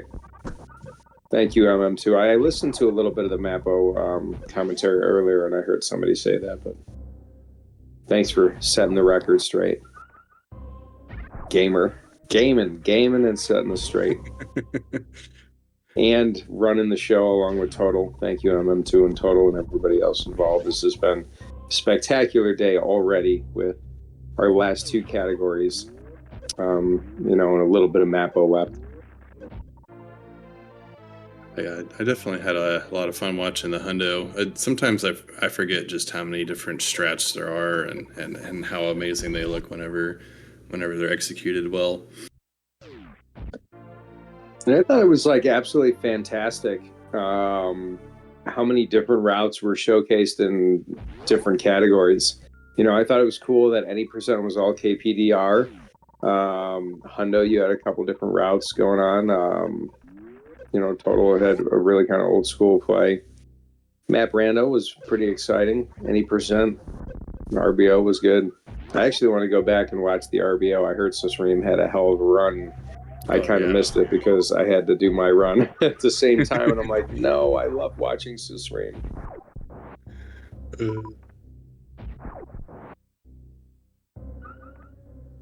Yep, Sunflower making quick work of Mother Brain there. MM2 just blazing along Lower Norfair here.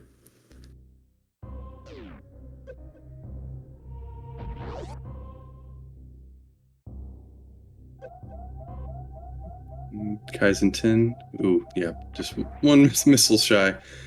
That I think pixel can be a little irritating sometimes. Oh, yeah. Thankfully, he'll have another super pack here to get himself out of there so he didn't have to farm up at the Zebs or anything. It's actually, there's even more of a penalty here in this category compared to RBO, because RBO, you're coming here with like a lot of supers, like at least like 10, so you have room to spare.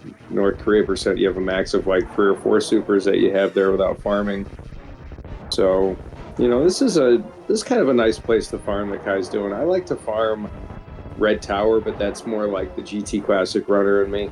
I like farming in Hellway.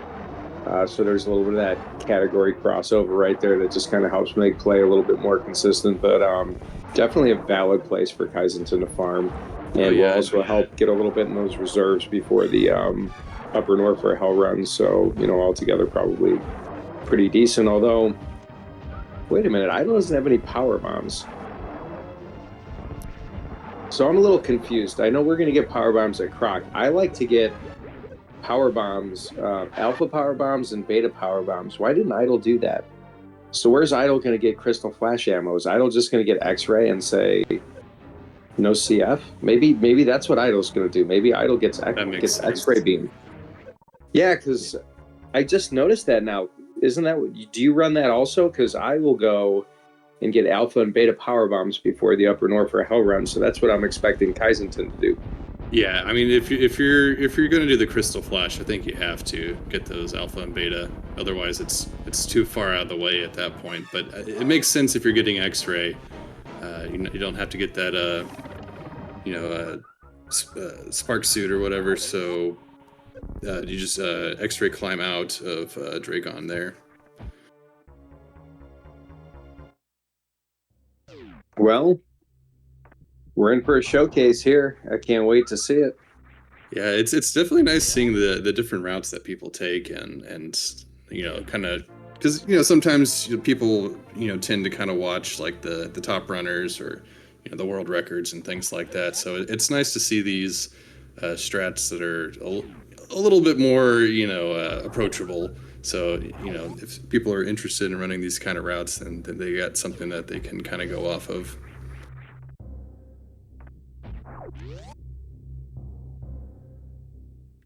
Yeah, I guess another benefit of X-ray is being able to take down Phatoon in one round. Yeah, that does save a little bit of time. Not as much as it costs to go get it, but if you're not. going to get it anyways, it kind of makes that fight a little bit like, less worrisome. Like, yeah, I don't need to worry about it. I'm fine. So Kaizenton did exactly what I expected him to do. He went and got alpha and beta power bombs and will now probably go to Upper Norfair, do those hell runs. Yep, and in a race situation, sometimes I almost feel like X-ray might be even like a little bit more powerful because of it's a bit more like you're less likely. Sunflower. Oh yeah, GG Sunflower. You're less likely to kind of mess up because if you don't get gooped or waste your CF or something against Dragon, it could force a reset. So especially if you're like real practice with X-ray climbs and you can do it pretty quickly, then it's probably not the worst time loss. But if you don't have to reset a couple times, then it probably gains it back there.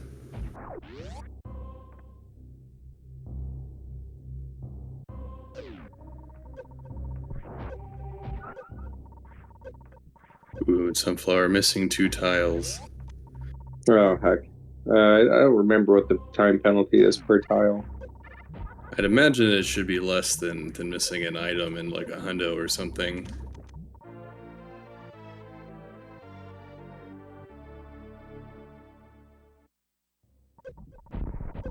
"15 seconds, okay.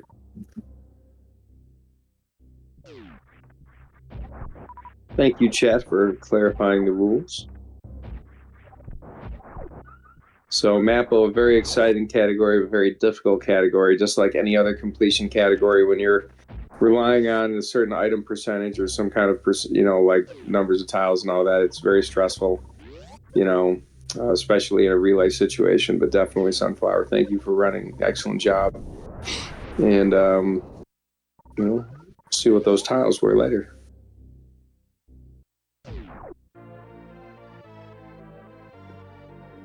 Got Idle grabbing that ice beam. I love that deboost strat that MM2 just did. Okay, so now we're going to see, so let's see this difference here. So getting Ice Beam now, Kai is going to get Ice Beam. Oh no, so Kai's getting late Ice Beam also.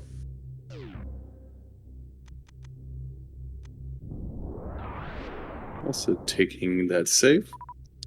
And oh yeah, I just noticed he opted not to do the moonfall, or a dance, which is reasonable.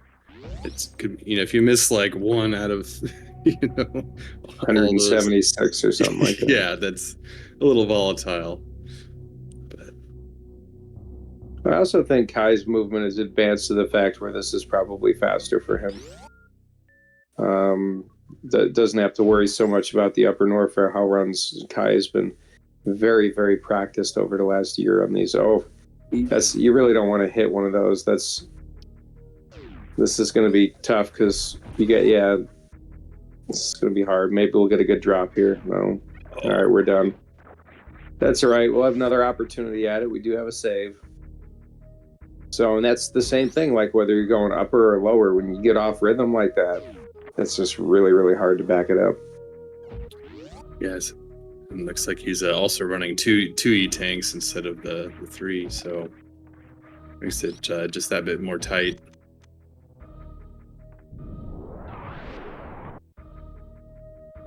Yep, so confirmation that Idle is getting grapple beam. I'm sorry, X-ray beam. So or X-ray scope. Jeez Louise. So we will likely not have a grapple escape, although I wonder if Idle does this as a backup in case I think we'll see the grapple escape, because otherwise he would need to pick up those alpha and beta PBs to use that like shine spark to get out or something. Yeah, so he would definitely. So he's going to grapple escape. I was about to say, how do we get out of Precious Room? But it's X-ray climb. I don't know why I couldn't think. Yep. Get a little disco party going. At least it's not that like 3 minutes of X-ray or 5 minutes of X-ray climbing you have to do in Rambo. To break in a turret or whatever it is. Crazy.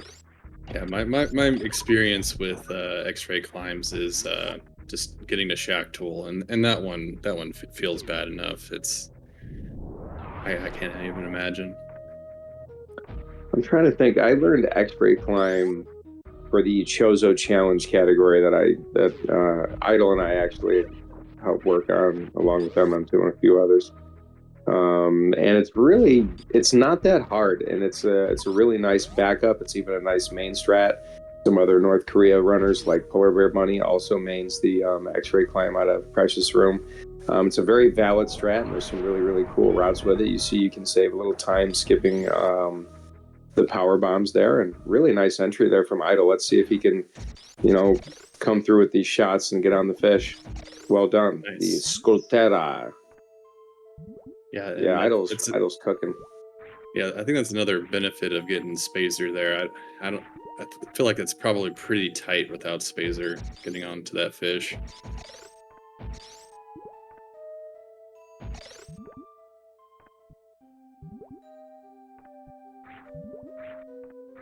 Ooh, nice.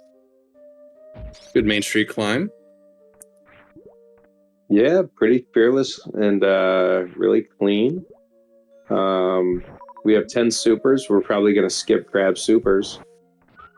So that'll actually save a little bit more time. Don't have to worry about getting a specific number of super drops entering the dragon fight.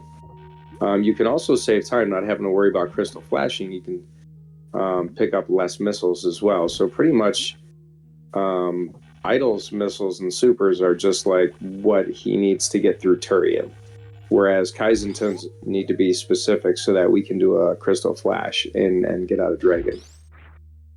You also have to keep the turrets in mind as well when you're entering that room. And looks like we got Papa Schmo touching down on Zebus here.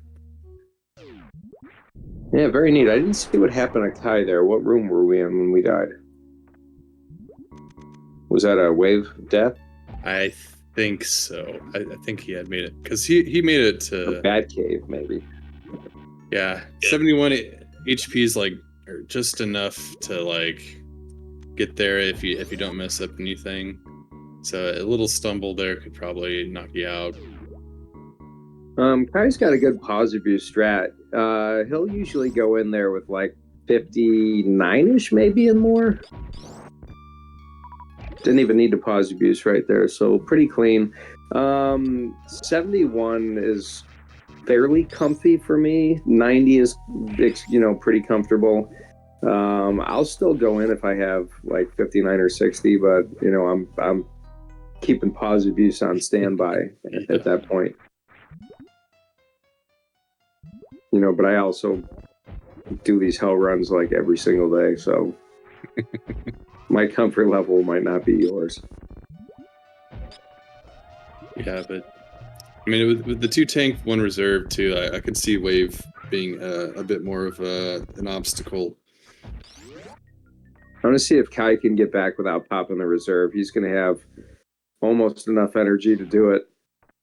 Actually, if he does some good arm pumping here, he can get out of here. Don't bonk the door, and has just enough energy maybe to do it. Blue would be for sure, but yeah, just pop the reserve, but didn't have to pause. Still really good. Yeah, farming up Yeah, that reserve MM2 can be a is little seriously annoying. game, and I really wish I could point out what MM2 is doing, but I don't really know what MM2 is doing. Oh, that was really cool. I love Spring Ball for stuff like that. It's just right strats you wouldn't even think of. Just oh man.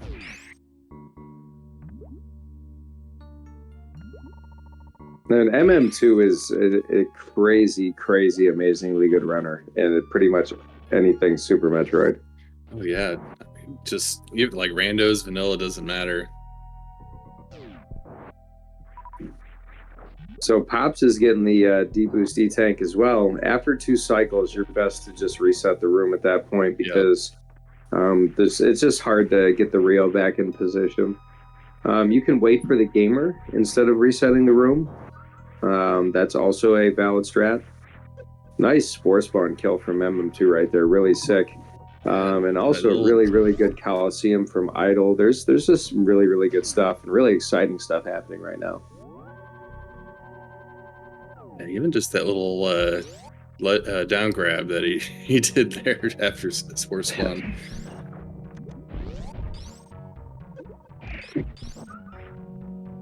The Spring Ball Big Pink TAS strat, I love it. MM2 is confirmed TAS. He's as good as TAS. Confirmed right here on chat, live on Speed Gaming. I always had my suspicions he was a robot, so. I mean, I met him in person. He's got a very convincing front. Yeah, he's getting good these days. Yeah, kids these days, holy cow. No kidding. They're learning.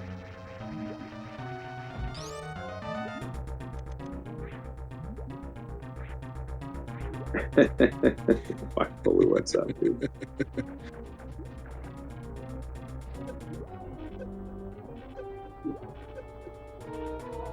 Yeah, we have MM2. We're cheating. We're like 40 minutes behind. We're hard, y'all. Oh man, we with our hitboxes, keyboards, and gaming controllers. I guess we missed out on the Dragon fight there, but it looking like Idol's in good shape. He's got 305 energy and shouldn't have too much trouble. Full reserve. He's full NES and the cartridge.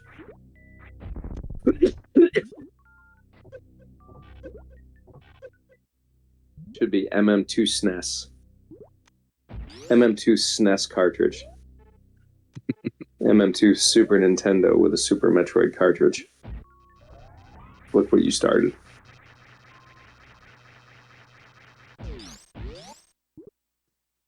All right, here's the X-ray climb.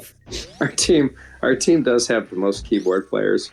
I guess this is confirmed that keyboard is not the optimal weapon for this game. So let's talk about the X-ray climb here that Idol has just gotten door stuck, which is really, really difficult to do, actually. It's very sensitive. You have to do a stationary spin jump and, kind of get your hitbox in the door by like turn around kind of thingy. It's a little bit tricky. And then you have to stay in the wall, and you can only do you can only do these in like one direction until you get wall stuck, and then you can do it. You can X-ray climb in both directions. Yeah, and basically what he's doing is crouching and then using the X-ray stand up, and each crouch will move him up a certain amount of pixels. So it's look at how fast Idol's really good. I cannot double X-ray climb like that. I can only do it on one side. Idol's cooking. That's really, really tricky. You're pretty much stuck right here. It's I am pretty sure Idol turned morph off. Because if you actually do a double down input by mistake and get stuck in morph, you soft lock the game. So most runners will choose to disable morph ball to do X-ray climbs. I definitely do, but Yeah. I guess it goes to show like why he picked the X-ray strat, because if it's something you're comfortable with, it kind of makes sense. Yeah, I know Kaizenton is definitely going to do the Crystal Flash Dragon fight, and I'm pretty sure Papa Schmo is going to do that as well. Telomorph, I know Telomorph is going to get X-ray scope, but I don't know if they do it more for a backup, so they main the Crystal Flash, and then if grapple fails, they back it up with the X-ray, but we'll see. So Telomorph will begin their run after MM2 is finished with map completion on our team's side. It looks like MM2's getting pretty close there. I can't remember. Do you go through Gauntlet after this, or is this the end? I feel like it's the end. I haven't watched a Mappo. I watched Susream's world record Mappo run, but I feel like that was over a year ago, and it's just a category I'm not very familiar with. Oh yeah, he's been to Gauntlet, so this is definitely Torian. So not a whole lot of time left until he finishes there.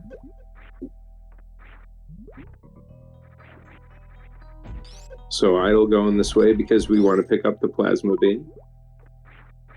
It is faster to just go pick up the plasma beam and then do kind of like an any percent style. Well, we're going to go through Forgotten Highway and then Phatoon, and then it pretty much becomes like a glorified any percent once you pick up the gravity suit. You got more ammo. Idle's not going to have more ammo, but Papa Schmo.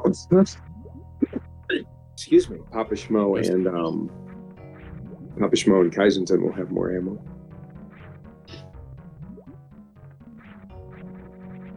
No, you're cooking MM2. This sick run.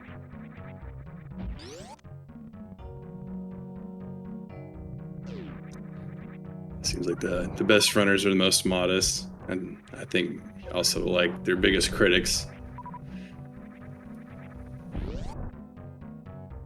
Yeah, it's hard not to analyze, mistakes, but that's also what makes you better. If I had done this here or this there, and you play enough that a lot of these situations you're going to be in like quite a lot. So having the experience, you can be ready for it.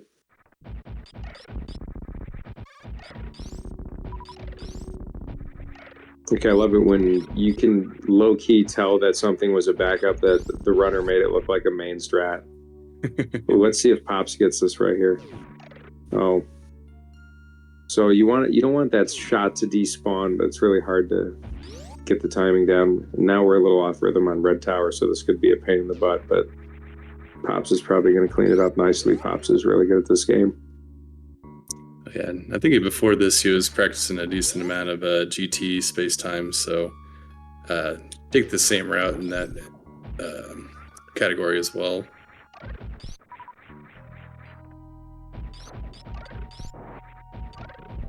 Oh yeah. I did see Papa Shmo talking about the room that Idol's currently in, doing some pretty neat stuff with Space Jump. Kind of like, I remember one time MGA came up with a strat for that Thread the Needle room that was just impossibly hard, and there's just no way you're gonna do it. That room is just so awkward without screw attack. It's just so it's but a lot of times I'll just go slow and I'll farm the enemies to make sure I have a lot of energy, because you're going into Phatoon suitless. Oh yeah, that's and what I even do. though you have a lot of E-tanks, like Sunrise Surprise is a thing that can happen. Yeah, I mean, each one of the flames and Phatoon himself doing 60 damage as well, and health drops are not that common during the fight, so it's definitely good to stock up if you need to. How about these 16-bit graphics, dude? Seriously. Unparalleled. Beautiful. The tile work is just consistently amazing. Look at that background. I want to see a lightning strike.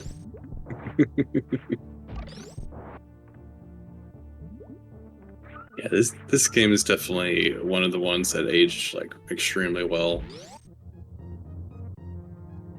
Captivating. These grapple jumps off of those. Oh my gosh. What are those things called? Those little mini Phatoons? I know, I just call them balloons. Balloons? What? Oh god, why? Piromi? No, that's the fire snake thing. What the heck are those things called?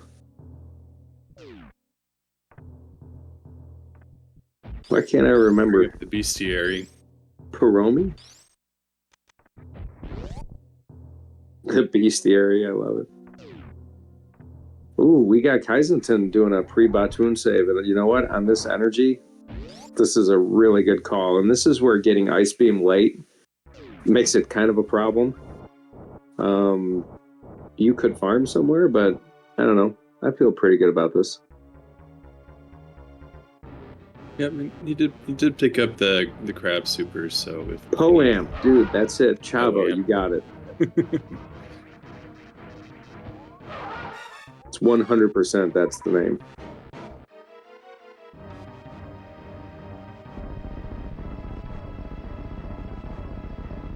Yep, just double checked on the bestiary, and it is in fact a Poam.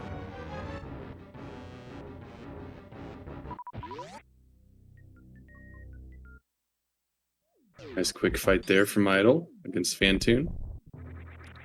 I got MM2 finishing up his Mother Brain 2 fight. Some fun. That is a little bit of the, going Idol's route does make it kind of cool that Idol has the X-ray beam, because we can microwave Phatoon. So that's pretty swag. And now we're going to get our gravity suit, and then just kind of like, any percent KPDR style will finish the game.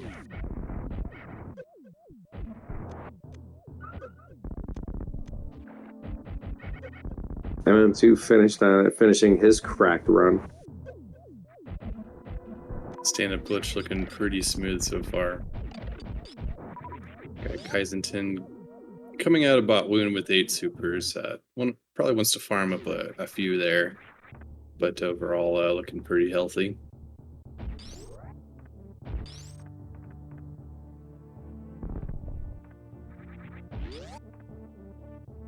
It's got Papa Schmo running the 3 tank, 1 reserve.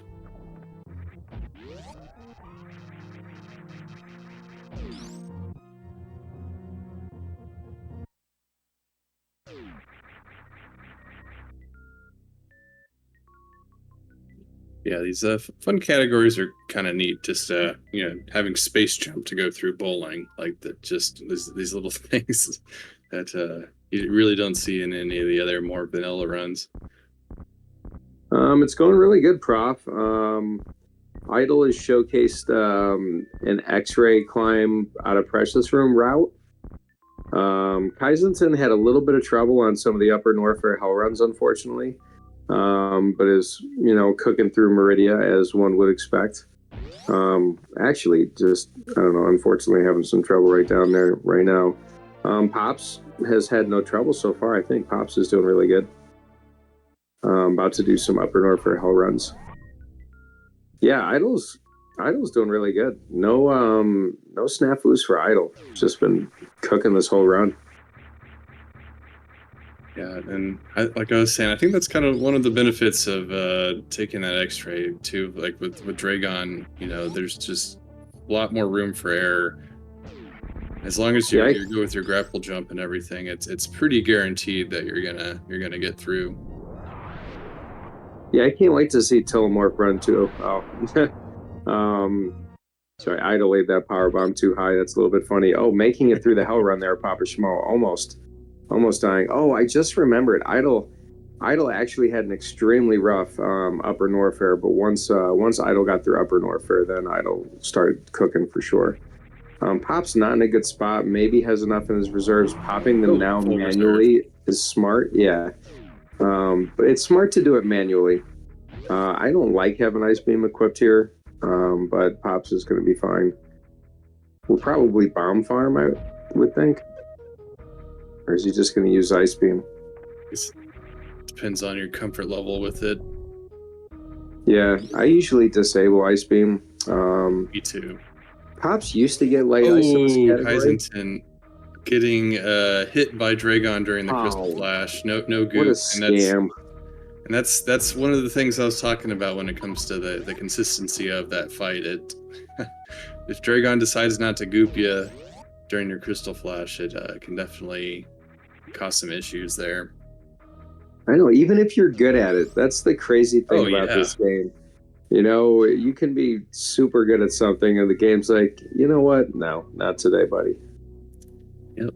Goop RNG says that you're going back to the save. MM2 apparently having a really sick run. Wow. So, a couple runners. I played close to PB. It's had some good runs in this. Category. All these categories. I can't wait to go back. I want to see Susream's RBO run. I was running RBO at the time. I didn't get a chance to see it. I'm sure it was exciting. That was a very calculated energy drop by Kai right there. Oh, now when you have such a limited amount of power bombs, you have to be careful. Ooh, all right, so yeah, but all the energy just got to shake out of there. Kai will do some beam shots until it's time to do the quick grapple kill.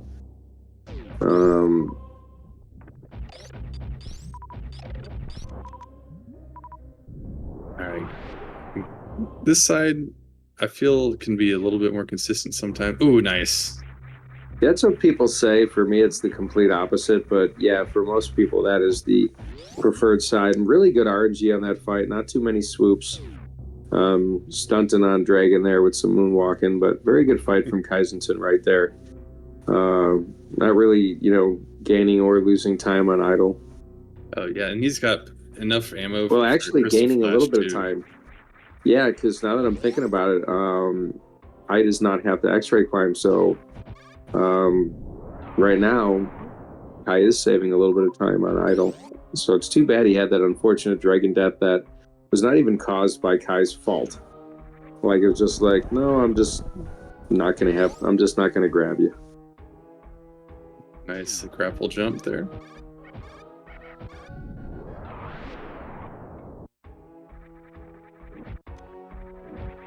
Nice worst room in the game from Idle. missed it. Was it like a All I know is there was a power bomb that went off, and Idle got some good wall jumps, so I'm assuming it went off pretty well. Oh, nice, yeah. Kind of like the PRKD strat, but with plasma beam. Yeah, I think that makes sense actually, because Idle, I believe, mains PRKD for any percent. Gotcha. Yeah, I know that keeping those pirates alive can eat some time, but you know, they definitely cause some lag. I remember like calculating one time, just like it was almost faster to kill all the pirates than it was to like skip them in some situations.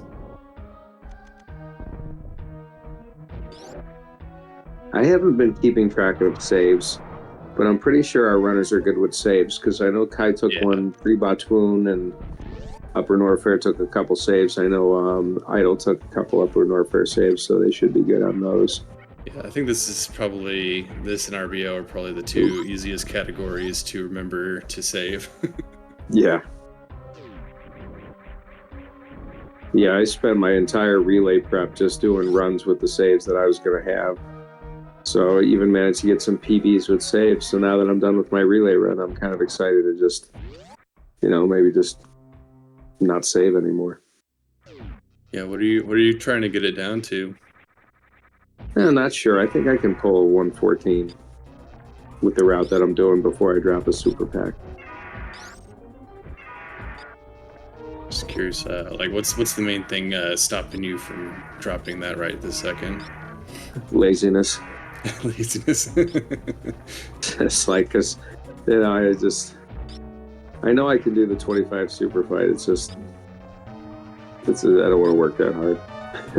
Yeah, I feel like the Ridley fight. It's fine. We'll see what happens. If I get a 114, then I will absolutely drop it. Because if I drop a super pack, that's also dropping an E-tank as well. Because that would be skipping crab supers and mama turtle.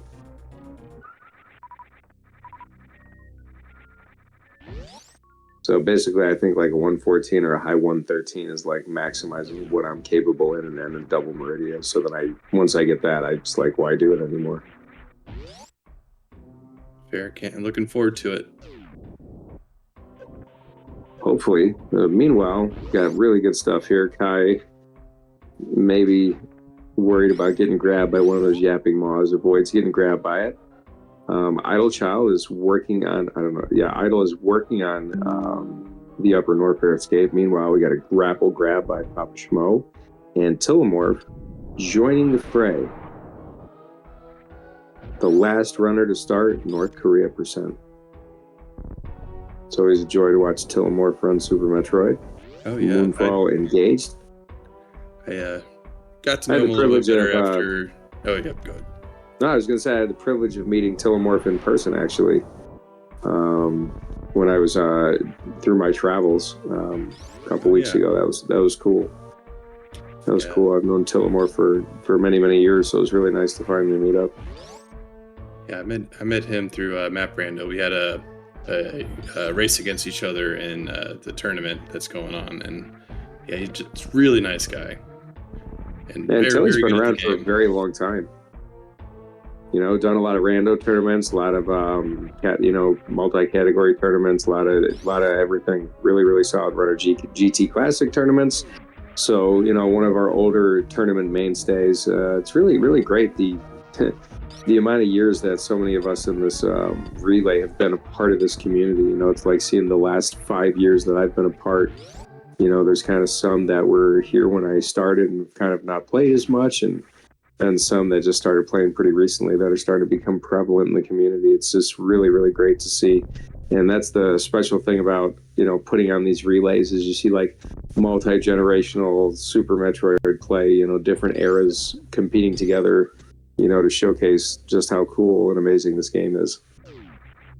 Oh yeah, I've probably been in this community for about a year now. Started racing, I think it was last April. So yeah, just seeing like how close everyone is, how friendly it is. This community has been super amazing, and it's some of the most fun I've had in recent years. Just learning from everybody and getting to meet everyone and eternally grateful for everyone in this community and putting on these tournaments and things like that. Heck yeah. Papa Schmo making his way on Main Street. Meanwhile, Kaisenton dealing with Phatoon. Not having X-ray beam. Kai is going to go for... The ideal is two missiles, charge plasma, and you can get a more or less free 2-round. But that's assuming you don't get flame lamed, which, plasma beam just kind of sucks at shooting Phatoon's flames, to be honest. Like, it's not a good beam for this fight. So the fight is not entirely free. It's like fake free. It should be free. Sometimes it is free, but only in certain conditions. Definitely. I've definitely had a few rando seeds where I have full beam and just missed out like one missile. Yeah, Papa Schmo had a very good Main Street climb as well. Looking good. They're just good at this game. These players are just heckin' good. Look at this climb from Tillamore, killing it. This wrecked ship from Kaisenton, killing it. Don't forget the gravity suit. Kai hates picking up suits. He's probably disgruntled that he has to do it. But at least he got to be suitless for a little while. Yeah, it's like, I guess it's faster than collecting another, 3 or 4 E-tanks, whatever. Yeah, Papa Schmo getting through the aqueduct there. Some sick grapple jumping skills, and Trade is down for Idle. So Idle is done with the G4 bosses. North Korea % down. Our dear leader is happy or whatever. Yep, and just not forgetting the second hardest boss in the game is remembering to kill Kraid after killing Ridley. Oh, you know what's harder than that? I lost 2 PB runs back to back the dumbest way ever. I completely forgot that I needed Varia suit because I was running RBO at the same time also, and I forgot about it. So I lost 2 runs in Turian at Mother Brain because I forgot to pick up Varia suit. I just killed Kraid and left. Stupid. Yeah, some people opt to get enough tanks for stand up, but I think that ends up losing time overall. It depends. I feel like Zost has the world record in this, and I think that the way Zost routed it, that he ended up getting 70 tanks and did stand up. I don't quote me on that. I don't remember for sure, but I know that it can save time if you're good enough. Yeah, I wonder what's all involved with that. I mean, one of the tanks you would probably get would be Fireflea, and then you have Cray tank. Would probably be another one, Ridley tank. Those would not be ones you would pick up before Dragon. There you go. School. That makes sense. If you do Moon Dance, then it that's what. Okay. Yeah, that makes sense. Yeah, and Zo's world record does actually do Moon Dance. I don't think that's the confirmed fastest route. Optimal route, but it's currently the fastest anybody has done this category. And if you haven't seen Zo's world record, it's pretty amazing. It's really great, especially for fans of this category. I kind of like it in the last 3 or 4 years. North Korea % has kind of gained a little traction. It's been showing up in some main events. It's like what started as a meme, became kind of a valid Super Metroid category, and that's just highly entertaining and quite unique. Blend of a couple different categories.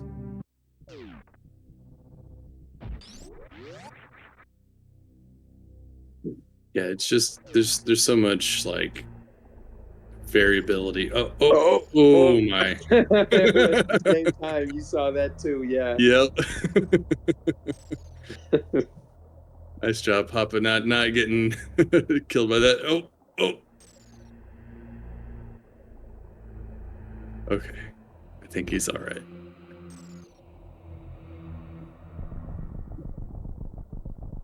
Yeah, it can be sketchy. You really, so what Pops is trying to avoid is essentially KOing the sand. There are spikes under the sand, and without a suit, it is nice grapple. It is really really hard. Is Pops not saving? Okay, yeah, okay. It can be very very difficult. Like it is possible. Okay, he's not. I think he's gonna farm before he farm? saves. Oh, because he wants. Okay, so Pops might have skipped crab supers then. Yeah. So yeah, so There it good. is. He got a really good drop right there, and that's the thing. Like we talked earlier that you know, if you skip crab supers, you have to deal with Metroid RNG, but it's actually not that bad. You know, with anything else, it's like, you know, you're either going to get one right away or it's not going to happen at all. And Pop's got really good RNG on that one. Just don't shoot the super at the Ghidorah, which I would have done. Yeah, that muscle memory strong. Man, Idol not having very okay. Never mind. I was gonna say his super RNG was not super great, but he's looking good now. Yeah, you got to be careful because you only have a certain amount of missiles for these turrets. You know, but Pops is hanging in there with, you know, just enough, more or less just enough ammo to Crystal Flash. And let's see if Pops has better luck than Kaizenton had in this fight. Again, Kaizenton losing the fight, not of his fault. It's Dragon just not cooperating. All right, good RNG right there. We got the grab, all the energy. Let's hope for no smacks. Nope, no warning shot, so we're just going to go for a straight up grapple. Looking good. Really good RNG. It's exactly what you want to see. Even the goop RNG there was wow. awesome. Textbook dragon fight from Papa Schmo. Well executed, my friend. Always feels so good to get one, and that's the best RNG you can hope for. No swoops there. Yeah. And, you know, like from the goops, like only one of them goes up high enough to where you can just jump into that one and not worried about getting hit by another one and messing up your grapple. Oh, yeah. Ooh. Idol getting the slow baby skip. Having to do a little reset to get rid of that slow movement.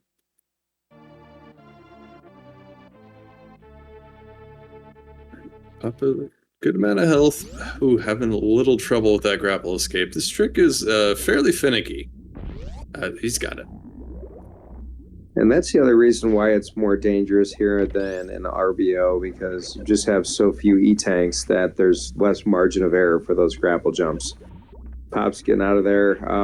Possibly, see, this would be a good opportunity in the relay to take a save right here. I don't, you know, no, not going to. I would take a save right there, get a chance to refill some energy fast, but, you know, still doable, but Pops has lower Norfair after this, so this is really not great energy right now. Yeah, you can, you know, there's the little guys next to the plasma room that you can farm. Maybe it takes a couple farms here, but he's only going to get supers from these cags. Yeah. So. All right, doesn't get the spike hit, so still looking pretty good energy-wise. You know, there's other places, like you might get some big energy from the Plasma Pirates. You might get some big energy from the pancakes in the Cassius room. But yeah, this is not a bad room to farm in coming up here, the butterfly room here. Oh, yeah. Oh, just ammo. He gets nothing. Oh my gosh, more ammo. Okay, this was a good play. It was a good idea. Stupid game. Kaizenton fighting Ridley here while Idol's waiting for the Mother Brain cutscene. Oh, jeez. Got Ridley I down. has Ridley down, but Ridley just, he's so lucky. I thought Ridley was going to go for another pogo pattern. That would have lost, like, way much time. Good grammar, Kev. All right, nice Cassius room here from whomever that is, Papa Schmo. GG's. You did an RBO race. You're excused. Crushed it every night. It was a good time. I had a lot of fun. It was even more fun watching this because I don't have to stress out. I can't wait to watch my run later. It's really a blur.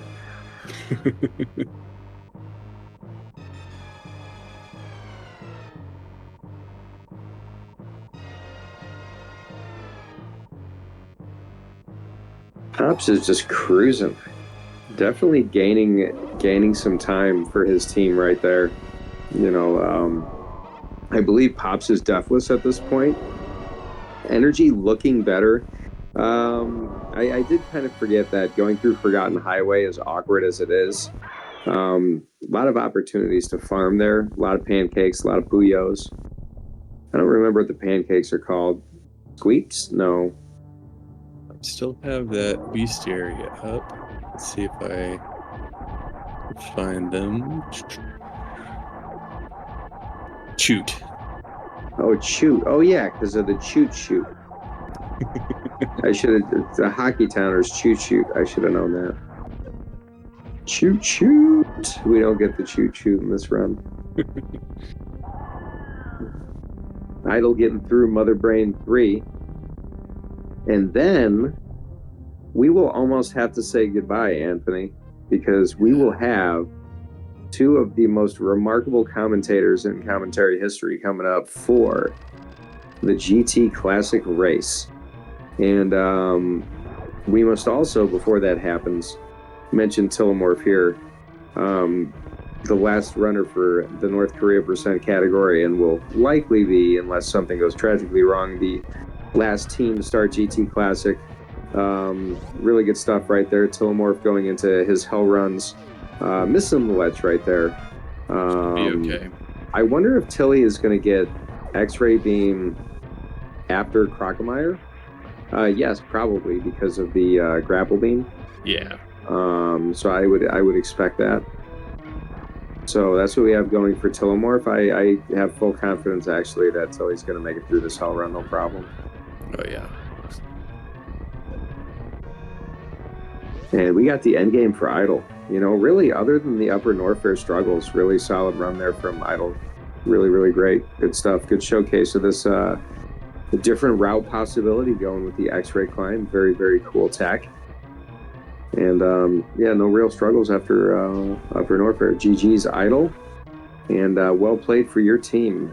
Happily ever after. Still with a commanding lead as they have had throughout. Just excellent, excellent gameplay.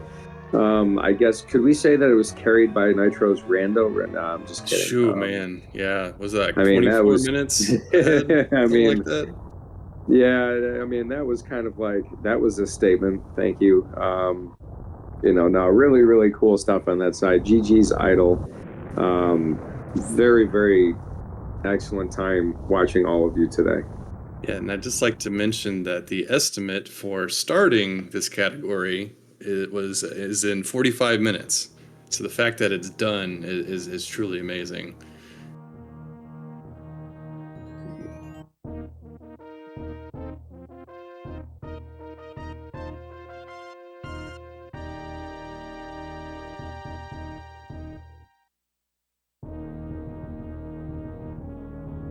Till we're skiing through that room. It's always funny, and like the interactions with Speed and being suitless. And I think it has something to do with the sound cue or something. Yeah, I know. Like Kaizen had said, like if you let go of Dash at a certain point, you're less likely to have it happen. Yeah, it's definitely something you need to know if you're going to do Croc Speedway hell runs with Speed Booster, for sure. Very good. I mean, Tillamorph is going through this very, very well, very fast. No troubles at all. Really good play. Pops is really, really good play right now. Kai is on his way to Torian, where we will battle Mother Brain, not for the last time.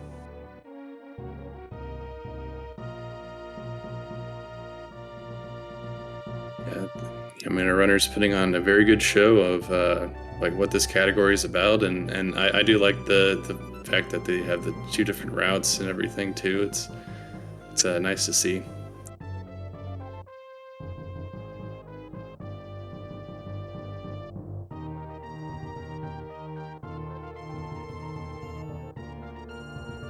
Tilly's movement looking quality crisp. Oh yeah, I mean, I know he's been practicing for map randos a whole lot, and definitely for this as well. And it's always, you know, good to see his great movement.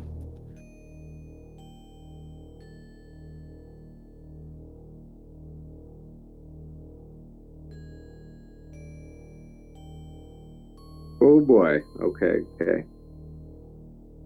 Still had a reserve, would have probably been okay, but almost got hit by that, I don't know, Alcoon, Dragon, whatever it is. The land seahorse.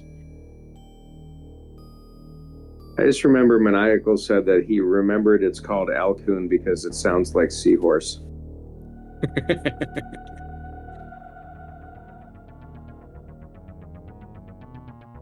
Tilly, this is risky. Go fast, bud. GG's. I needed 10 energy. He's fine. Right?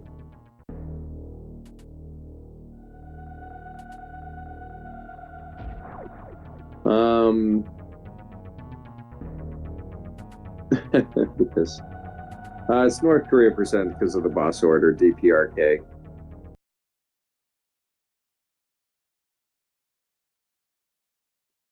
Yeah, 11301.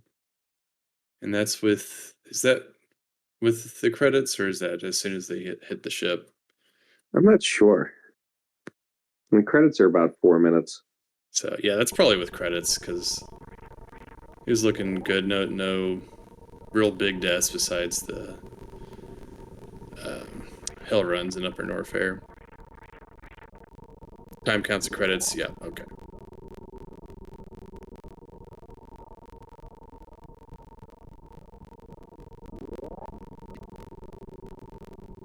So we have Professor School from Happily Ever After, with a fairly commanding lead. A Turian plus credits ahead.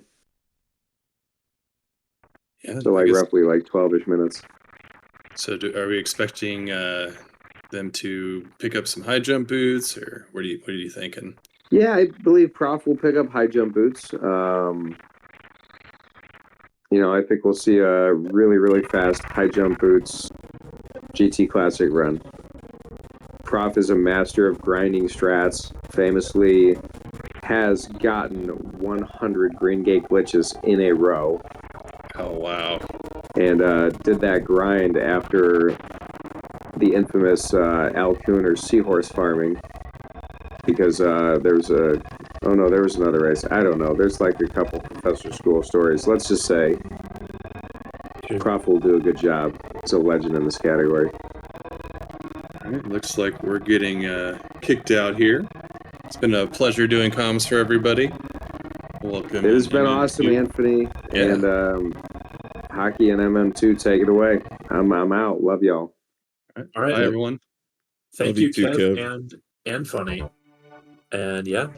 Hello, my name is MM2 Nest Cartridge. I was the mapper runner for Grappling with Consistency, which was about I think I finished my run like 30 minutes ago, something like that. But yeah, and I am joined by Hockey. How you doing, Hockey?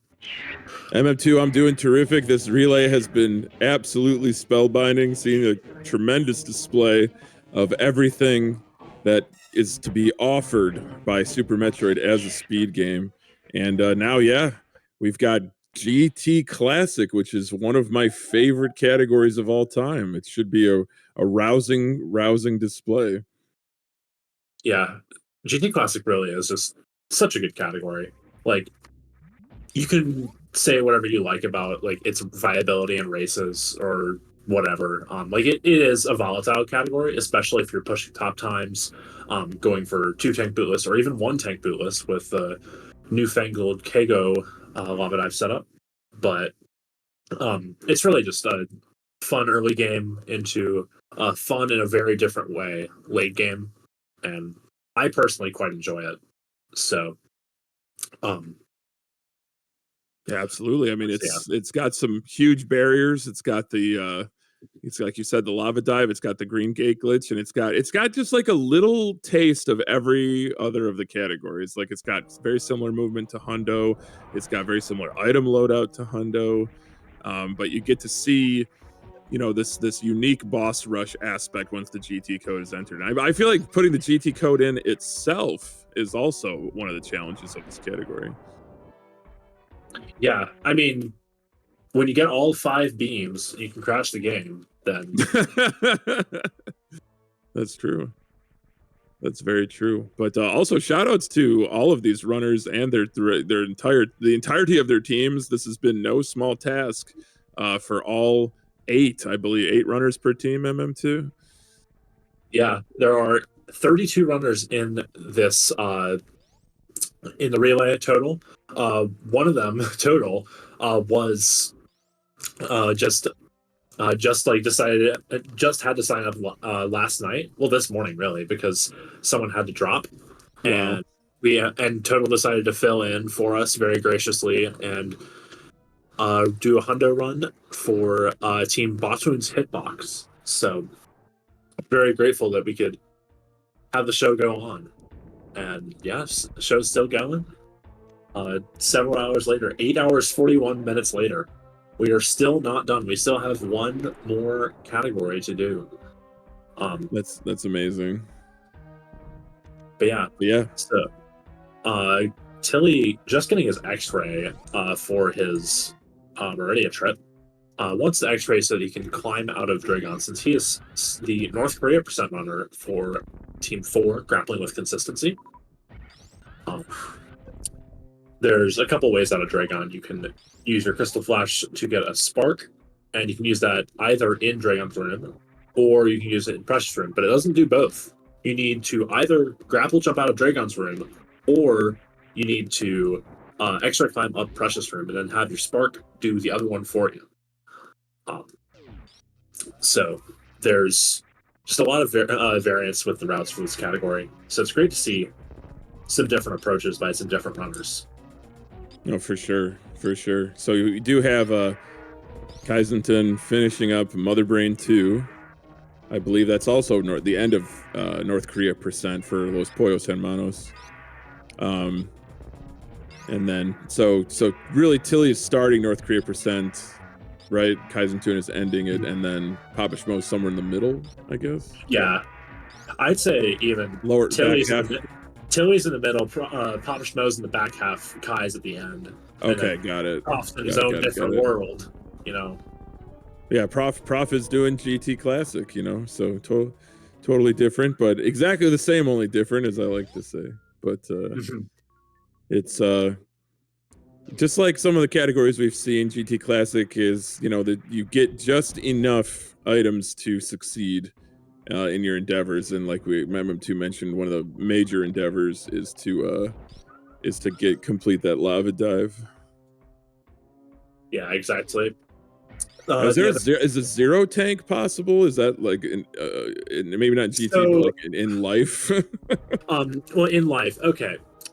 So the answer, okay, realistically, for humans, the answer is no.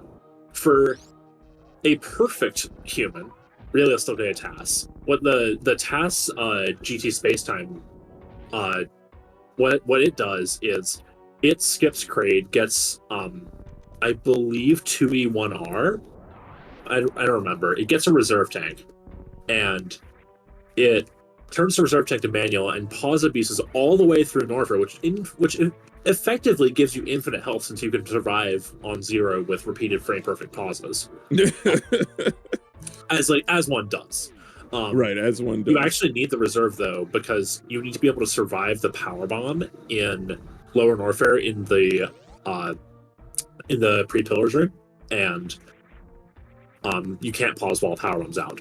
So that's why that TAS gets that. But TAS does it with no Varia suit. Humans get through Lava Dive with no tanks and Varia suit.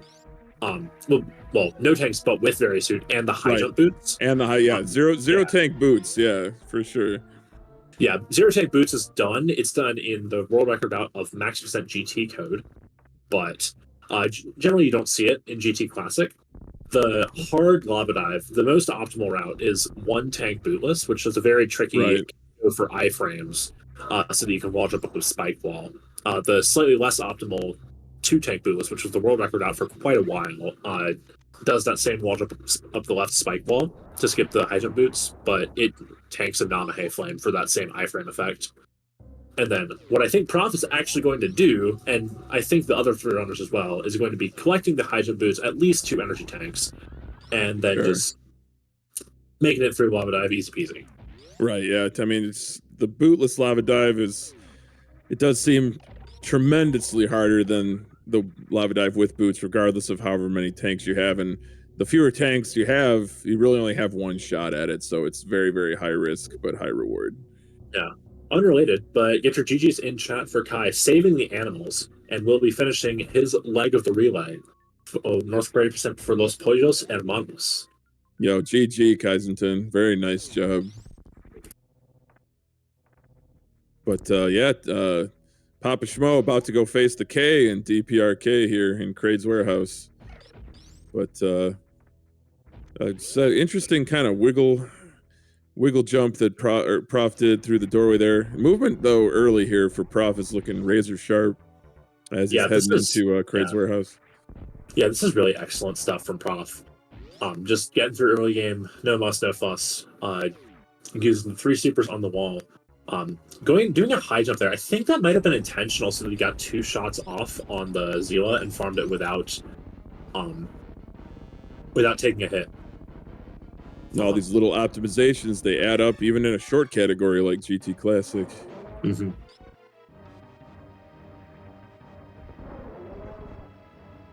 Papa Schmo waiting for Crade to cooperate, setting up for that quick kill. And does get it. Beauty. Very nice. Very nice delivery. So quick farm up with the farm beam for Tilly. We're going to face Dragon, and we get it. What a treat, MM2. We get another Crade fight here. Professor School utilizing some lag reduction strats. There we go. Consonants are important in hockey. And yeah, pulls it off no problem. Missile Crade quick kill. Very nicely done. No need to pick up the charge beam in GT Classic. They're going to get it with the code. Yeah, charge beam provided with the package, so you can skip getting this one. It's like GT code is kind of like a very popular satellite TV brand or a cable company. Just you get a package of items. You don't get all of them. Tilly. Oh my gosh, he got stuck in the sand, but he's out now. This is still barely scary. Hopefully, we can just get Tilly's got it. Yeah, there we go. Yeah, get the grapple jump and go over to the save. Lock all it in. And now the most you can lose is the Dre fight. Dre fight in this category in North Korea percent seems like it could be, not too bad with that grapple beam at their disposal. But do need to find a way to get out of Precious Room, I understand. Unless none of that's actually true, MM2, and you're free to correct me as necessary. No, I mean, I guess you could Dre snipe, but that would be horrendous. We don't do horrendous, MM2. Yeah, we do consistent. This is a relay. Yeah, interestingly, Prof did get the Craig E-Tank and is skipping the high jump boots, so he will be going bootless. Oh man, how sweaty. I love it. You love to see it. Just maybe inspired by Sisreem during our commentary together, taking the absolute hardest way to do RBO. Prof definitely taking nearly the hardest way to do GT Classic. Or they might just be more comfortable with the bootless lava dive. That's a possibility. I know he's a big fan of doing the boot full lava dive in tournament races. He's done them pretty much every time I've seen him race GT Classic, and he this actually might be a reference to my run for GCC Memorial-thon, where Prof was commentating and said that I was going to be doing bootless route, 2-tank bootless. So I did 2-tank bootless since I was listening to the commentary. And I didn't want Prof wrong. Oh my gosh. So I was planning to do 2-tank boots, and then I heard a Prof go like, "Oh, he's gonna doing 2-tank bootless," and then I just autopiloted to it. Yep, just like, you know what? The commentator said I have to do it, so I did it. Yeah, and then you are taking free saves. You're required to take free saves in all your runs. So he gets the pre-dive save for free, which negates some of the benefit of doing bootful in a tournament race. Is you can realistically skip that save. I should work on this. For sure.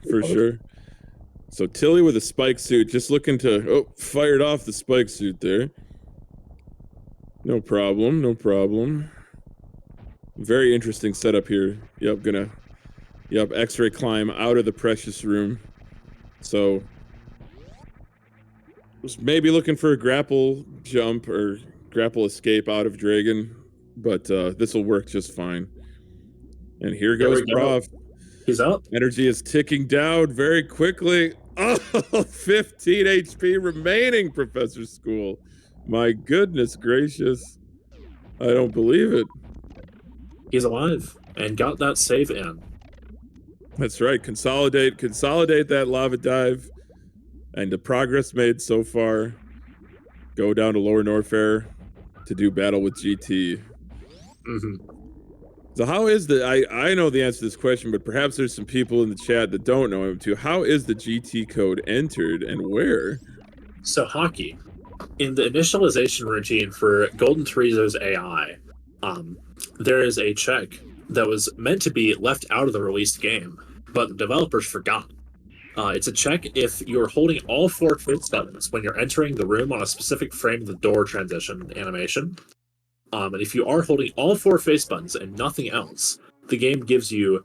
it doesn't just give you, it replaces your current equipment with 700 energy, 100 missiles, 20 supers, 20 power bombs, and all major items except screw attack, and 300 reserves. So all equipment you get beforehand is irrelevant. This is what you have now. It also turns all 5 beams on. So it's crazy. Well, it's like Papa Schmo. Yeah. Oh, here he goes. No bomb spread for Papa Schmo. Not necessary. Oh, what a fantastic Stachio skip. Oh, yeah, really well done for Papa Schmo. Wasting no time whatsoever. Meanwhile, Tilly's going to do a few space jumps through the Cack Alley. Precious Room is just a distant memory. And we do now have Light Quartz joining us on GTC here, MM2. Indeed. Yeah, Light Quartz, one of the couple of Japanese runners we have in the community, which is really fantastic to see representation in the relay. That's so cool, yeah. Yeah. But yeah, Prof through the code, first try dive, first try gate, no issue. Just going to be blazing for the rest of the game. I look over and he's already in fast pillars. I'm like, wait, what just happened? Exactly. Code done, GGG done, everything. A little bit of a mess in the amphitheater, dropped a few space jumps, so he's going to lose a little bit of time, but on the order of seconds. And just a little bit. Not much at all. Not much at all. Yeah, given that they have like about a 20-minute lead-ish, it's not a big deal. Still though, I mean, I'm still shook by Susream clawing Los Pollos Hermanos all the way from plus 40 to like plus 950 something. Like it's just that's exactly. Nuts. Yeah, running a 107 in a relay is just absolutely insane. That's so impressive. Yeah. I mean, I don't want to say it doesn't take a lot to impress me because I don't run this game, and so anything that people do could be the most routine strat. I still find it impressive, but data don't lie. Times don't lie. Yeah, exactly. Like when you're running this close to your PB and you're running this aggressive a route and you manage to pull it all off in a relay is so impressive just to get to see. For sure. And like kind of looking at Light Quartz, I'm not too familiar with this runner, but seeing that behemoth climb with a few modifications and some good improvisation, that was very, very smooth. heading to BT now. Hope to avoid the decapitation animation. I'm not trying to sully what has otherwise been a very impressive run by Professor School, but Professor School did not avoid the decapitation animation. So, but this Ridley fight here, 20 shots with this beam combination. You could dip into your supers, but why bother? You're going to need them for later. So, yeah, not Prof too finishing bad. the Ridley fight with 16 supers. Might have used I would assume he used 3 supers on Ridley. Good for two plasma shots. Yeah. It's usually good to as we call think it. of. Yeah, it's usually good to think of spending your supers on Ridley as trying to save a cycle, like saving a full swoop around, or like cutting his pogo short, preventing him from doing something else. Because when he's in a swoop, he can't die until he's done with the swoop. Yeah, and swoop, that's probably like his most time-consuming move, or maybe if he gets locked into a pogo for a while, but... Yeah, so if you can, like, end the fight on the current swoop by spending some supers, it's usually worth it, too. But it's not, like, generally a great idea to, like, oh, he's pogo me, time to dump 9 supers into him. Right. Oh, beautiful.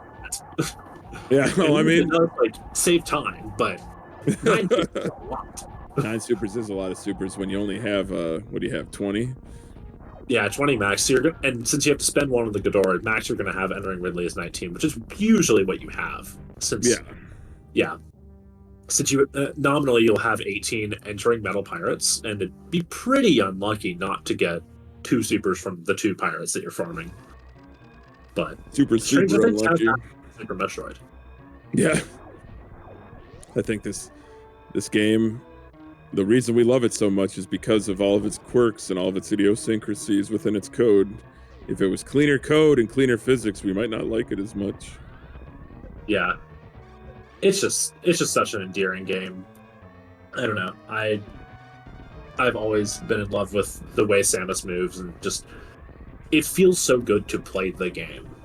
Like even if I'm plus 2-3 minutes, it's still feeling good and I'm having fun. So that's personally just what keeps me going. Yeah, no doubt.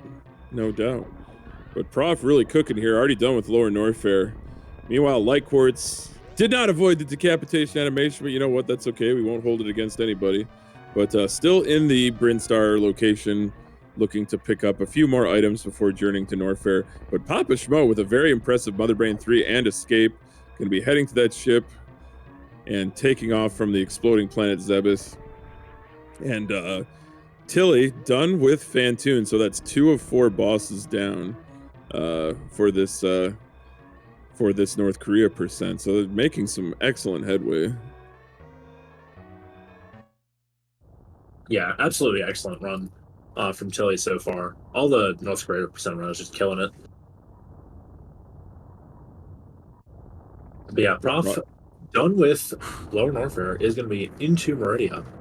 He's playing like a man possessed right now, like that fish tank or fish bowl. I always forget which one it is, but very, very fast rooms. Main Street was very fast.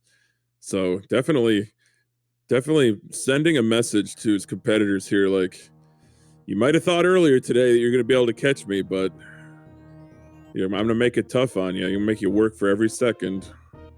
Yeah, exactly. This is roughly,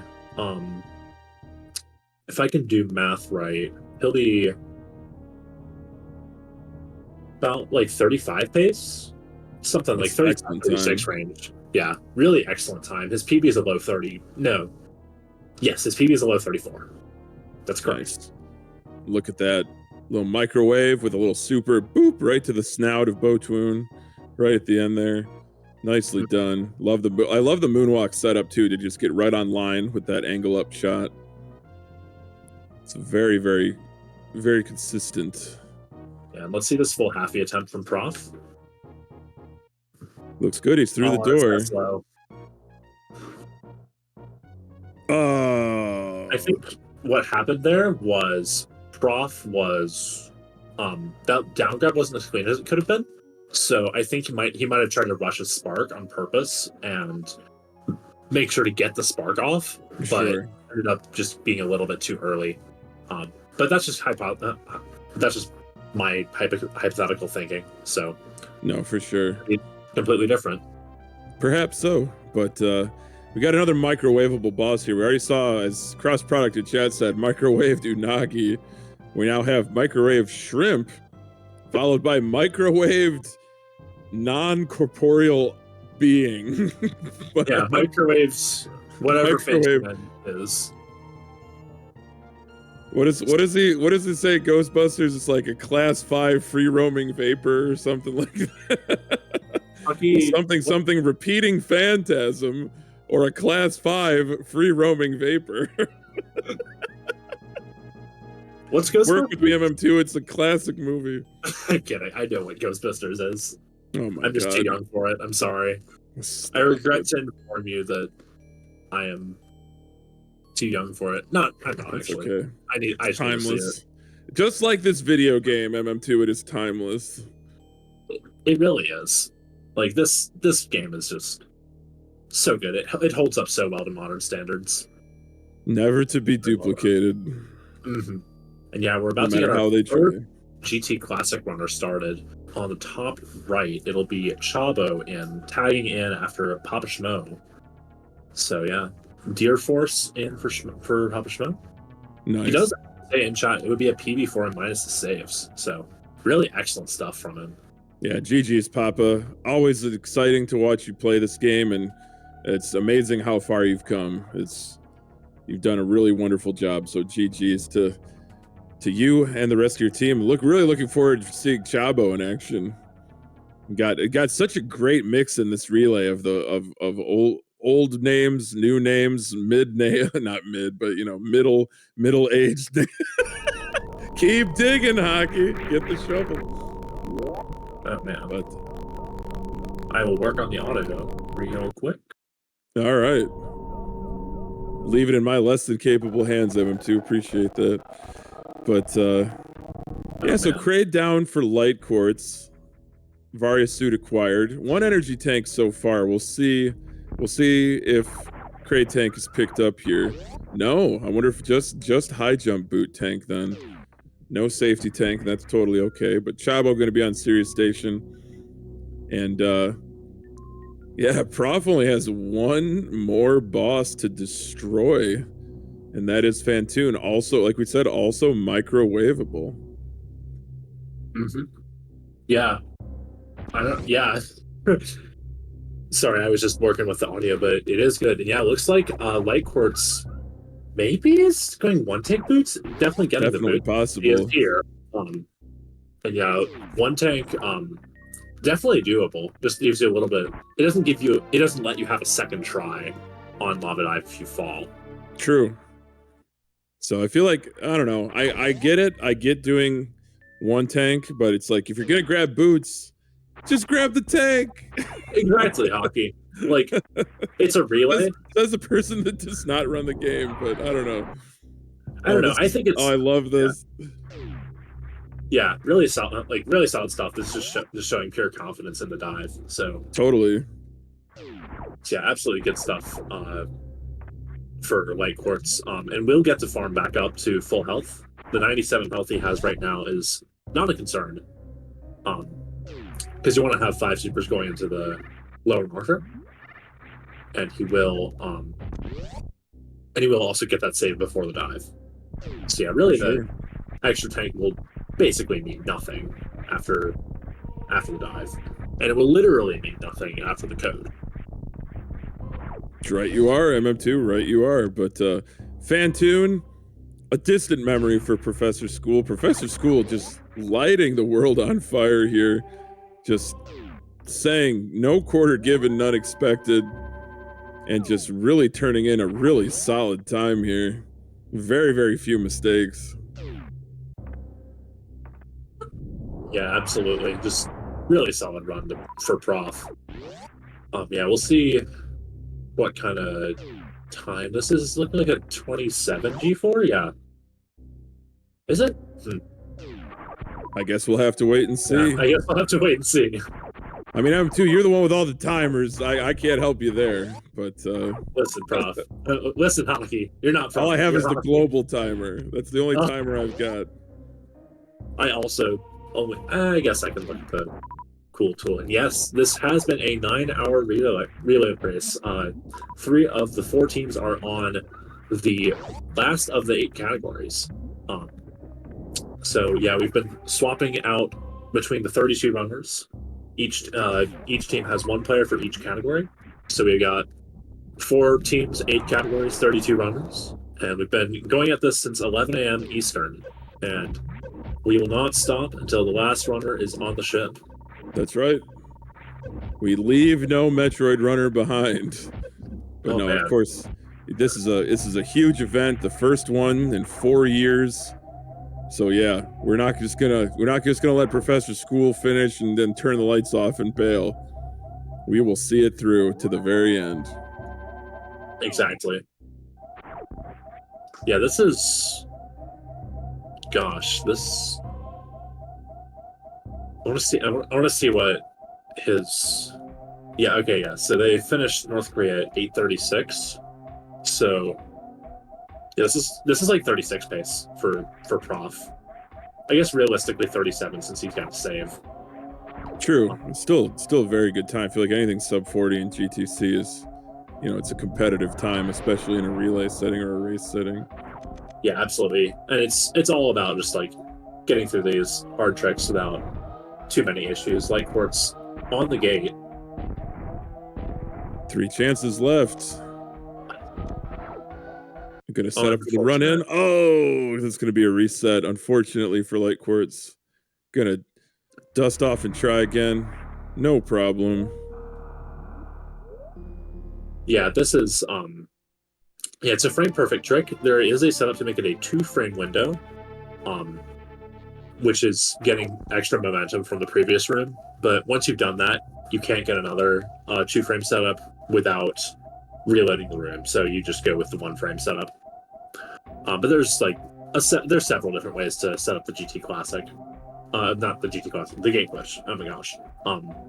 Most common one is just get up against the gate and get yourself a little bit of momentum and shoot the super and hope that it spawns on the other side. Because that is the point of the gate glitch, is for sure super spawned in the middle of the gate, and because of how collision works in Super Metroid, it gets processed left to right, so the game notices that it's look at that with the switch before it notices that it's in the middle of the gate. And unrelated, but excellent Sashia skip from Prof. Oh my gosh. Yeah, totally. Not only that, but Light Quartz with the first try rolling in. Green gate glitch. Nicely done. Yeah, and classic 6th try. What's that? Classic 6th try gate glitch. Yeah, to me, the counter restarts once you reset. I mean, come on. First try, second set. Yeah, there you go. Second set, first try. I like that. But Tilly cruising along the Frog Speedway, done with Ridley, still has to fight Kraid. But you know what, MM2? They just made this so convenient. They put a Kraid right at the top of the Norfair elevator. Lovely spring ball skip there from Professor School, though, on his way to Mother Brain 1. Blowing away that first Zeba Titan using iframes and Ice Beam. I was going to say Freeze Beam. I have no idea where that came from, but yeah, that item in Super Metroid Brothers 3. It's the Freeze Beam. It's the sequel to Koopa Troopas 4, but I digress. So good on Light Quartz for entering the code correctly, turning off Spacer Beam, not crashing the game, and getting fast pillars on the way into worst room in the game. Meanwhile, a nice early Supers mock ball from Chabo. I feel like is in the pantheon of Super Metroid speedrunning tricks. Definitely an underrated strategy there. Is the key to avoiding a Spore Spawn fight. It's really just, it never gets old. Like, I feel like Super Metroid speedrunning would be so much worse without mockball, both because it's such a key part of Samus's movement, but also because the Spore Spawn fight on this one is just annoying to optimize. I'm always glad that it's there every time. And also, a nice crit quick kill for Tilly And he also had some nice space jump strats on the way in. I'll say. Very nice. But Lightcourt's cooking right now, MM2. Already into Wasteland. Health and resources looking incredible. This and the double Kago in Wasteland. Oh my goodness. Mm-hmm. Yeah, having little issues with. Yeah, little trouble. This surprises me given what we've seen so far. But a little bit of trouble from these metal pirates. He wants to microwave them and gets it, so. Oh, wow. Yeah, and Prof, I think, unfortunately missed 2 cries, but I wasn't watching, so maybe he got it. But Mother Raid's head was high, so I think he went for it and missed it. But Prof, one of the founding members of the 2 Cry Club, was one of the 3 discoverers. That's right. Nobody Nada and Shiny Zenny. Definitely on the Mount Rushmore of 2 Cry's contribution right there. The 4th spot was left open for, because there's not a 4th person. Or maybe there is, and I just don't know. But, well, I would know the answer either. But yeah, Prof is on the very last leg of his team's relay. So, once he's on that ship, then we'll get a final time for his team. Yeah, outstanding Mother Brain 3. And, yeah, just this escape sequence ahead for Prof. But Lightcourt's getting a little bit bullied by Ridley here, but now being grabbed, and that finishes the fight. Someone in chat asking 2 cries. Yes, it is a strategy used to reduce the time it takes for the cutscene against Mother Brain 2 to 3. I don't know the technical details. They are extremely, extremely subtle, nuanced, and very forbidden. It's forbidden tech. Yeah. The way we figured it out is, like, the human setup is that Nobody Nada wrote a brute forcer for Mother Brain's neck to figure out what frames you needed to be above her head in order to get a satisfactory cutscene. And we eventually found this setup that worked. And yeah, nice blue bomber for Prof. Good escape bomber. And yeah, he'll be facing forward on the ship, and Team Happily Ever After will be winning the relay with a time of 9:12:17. Wow, so, GG's. GG's Happily Ever After. What a monumental effort. Got their lead, sustained their lead. Exactly. Wow. The only time they did not lead was at the end of 100%. Fun fact, that was because of a 3-minute console crash from Timon. Yeah. But he swapped it out, got it back in it, and let the rest of his team have it. So very, very solid run for each of their team members. That was Timon, Sloters, V2 Nitro, MRock, Cross Products, Tablespoon, who's their next grade runner? Oh my gosh. That was an Idol and Prof. Yep. Yes. I was kind of doing that for memory. That's my excuse. MM2, you need a vacation, man. Man, I really do. Oh my gosh. Yeah, that's exactly what I'm doing. I've been organizing tournaments for the past year, and after that, I'm done. I will not be organizing any tournaments until school starts again in the fall. There you go. Giving myself a break. But also, I'm not trying to pick on Timon because, definitely had to swap consoles at the beginning. But also, I believe Happily Ever After was in 2nd place after 100%. Yes. I'm pretty sure. So basically, Timon went from in Timon's 100% run, went from last place to 2nd place by the end of Hundo, and then Sloters got the lead, and they carried the lead all the way at the end. So GG's to everyone on Happily Ever After. But MM2, not so fast. It ain't over till it's over. We still have 3 other teams, including 2 within the GT Classic landscape, you've got Chabo just getting Varia Suit, finishing off Kraid, but you now have Light Quartz going in here at Mount Everest in Meridia. So only 2 more bosses left for Team Los Pollos Hermanos. Exactly, yeah. Light Quartz really cooking up a storm here. And Telemorph on to Mother Brain 1 for North Korea percent for grappling with consistency. No, what an amazing effort. Amazing effort from all teams.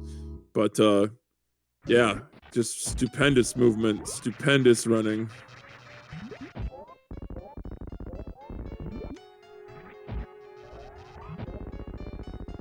Yeah, it's really well done. Tilly only got 5 tanks, so no stand-up, but will be making the 20 shots happen regardless. That's right. That's right. 20 shots with the full beam combination. I mean, this fight with a passive Mother Brain is over before it starts, pretty much. I mean, you're going to see a catch-up in no time flat for Tilly. And with this amount of energy, not really worried about anything.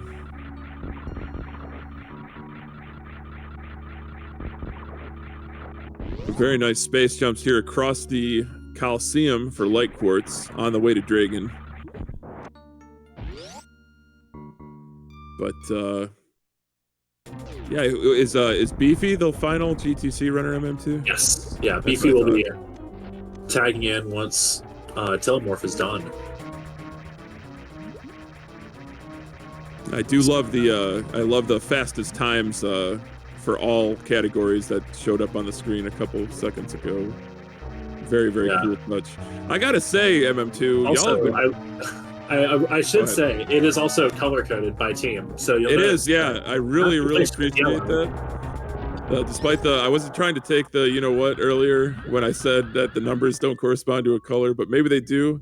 Maybe people here have synesthesia. I'm not sure. I guess I don't. But the production value on this relay, not to take a single thing away from any previous relays, but this has been absolutely first class. Y'all have done just an amazing job. Well, and I know it's often a thankless I'm job. responsible for absolutely 0% of that. That's all total. I'm just here to yell at people and say, "Hey, go live." Hey, follow the rules. Someone has to conduct the orchestra, MM2. I suppose so. Then I also play the game, I guess. That's true. But yeah, shout outs to Total. It's just really, really impressive. Yeah, I'm really grateful that he's willing to do this every time. And I hope that he continues to do it, because I would love to have this happen again. And no, for not sure. 4 years between this and the next relay. I agree. 4 years is way too long, but what hopefully won't be too long is Chabo's lava dive here. Great ball bounce on the entrance there into the Gravitron. Getting the Namahe flames exactly where he wants them. Come on, Chabo. Oh! Still gonna try again. Man. Gotta really push. Oh, not gonna have enough. So that's gonna be a reset for Chabo. No problem. Just a little hiccup there. But just what a colossal effort. That was a huge effort.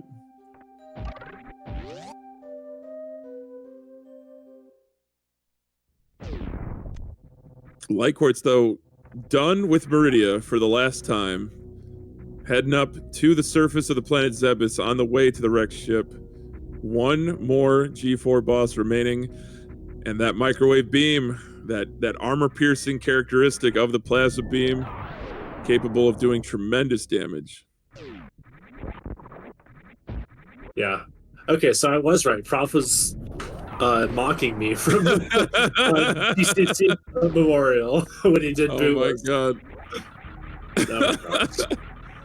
Well, in any case, he did it spectacularly. Just pulled it off great. Yeah, that was awesome. Look at this. Left side spark from Till. Left side. Oh my gosh. Left side B even with the diagonal, huh? They don't see that every day. That's really special. Mm-hmm. Yeah, that's like a Tilly special. I love really that. cool. I heard it said once, and I've repeated it ad infinitum. GG's to Tilly, finishing North Korea percent. But that's not what I say ad infinitum. What I do like to say is that every Super Metroid runner has like a fingerprint, and it's just so interesting to see what people do with this game. Yeah, it's really nice to, like, I'll bet you if you had like a 20-second clip, well, not a 20-second clip, but if you like watched parts of people's runs, there are parts where some people just do a very unique strat at pretty much everything. I don't know. What I'm trying to say is that you're totally right, and that if it didn't sound like it at first. Well, if you're looking at someone's gameplay, you can tell who's playing, like what's going on.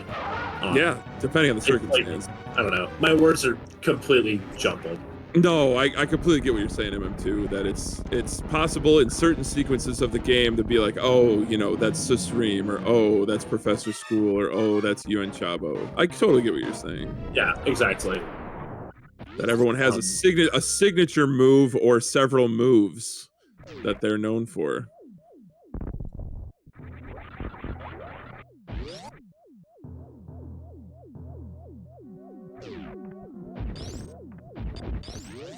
No, yeah, it's definitely just great to see like those. Like, I think I was commentating a Rando race a few years ago, and I noticed one of the runners, I believe OK Beamer, was like power bombing the shot blocks at the bottom of Wreck Ship Shaft, and I was like, yeah, that's like the Beamer special. That's what he does. The Beamer special.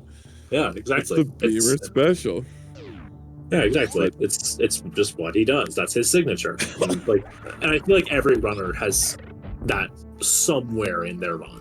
It's just great to see the vast multitude of ways you can just play Super Metroid. No question. Speaking of, you had some wonderful spring ball strats leaving the wreck ship and crossing the moat there from Light Quartz. Now into the parlor, looking for this space boost through the wall. Oh my goodness. Walking on air, flying through space and time on our computer screens as we speak in the year 2025. Oh my goodness, MM2. Chabo with a little bit of a slowdown there, but did have a successful green gate glitch and a successful GT code. So ready to get this onslaught started. Going to be taking all of these G4 bosses to task, remaining G4 bosses. Mm-hmm. Yeah. Yeah, Chabo just it has all those 4 bosses, and then Beefy will get to do his full run. I'm looking forward to it. Definitely looking forward to it.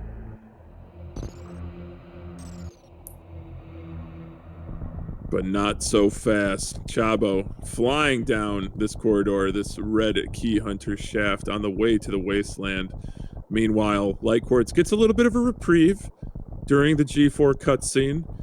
Can consider such things as like, why is Rhode Island neither a road nor an island, and other such things that have baffled scholars since the beginning of time.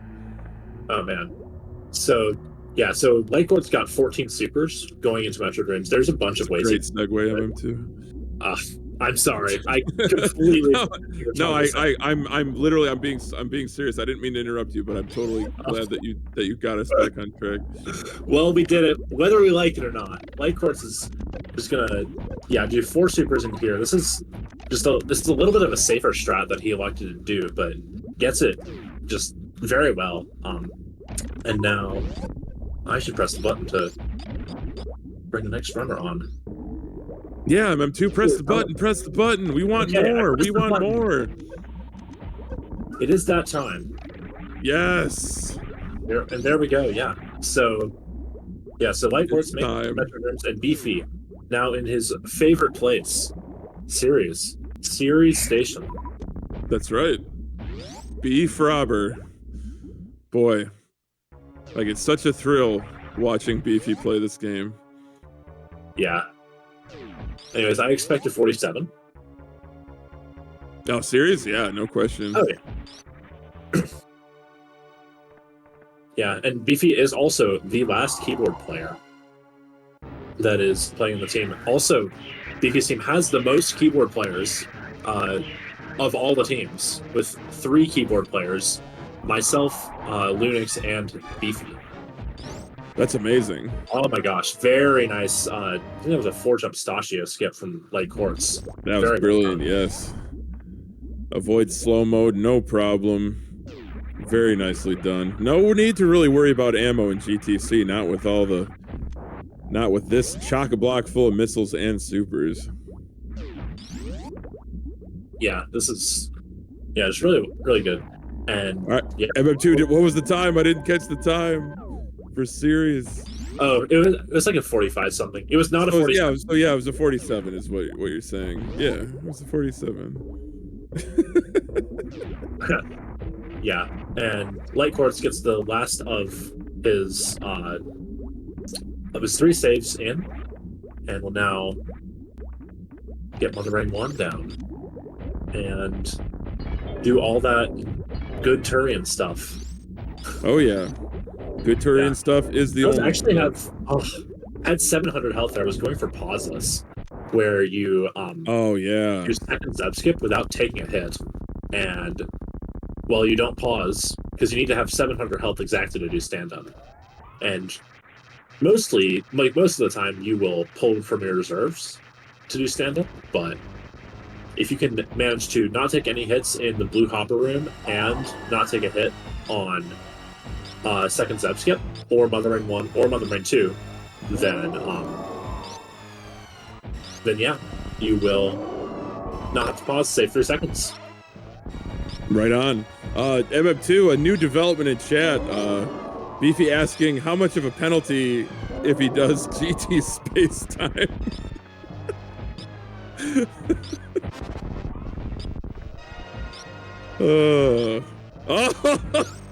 From the organizer himself. Yes, a first for the Super Metroid Relay.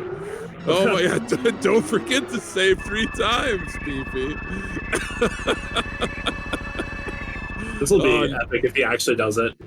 Oh my gosh, yeah, someone asking, are you running the IFB with the real questions, are you running the stable ROM? Well, Beefy's on emulator. Beefy doesn't need to run the stable ROM. Of course it's a stable ROM, it's on my computer, silly. Oh my gosh. Oh my gosh. So basically what you're telling me is, yeah, Phatoon's hitbox, they really got to turn on the afterburners here. Oh my gosh. Oh, this is it.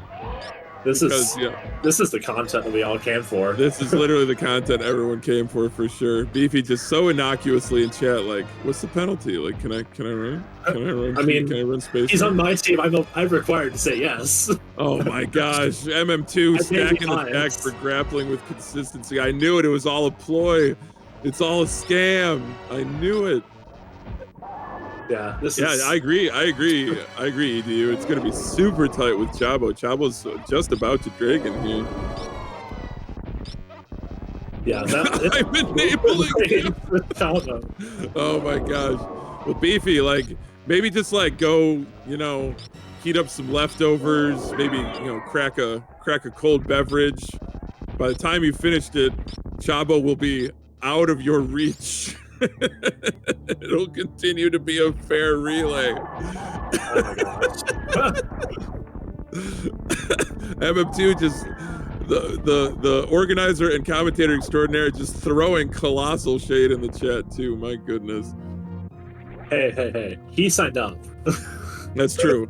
That's an excellent point. IFB, you slay me. Close your eyes and just make it happen. Let's do it, man. Beefy's just gonna MM2 Beefy is going to click his heels together 3 times and say, there's no category like GT space time. Yeah, there's no place like the ship with the escape flag turned on. Oh my gosh. And then you make it happen with the power of glitches. Light Quartz though on the escape, Mother Brain, no sweat at all, no muss, no fuss, no drama. does it. Natty, why? Why are you doing this to me, Natty? Oh my god, the riffing. Just dismantling me one joke at a time. Oh my god. Yeah, God, I don't think we're in Kansas anymore, MM2, that's for sure. I don't even know if we're on Zebus anymore. The light courts will not be on Zebus anymore, finishing the relay for Los Pollos Hermanos with a time of 9:29:51. Wow. Yep. Finishing the GT Classic run. GG's. GG's. Way to go, Light Courts and the rest of Los Pollos Hermanos. Unbelievable.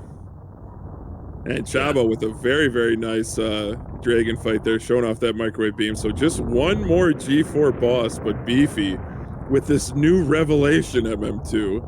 Beefy hot on the heels of Chabo. Yeah, I don't know if Beefy will actually do it. It'd be epic to see it happen, but... It really would, yeah. I feel like... It'll really just be suspense up until the code. Yeah, pretty much. Space or a wave. It could be anything, MM2. The possibilities of gameplay are endless.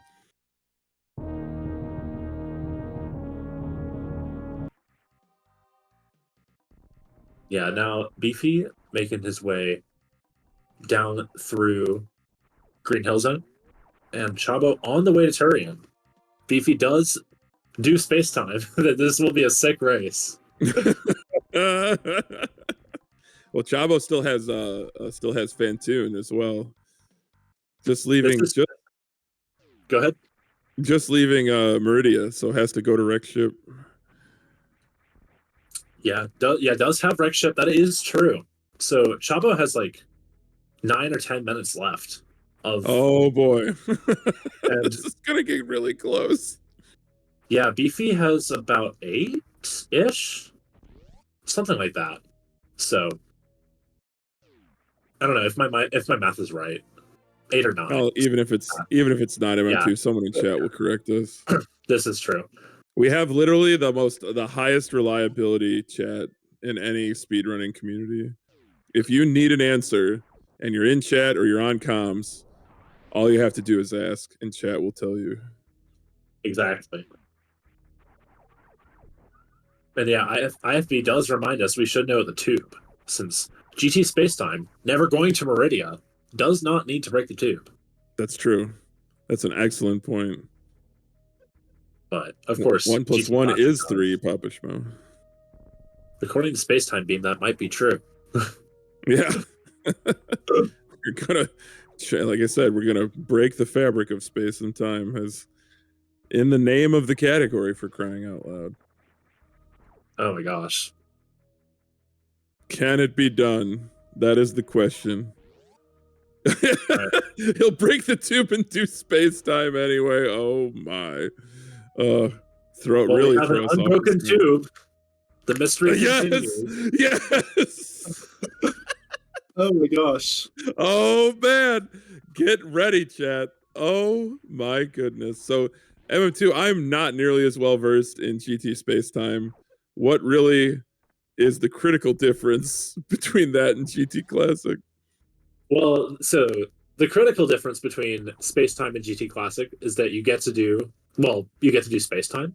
So you go to GT code and then you do a series of Spacetime warps to get you to the right side of criteria just east of landing site, and then you shoot a charged Spacetime shot, which sets the escape flag and gets you back into landing site. And then you're at the ship with the escape flag set, and you could face forward on the ship and win the game. That's amazing. And what beams equipped constitute the space-time beam? Charge, ice. Well, ice, spacer, and plasma. Since the key ingredient is spacer and plasma being equipped at the same time. So since that's an illegal beam combination, it causes the game to read a table out of bounds for when it's deciding what the beam is doing. So it just reads invalid data and ends up jumping into the middle of a routine that's designed to copy a couple of bytes, and inside copies like about a couple thousand bytes, and overwrites a ton of important data like the save data and a bunch of the room data as well, and ends up it can do some really interesting things. It can also just crash the game. So you could also, instead of doing that, instead of what am I thinking? Instead of doing all those warps to get up to the east side criteria, you could also just walk. Before we knew about a few of the less stable warps, you could we just walked from Screw Attack Room to Criteria Keyhammers and did the end game warp from there. So yeah, that is a distinct possibility, but we will see what happens on the side of Beefy.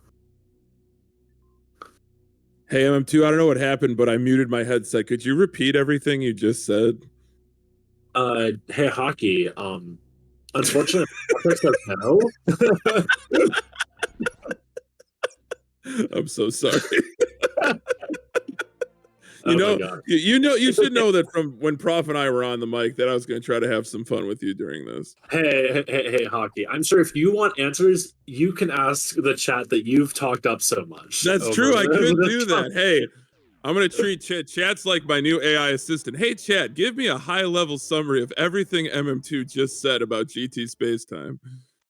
You know what? I don't think it's going to work because they're not actually an AI. There's no input. There's no like text box for me to, write in. It's all natural intelligence in chat. Oh, no, yeah. It's no nothing artificial about Super Metroid community hive mind. Papa Schmo just goes, I love Lamp. Incredible. Oh my gosh. But Chabo, like you said, MM2, this is going to be really, really close. Like Chabo is into Torian right now. I feel like from Torian elevator to the ship, that's a minimum of what, like 8-ish minutes or less? It's 7 minutes. 7 minutes, yeah. It could be 7.5 if you miss Baby Skip or something goes a little awry in your Torian. But nominally it's 7 minutes. So yeah, we'll see. We'll see how this goes. How this shakes out. Yeah, I mean, it could grappling with consistency pull off the unofficial comeback of a lifetime. Oh my gosh, it would be truly an epic storyline. Yeah, who saw this coming 9 hours and 37 minutes ago? I sure didn't. It was not on my Super Metroid Relay Race bingo card. I'll tell you that much. Now I want to see your Super Metroid Relay Race bingo card, Hockey. Are you playing bingo for every tournament race you watch? I wouldn't say every tournament race, but just the good ones, just the important ones, like those. They're all important in their own right, I think.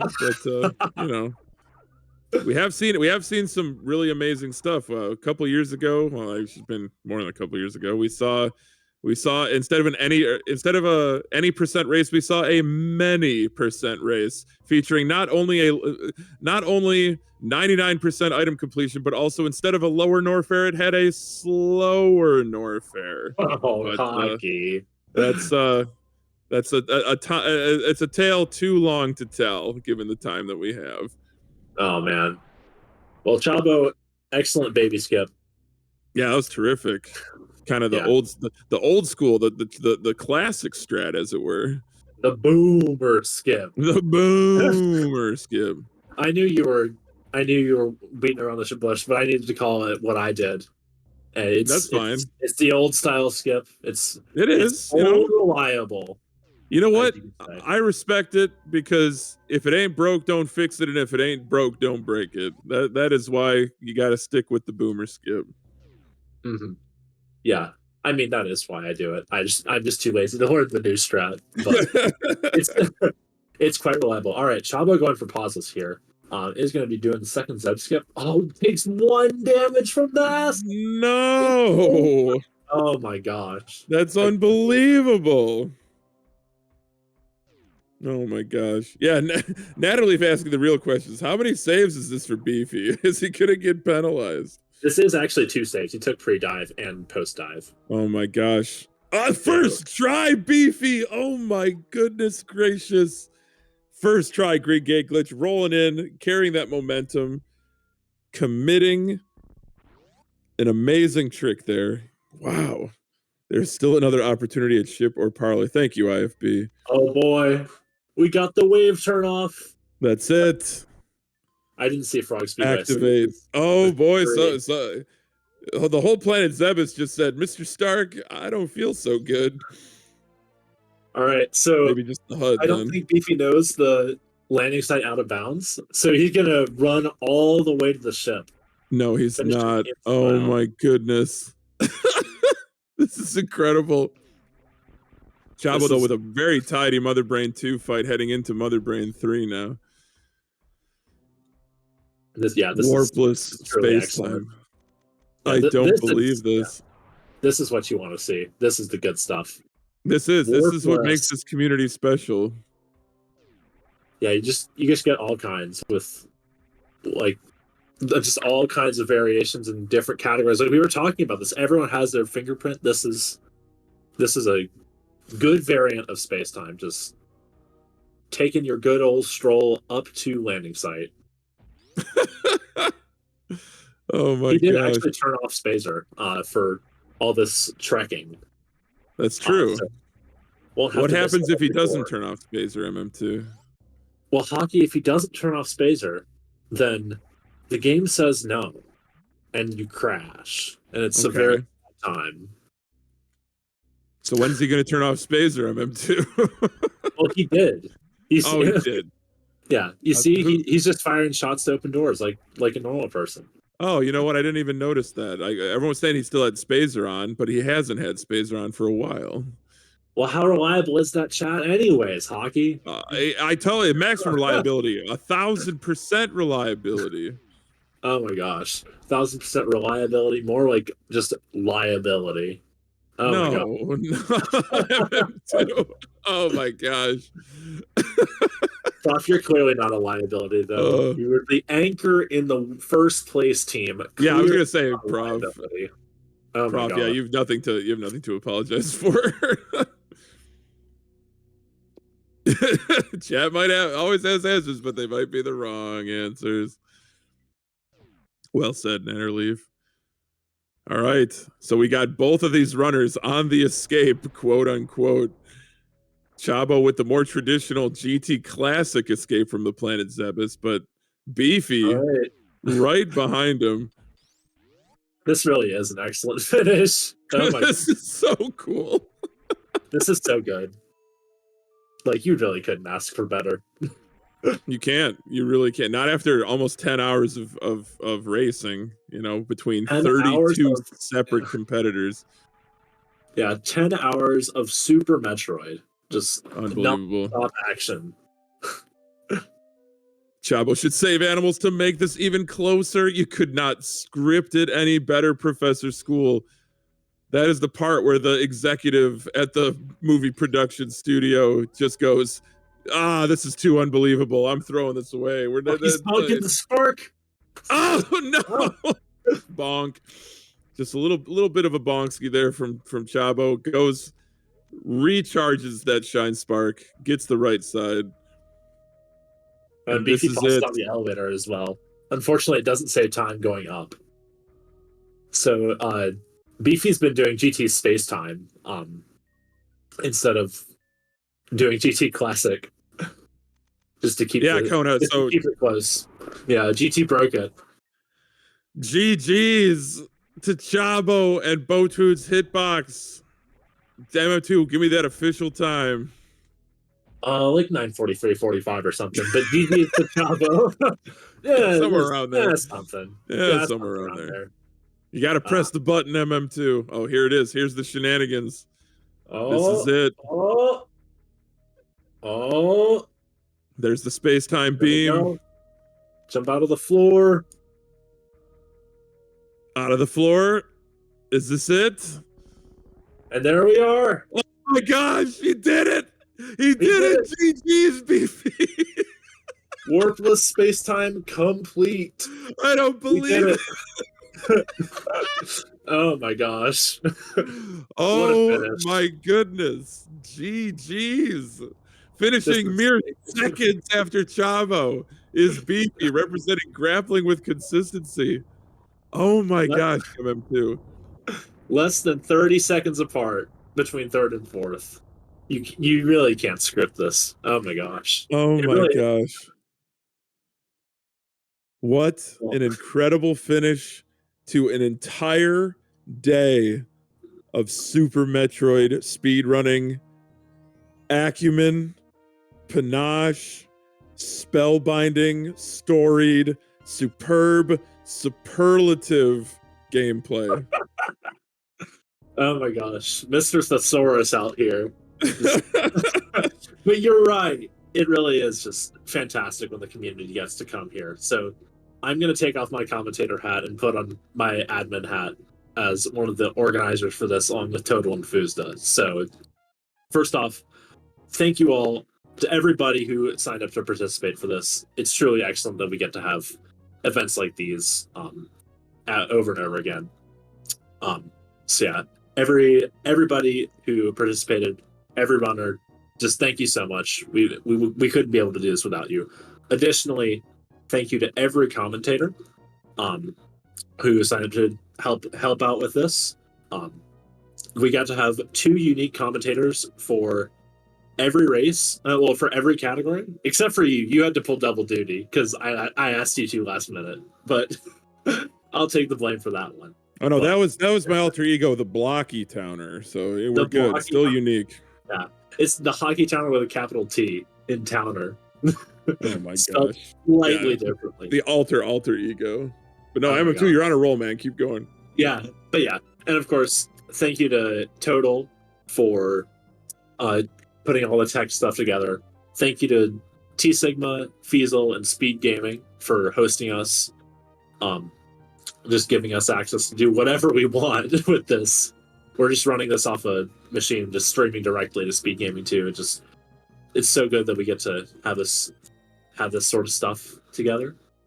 And yeah, it's excellent stuff when the community comes together. But yeah, GG's to Happily Ever After in first place, Los Pollos Hermanos in second place, Botchman's Hitbox in third, and Grappling with Consistency in fourth. Thank you all for watching this episode of the Super Metroid League Community Relay. We hope to be back very soon. Hockey, send us off. Wait, what? Yeah, you got to send us off, Hockey. I'm not doing this alone. All right, MM2, you got it. Sorry, I was taken in by your kind words, your thoughtful phrases, and yeah, I echo all of MM2's sentiments and add just a little smattering of my own. It's been my home on the internet for a very long time. I think you're all incredible people with such amazing talent and skill and knowledge of this absolutely fantastic speed game. There will be another relay of that, I am 100% sure, and I know it'll be in a shorter amount of time, than the next than for a 4-year gap is what I'm trying to say. So on behalf of everybody at Speed Gaming, all 4 of these amazing teams and the whole Super Metroid community, this has been MM2 and the Hockey Towner, wishing you all a wonderful evening and a better tomorrow.